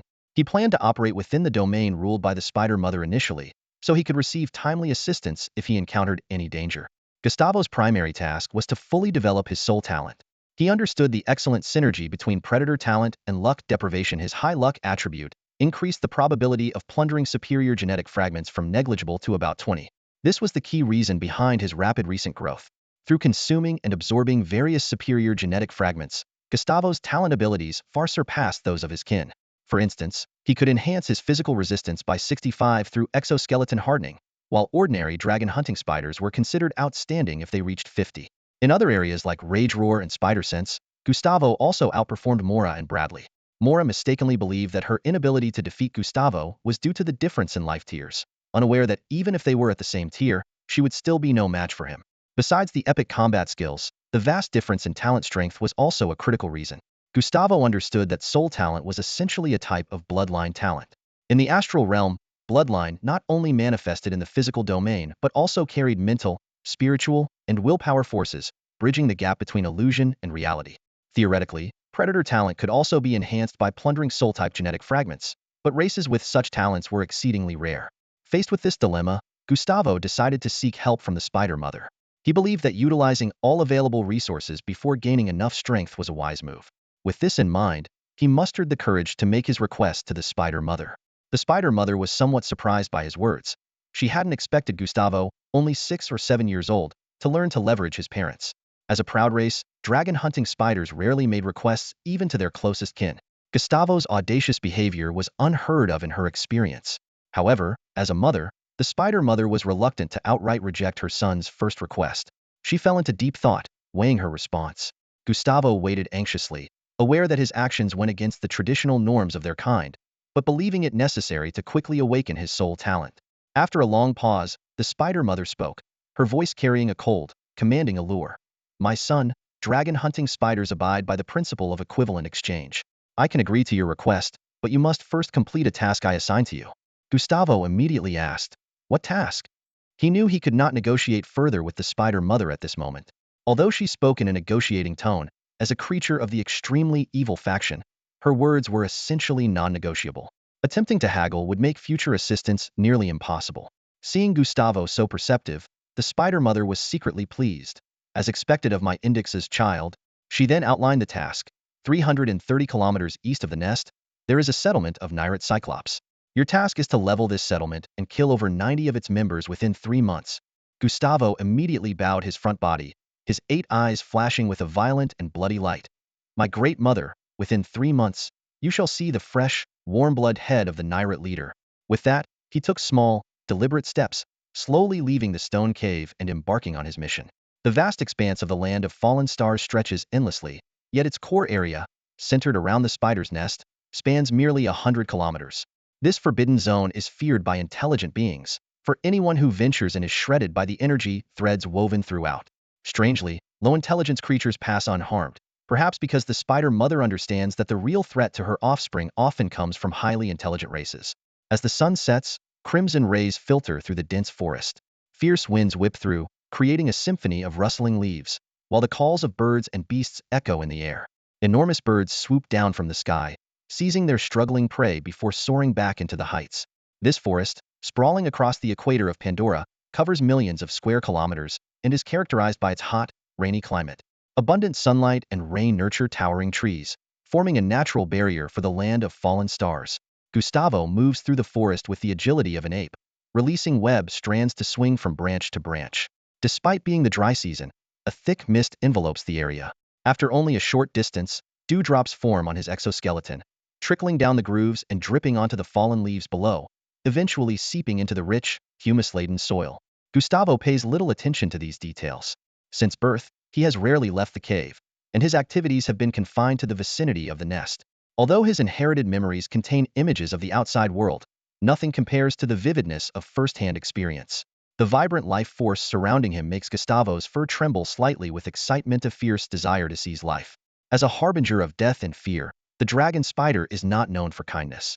Yet, Gustavo possesses the formidable willpower to suppress the roaring urge to kill, keeping his gaze steady and his mind clear. If Mora were in his place, a bloody rampage would surely ensue, indulging in the lust for blood. But Gustavo is different. He whispers to himself, "Only when I let you out, can you emerge." To him, those who are controlled by desire are always weak. The strong make desire submit, turning it into a driving force rather than being driven by it. Half an hour later, Gustavo's eyes narrow, and he murmurs softly, "We've arrived."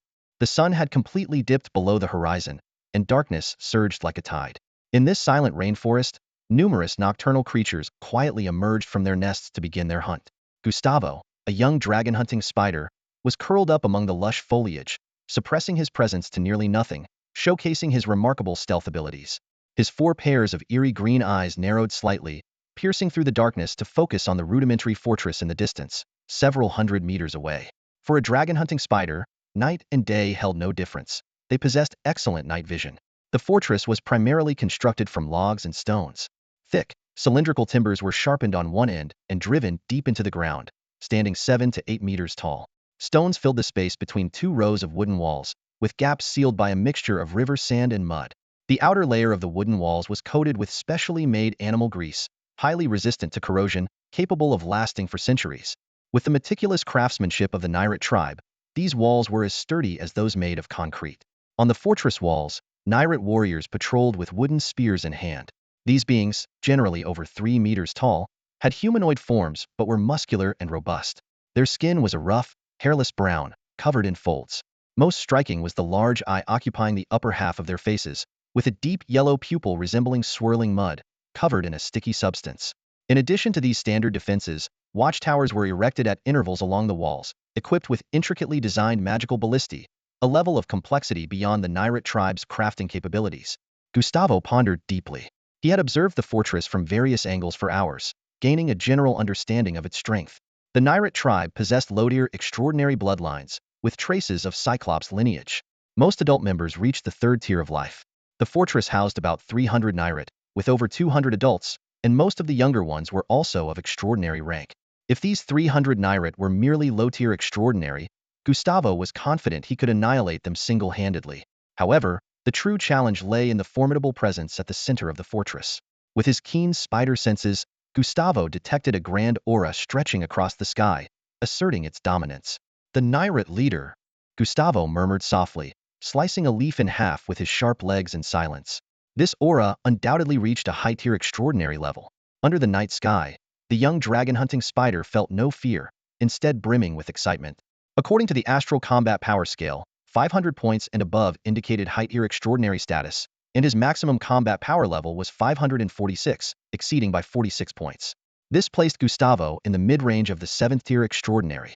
In an unknown scenario, Gustavo did not fear the Nairat leader. But against 200 or 300 extraordinary beings, plus a dozen terror claws and those magical ballistae, even he would have to retreat. Theoretically, he could eliminate these one-eyed creatures through slow hunting. However, the Nairat tribe, being an intelligent species, surely possessed the instinct to avoid harm despite their lack of agility and thought. Gustavo did not want to spend 3 months in a prolonged pursuit. The quicker he completed his assigned task, the better his evaluation would be. This principle applied to the Spider Mother as well.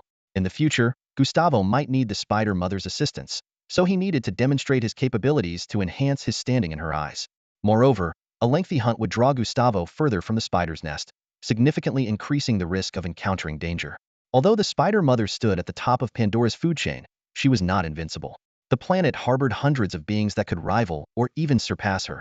Furthermore, Gustavo possessed the fortune deprivation protagonist fate, naturally attracting trouble. He had a sense that it wouldn't be long before unexpected events found him. We can't drag this out. It needs to be swift and decisive, Gustavo mused. There's only one way: drive a wedge between them, use one to defeat the other. Hopefully, there's a strong enough race nearby. With that, he leaped silently into the darkness, vanishing without a trace. Over the next day, Gustavo scoured the area around the Nairat fortress, meticulously scouting the environment and neighboring species. The rainforest, where the Starfall ground was located, teemed with vibrant natural elements, lush vegetation, and abundant water sources, nurturing a vast array of biological communities, including countless extraordinary species. Within a few hundred kilometers of the Nairat fortress, several species were led by 7th-tier extraordinary beings, and numerous high-tier extraordinary individuals roamed alone. After extensive deliberation, Gustavo settled on a target: the Devil Hounds. This was a malevolent race with demonic lineage. They resembled enlarged dire wolves, with adult heights typically reaching 4 to 5 meters. Their ears were long, pointed, and wrinkled. Their muscles bulged like grotesque tumors. Their bodies were covered in gray-blue fur. Their chests bore heavy keratin layers, and their claws were long and resilient. Overall, they were fearsome and terrifying in appearance.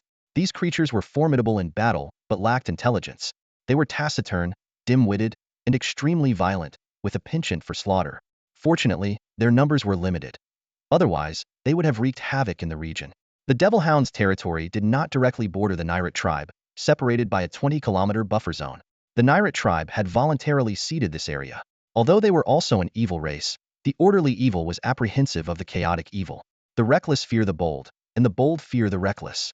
To the Nairat tribe, the Devil Hounds were both reckless and fearless, making conflict endless.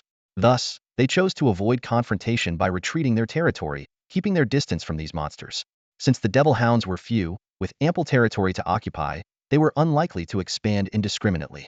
The Dog Demon clan is undoubtedly a natural weapon. With their inherent disposition, even a slight provocation can yield significant results. Gustavo was well aware of this, but he didn't immediately put his plan into action. He quietly disappeared for 2 whole days. When he returned, looking somewhat weary, he was mentally calculating the extra precautions he had taken just in case. Well, let's hope nothing unexpected happens, Gustavo muttered, as if tempting fate, before setting things in motion. Let's begin. With everything in place, Gustavo scattered the pre-prepared Nirlat clan dung across the Dog Demon territory, cleverly fabricating signs of a hunt, and then silently withdrew. For the wild monster clans, foreign dung on their land is a blatant provocation, especially for a naturally aggressive race like the dog demons. Before long, a strange scent wafted over, catching the attention of a strong dog demon warrior patrolling the border. Its nostrils flared, its crimson eyes narrowed, and its fangs were bared as its fur bristled as if shocked by electricity. It crouched low, emitting a raspy growl, and followed the scent to its source. In the next instant, the dog demon shot off like a gray-blue lightning bolt, vanishing into the dense forest. News of the Nirlat clan's unauthorized hunting quickly reached the tribe. The dog demon leader was skeptical. Though not highly intelligent, it wasn't easily fooled either. Its sharp instincts suggested something was amiss. After all, the dog demons and the Cyclops had coexisted peacefully for years, with only occasional friction. Why would the Nirlat suddenly intrude? Faced with a border conflict, the dog demon leader personally led a group of a dozen adult warriors to the scene. Setting a trap is a prerequisite skill for a dragon spider, and Gustavo's past life experience allowed him to create a convincing illusion. Even a skilled human detective would struggle to discern the deception, let alone the less astute dog demons. After a thorough inspection, the dog demon leader began to believe in the fact of the Nirlat's border breach. A violent glint flashed in its fierce eyes, and the warriors behind it seemed to catch the mood, clawing at the ground and growling softly, their foul saliva scorching black spots on the green grass. Observing from the shadows, Gustavo knew that just a little more provocation would push the dog demons to confront the Nirlat clan. He silently retreated, moving to a burrow 10 kilometers away to unveil his next ace. A hunting squad of 3 Nirlat emerged from the burrow, swiftly charging deeper into the dog demon territory. A close look would reveal that these Cyclops were connected by hundreds of threads, each 10 times thinner than a hair. These were dragon spider webs, known for their high-energy conductivity and stealth, allowing Gustavo to control his prey like puppets. An hour earlier, Gustavo had captured 3 adult Cyclops in Nirlat territory, hiding them here and controlling them with his webs. In such a short time, the Nirlat clan wouldn't notice the disappearance of a hunting squad. Gustavo planned to use this time gap to create minor skirmishes between the two clans. He manipulated the 3 Nirlat hunters through the jungle, while stealthily following them. Due to the limited strength of the webs, he could only control them within a 100-meter radius. The 3 Cyclops crashed through the forest, soon reaching the heart of the dog demon territory, where the young ones played. Gustavo slowed his pace. Although his webs could shift between white and transparent, they couldn't render him invisible. The gravitational strength wasn't sufficient to bend light for optical invisibility. That would require more time to develop.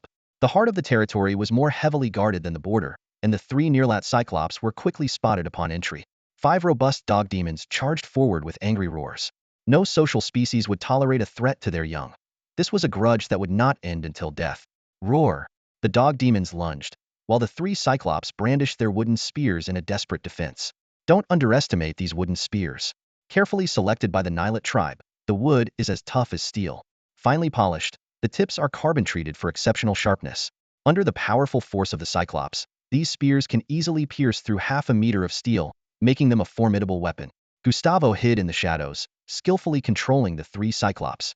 Under his command, the Cyclops displayed exquisite combat techniques, the wooden spears creating countless afterimages in the air. With a thud, thud, the neck of a hellhound was instantly punctured with several large holes, blood gushing out like a fountain. However, these terrifying creatures have demonic bloodlines, boasting incredible regenerative abilities and astonishing resilience. The severely wounded hellhound did not fall. Instead, it seemed to be driven into a frenzy. It lunged madly at the Cyclops, claws tearing through the air, fangs bared. More terrifyingly, it occasionally spewed dark purple flames from its mouth, a diluted version of hellfire, causing significant burning and dark element corrosion damage. Gustavo crouched atop a tree, watching the fierce battle below.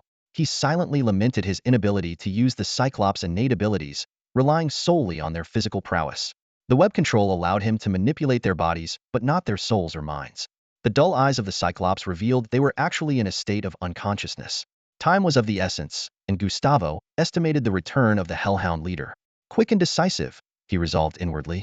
He then directed the 3 Cyclops to change tactics, adopting a strategy of trading lives. The spears were thrust with full force, targeting 2 of the hellhounds, ignoring the remaining one. A minute later, the battle concluded. Gustavo slipped away like a specter. On the ground, the 3 Cyclops had been torn to pieces by the enraged hellhounds. But their sacrifice was not in vain. 2 adult hellhound warriors lay in pools of blood. Their bodies were riddled with gaping wounds, breathing faintly, eyes dim. At that moment, The hellhound leader arrived at the scene. Witnessing the tragic state of its kin, it let out a mournful howl. In this piercing cry, the two heavily injured hellhounds finally lost their last breath of life. The death of its kin utterly shattered the hellhound leader's sanity. It involuntarily began to chant in garbled demonic language, "Since you want war, then I will oblige you. The infernal legion fears nothing." As night fell, the advanced troops of the canine demons stealthily reached the outskirts of the Nairat fort. After completing their reconnaissance, the canine demon leader led the main army to the site. Over 200 adult canine demons gathered, their intense life force and malevolent aura nearly impossible to conceal. The Nairat people quickly sensed the approaching danger. The patrol guards on the fort's walls sounded a 3-meter-long horn, its deep tones echoing over the settlement. Upon hearing the alarm, one-eyed creatures grabbed their weapons and rushed to the walls. In the center of the fort, inside a rugged stone house, the Nairat leader, Odoka, was gnawing on a massive bone. Blood trickled from the corners of his mouth, mingled with bits of raw meat. Despite being intelligent beings, the Nairat maintained a primitive lifestyle, consuming raw meat and blood, unaccustomed to cooked food. The alarm reached Odoka, and he instinctively stood up. Standing 7 meters tall, he was bare-chested, with a colorful animal hide around his waist, a trophy from a 7th-tier fierce tiger he had personally slain, his proudest achievement. Grabbing a nearby spiked club, he burst through the door. "What's happening? Why sound the alarm?" Odoka demanded. An elderly Nairat hurried over, leading a Terraclaw dragon, and handed the reins to the leader. "Leader, the canine demons have inexplicably gathered in large numbers outside the fort, over 200 strong. It seems they mean trouble." This 6th-tier giant Terraclaw dragon was Odoka's mount, ferocious yet loyal and fearless. Odoka seized the reins, mounted the dragon, and questioned, Why would the canine demons suddenly cause trouble? Have we provoked them recently?" The elderly Nairat was about to respond when suddenly a purple light interrupted him. Odoka looked up sharply to see countless dark purple fireballs with long fiery tails raining down around the fort like a storm. As the fireballs hit the ground, they exploded into hundreds of flames. This hellfire could ignite almost anything: houses, animal pens, fort walls, nothing was spared. In an instant, the once peaceful Nairat settlement was engulfed in a sea of flames. Crack! Crack! Odoka gritted his teeth, veins bulging on his forehead, his single eye bloodshot with rage. He spurred his mount towards the gate, followed by a dozen Terraclaw dragon riders, each with fury burning in their eyes. In the shadows, perched on a tree branch, Gustavo watched with glee. If he had hands, he would have clapped in delight. Good, good. The canine demons are decisive. I like it. At this point, the Nairat questioning the sudden attack was meaningless. A bloody battle was inevitable. "Looks like it's time for me to take action too," Gustavo muttered, disappearing into the darkness. Meanwhile, after launching their hellfire barrage, the canine demon leader let out a howl, signaling an all-out assault. Over 200 adult canine demons charged the fort in 3 waves. Magic ballistae ready, fire. The Nairat were not to be outdone. On the watchtowers, 8 heavy magic ballistae lit up with runic brilliance, launching spiraling, 3-meter-long black arrows that tore through the air towards the canine demon forces. These arrows were inscribed with armor-piercing runes, boasting incredible penetration power. Thud! Thud! Canine demons were pinned to the ground by the black arrows, howling and struggling. Their prized tough hides were no match for the armor-piercing bolts. However, more canine demons evaded the bolts with agile movements, rushing forward like a storm. In less than half a minute, they were within 30 to 50 meters of the walls. The canine demons leaped towards the walls, engaging the Nairat warriors in fierce combat. For these extraordinary creatures, the high walls without defensive enchantments were no barrier. Waves of canine demons breached the walls, invading the fort and clashing violently with the Nairat. Some elite canine demons headed straight for the center of the fort, intent on retaliating by slaughtering young Nairat.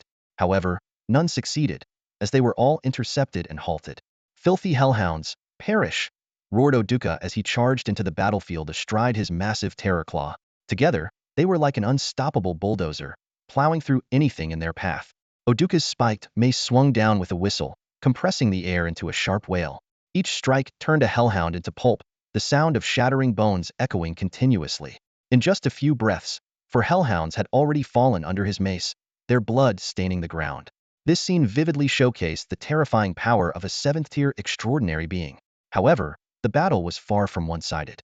The hellhound leader also demonstrated astonishing combat prowess. Its sharp fangs tore through the throats of one cyclopean monster after another, blood gushing forth. Simultaneously, it spewed infernal fireballs from its mouth, transforming the battlefield into a sea of flames. Such an environment was precisely where the Hellhound tribe excelled. Oduka quickly realized that despite his formidable strength, the Hellhound leader had the upper hand in commanding the battlefield. This disparity primarily stemmed from the innate abilities of both sides. The Hellhound tribe possessed two major innate talents: Bloodlust Frenzy for close combat and Infernal Fireballs for effective mid-range attacks. In contrast, the Nyrate Cyclopean monsters had the talents of Robust Physique and Swelling Yellow Light. The robust physique enhanced their melee capabilities, while the swelling yellow light was a form of mental attack. Typically, creatures hit by the swelling yellow light would fall into a state of mental corruption, with their sanity significantly reduced, becoming extremely frenzied. This ability, when used against ordinary enemies, was as lethal as infernal fireballs. A group of maddened foes often turned into disorganized skirmishers, greatly reducing their combat effectiveness. However, when facing the Hellhound tribe, this ability became a disadvantage. Hellhounds were already notorious for their low intelligence and violent nature. Using swelling yellow light on them was like putting a madness aura on a lunatic. Instead of weakening them, it made them even more frenzied, increasing their combat strength. Worse still, the chaotic evil factions legions were not known for their disciplined formations. They were accustomed to charging into battle in a disorganized manner, which was their norm. In this context, the Nyrate Cyclopean monsters' prized innate ability turned into a boon for their opponents. Faced with this predicament, Oduka found himself in a quandary. How could he contend with the Hellhound tribe under such natural disadvantages? The outcome of this battle seemed increasingly uncertain. Time crawled like a snail as the Nyrate tribe's fortress faced the largest battle in its history. The chilling symphony of bones cracking and blood splattering filled the air, punctuated by the relentless clash of spears and fangs. The entire settlement was engulfed in a hellish sea of flames, with wooden structures twisting and contorting in the intense heat, and the acrid smell of charred wood and blood permeated the atmosphere. Even the deep darkness of night couldn't mask the fervent brutality of this fierce battle. Oduka rode his fearsome clawed raptor, engaging in a fierce aerial duel with the leader of the canine demons. Each swing of his spiked club created a whistling wind, powerful enough to flatten an armored tank. However, the canine demon leader had a clear speed advantage, its ghostly figure darting unpredictably, with half-meter-long claws wrapped in dark purple hellfire, not only razor-sharp but capable of inflicting continuous burning damage. Oduka suffered a hit to his back, leaving 3 fiery gashes with raw flesh exposed, the searing pain coursing through his body like electricity. The aftermath of the battle between these two extraordinary beings was devastating, with the sturdy fortress walls being smashed into gaping holes, and any unfortunate canine demons or cyclopes caught in the fray were instantly crushed to pulp.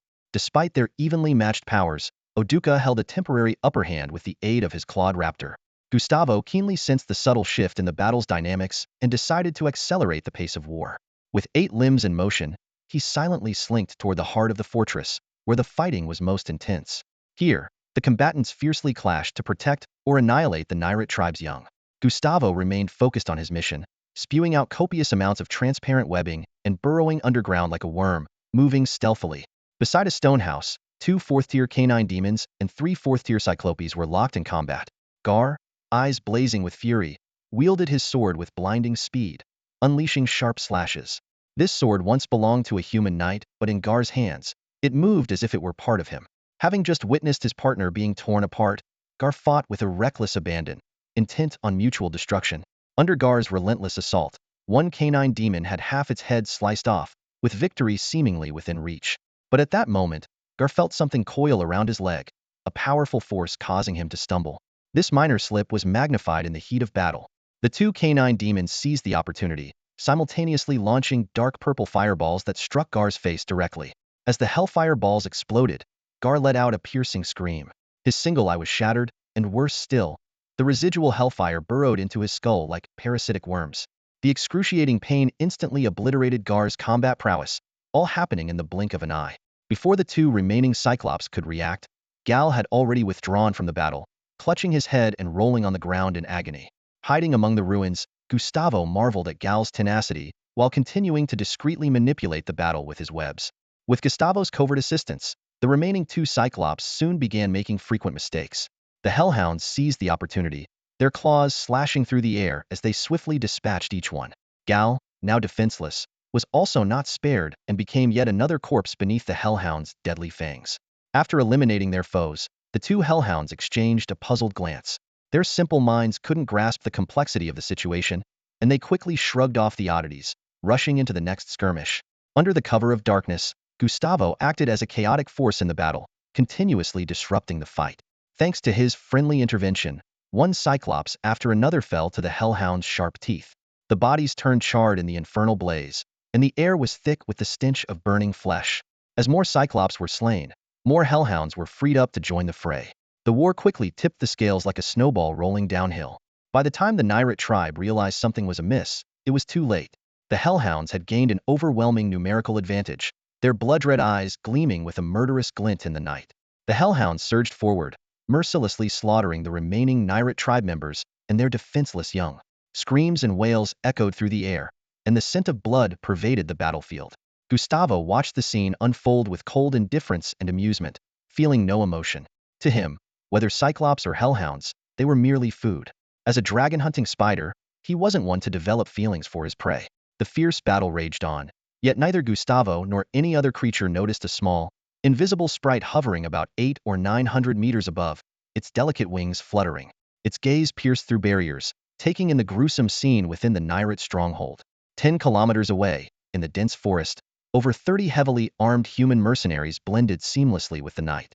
They hailed from the distant city of Night, part of the Shadow Spring Mercenary Group's operative team. The team moved in a stealthy formation, making no sound. On the ground, the old mage Tula unfurled a scroll made of parchment. The primary and secondary leaders fixed their intense gazes on the images displayed on the scroll.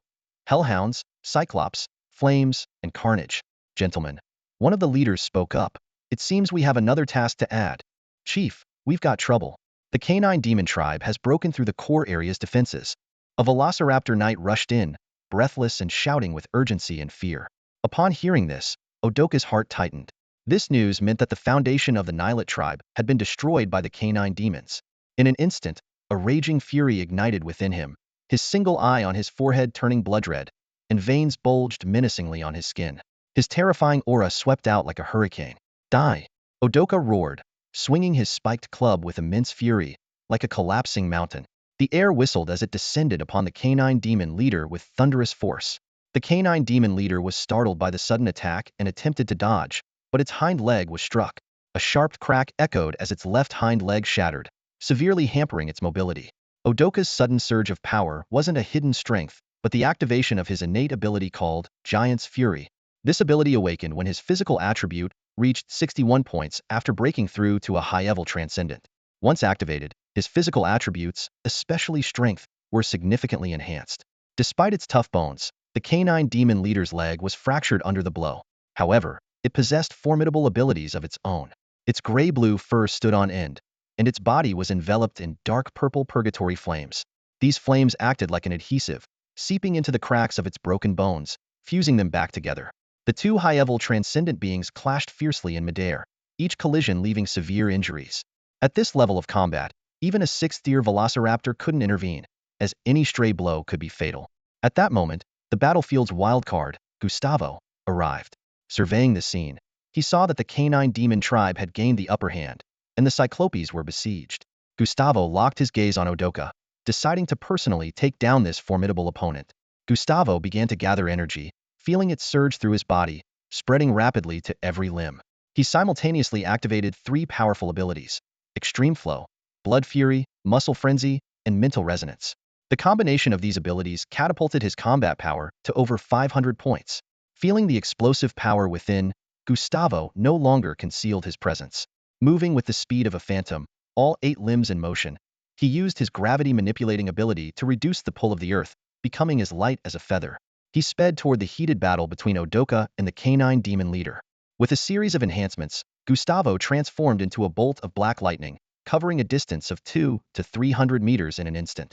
Before Odoka and the Hellhound leader could react, 8 sharp, menacing spider legs enveloped the startled Odoka like a blooming flower of death.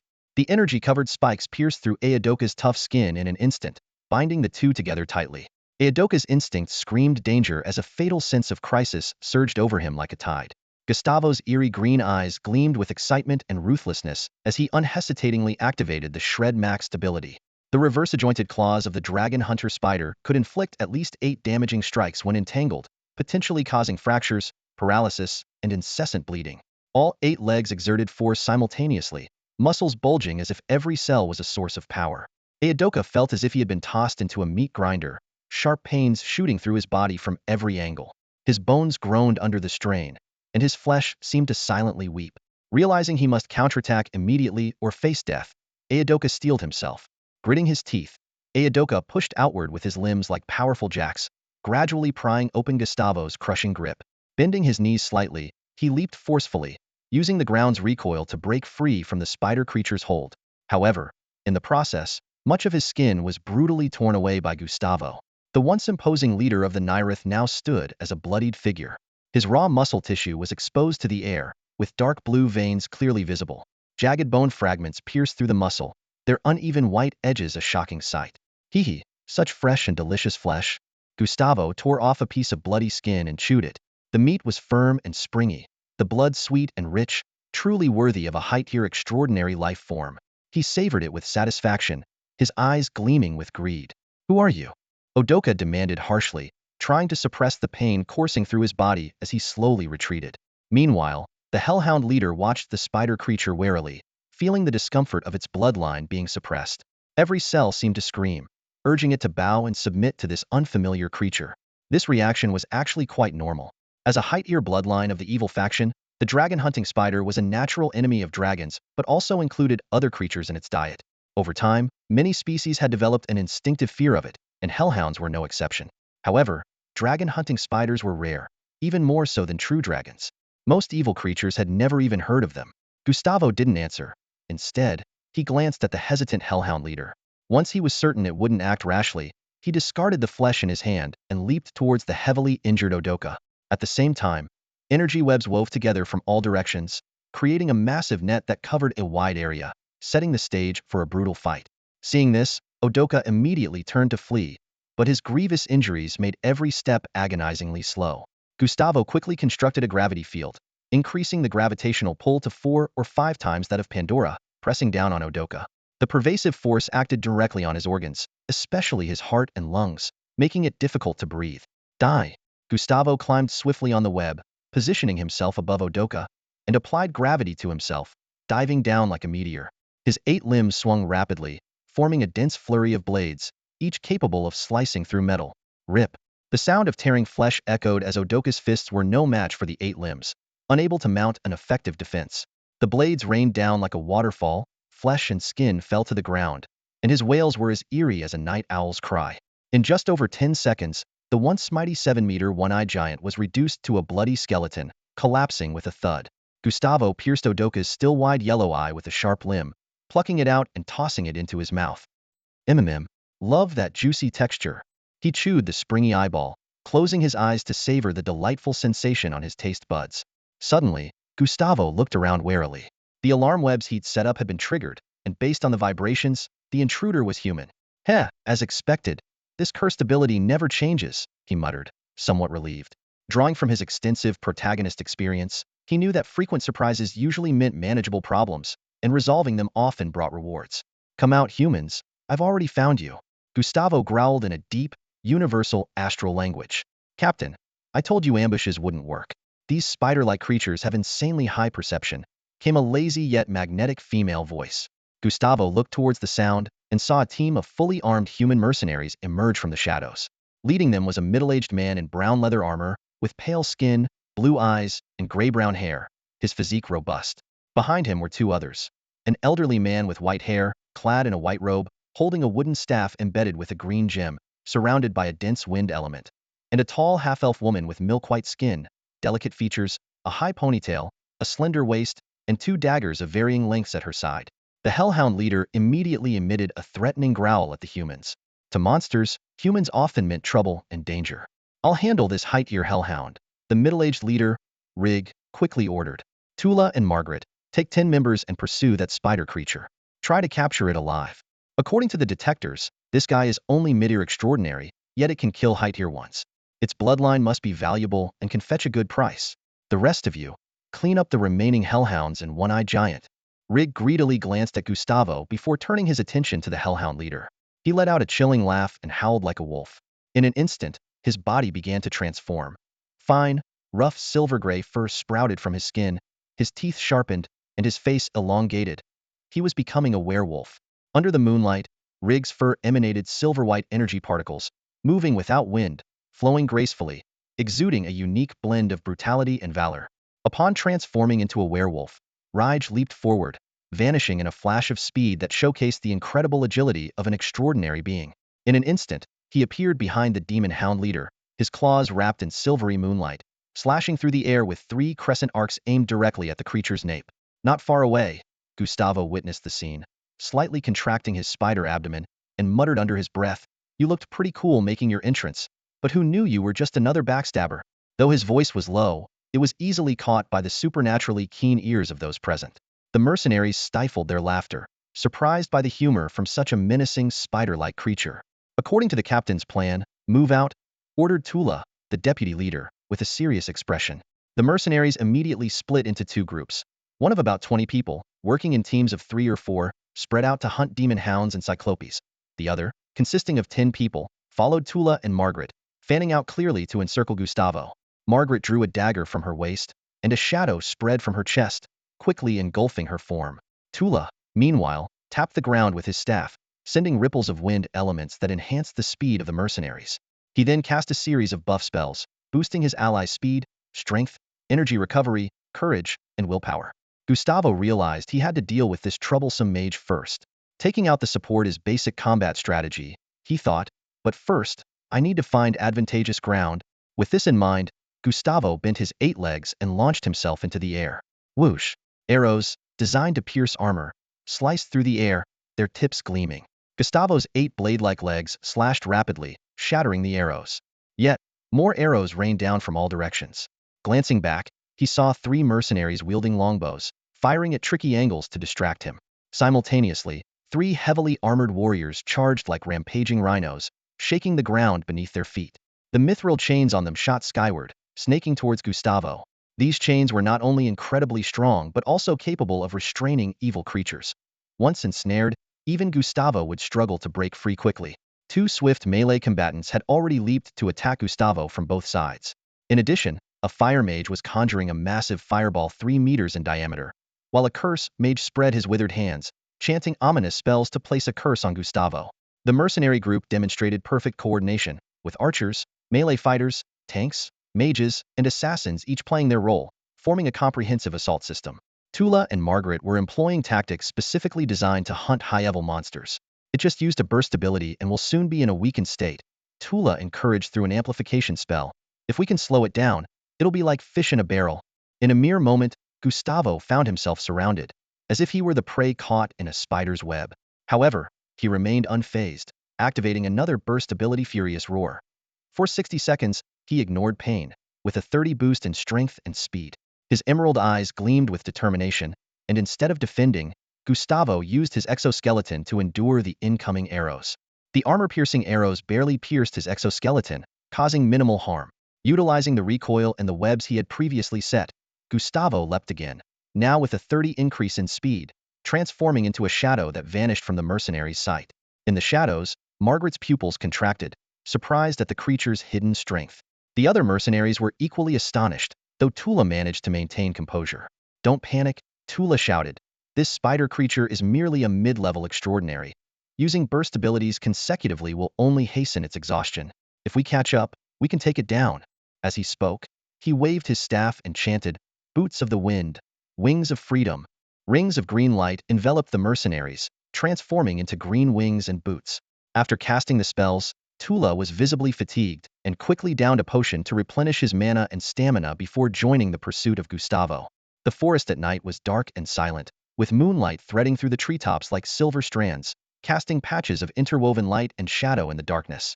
Suddenly, a shadow darted through like lightning, stirring the air into a whistling gust that made the treetops rustle. Close behind, a team of agile figures leaped in pursuit, maintaining a disciplined combat formation even in such a complex environment. As Gustavo retreated, he silently assessed. This mercenary squad is no ordinary group. Their tactical coordination is something only the elite of a large mercenary group can achieve. A chilling green light seeped from his spider-like eyes as he calculated his next move. As a dragon spider, he knew the importance of a thorough extermination. The enemy must be eradicated. Down to their base, Gustavo mused. But this mercenary group is formidable. Even this elite squad is so skilled.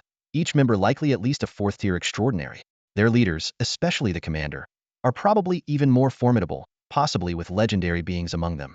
This will require a gradual approach. As he pondered, Gustavo arrived at his predetermined location in inconspicuous small valley. Feeling his internal energy waning, he knew he needed to act swiftly. Over the past 2 days, he had meticulously set traps here. Since energy webs couldn't be preserved long-term, Gustavo had exhausted his magic power, repeatedly spinning tangible webs to weave a nearly impenetrable trap throughout the valley. Besides these, other lethal surprises awaited the mercenaries who would inevitably walk into his trap.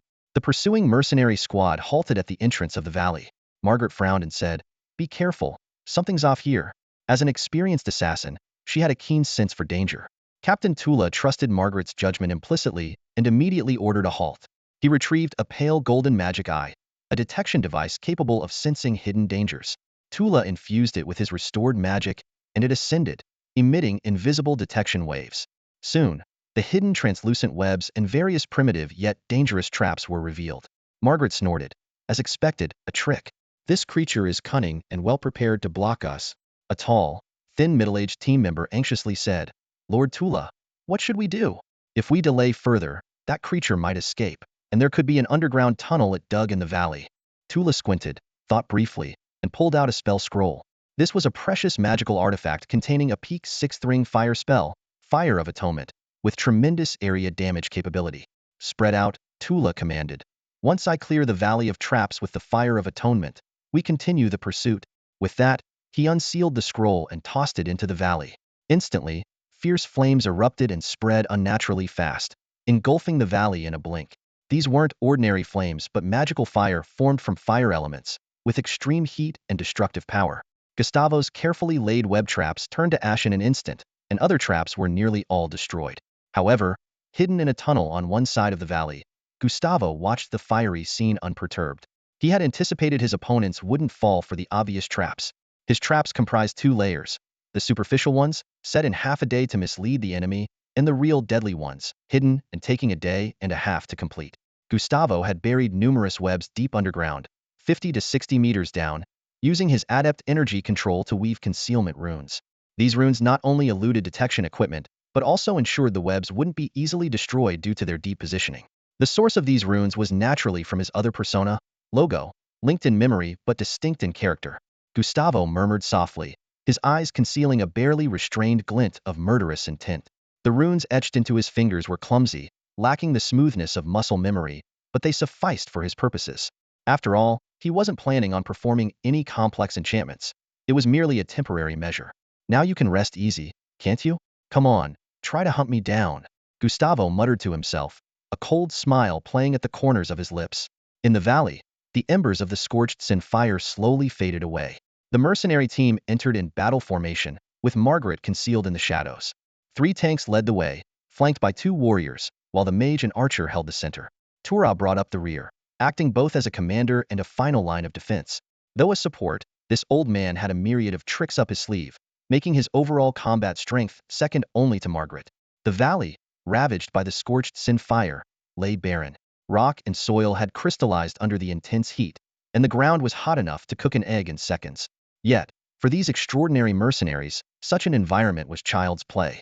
As the team reached the center of the valley, Gustavo, hidden within a cave, revealed a sinister grin, his teeth glinting like blades. With a subtle tug, countless strands of silk hidden underground broke free from the binding runes, tearing through earth and stone to emerge into the open. In an instant, a veritable web of entrapment enveloped the entire valley. The mercenaries were thrown into disarray. What's going on? Didn't the deputy leader use the scorched sin fire to clear everything? Why are these webs still here? Questions flooded their minds. "Don't panic. Prepare for battle," Tura commanded, his voice steady as he tapped his staff on the ground, casting a spell known as Calm Aura to quell the team's fear. At that moment, Gustavo's next assault unfolded. Through the webs, he activated his gravity manipulation talent, instantly creating a gravitational field within the web prison that increased gravity 5-fold. Then, he deployed his skill Suspended Corridor, using the energy webs to amplify air resistance, further hindering the mercenaries' movements. Under the weight of 5-fold gravity and air thick as gel, the mercenaries struggled like insects trapped in amber. But Gustavo's onslaught was far from over. From the web pocket beneath him, He retrieved a black and yellow polita concoction of numerous extraordinary venomous insects and toxic herbs, capable of inflicting severe harm even on extraordinary beings. Ha, I may not be poisonous, but I can make poison. Bet you didn't see this coming. Take this heart of 1,000 poisons. Gustavo cackled as he hurled the pellet into the air. Under the influence of gravity, it soared above the mercenaries and burst, releasing a dense cloud of toxic mist that spread swiftly in all directions. In the web-woven prison, the air was thick like mercury, gravity intensified fivefold, and poisonous mist enveloped them from all directions. Tula realized the urgency of the situation and shouted, "Quick, hold your breath. I'll disperse this poison mist." He waved his staff, channeling his inner magic to merge with the surrounding elemental particles, summoning a fierce wind. However, despite the wind being strong enough to uproot 100 trees, the poison mist merely wavered slightly before returning to its original state. Tula's face turned pale as he exclaimed, "It's gravity. This creature can manipulate gravity." He realized he had made a grave mistake, severely underestimating the spider monster's abilities. Margaret's voice came from nearby, her form barely concealed under the oppressive air and gravity. "We can't let it live. If this creature grows, it will be a disaster for the Yuquan mercenary group." Her eyes were filled with murderous intent, having sensed the potential threat of the monster. Yet, neither of them seemed to realize they were the ones truly trapped. As soon as she spoke, a warrior mercenary suddenly collapsed, twitching a few times before dying. "Right?" the fire mage exclaimed as he bent down to help, only to feel dizzy and lose consciousness. Wondering, "Why isn't my energy shield working?" Gustavo sneered. "You think not breathing will help? Too naive." The primitive mixed toxin he had concocted, derived from the top-tier toxin compendium of the Aslant civilization, was not only potent but could penetrate pores and even erode magical shields. One by one, the mercenaries fell. Margaret, enduring intense pain, severed her left wrist to expel the poisoned blood, unaware that this would only hasten the poisoning. Tula barely held on, casting a poison resistance spell on himself, but the situation remained dire. With only 4 of them left, Tula was anxious. The last 10 meters felt like an insurmountable chasm. As another comrade fell, he sat on the ground in despair, shouting to the hidden enemy, "Come out, we've lost. As the victor, you have the right to savor your triumph." Margaret had fallen unconscious, her breathing weak. The curse caster, though conscious, was too weak to move. Tula looked at the exit, so close yet so unreachable, a wave of despair washing over him. As he said, they had lost. "Go outside? Are you kidding me? You think I'm a 3-year-old? Gustavo scoffed, a hint of wariness flashing in his eyes. He could feel the weak energy coursing through him, aware that his combat abilities had plummeted to the 4th tier. Despite the old mage before him appearing even worse off, years of experience had taught him never to let his guard down until the enemy was truly dead. Gustavo recalled the days in his past life when he carried space bombs, ready to take a few adversaries down with him if needed. "If I die, you're not getting away scot-free," was a common mentality among those who lived on the edge. He decided to play it safe, waiting for the humans to succumb to the poison before comfortably collecting his spoils. Tula, realizing his ruse had failed, shifted from defeat to madness in his gaze.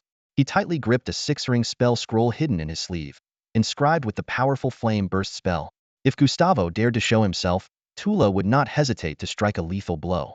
Yet, facing the empty valley, all Tula could do was helplessly rage. Eventually, the poison took its toll, and he collapsed to the ground. In his final moments, Tula's eyes widened, memories flashing by like a carousel, finally settling on the radiant smile of Alia. Cautiously, Gustavo poked his head out, quickly withdrawing. "This old fox is sly. Better wait it out," he muttered to himself. A few minutes later, he crept out of the cave, observing from a distance before releasing a thread of energy-covered web. The thread slithered like a snake, wrapping around Tula's neck, and with a swift pull, splat! The poisoned flesh was easily severed, and the head rolled, blood seeping into the soil. Gustavo didn't miss a detail, severing all the mercenaries' heads before finally exhaling in relief. He activated gravity control again, creating a small black hole in the web prison center to condense the poison mist into a marble-sized pellet.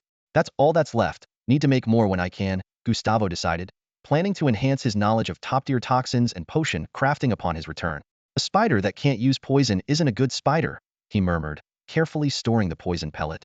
Then, Gustavo used his web to strip items from the corpses. Armor, daggers, staves, money pouches. Soon, a valuable pile lay before him. Among the loot, a scroll with a brownish-yellow base and flame patterns caught his eye.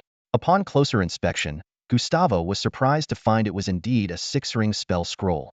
That old guy had malicious intent. He praised his own caution, resolving to maintain this prudent approach. Gustavo wove a large bag out of web, packed all the loot inside, and dragged it several kilometers out of the valley. He found a secluded underground cave, tossed the bag inside, and carefully concealed the entrance before leaving. Meanwhile, the battle at Nyralat Fort was nearing its end. Both the Canine Demon Tribe and the Nyralat Tribe had suffered heavy losses. The mercenary squad, working in harmony, quickly cleared the remaining canine demons and cyclopes, but at the cost of 5 of their own. During the assault on the canine demon leader, 2 more mercenaries were killed in its desperate counterattack. Captain Rig, surveying the field of bodies, found his grief overshadowed by the prospect of imminent wealth.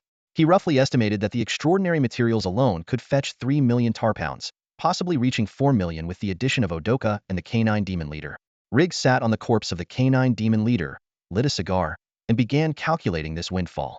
However, as time passed and neither Margaret nor Tula returned, an ominous feeling crept over him. He instructed his men to guard the collected materials and set off to check the valley. 10 minutes later, Rig returned with a grim expression, the gruesome scene in the valley causing his heart to tighten. Fear and confusion mingled. Margaret and Tula, along with the others, had all died from poisoning.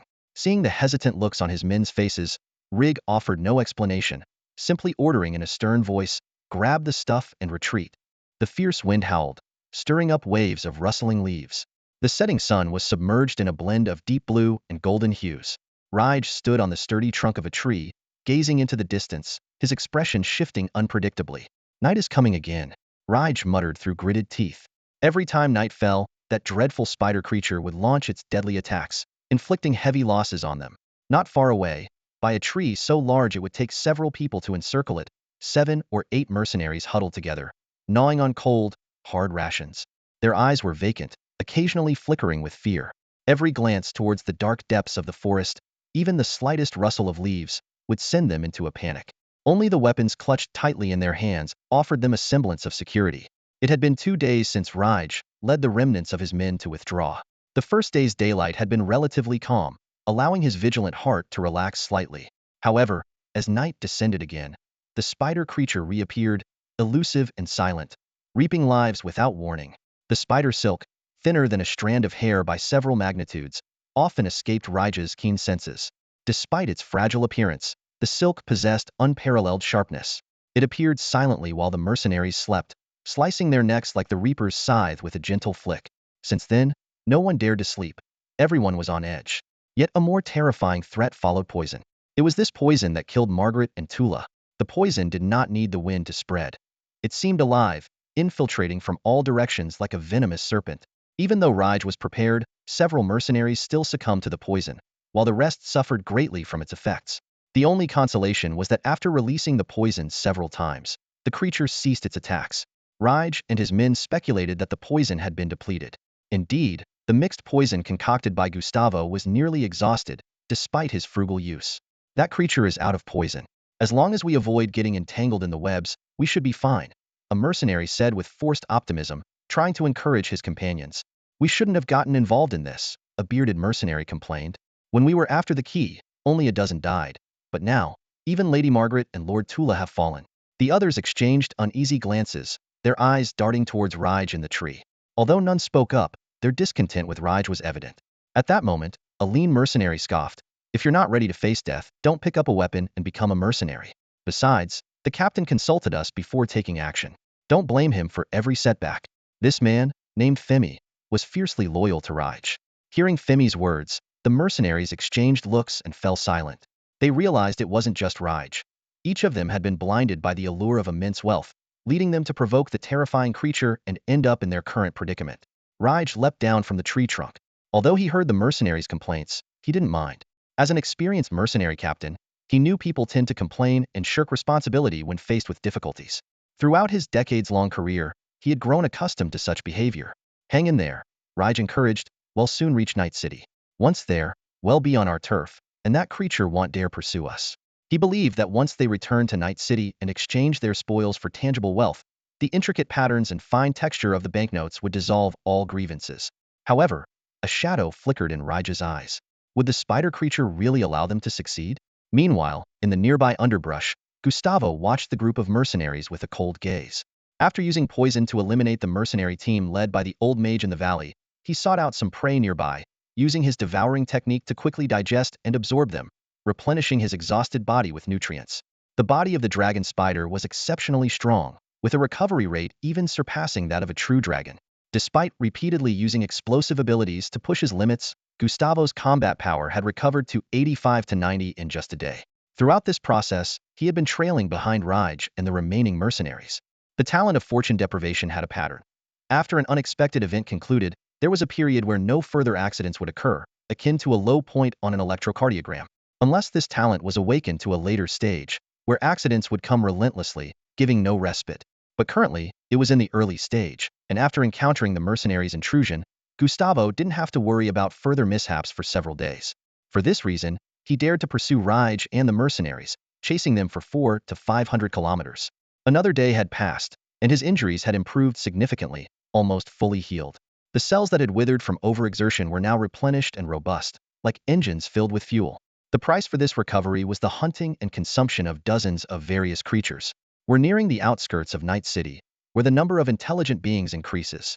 I can't continue the pursuit, Gustavo calculated internally. One last strike, then retreat. Even though continuing the pursuit likely wouldn't pose a danger, he preferred to play it safe. Gustavo mocked himself. Why risk it when I can grow into an epic creature just by eating and drinking? You're not even worth a hair on my leg. If I must take risks, the stakes must be high. Clearly, exterminating these mercenaries doesn't offer much benefit. At most, some extraordinary materials and equipment, which are of little use to me. As the last rays of the setting sun sank into the boundless sea of night, Gustavo made his move. Threads of silk shot from his abdomen like laser beams, stealthily burrowing into the ground and silently closing in on the mercenaries. Suddenly, a blinding light burst forth from the soil's crevices, shattering the night's tranquility. This was a carefully crafted alarm system by the mercenaries, ingeniously combining mechanical construction and magical forces, specifically designed to counteract the intrusion of spider silk. Enemy attack! Fermi shouted, springing up from the ground in an instant, his sword gleaming under the moonlight. He swung his weapon, sword beams raining down in an attempt to sever the lurking threads. However, under Gustavo's control, the threads were as agile as snakes, easily evading the attacks. In the next moment, a thread shot out violently, piercing the throat of a slower reacting mercenary, shredding him to pieces. Riggs' wolf howl pierced the night sky as he swiftly transformed into a werewolf, charging towards the source of the threads. This time, Gustavo did not retreat, but instead activated all his explosive abilities, his combat power soaring wildly. The grass exploded around him, leaving 8 deep craters on the ground as Gustavo rocketed skyward like a cannonball. Seeing this, Rig grew wary, fearing that Gustavo might use that dreadful toxin again. Recalling the devastation in the valley, he shuddered and decisively chose to retreat. Gustavo noticed this and felt a moment of confusion, but quickly adjusted his strategy and shifted to pursuit. In the forest, a bizarre chase unfolded. Werewolf Rig moved swiftly under the moonlight, while Gustavo, despite having 8 legs, struggled to keep up. Realizing he couldn't catch Rig, Gustavo decisively changed targets and charged at Fermi. Rig's heart filled with urgency. Fermi was his loyal companion of many years, and from both an emotional and strategic standpoint, he couldn't allow Fermi to be easily killed. Raj gritted his teeth, his legs suddenly bending as the trees beneath him snapped with a resounding crack. He shot out like an arrow from a bow, activating his Silver Moon werewolf ability Moon Step. In an instant, silver sparks erupted from under his feet, resembling the sparks from a blacksmith's forge. Raj ran through the air on these moonlit fragments, his speed dramatically increasing. Gustavo glanced back, a flicker of surprise in his eyes, but he quickly regained his composure. Since the main opponent had arrived, he decided to ignore the small fry and face Raj. His 8 razor-sharp blades glinted with a chilling light, instantly forming a spherical web of blades. This time, Raj didn't evade. His wolf claws, wrapped in silver moonlight, extended an extra meter, slicing through the air in a graceful arc towards Gustavo's relatively softer spider abdomen. Simultaneously, he skillfully dodged the continuous web of blades. "You scoundrel!" Gustavo roared, hurriedly retracting his abdomen to dodge. His eyes flashed with a dangerous light, wishing he could tear this opponent who kept targeting his lower body into pieces. However, since Raj had demonstrated his ability to walk on air, Gustavo realized that eliminating him wouldn't be easy. Suddenly, Gustavo's lowest pair of eyes fixed on the leather backpack hanging from Raj's side. He had long noticed that, whether in daily life or intense battles, the werewolf never parted with this backpack. Especially in combat, Raj would instinctively turn his body, even risking taking blows to protect it. Gustavo concluded that it must contain something of great importance. In a split second, Gustavo decided to act first. He instantly released hundreds of spider threads, covering a large area in the blink of an eye. At the same time, a powerful gravitational force enveloped Raij's entire body, making the air feel as thick as glue.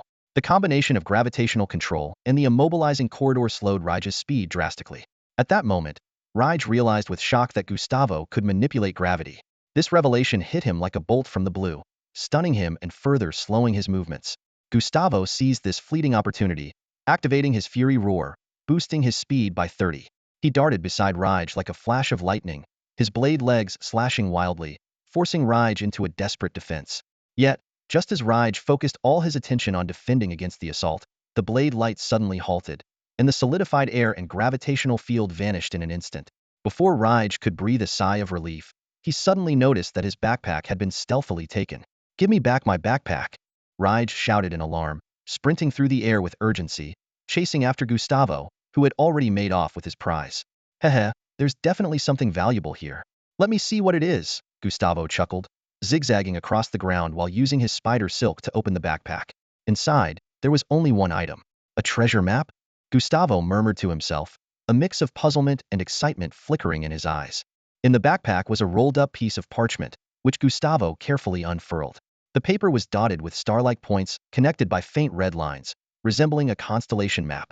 A mysterious aura emanated from it, and he instinctively believed it to be a treasure map. The howls of a werewolf echoed behind him, yet Gustavo remained unfazed. Even if the creature could fly, catching up to him in this dense, obstacle-filled forest would not be an easy task. Besides, he had come prepared.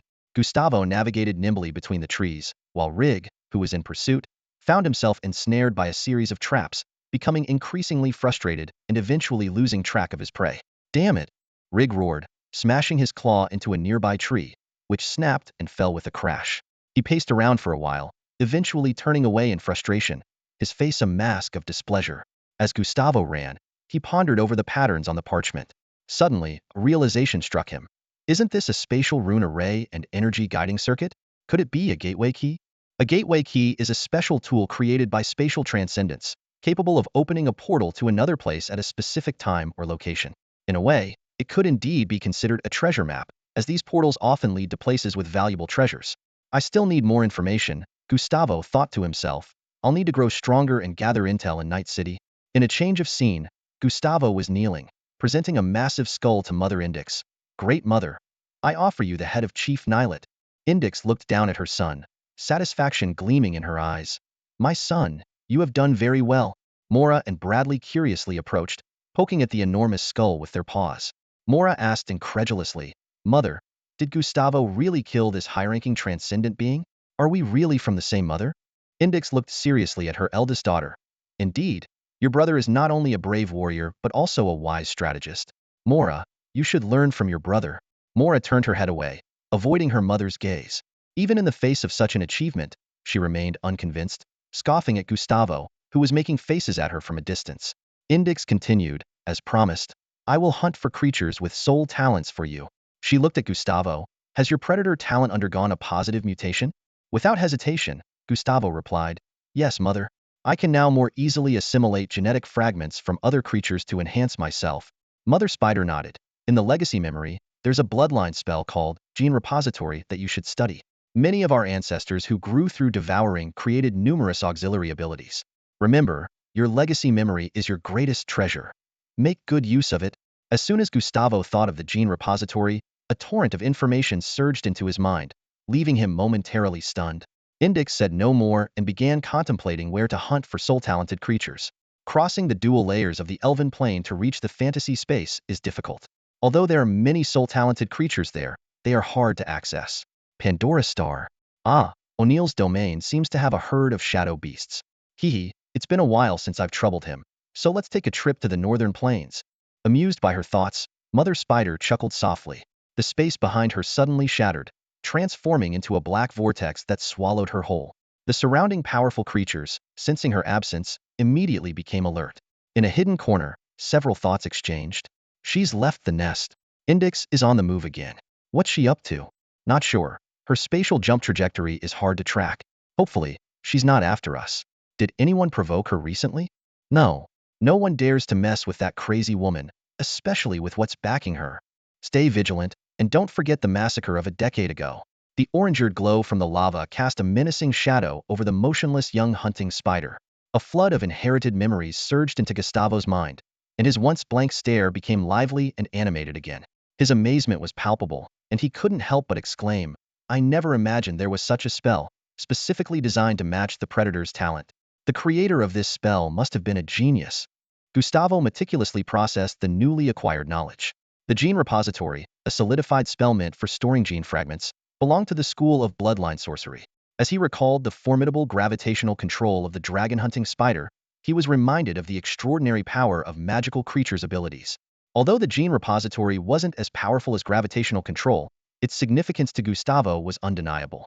Once he mastered this spell, he would be able to systematically store and selectively bestow the excellent genes he consumed. In simple terms, this meant a significant increase in the controllability and storage capacity of gene fragments. Gustavo visualized a scenario in his mind. Previously, excellent gene fragments were like random attribute points, distributed evenly across all bloodline talents.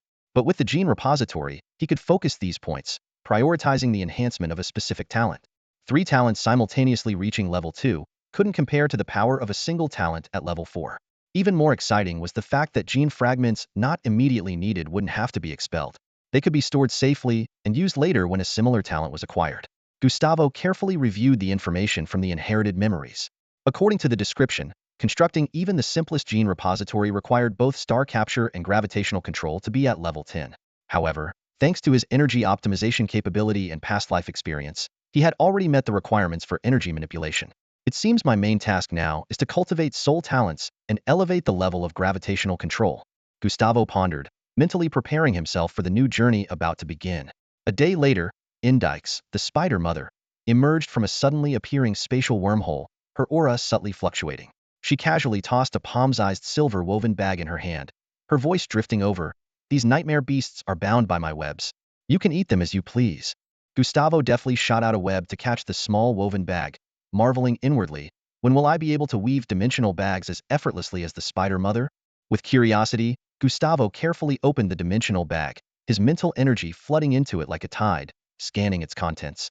The sight left him astonished. Hundreds, if not thousands, of nightmare beasts were stacked neatly together, all in a state of slumber, as if they were dead.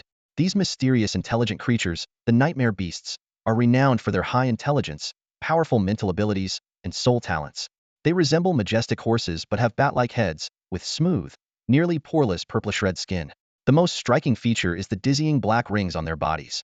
A mere glance from an ordinary person could cause them to faint and collapse. Wow, the spider mother really uprooted the entire nightmare beast clan? Gustavo exclaimed, grinning at the sheer number of nightmare beasts in the dimensional bag, marveling at the spider mother's efficiency and domineering style. It seemed that the entire tribe, from the old to the young, from the weak to the strong, had been captured in one fell swoop. However, what shocked Gustavo the most was the presence of a legendary creature in the bag. He looked up at the spider mother, a hint of complaint in his voice. "Aren't you worried this legendary creature might break free from the webs and attack me?" Indix responded confidently, "Don't worry.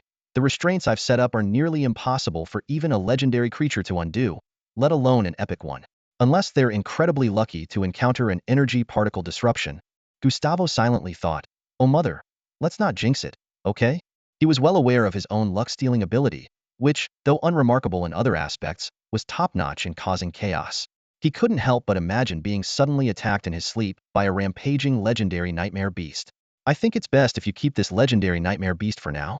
I'm just not equipped to handle it," Gustavo said decisively, dragging the legendary nightmare beast out of the dimensional bag and tossing it to the ground. Despite his 7th-tier combat ability, he was no match for a legendary being and wouldn't even have the chance to run away. Indix looked at her cautious son with a mix of irritation and appreciation. She knew that the most fatal flaw of high-level life-form juveniles was arrogance, especially during adolescence, where they often fell due to the pride brought by their bloodline. Although Gustavo was still young, his strength was already entering this dangerous phase. What comforted Indix was that her exceptionally gifted son had a remarkably steady character, a rarity among the hunter spiders.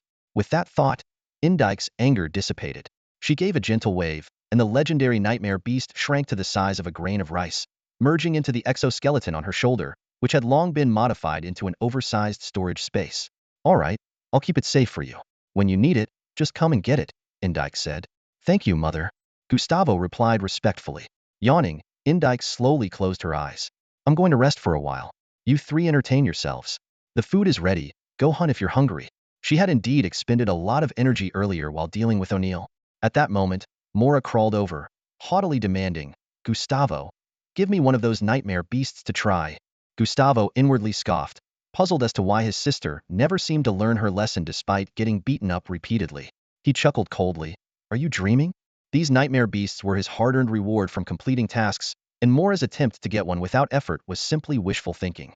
Besides, eating a nightmare beast would only satisfy her taste buds, with no genetic fragments to gain, making it a complete waste. You. Mora fumed, her claws digging into the ground with a sharp crack. Unfazed, Gustavo swaggered past Mora, taunting, go on. Hit me if you dare. Mora hesitated, ultimately not daring to make a move. Instead, she turned her gaze to Bradley, who was watching the drama unfold, and snapped.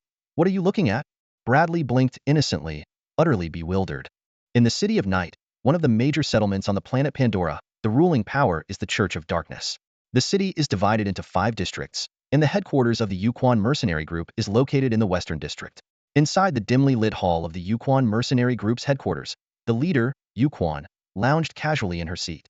Her long, aqua-green hair cascaded like a waterfall over her white feathered cape, shimmering with a subtle glow. Her eyes, bright and captivating like stars, carried a hint of coldness as she elegantly crossed her long, slender legs. So this is how you lost the guiding key? Yochuan's voice was as clear as a babbling brook, flowing from her slightly parted red lips. Her gaze fell upon a tall man kneeling on the ground, trembling, with cold sweat pouring down his forehead. This man was Raj. Please punish me, leader. Raj did not attempt to defend himself, fully aware of Yochuan's disposition. When mistakes are made, it's best to honestly request punishment. Trying to evade responsibility would lead to severe consequences. Seeing Raj's sincere attitude, the coldness in Yochuan's eyes slightly diminished. Just as she was about to speak, a hulking figure stormed into the hall like a tempest. An octagonal war hammer tore through the air with a piercing wail, crashing down toward Raj with unstoppable force. How dare you? Yuquan reprimanded sharply. Though she appeared unmoved, the air within the hall suddenly thickened. The war hammer, swift as lightning, halted midair, as if time itself had stopped, no matter how hard the massive figure tried to press it down. The hammer-bearer was an exceptionally large and robust humanoid creature, clad in dark red armor, with disheveled hair. His skin was sporadically covered in mottled scales, and a strong, muscular tail extended from his back. His slit pupils, cold and ruthless like those of a serpent, were fixed intently on Raj. Raj scrambled back several meters, his voice harsh as he shouted, Alia, what are you doing? The hammer had come too swiftly and fiercely. Had it not been for Yochuan's intervention, his head might have been crushed. Tula is dead. So why are you still alive? Why? Alia's voice was hoarse, almost like the low rasp of a dark crow, tinged with a hint of hysterical madness. Raj paused, recalling the rumors about Tula and Alia within the mercenary group. He had once dismissed them as baseless gossip, but now it seemed, enough, Alia, Yuquan said calmly and indifferently, releasing the pressure she had exerted on Alia. As mercenaries, we face danger in every mission. Death is as constant as the wind, always by our side. You should understand this. Perhaps it was Yochuan's words or the realization that she couldn't kill Raj in front of a legendary figure, but Alia refrained from further action, silently kneeling on one knee. Please grant me the chance for revenge, leader. I would be eternally grateful, she said, her voice hoarse with boundless hatred, causing the temperature in the hall to seemingly drop a few degrees. Yuquan rested her right hand against her nearly flawless cheek, while her left index finger tapped rhythmically on the wooden armrest, producing a soft, steady thumping. Raj, despite Alia's earlier sudden attack, did not oppose her request. Leader, that spider creature can control gravity and has untold potential, he said urgently. Since we have already provoked it, we must eliminate it before it fully matures, or the consequences will be dire. Raj was well aware of the spider creature's terrifying aspects. Its ability to fight above its level, its incredible regenerative powers, its elusive nature, and its vengeful disposition. It was clear that he had become an enemy of the creature, and such a formidable adversary needed to be dealt with swiftly. Moreover, if he could eliminate the spider creature, Alia might no longer trouble him for vengeance. After all, he hadn't killed Tula. Unless Alia had lost her mind, she would realize this. Yuquan glanced at Raj. Do you know the origins of this spider creature? Raj lowered his head in embarrassment. I do not, leader. Then do you know its territory? Its habits? Whether it has any backing? A series of questions flew from Yochuan's lips, and Raj found himself unable to answer, lowering his head dejectedly, unable to utter a word. Seeking revenge without any information? How foolish. I never expected to have such a dim-witted subordinate. Yochuan's long, autumn and water-like eyes flashed with mockery, her words cutting, and Raj wished he could bury his head in the ground. Alia, however, remained unmoved, speaking in a muffled voice, "We could request Madame Devol's assistance." Hearing this, Raj's eyes lit up. Yes, Madame Devil is a diviner. She could definitely pinpoint the creature's location. Yuquan narrowed her eyes but remained silent. Devil was a diviner who had entered the legendary realm, as well as a spellcaster who specialized in the study of fate and mysticism, her methods mysterious and unpredictable. However, she was not a member of the Yuquan mercenary group, but rather Yochuan's close personal friend. The entire mercenary group and even the major powers in Night City were well aware of this, as Devil frequently visited and stayed in the city. However, leveraging Dewol's reputation to expand the influence of the mercenary group is a completely different concept than directly asking this legendary diviner for help. Yuquan knows well that the latter not only requires expending valuable favors, but also offering a substantial amount of resources. As a rational spellcaster, Dewol strictly adheres to the principle of equivalent exchange, clearly distinguishing between friendship and business. Yuquan frowned, contemplating whether the cost of asking Dewol to intervene was worth it. Her gaze fell on the semi-transparent spider silk, calculating the value of the spider creature. The key mercenary group already had one key, and acquiring another wouldn't lead to a significant breakthrough. Otherwise, she would have personally taken action instead of sending the Rig squad. A few seconds later, Yochuan's sharp gaze turned to Rig. "Repeat your experience in detail, without any personal feelings." Rig nodded repeatedly and began recounting the entire event meticulously. He deliberately emphasized the details of the battle with the spider creature, particularly the gravity manipulation and the reverse pursuit. Gravity represented high bloodline potential, while reverse pursuit indicated the spider creature's strong sense of vengeance. After finishing his account, Rig bowed his head slightly, awaiting Yochuan's decision. Yuquan remained silent for a long time before finally exhaling a deep breath. "Do you have any of the spider creature's body tissue? Or anything tainted with its aura?" Rig felt a surge of joy and quickly produced the semi-transparent spider silk. For Gustavo, spider silk was an essential consumable in battle, and it was almost impossible to fully retrieve unless facing a very weak opponent. Yuquan gently raised her left hand, and with a slight movement of her index finger, the spider silk floated from Rig's hand into her palm. She examined it carefully, muttering to herself, "Good toughness, excellent concealment, superb energy conductivity. Just mid-level extraordinary." Unconsciously, she clenched her hand, a glint of killing intent flashing in her eyes. With a mix of hatred and interest, Yuquan made her decision. She took out a pale pink rhombus crystalline advanced communicator produced on Guda star, capable of real-time communication across several star systems. Dewol is currently vacationing on Sarah Star and won't be visiting Night City for some time. I've sent her a message, but given her lazy nature, she won't return anytime soon. Yuquan put down the crystal and spoke calmly. Alia nodded silently, glanced at Rig expressionlessly, and slowly withdrew. Rig, feeling uneasy, asked, "Leader Alia, she? Don't worry, I'll warn her. Tula's death has nothing to do with you." Yuquan waved her hand impatiently. Rig, relieved, also left the hall. As night fell, Barak City in the Khan province of the Crimson Alliance was brightly lit. As the provincial capital with a population of over 10 million, this city was far more prosperous than Light City, filled with famous landmarks. From the window of the aircraft, the entire city looked like it was carved from colorful crystals. Neon lights floated like ribbons, and countless aircraft flitted about like fireflies, making the city at night seem magnificent and grand. "Wow, finally in Barak City. I'm here for the joint recruitment preliminary test," Burke exclaimed excitedly from the seat next to him, acting like an excited little monkey. Lancelot, long accustomed to his companion's personality, was unfazed and simply enjoyed the cityscape. Tomorrow marked the official start of the joint recruitment. The preliminary test selected candidates by province, and all transcendents from Light City, part of Khan Province, had to come to Barak City to compete. Travel expenses could be reimbursed by the Department of Transcendence. "Registration is closed," announced Rue, looking up from his communicator. "It's exactly 8 p.m. now, and the registration channel for the preliminary test has been shut." Cole eagerly asked, "Tell us, how many people registered in Khan Province this year? Did it surpass 60,000? Rue replied, "It did surpass 60,000. According to official data, there are 82,759 participants. Most are ability users, with over 70,000 having D, E, or F potential. The rest are ability users with clever potential or various types of extraordinary professionals. Wow, over 80,000 people. We're doomed. The hope of making it into the top 3,000 is gone. Burke slumped into his seat, his previous excitement replaced by a look of despair. According to the rules of joint recruitment, only the top 3,000 in the preliminary test could advance to the next round. Roue's expression was also grim. In their group, Lancelot was exceptionally strong. Not only was making the top 3,000 a certainty, but even the top 30 was likely within his reach. Cole was second to Lancelot, and making the top 3,000 was also practically assured. But for Roue and Burke, who were the weakest, the chances of making it into the top 3,000 seemed slim. In past years, the number of participants in the preliminary joint entrance exams was usually only around 50 to 60,000. However, this year saw a staggering increase. Cole frowned. Although he was confident about securing a spot in the top 3,000, he yearned for an outstanding performance in the finals. The surge in participants meant fiercer competition, making it more challenging to stand out, whether in the realm of the extraordinary or the ordinary world. Inside the cabin, other members of the special training camp erupted into groans of despair upon learning this news online. Are you kidding me? I slogged through a whole year of intense training, and now this? One trainee lamented, pulling at his hair in frustration.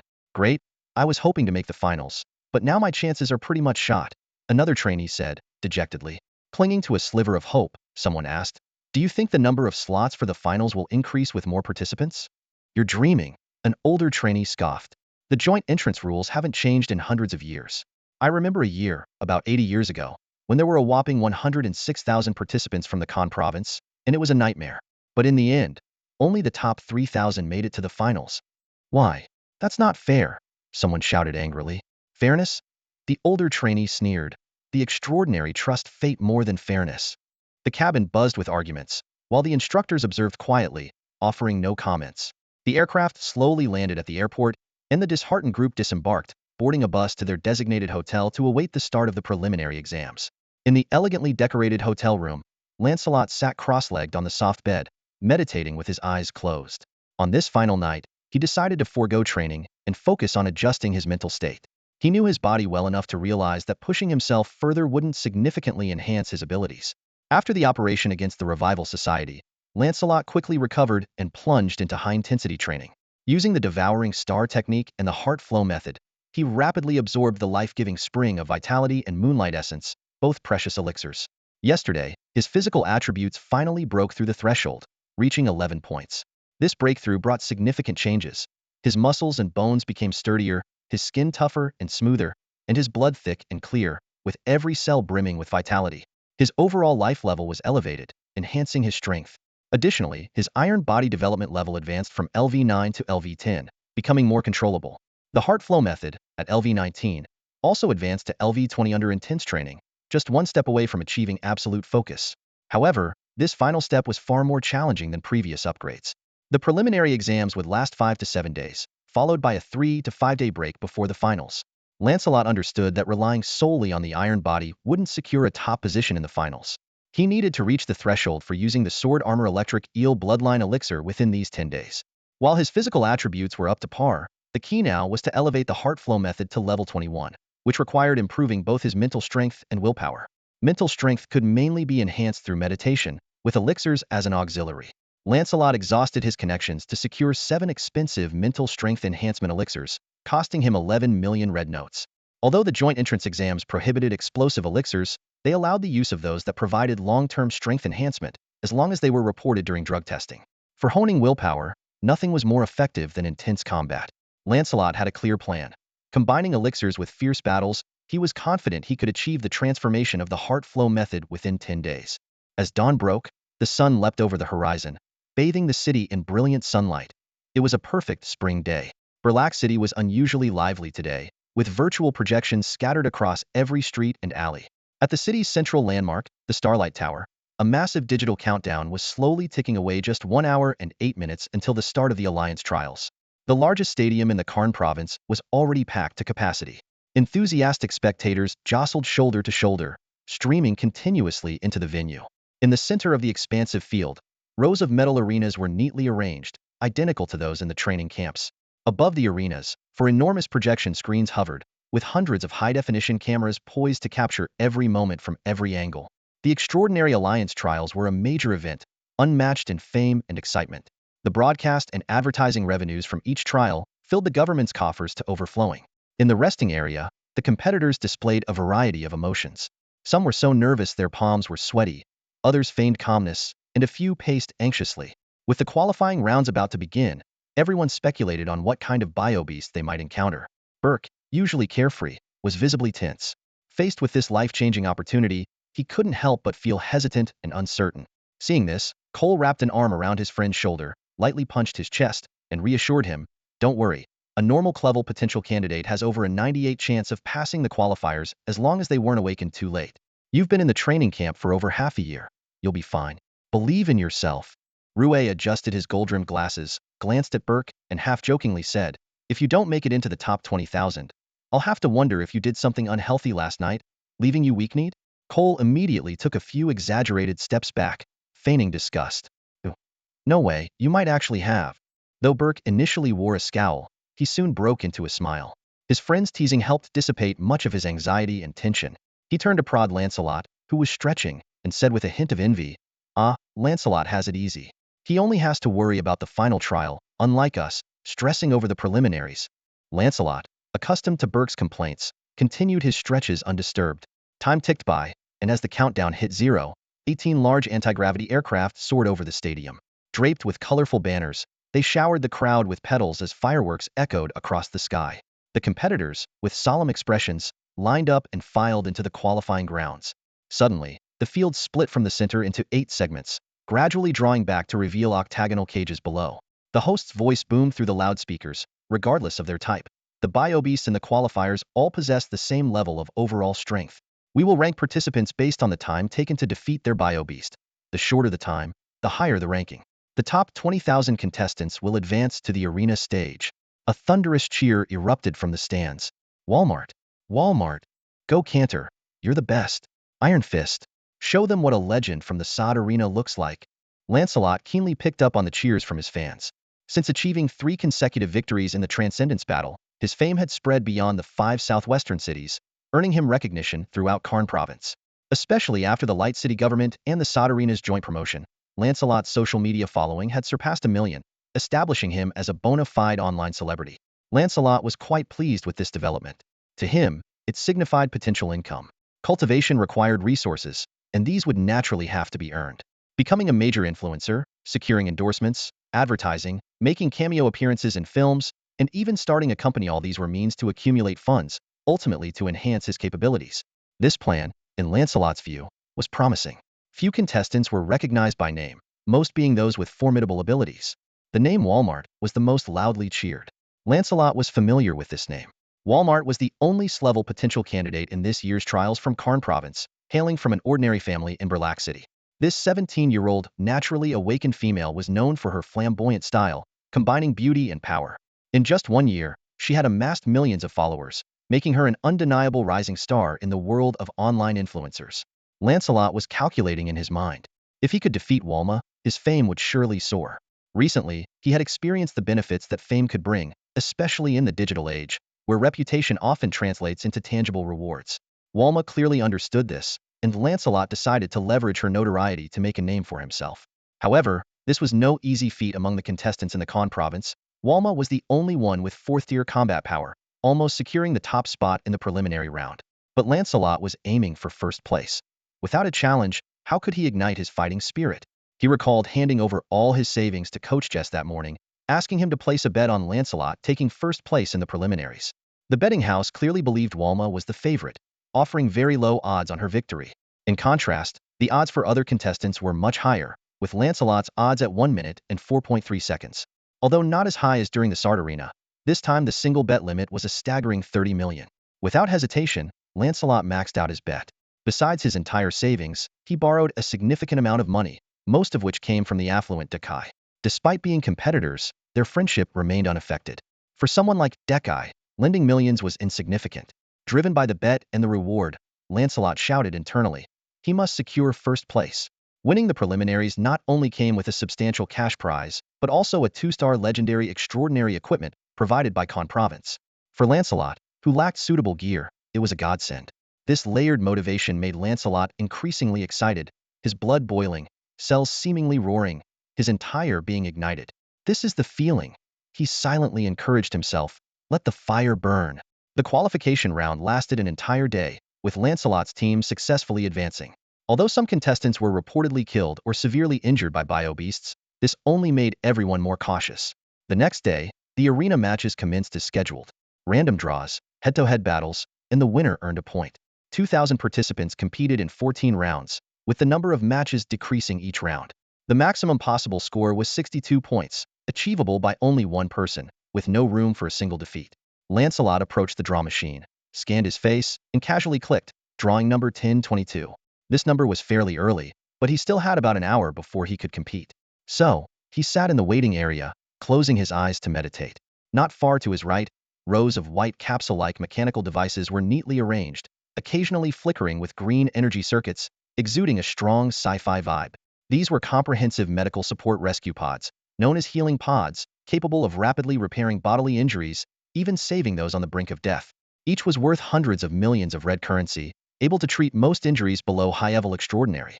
According to the rules, each contestant could only use the healing pods 3 times, and the time needed to be allocated by themselves. Experience showed that wisely using the healing pods was key to achieving good results, especially for contestants with explosive abilities. Time slowly passed, and finally, it was Lancelot's turn. He stretched, his joints cracking, donned his metal gloves, and strode confidently toward the arena. His opponent was already waiting on the other side, and upon seeing Lancelot, his face turned pale. Damn, how did I get so unlucky? First time on stage, and I run into an iron fist. A young man stood on the arena, his face filled with despair. His eyes were fixed on his opponent, Lancelot, and his heart was racing. In this preliminary round, there were only a handful of well-known competitors, just a few dozen, but Lancelot was undoubtedly one of the best. A reputable organization had given him a daunting evaluation. His fighting style was fierce and swift, his adaptability and mental strength were exceptional, yet he wouldn't harm anyone without reason. As long as you didn't provoke him and conceded in time, you could save your skin. The young man swallowed hard, his lips trembling as if to say something, but in the end, he silently assumed a fighting stance. Despite his outward appearance of resignation, he still harbored a desire to win and wasn't willing to surrender outright. Seeing this, Lancelot lowered his center of gravity, his gaze intense, showing a mix of seriousness and a hint of excitement, giving his opponent full respect. The young man internally lamented, "Can't you take it easy, big guy? I'm just a small fry." Yet, he felt a bit flattered by Lancelot's attitude. As the floating assistant announced the start of the fight with a mechanical voice, Lancelot vanished instantly, leaving only a blurred afterimage. The young man's eyes widened, bloodshot, desperately trying to track his opponent. However, before he could even react, a sharp pain shot through his waist, and he spun out of the arena. The whole thing lasted less than 5 seconds. I couldn't even see his shadow. There's no way to fight this. The young man chuckled bitterly as he got to his feet, accepting his defeat. In this match, he had no chance to fight back, and in a real battle, he wouldn't even know how he died. Contestant number 1022 is victorious. The projection above the arena flashed with bold letters. In the stands, Lancelot's fans erupted in cheers, waving banners high. Lancelot waved to his fans, sparking even louder screams, and then gracefully exited the stage. In the first round, Lancelot clearly faced the weakest batch of opponents. Although officially it was said to be a random draw, in reality, it was manipulated by big data to ensure that seeded players wouldn't meet too early, and mid-level players would have evenly matched opponents to showcase their skills. Everyone was aware of these behind-the-scenes maneuvers, but chose not to speak out. The first round of 10 matches concluded swiftly, with Lancelot winning them all, earning 10 points. The 20,000 contestants were halved, and after an hour's rest, the second round of the arena battles began. Lancelot continued his relentless and fierce fighting style, like a charging rhinoceros, crushing all his opponents. His performance was captivating, with male spectators feeling the adrenaline and wishing they could join the fray, while female spectators focused more on his looks and physique. After all, there's no shortage of people who appreciate a handsome face.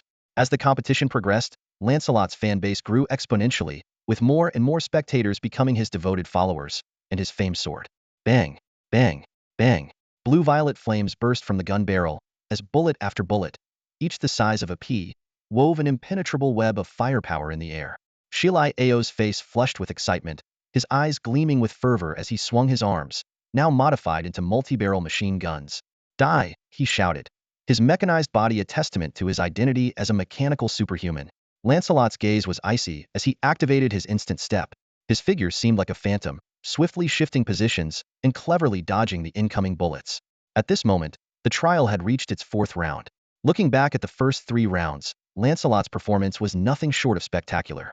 In the first round, he swept through his opponents effortlessly, scoring 10 points with ease. From the second round onward, he consciously restrained his power, keeping his physical attributes between 15 and 18 points. In each battle, he fully utilized the flow method, maintaining high concentration to leverage greater strength and speed with lower physical attributes, while maximizing the training of the flow method.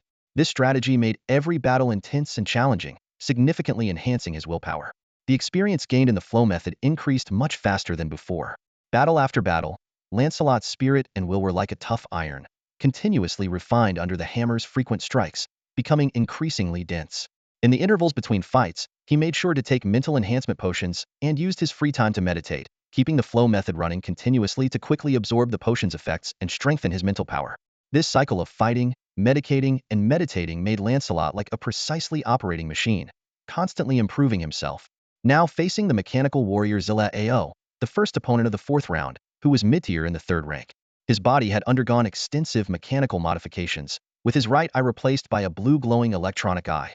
The smart chip implanted in his brain made his computational speed astonishing, and his seemingly frenzied shooting was, in fact, incredibly precise, with each bullet's trajectory cunningly blocking all possible escape routes. The battle had lasted over a minute, and Lancelot still found it difficult to breach the 5-meter defensive perimeter around Shilai-Ao. However, Shilai-Ao's situation was even more precarious. How is this guy reacting so fast? Shilai-Ao marveled internally. To him, Lancelot seemed like a clairvoyant freak, always managing to dodge bullets at the last possible moment, moving like a butterfly through the dense hail of bullets with ease. Lancelot's control over the fight's details and his sharp intuition added immense pressure on Zilla-Ao. What's more troubling was that his opponent was not only quick and agile, but also exceptionally tough. Even when a bullet did hit, it only left a fleeting white mark on Lancelot's skin. How do you fight something so tough and nimble? Shilai-Ao glanced at his dwindling ammo, realizing that without using his trump card, victory seemed impossible. He decisively slowed his offensive pace. Lancelot keenly sensed the change in his opponent, his pupils blazing like torches. Out of bullets, he thought, knowing the opportunity he had been waiting for had finally arrived. Suddenly, Lancelot's leg muscles tensed, propelling him forward like a cannonball, closing the gap to within 5 meters of Shilai-Ao in an instant. Thunder Prison. Shilai-Ao's electronic eye flared, and the mechanical engine in his chest roared at full power. Violent energy surged within him, instantly converting into electricity and discharging outward. In a flash, visible blue currents erupted from Shilai-Ao's chest, sprawling like tree branches across the surrounding space. Shilai-Ao rejoiced inwardly. Once caught in my Thunder Prison, he'll be paralyzed for sure. Especially since Iron Fist's ability is an iron body, metal conducts electricity, so it should work even better. This move was meant to propel him into the top 100, but he didn't expect to use it in the fourth round. However, Shilai-Ao believed that defeating Iron Fist and stepping over him to advance was still a worthwhile gain. But in the next moment, Shilai-Ao's expression froze. He watched in disbelief as Iron Fist evaded the electric currents. No, rather than evading, he had anticipated it. How could he be so precise? How did he know I had this hidden move? Shilai-Ao's face turned ashen, knowing that his Thunder Prison's failure meant the battle's outcome was already decided. Meanwhile, Lancelot observed the electric field barely a meter away from him, fully understanding the situation. Thankfully, he had been cautious enough. Lancelot recalled his previous battle with Shilai-Ao, keenly identifying the opponent's critical weakness, the 5-meter zone. Once anyone stepped into this range, Shilai-Ao would unleash a relentless barrage of firepower. This was evidently his safe zone and the area of his fiercest counterattack. Understanding the danger of a cornered adversary, Lancelot decisively used a swift retreat the moment he entered the 5-meter zone. This caution saved his life once again. As expected, a high-voltage current surged through the area, and had he been a moment slower, he would have been engulfed by the electric field. It wouldn't have meant defeat, but it could have led to injury. In this tournament, combat prowess was crucial, but endurance was equally key. Any competitor aspiring to reach the top 10, or even the top 5, would avoid serious injuries in the early battles to preserve precious opportunities to use the healing chamber later on. I surrender, Shilai-Ao declared when he realized his Thunder Prison was ineffective. In a point-based tournament, losing one match wasn't fatal. Maintaining optimal condition was the priority. Insisting on a futile fight would only be seen as foolish. Shilai-Ao was, in fact, an extremely composed person. The madness and excitement he showed in battle were mere ruses to confuse his opponents. Anyone who took it seriously would fall into his trap. After defeating his first opponent in the fourth round, Lancelot returned to the lounge. He retrieved the remaining half bottle of potion from his briefcase and drank it in one go. The potion was bitter, burning his throat like strong liquor, but soon a warm surge rose from his stomach to his head. His mental energy eagerly absorbed this power, quickly assimilating it. A sense of fullness washed over him, his mental energy now abundant and robust. Lancelot's next task was to fully integrate this newfound strength. When he completed this enhancement and opened his eyes, he saw Burke and two others sitting on a nearby sofa, engaged in a quiet conversation. From Burke and Rouet's dejected expressions, Lancelot immediately understood they had failed in the revival match and hadn't made it into the top 3,000. He got up and approached them. Lance, Rouet and I are completely out of the running for the retest. Burke slumped on the sofa, looking despondent. What rank? Lancelot asked. Burke explained with a wry smile. I'm ranked 4356, and Rouet is 4689. The competitors this year are monsters. I faced this guy who just unleashed a bunch of debuff auras. By the time he finished casting, I was practically paralyzed, feeling like I'd walked non-stop for a year, my bones all limp. Rouet chimed in with his own complaint. I had worse luck. Running into Walma, my mental shockwaves had no effect on her, all dissolved by that weird power surrounding her. Cole joined in the lament. Don't even mention it. I faced Blood Warrior Bill in my last match. That guy is a lunatic. If I hadn't surrendered quickly enough, I might have been chopped to pieces. After sharing their woes, they turned to Lancelot. Burke curiously asked, Lance, did you face any tough opponents? Lancelot thought for a moment and nodded slightly. There was someone decent. He managed to withstand 2 of my iron fists before conceding. Quite impressive. 3 pairs of resentful eyes simultaneously turned toward Lancelot, then shifted away in unison, silently deciding not to pursue the topic further.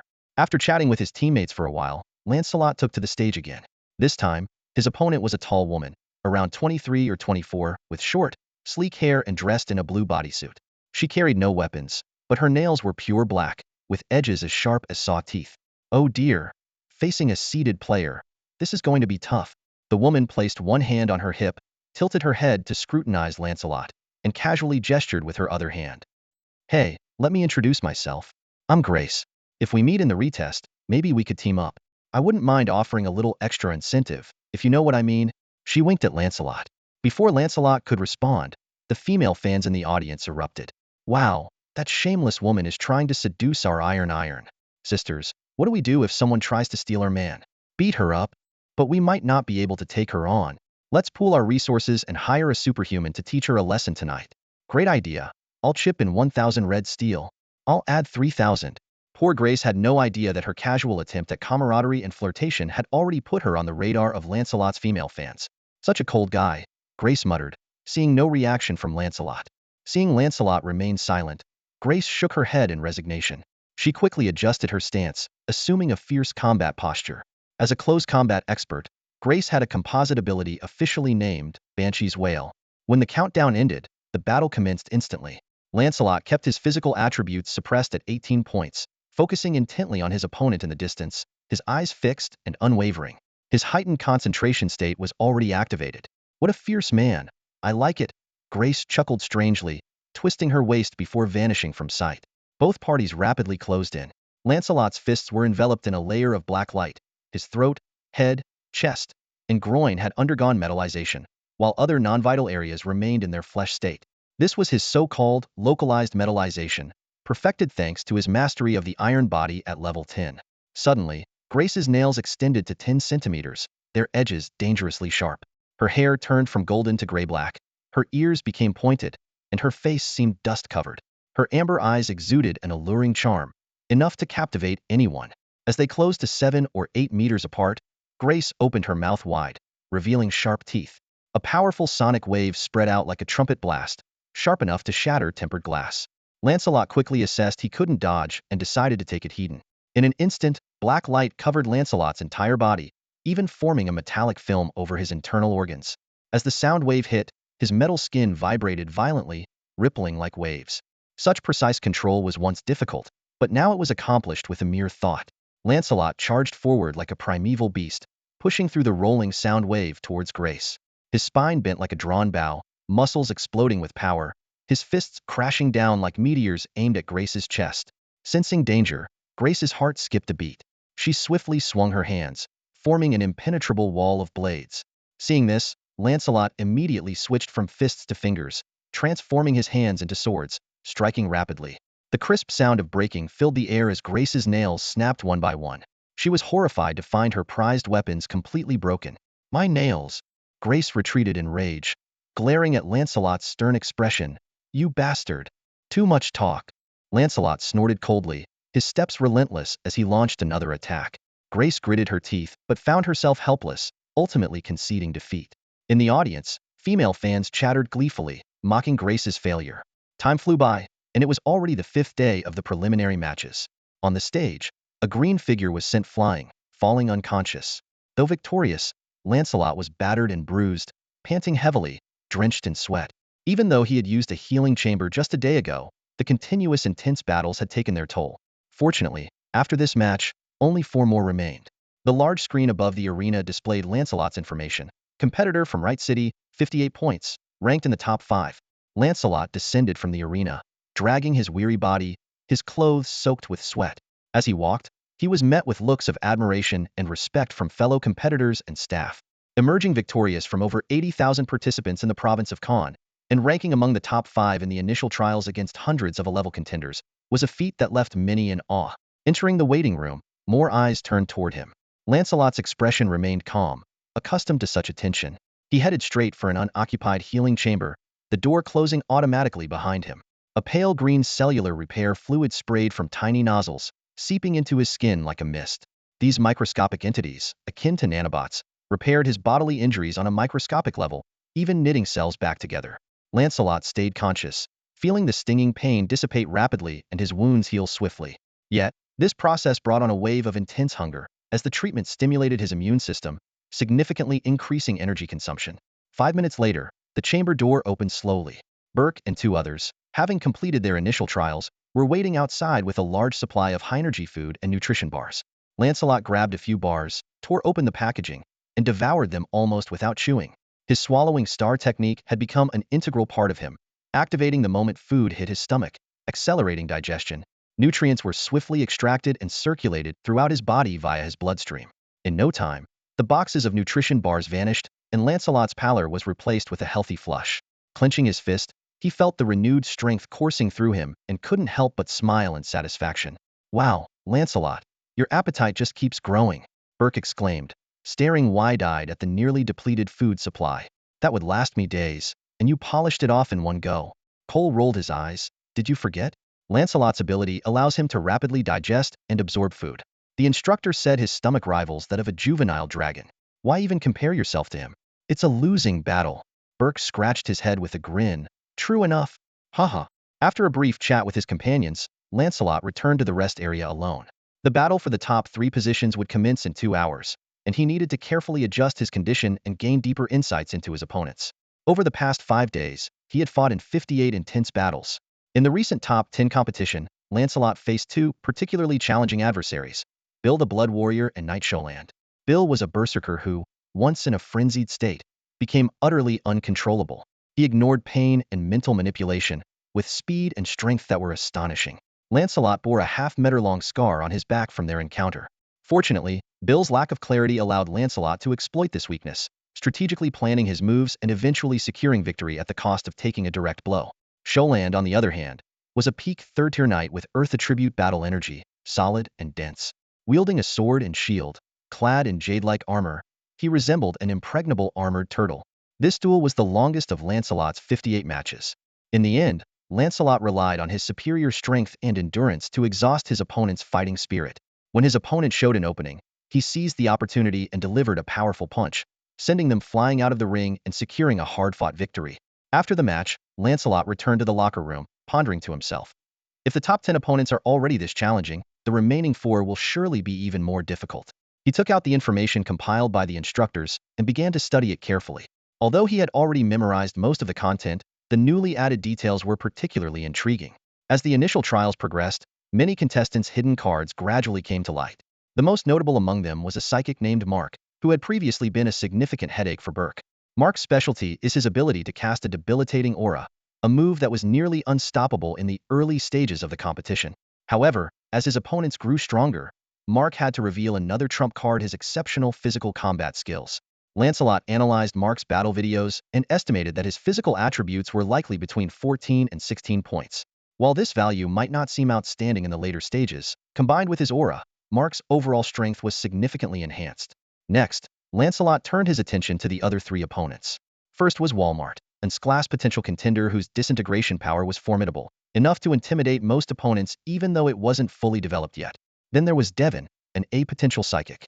His radiant light ability combined attack, speed, and healing, making him a formidable adversary. Lastly, there was Kant, a powerful figure from an ancient bloodline of sorcerers. He possessed the blood of the Amanti Python and mastered various third circle spells, making his overall strength equally daunting. After reviewing the opponent's information, Lancelot took a deep breath, his eyes blazing with determination. He murmured to himself, the stronger, the better. If they're not strong, how can they give me enough pressure? Come on, show me your greatest strength.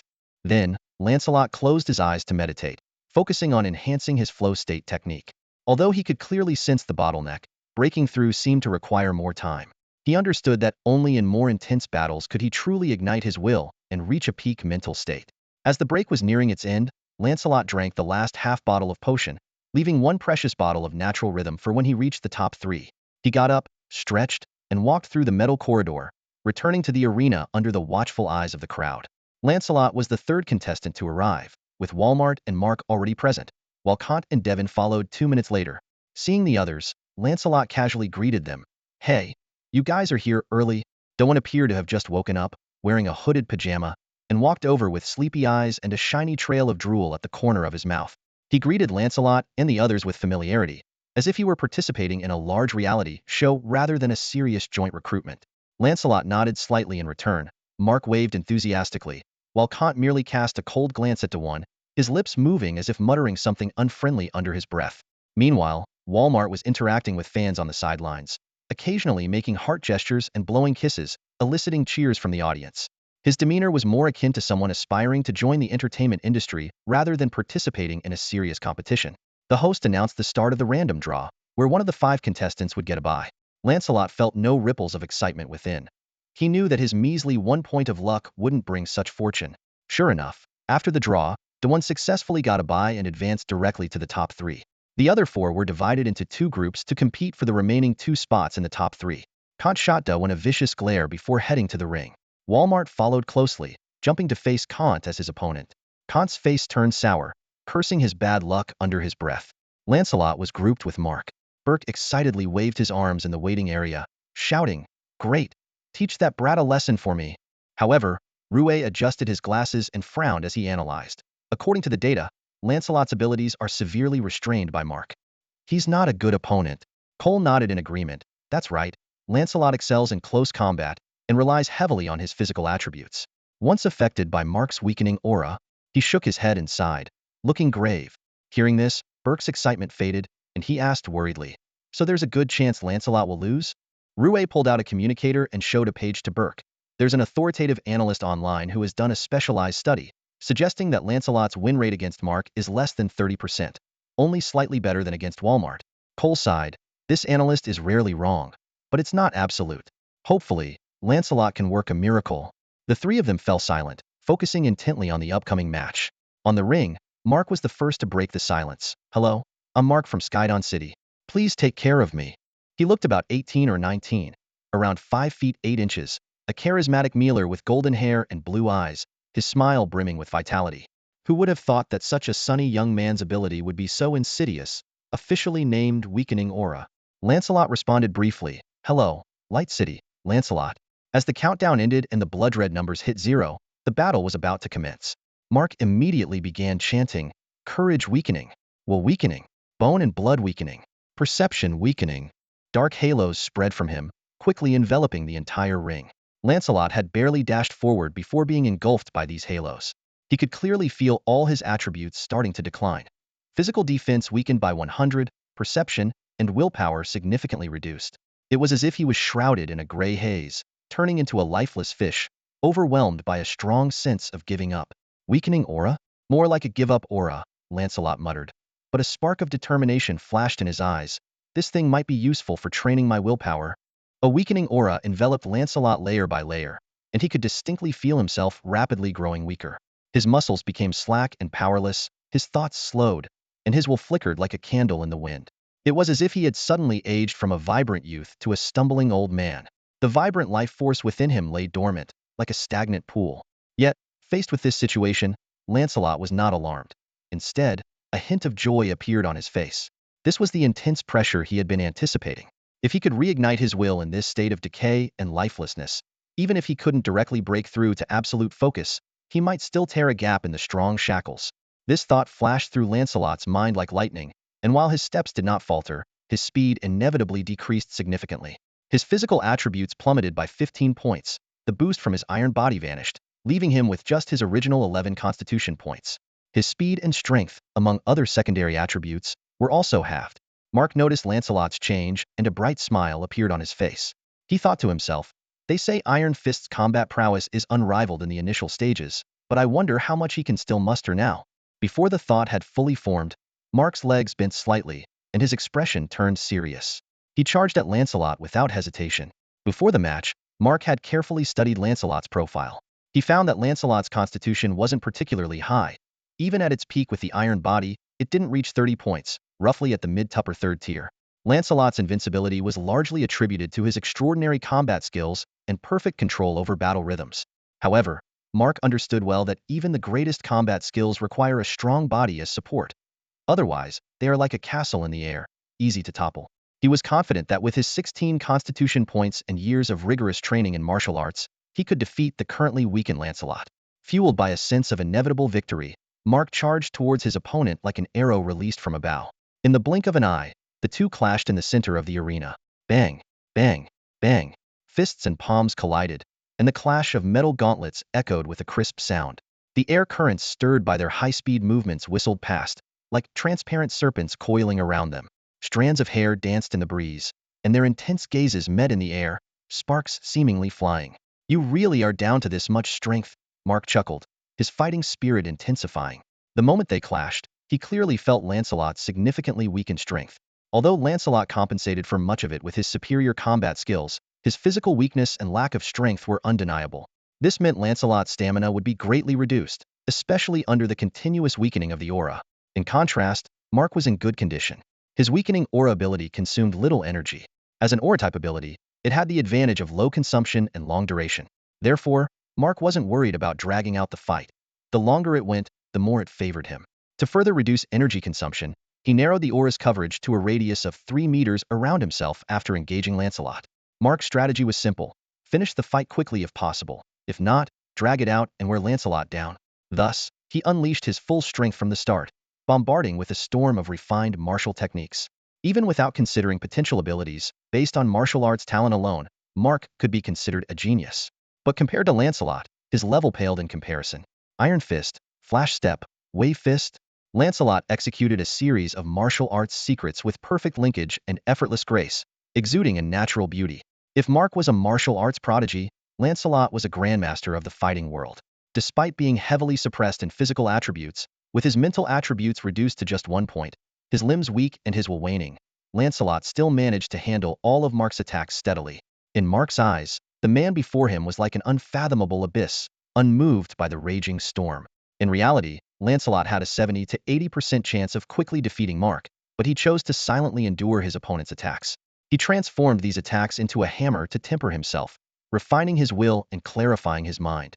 Under the oppression of the weakening aura, his will was like a body in a gravity chamber, where even the slightest areas could be trained. As time passed, Lancelot could clearly sense that the layer of shackles began to ripple, stirring waves. A tiny crack was slowly forming, from nothing to something, from small to large, gradually expanding. After 3 minutes of intense combat, Mark realized that a quick victory was almost impossible and decisively switched to a defensive strategy. The pressure eased, but Lancelot was not pleased. "Hey, what's going on? I was just starting to enjoy myself, and you're done already? 3 minutes really? That's not good enough." Lancelot raised an eyebrow. "If you're not going to attack, then it's my turn." He decided to take the offensive. Lancelot's right arm muscles rippled like rolling hills or the crashing waves of the sea. The muscles pushed against each other, gathering tremendous force in an instant. Wave Fist. The air exploded with the speed of his punch, so fast it was barely visible, leaving only a scorching black trace on the retina. Mark's pupils contracted as he raised both hands, one up and one down, pressing forward and supporting from behind. His hands moved swiftly, creating spiraling air currents that absorbed the powerful energy from Lancelot's punch. Even though he deflected the attack, Mark felt a heaviness in his heart as his defensive rhythm was disrupted. Lancelot's lips curled slightly, as if he had anticipated this. He stepped forward with his left foot, raised his right leg outward, twisted his ankle 30 degrees to the left, and then tore through the air with a kick aimed at Mark's side. This kick was sharp like a spear thrust. If it connected, Mark's physique would suffer broken bones at the very least. Mark dared not take it heeding and had to retreat again to create distance, trying to rebuild his defensive stance. Under Lancelot's relentless pressure, he was forced to focus entirely, not daring to relax for even a moment. Their physical and mental energy was rapidly draining, and Lancelot felt the oppressive aura's effects growing stronger. Fatigue and weakness surged like a tide, making one feel drowsy with mental and emotional emptiness. A tempting voice whispered in his ear, "Give up, and you can rest. You've done well enough. Being in the top 5 already proves your talent. Nothing is perfect in this world, so why not accept it gracefully?" This insidious voice could easily break the will of the weak-hearted. Mark was well aware that his power lay in weakening resolve, so he constantly watched Lancelot's eyes.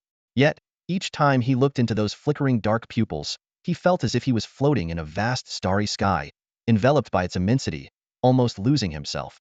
This unprecedented situation made Mark wary of long stares, opting instead for occasional glances.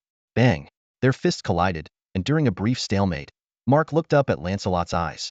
To his astonishment, he saw flames burning within his opponent's pupils. Before he could process this, he sensed Lancelot's attack rhythm accelerating. "You're useless now. This pressure is too weak." Lancelot grinned. The shackles of his mental flow technique cracked open, inviting him into a state of absolute focus. However, the pressure from Mark was no longer sufficient to push him further. Fall. Lancelot's eyes burned with determination, bursting with astonishing fighting spirit. An invisible force covered half of the arena, a willpower strong enough to influence reality. The surrounding dust particles stilled, and the weakening aura's effect began to diminish. Lancelot felt his physical attributes recovering. 12, 13, 14, 17. Although only partially restored, it was enough. His waist bent like a bowstring, his fist an arrow, and he suddenly released it like a shot from a bow. In an instant, Lancelot's fists rained down like a torrential storm, the rapid speed creating friction in the air, even sparking faint traces of electricity. Mark was utterly shocked, struggling to fend off the sudden surge in power. However, the difference in skill and strength quickly became apparent, exposing a flaw in Mark's defense. Thud, thud. Lancelot's fists accurately struck Mark's chest, abdomen, thighs, and shoulders. Once a breach appeared in his defense, it collapsed like a domino effect. Against Lancelot's full-force assault, Mark was like a rag doll, being relentlessly battered. Eventually, he was thrown heavily off the ring, struggling briefly before passing out. Contestant number 1022, victorious. As the words appeared on the screen, half the arena erupted in cheers. Lancelot's fans let out deafening screams and whistles, with the words "Iron Fist" echoing throughout the enclosed space. In the waiting area, Burke stood with his hands on his hips, laughing heartily. "We won. Haha, Lancelot's unstoppable, even Mark couldn't hold him back. That annoying brat finally got what he deserved. Let's see if he dares to show off now." Seeing Mark get beaten felt like a refreshing drink on a scorching day for Burke, filling him with satisfaction. Rouet and Cole also smiled, joined by a cheering crowd of members from the Wright City training camp, sharing in the glory. Instructor Burt widened his eyes, murmuring to himself, this kid might actually clinch the top spot in the prelims. He had anticipated Lancelot would only make it to the top 5, but once again, Lancelot exceeded expectations. Instructor Jess shook his head slightly. To be first in the prelims, he'll have to get past Walma, and that's no easy feat. He knew all too well the formidable nature of its class potential. In the Crimson Alliance, with its billions of people, each class potential was a rare gem, destined for legendary status if they didn't fall early. Instructor Tarn smiled faintly, a hint of anticipation in his eyes. Let's watch. Lancelot has a knack for creating miracles, doesn't he? Over the years, among the many talented individuals he had trained, none had impressed him quite like Lancelot.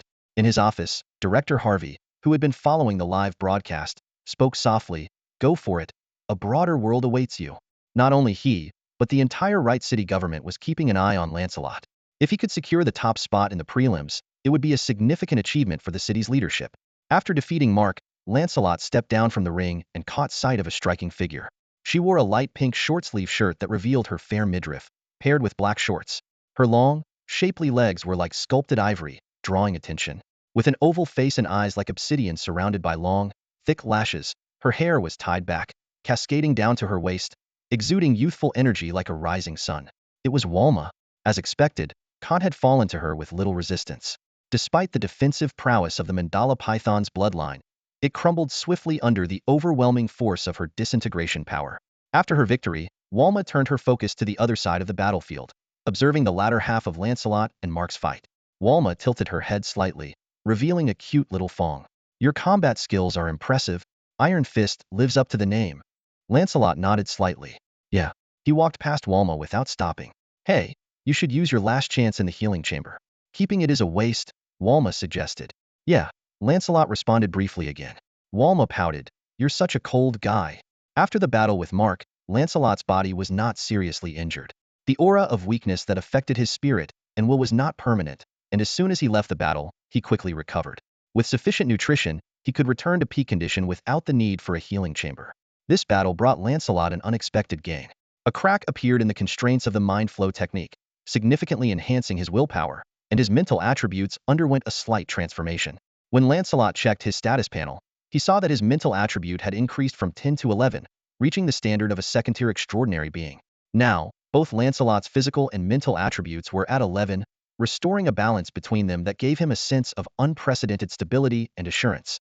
In the lounge, Lancelot quickly consumed a dozen nutrition bars, feeling his body recover rapidly.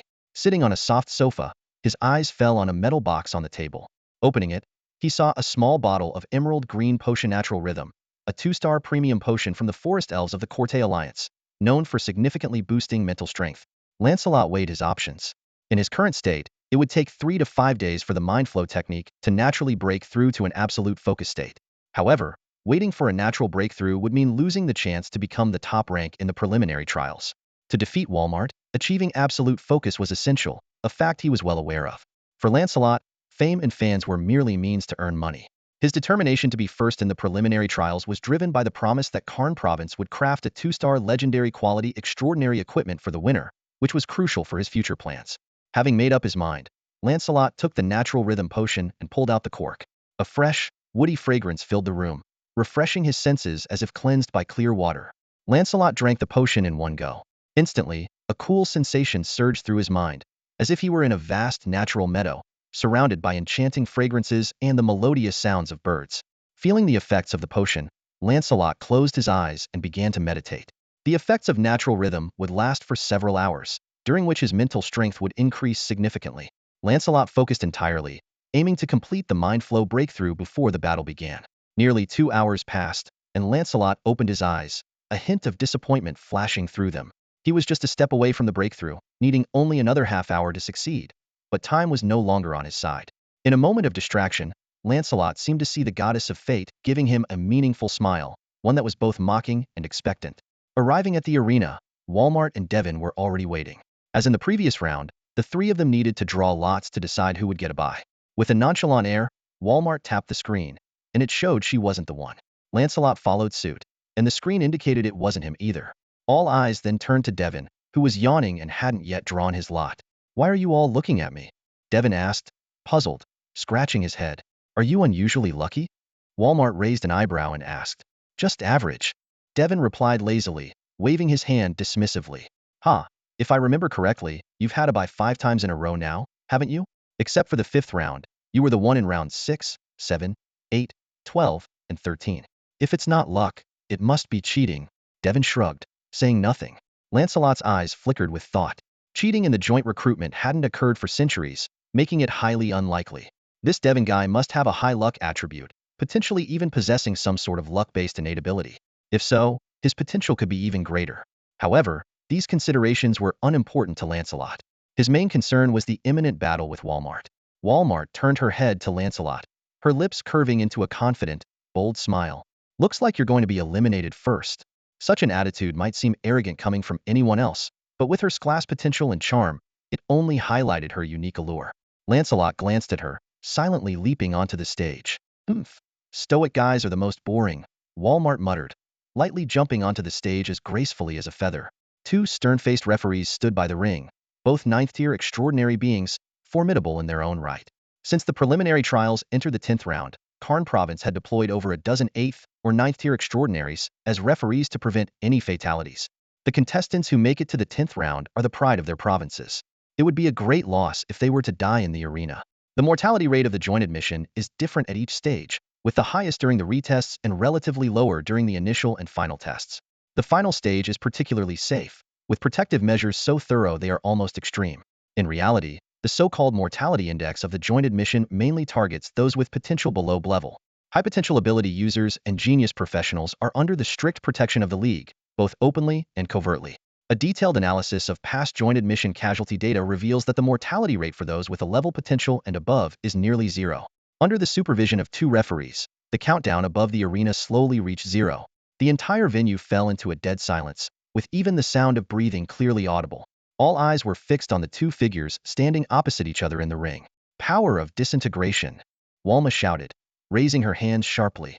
Instantly, black and red energy coiled around her shapely figure like a living being. She pushed her hands forward, unleashing a fan-shaped torrent of energy that surged forward with overwhelming force.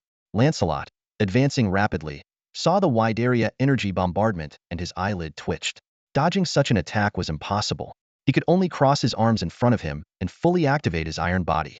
Lancelot's form quickly grew to over 2 meters, his muscles bulging, making him appear as if he were forged from high-strength alloy steel. Surrounded by a black aura, he exuded an indomitable presence. In this form, the damage from ordinary energy shockwaves would be significantly reduced.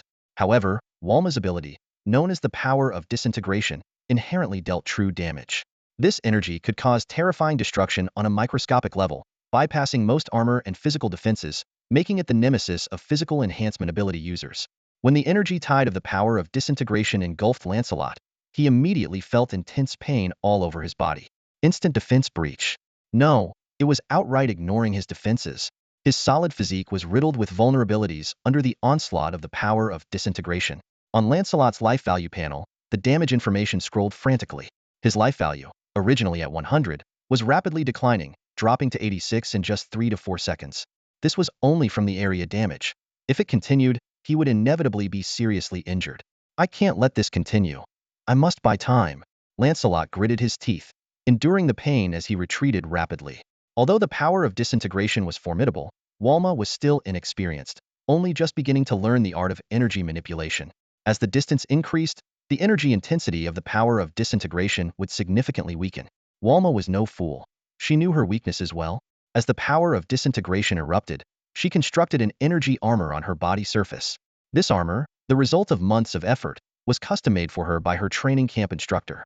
The armor formed by the power of disintegration naturally possessed a counter-damage capability, not only resisting energy and physical attacks but also directly nullifying mental shockwaves. Paired with Walma, a walking bombardment, it was incredibly formidable. If Lancelot were to recklessly charge in, he might manage only 2 punches before his life value hit zero. The chances of him breaking the energy armor were less than 10%, making it too risky to attempt. The most likely path to victory now was to stall for time, waiting until he could achieve an absolute focus state. Only then would there be hope for a comeback. The immense pressure was also fueling a stronger rebound, and Lancelot could already feel his mental power escalating rapidly. The barrier standing between the highly focused flow state and absolute focus was already riddled with holes. Almost there. Just 5 more minutes, Lancelot silently chanted to himself, fully concentrating on managing the crisis before him. No, maybe 3 minutes is all it takes. Lancelot thought rapidly, gritting his teeth as he retreated to the edge of the arena. Seeing this, Walmart's eyebrows first furrowed slightly, then relaxed as she believed she had seen through her opponent's strategy. Ha, trying to stall for time, she chuckled inwardly. I have plenty of energy reserves. I can afford to play this waiting game. Walmart let out a light laugh as she continued to unleash area-wide shockwaves, steadily advancing toward the center of the arena. Soon, she occupied a commanding position, like a queen surveying her realm, exuding an imposing presence from the center stage. In contrast, Lancelot resembled a desperate insect, darting erratically along the arena's edge, looking utterly disheveled. The destructive power of the disintegration force carved grotesque wounds on him, with blood seeping continuously. In the stands, Walmart's supporters erupted into cheers, their voices reaching a crescendo. Meanwhile, Lancelot's fans wore expressions of concern. Some young women even covered their eyes, unable to watch any longer. Time ticked by second. Walmart advanced methodically, steadily compressing Lancelot's space to maneuver. She had no fear of closing the distance, confident in her armor's counterattack capabilities. She was even prepared to endure severe injuries to secure victory. No one knew that when her thorn armor shattered, it would explode like a bomb, unleashing its final devastating energy. At close range, the destructive force would reach its most terrifying potential. 1 minute passed, then 2, then 3. Suddenly, with a resounding crash, it was as if an invisible barrier shattered. On Lancelot's status panel, his mind flow technique level abruptly increased from LV20 to LV21. Lancelot's eyes widened involuntarily, his pupils contracting sharply as if he were gazing into the depths of the world's mysteries. In this state of absolute focus, the world before him underwent a wondrous transformation. Everything seemed to slow down: the energy fluctuations, Walmart's movements, the audience's cheers. It was like upgrading a computer with a more advanced processor. His perception was pushed to its limits, and the world before him appeared as clear as polished crystal, every tiny dust particle visible. Yet, these external changes were just the tip of the iceberg. The most significant transformation occurred within him. Absolute focus meant absolute control. In this state, Lancelot's mental will could penetrate each cell, mobilizing every ounce of his body's strength at the microscopic level. What a mesmerizing state! Lancelot marveled internally. In his past life, he had only reached this level of mastery after ascending to the 7th tier, achieving perfect control over his body. In this life, he had achieved it in less than half a year. Walmart keenly sensed the shift in Lancelot's state, a foreboding feeling enveloping her like a dark cloud. She detested this sensation and immediately reacted. Huh! Walmart shouted angrily, swiftly pushing her palms forward, launching a barrage of black and red energy orbs from her hands. In the blink of an eye, much of the arena was engulfed by these energy blasts. Realized it, have you? Unfortunately, it's too late. Lancelot slightly raised his gaze, his eyes deep and abyss-like, igniting with nearly tangible flames. He glanced at his remaining 47 life force and exhaled slowly. It's enough. Extreme flow. Cellular liberation. The practitioners of the extreme martial arts view the human body as a microcosm, with cells akin to stars, harboring immense power. They not only hone their physical forms, but also strive to unleash the vast energy hidden within. Under this martial philosophy, the concept of cell liberation emerged, becoming a powerful secret technique. Lancelot took a deep breath, preparing to execute this secret technique. He lowered his stance, clenched his fists tightly, and veins bulged on his forehead.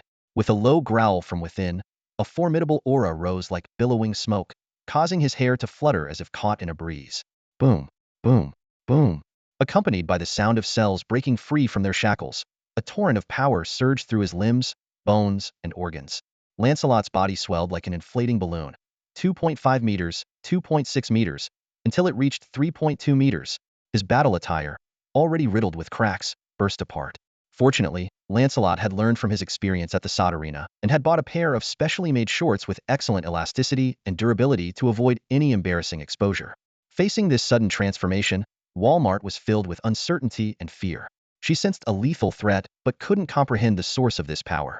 Despite her confusion, she continued to unleash energy spheres, confident that her disintegration ability was unbeatable.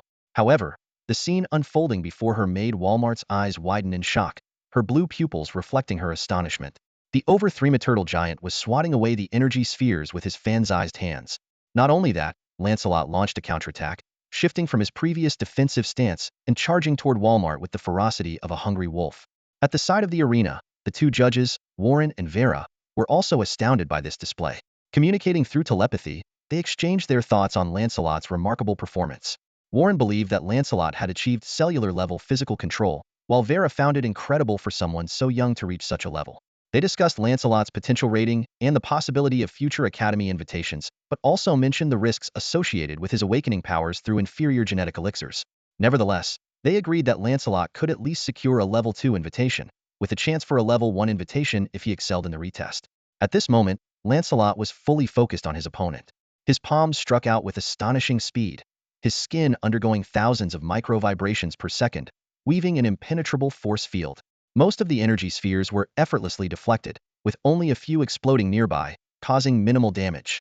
As his life points dropped to 32, Lancelot closed in on Walmart, standing just 2 meters away. The battle was about to reach its climax, with both their fates hanging by a thread. As their eyes met, Lancelot clearly captured the panic in the young girl's pupils. It was a perfectly normal reaction. Facing a hulking, jet-black figure with bulging muscles and veins, half-naked, would be enough to terrify any teenager. Lancelot had no intention of showing mercy. He closed the distance instantly, launching a massive iron fist he'd been readying. The punch, larger than a typical human's head, was filled with determined ferocity as it barreled into Walma's line of sight. The terrifying momentum of the fist brought back nightmares from Walma's childhood, when she was chased by a large dog. The suffocating pressure overwhelmed her, and she bit her tongue hard, using the sudden pain and metallic taste to clear her mind. In that critical moment, Walma harnessed all her energy.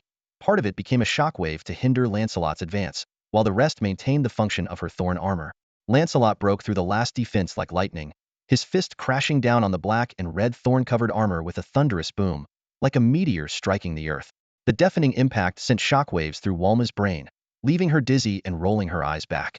Just as her consciousness was about to fade, a gentle hand supported her back, and a rough male voice whispered in her ear, "You won?"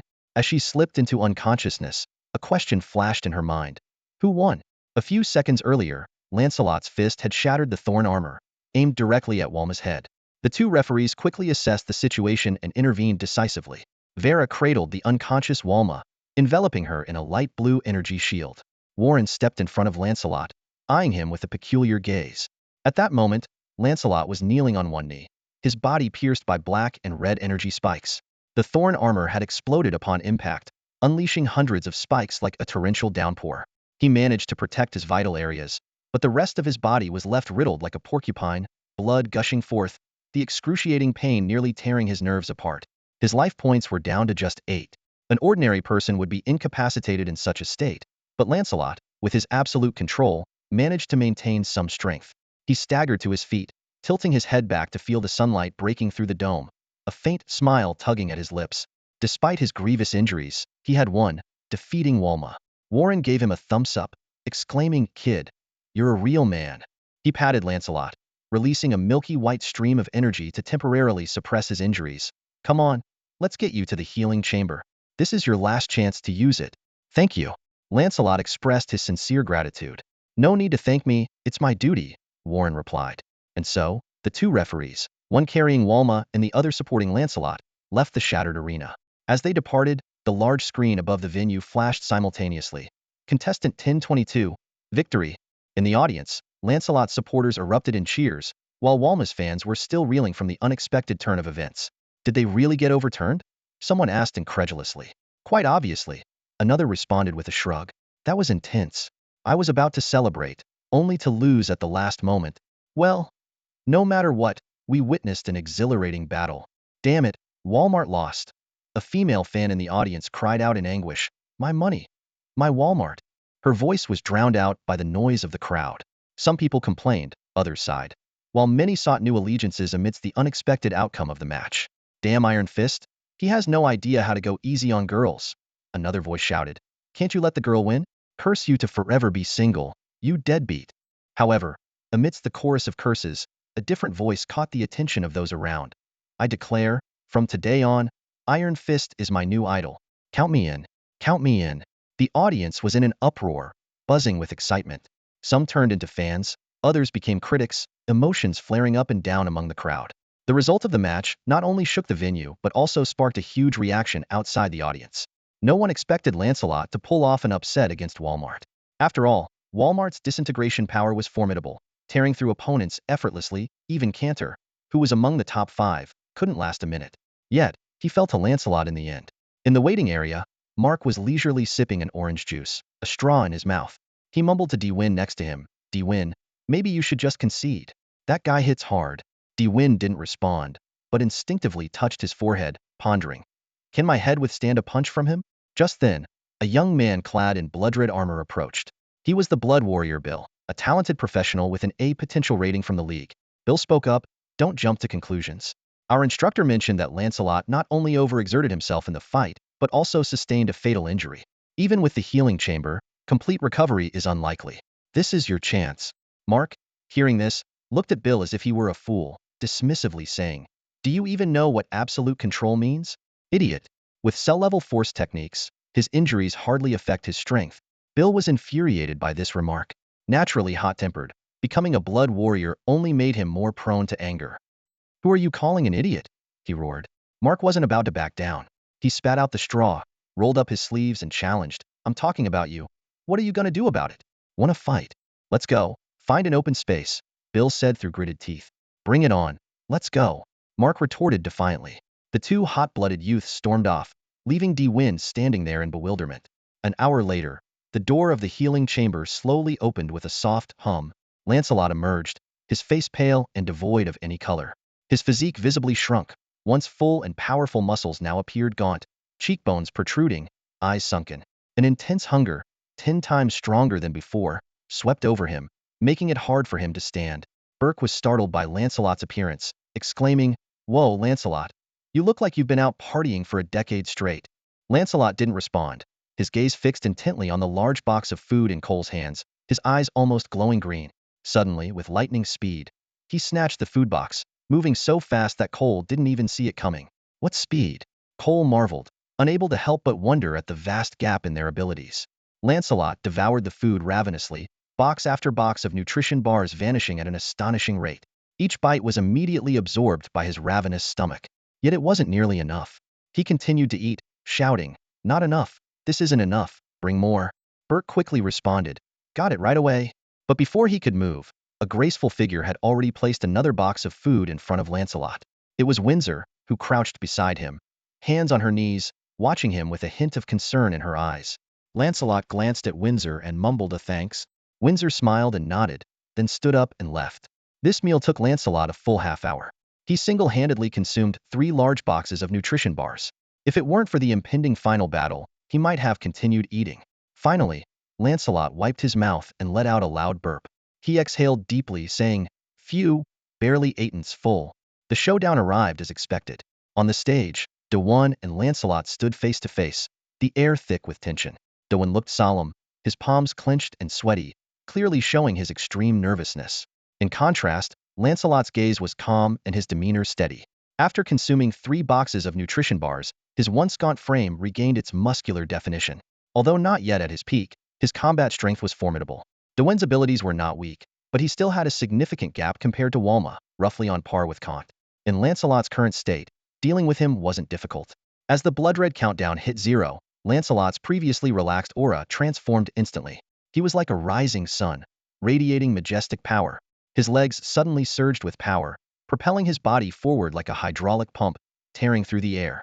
In De eyes, the figure rushing towards him was no longer a man but a majestic dragon, scales gleaming and claws extended, exuding an unparalleled aura. De forced himself to focus, trying to shake off the psychological pressure. He pressed his fingers together, touching his temples.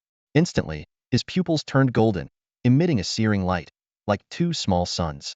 "Blazing light," De shouted, as 2 golden-red beams shot from his eyes, moving swiftly and leaving scorch marks in the air. Lancelot's eyes narrowed slightly, and with a light tap of his foot, he deftly sidestepped the attack. However, the beams, like homing missiles, curved around to strike again.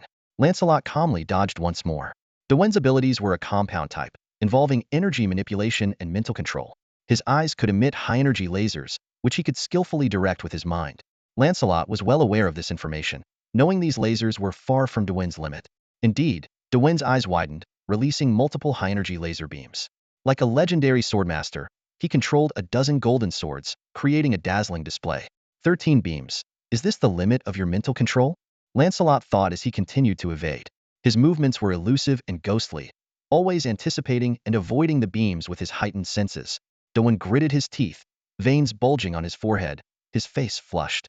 He was pushing his powers to the limit, yet he couldn't even graze Lancelot's coat. The vast difference in strength left the young De feeling utterly defeated. Sensing that De was at his limit, Lancelot stopped testing him. Activating his steel body to the max, his physical attributes soared, with strength, speed, and defense all skyrocketing. Absolute focus was engaged, granting perfect control over every inch of his body. He didn't need to use cellular liberation. It wasn't necessary for De. Lancelot stomped on the ground, leaving clear footprints on the metal floor as his figure vanished. De was startled, barely able to catch a blurred figure with his mental power. He quickly released his senses, forming a spherical field around him, and redirected his laser beams to create a defensive web. As the laser beams swiftly wove into a defensive network, De breathed a sigh of relief, only for his face to freeze. A shadow charged like a dragon, its hands sweeping through, disintegrating the golden-red beams into energy particles. The previous evasions were merely to deceive De, guarding against any potential trump cards. But now, it seemed De's strength was just that. If that's all, then accept defeat. Lancelot thought, unleashing a punch without reservation. Boom! Ripples spread through the air. A blue energy shield suddenly appeared in front of Dewan, blocking the deadly blow. Cold sweat trickled down Dewan's temple as he stared at the iron fist just 2 centimeters from his face, his throat tight, heart pounding. You really don't hold back, do you, young one? Vera appeared beside Dewan, arms crossed, commenting. Lancelot slowly withdrew his fist, calmly replying, with you here, what's there to fear? Vera raised an eyebrow, clearly pleased with the statement. She patted Devon on the shoulder, her voice filled with the joy of victory. You've lost. Devon was momentarily dazed, gazing deeply at Lancelot before silently stepping down from the stage. Warren burst into laughter and said to Lancelot, Kid, soak in the applause. This is your moment. With that, he and Vera left the stage together. In the next instant, every electronic screen in the stadium switched to display a poster of Lancelot. The words, Preliminary Champion, flashed boldly across the screens. The stands erupted with thunderous cheers. Above the stadium, 12 aircraft flew by slowly, towing a massive banner. The poster depicted Lancelot in a unique pose, standing with a slight bow, his body bristling with black and red energy spikes, blood soaking his form. Yet his head was held high, a beam of sunlight striking his chiseled face, highlighting his eyes that shone as brilliantly as the sun. The entire image exuded confidence, boldness, and resilience, casting Lancelot in a dazzling light. The scene shifted to the center of Barak City. 2 towering buildings stood majestically under the sky, with the right one resembling a hexagonal pyramid. At its top was a bright, transparent office. Sitting in a brown leather chair was a beautiful woman dressed in a black gown. She was Mona Wiggins, the extraordinary minister of the Karn province and an epic-level powerhouse. Mona exuded a lazy elegance, akin to a blooming black rose. She murmured softly to herself, Oh, the preliminary is over already? Let's see which youngster has claimed the championship. Her red lips curved slightly as she rested her chin on her left hand and leisurely browsed through Lancelot's dossier. A moment later, Mona reclined back in her chair, a thoughtful look passing through her eyes. Should I give him a first-level invitation? Let's wait and see. She picked up her communicator, sent a message, and then shifted her attention to other matters. Meanwhile, in the lounge, Lancelot stared at the numbers on his communicator screen. 1,200,000,000. This was the massive sum he had won from betting. A few months ago, it seemed like an astronomical figure, but now it quietly rested in his account. Lancelot understood well that all of this stemmed from his strength. Resources, money, beauty, and status were all byproducts of power. As long as he was strong enough, these things were within easy reach. The door suddenly opened, and Instructor Tarn entered with a pleased expression. Lancelot, the minister wants to see you. The minister? Yes, and she's quite the big shot. I've only ever seen her on TV. Make sure to seize this opportunity and leave a good impression. Tarn continued with his advice as they walked. They took the elevator to the top of the stadium, where a 15-meter-long shuttle-shaped aircraft awaited. Mona's private guard, a squad of fully armed soldiers, stood at attention on either side of the cabin door. After boarding the aircraft, the door closed, and the anti-gravity suspension system activated, slowly lifting them away from the stadium. Tarn watched the aircraft disappear into the sky until it was just a speck before turning to leave. A few minutes later, Lancelot, guided by a stern-faced young woman, arrived at a mahogany door. The young woman knocked gently, and a captivating female voice came from inside. Come in. Lancelot pushed the door open, greeted by an almost perfect silhouette. A slender waist and curvaceous hips, exemplifying the golden ratio. The figure exuded an irresistible allure, drawing him in like a deep abyss. A sharp snap brought Lancelot back to his senses. It turned out he had slapped himself. Mona turned around, her red lips curving into a slight smile. Oh, you've got quite the willpower, young man. Lancelot was secretly amazed. This woman's charm must be off the charts. He respectfully said, It's an honor to meet you, minister. Please, have a seat. Mona gestured, and a mass of liquid metal surged from the floor, forming a comfortable chair behind Lancelot. Would you like something to drink? Her demeanor was warm and approachable, like a friendly neighbor. Some black tea, thank you. Lancelot replied without hesitation, understanding that maintaining a respectful yet confident demeanor was important in front of such a figure. Mona levitated the prepared tea over to Lancelot and leaned against the floor-to-ceiling window, smiling as she asked, So, tell me, what path do you plan to take in the future? Without hesitation, Lancelot answered, An ability user, focusing on the innovative stream. Oh. Mona's eyes sparkled. Have you considered becoming a martial artist or a knight, perhaps? Ability users who focus on physical enhancement don't have energy conflicts with such professions. Given your talent in combat, you don't necessarily have to stick to the path of an ability user. Absolutely not. Lancelot replied firmly, a resolute glint in his eyes indicating that he had already given the matter considerable thought. The reason is simple: me progress in gaining strength is too slow, Lancelot explained. Whether it's a martial artist or a knight, honing the body and energy takes a long time. I've already made significant progress in the field of psychic abilities, and unless I hit an insurmountable barrier, I will continue to forge ahead. Upon hearing this, Mona's lips curled into a satisfied smile. She sat up elegantly, her gaze piercing as she asked softly, "One last question, young man. Can you tell me who taught you your martial arts secrets? The Iron Fist, Instant Step, Wave Fist, Blood Rage, Cellular Liberation, and the Heart Flow technique." Mona's words hit Lancelot like a bombshell. She continued, "I'm curious. According to the records, the strongest martial artist you've encountered is your instructor Tarn, and he's only at the 6th tier. Neither the Heart Flow technique nor Cellular Liberation are within his grasp, and he doesn't even know the training methods. So, where did you learn them?" Mona stepped closer, her slender waist swaying slightly. She placed a hand gently on Lancelot's shoulder, her lips nearing his ear, her breath fragrant. Yet at that moment, Lancelot felt no hint of allure. He realized that if he answered poorly, he might not see the next sunrise. Taking a deep breath, Lancelot's expression turned serious. An aura of strength emanated from him as he sat upright and asked in a low voice, "Have you heard of reincarnation?" Mona's eyes flickered, and she gracefully sat down in front of him. "Oh, so, you're a reincarnator?" she asked with keen interest. "Can you elaborate? Is it consciousness reincarnation, soul transmigration, or maybe rejuvenation, time travel?" Faced with Mona's eager questioning, Lancelot found himself at a loss for words, his earlier air of mystery dissipating instantly. Sensing his discomfort, Mona chuckled softly. "All right, I won't disturb you anymore. Reintroduce yourself, and don't lie to me, or the consequences could be severe." She winked playfully, extending her elegant hand, palm down, releasing a soft white light that enveloped the entire room. Simultaneously, a black flower appeared on Mona's forehead, resembling a rose but with a deeper, more mysterious aura. "Sanctuary!" Lancelot exclaimed, observing the dramatically transformed surroundings. Leaning back in her chair, Mona began to explain. The so-called legendary, epic, and demigod levels are all within a major life stage known as the Sanctuary. Divine-level beings exist in the divine domain phase. Mortal, extraordinary, saint, god, eternal. These are the 5 main stages of life. The latter 4 are further divided into the 12 steps of eternity, while the middle 3 are known as the 33 life ranks. Beings in the Sanctuary level wield a power known as a domain, an extension of their life field, representing their core essence and exerting absolute dominance over extraordinary beings. She looked at Lancelot meaningfully. "Since you recognized my domain, you should know that lying here is useless." Lancelot sighed helplessly. "It's a long story. In my previous life, I was an epic-level martial artist." He divulged some of his background, sparing details of higher-dimensional information spaces, his 3 avatars, and the Thousand Eyes civilization, as those were irrelevant. Ever since his rebirth, he had been prepared for his identity to be exposed.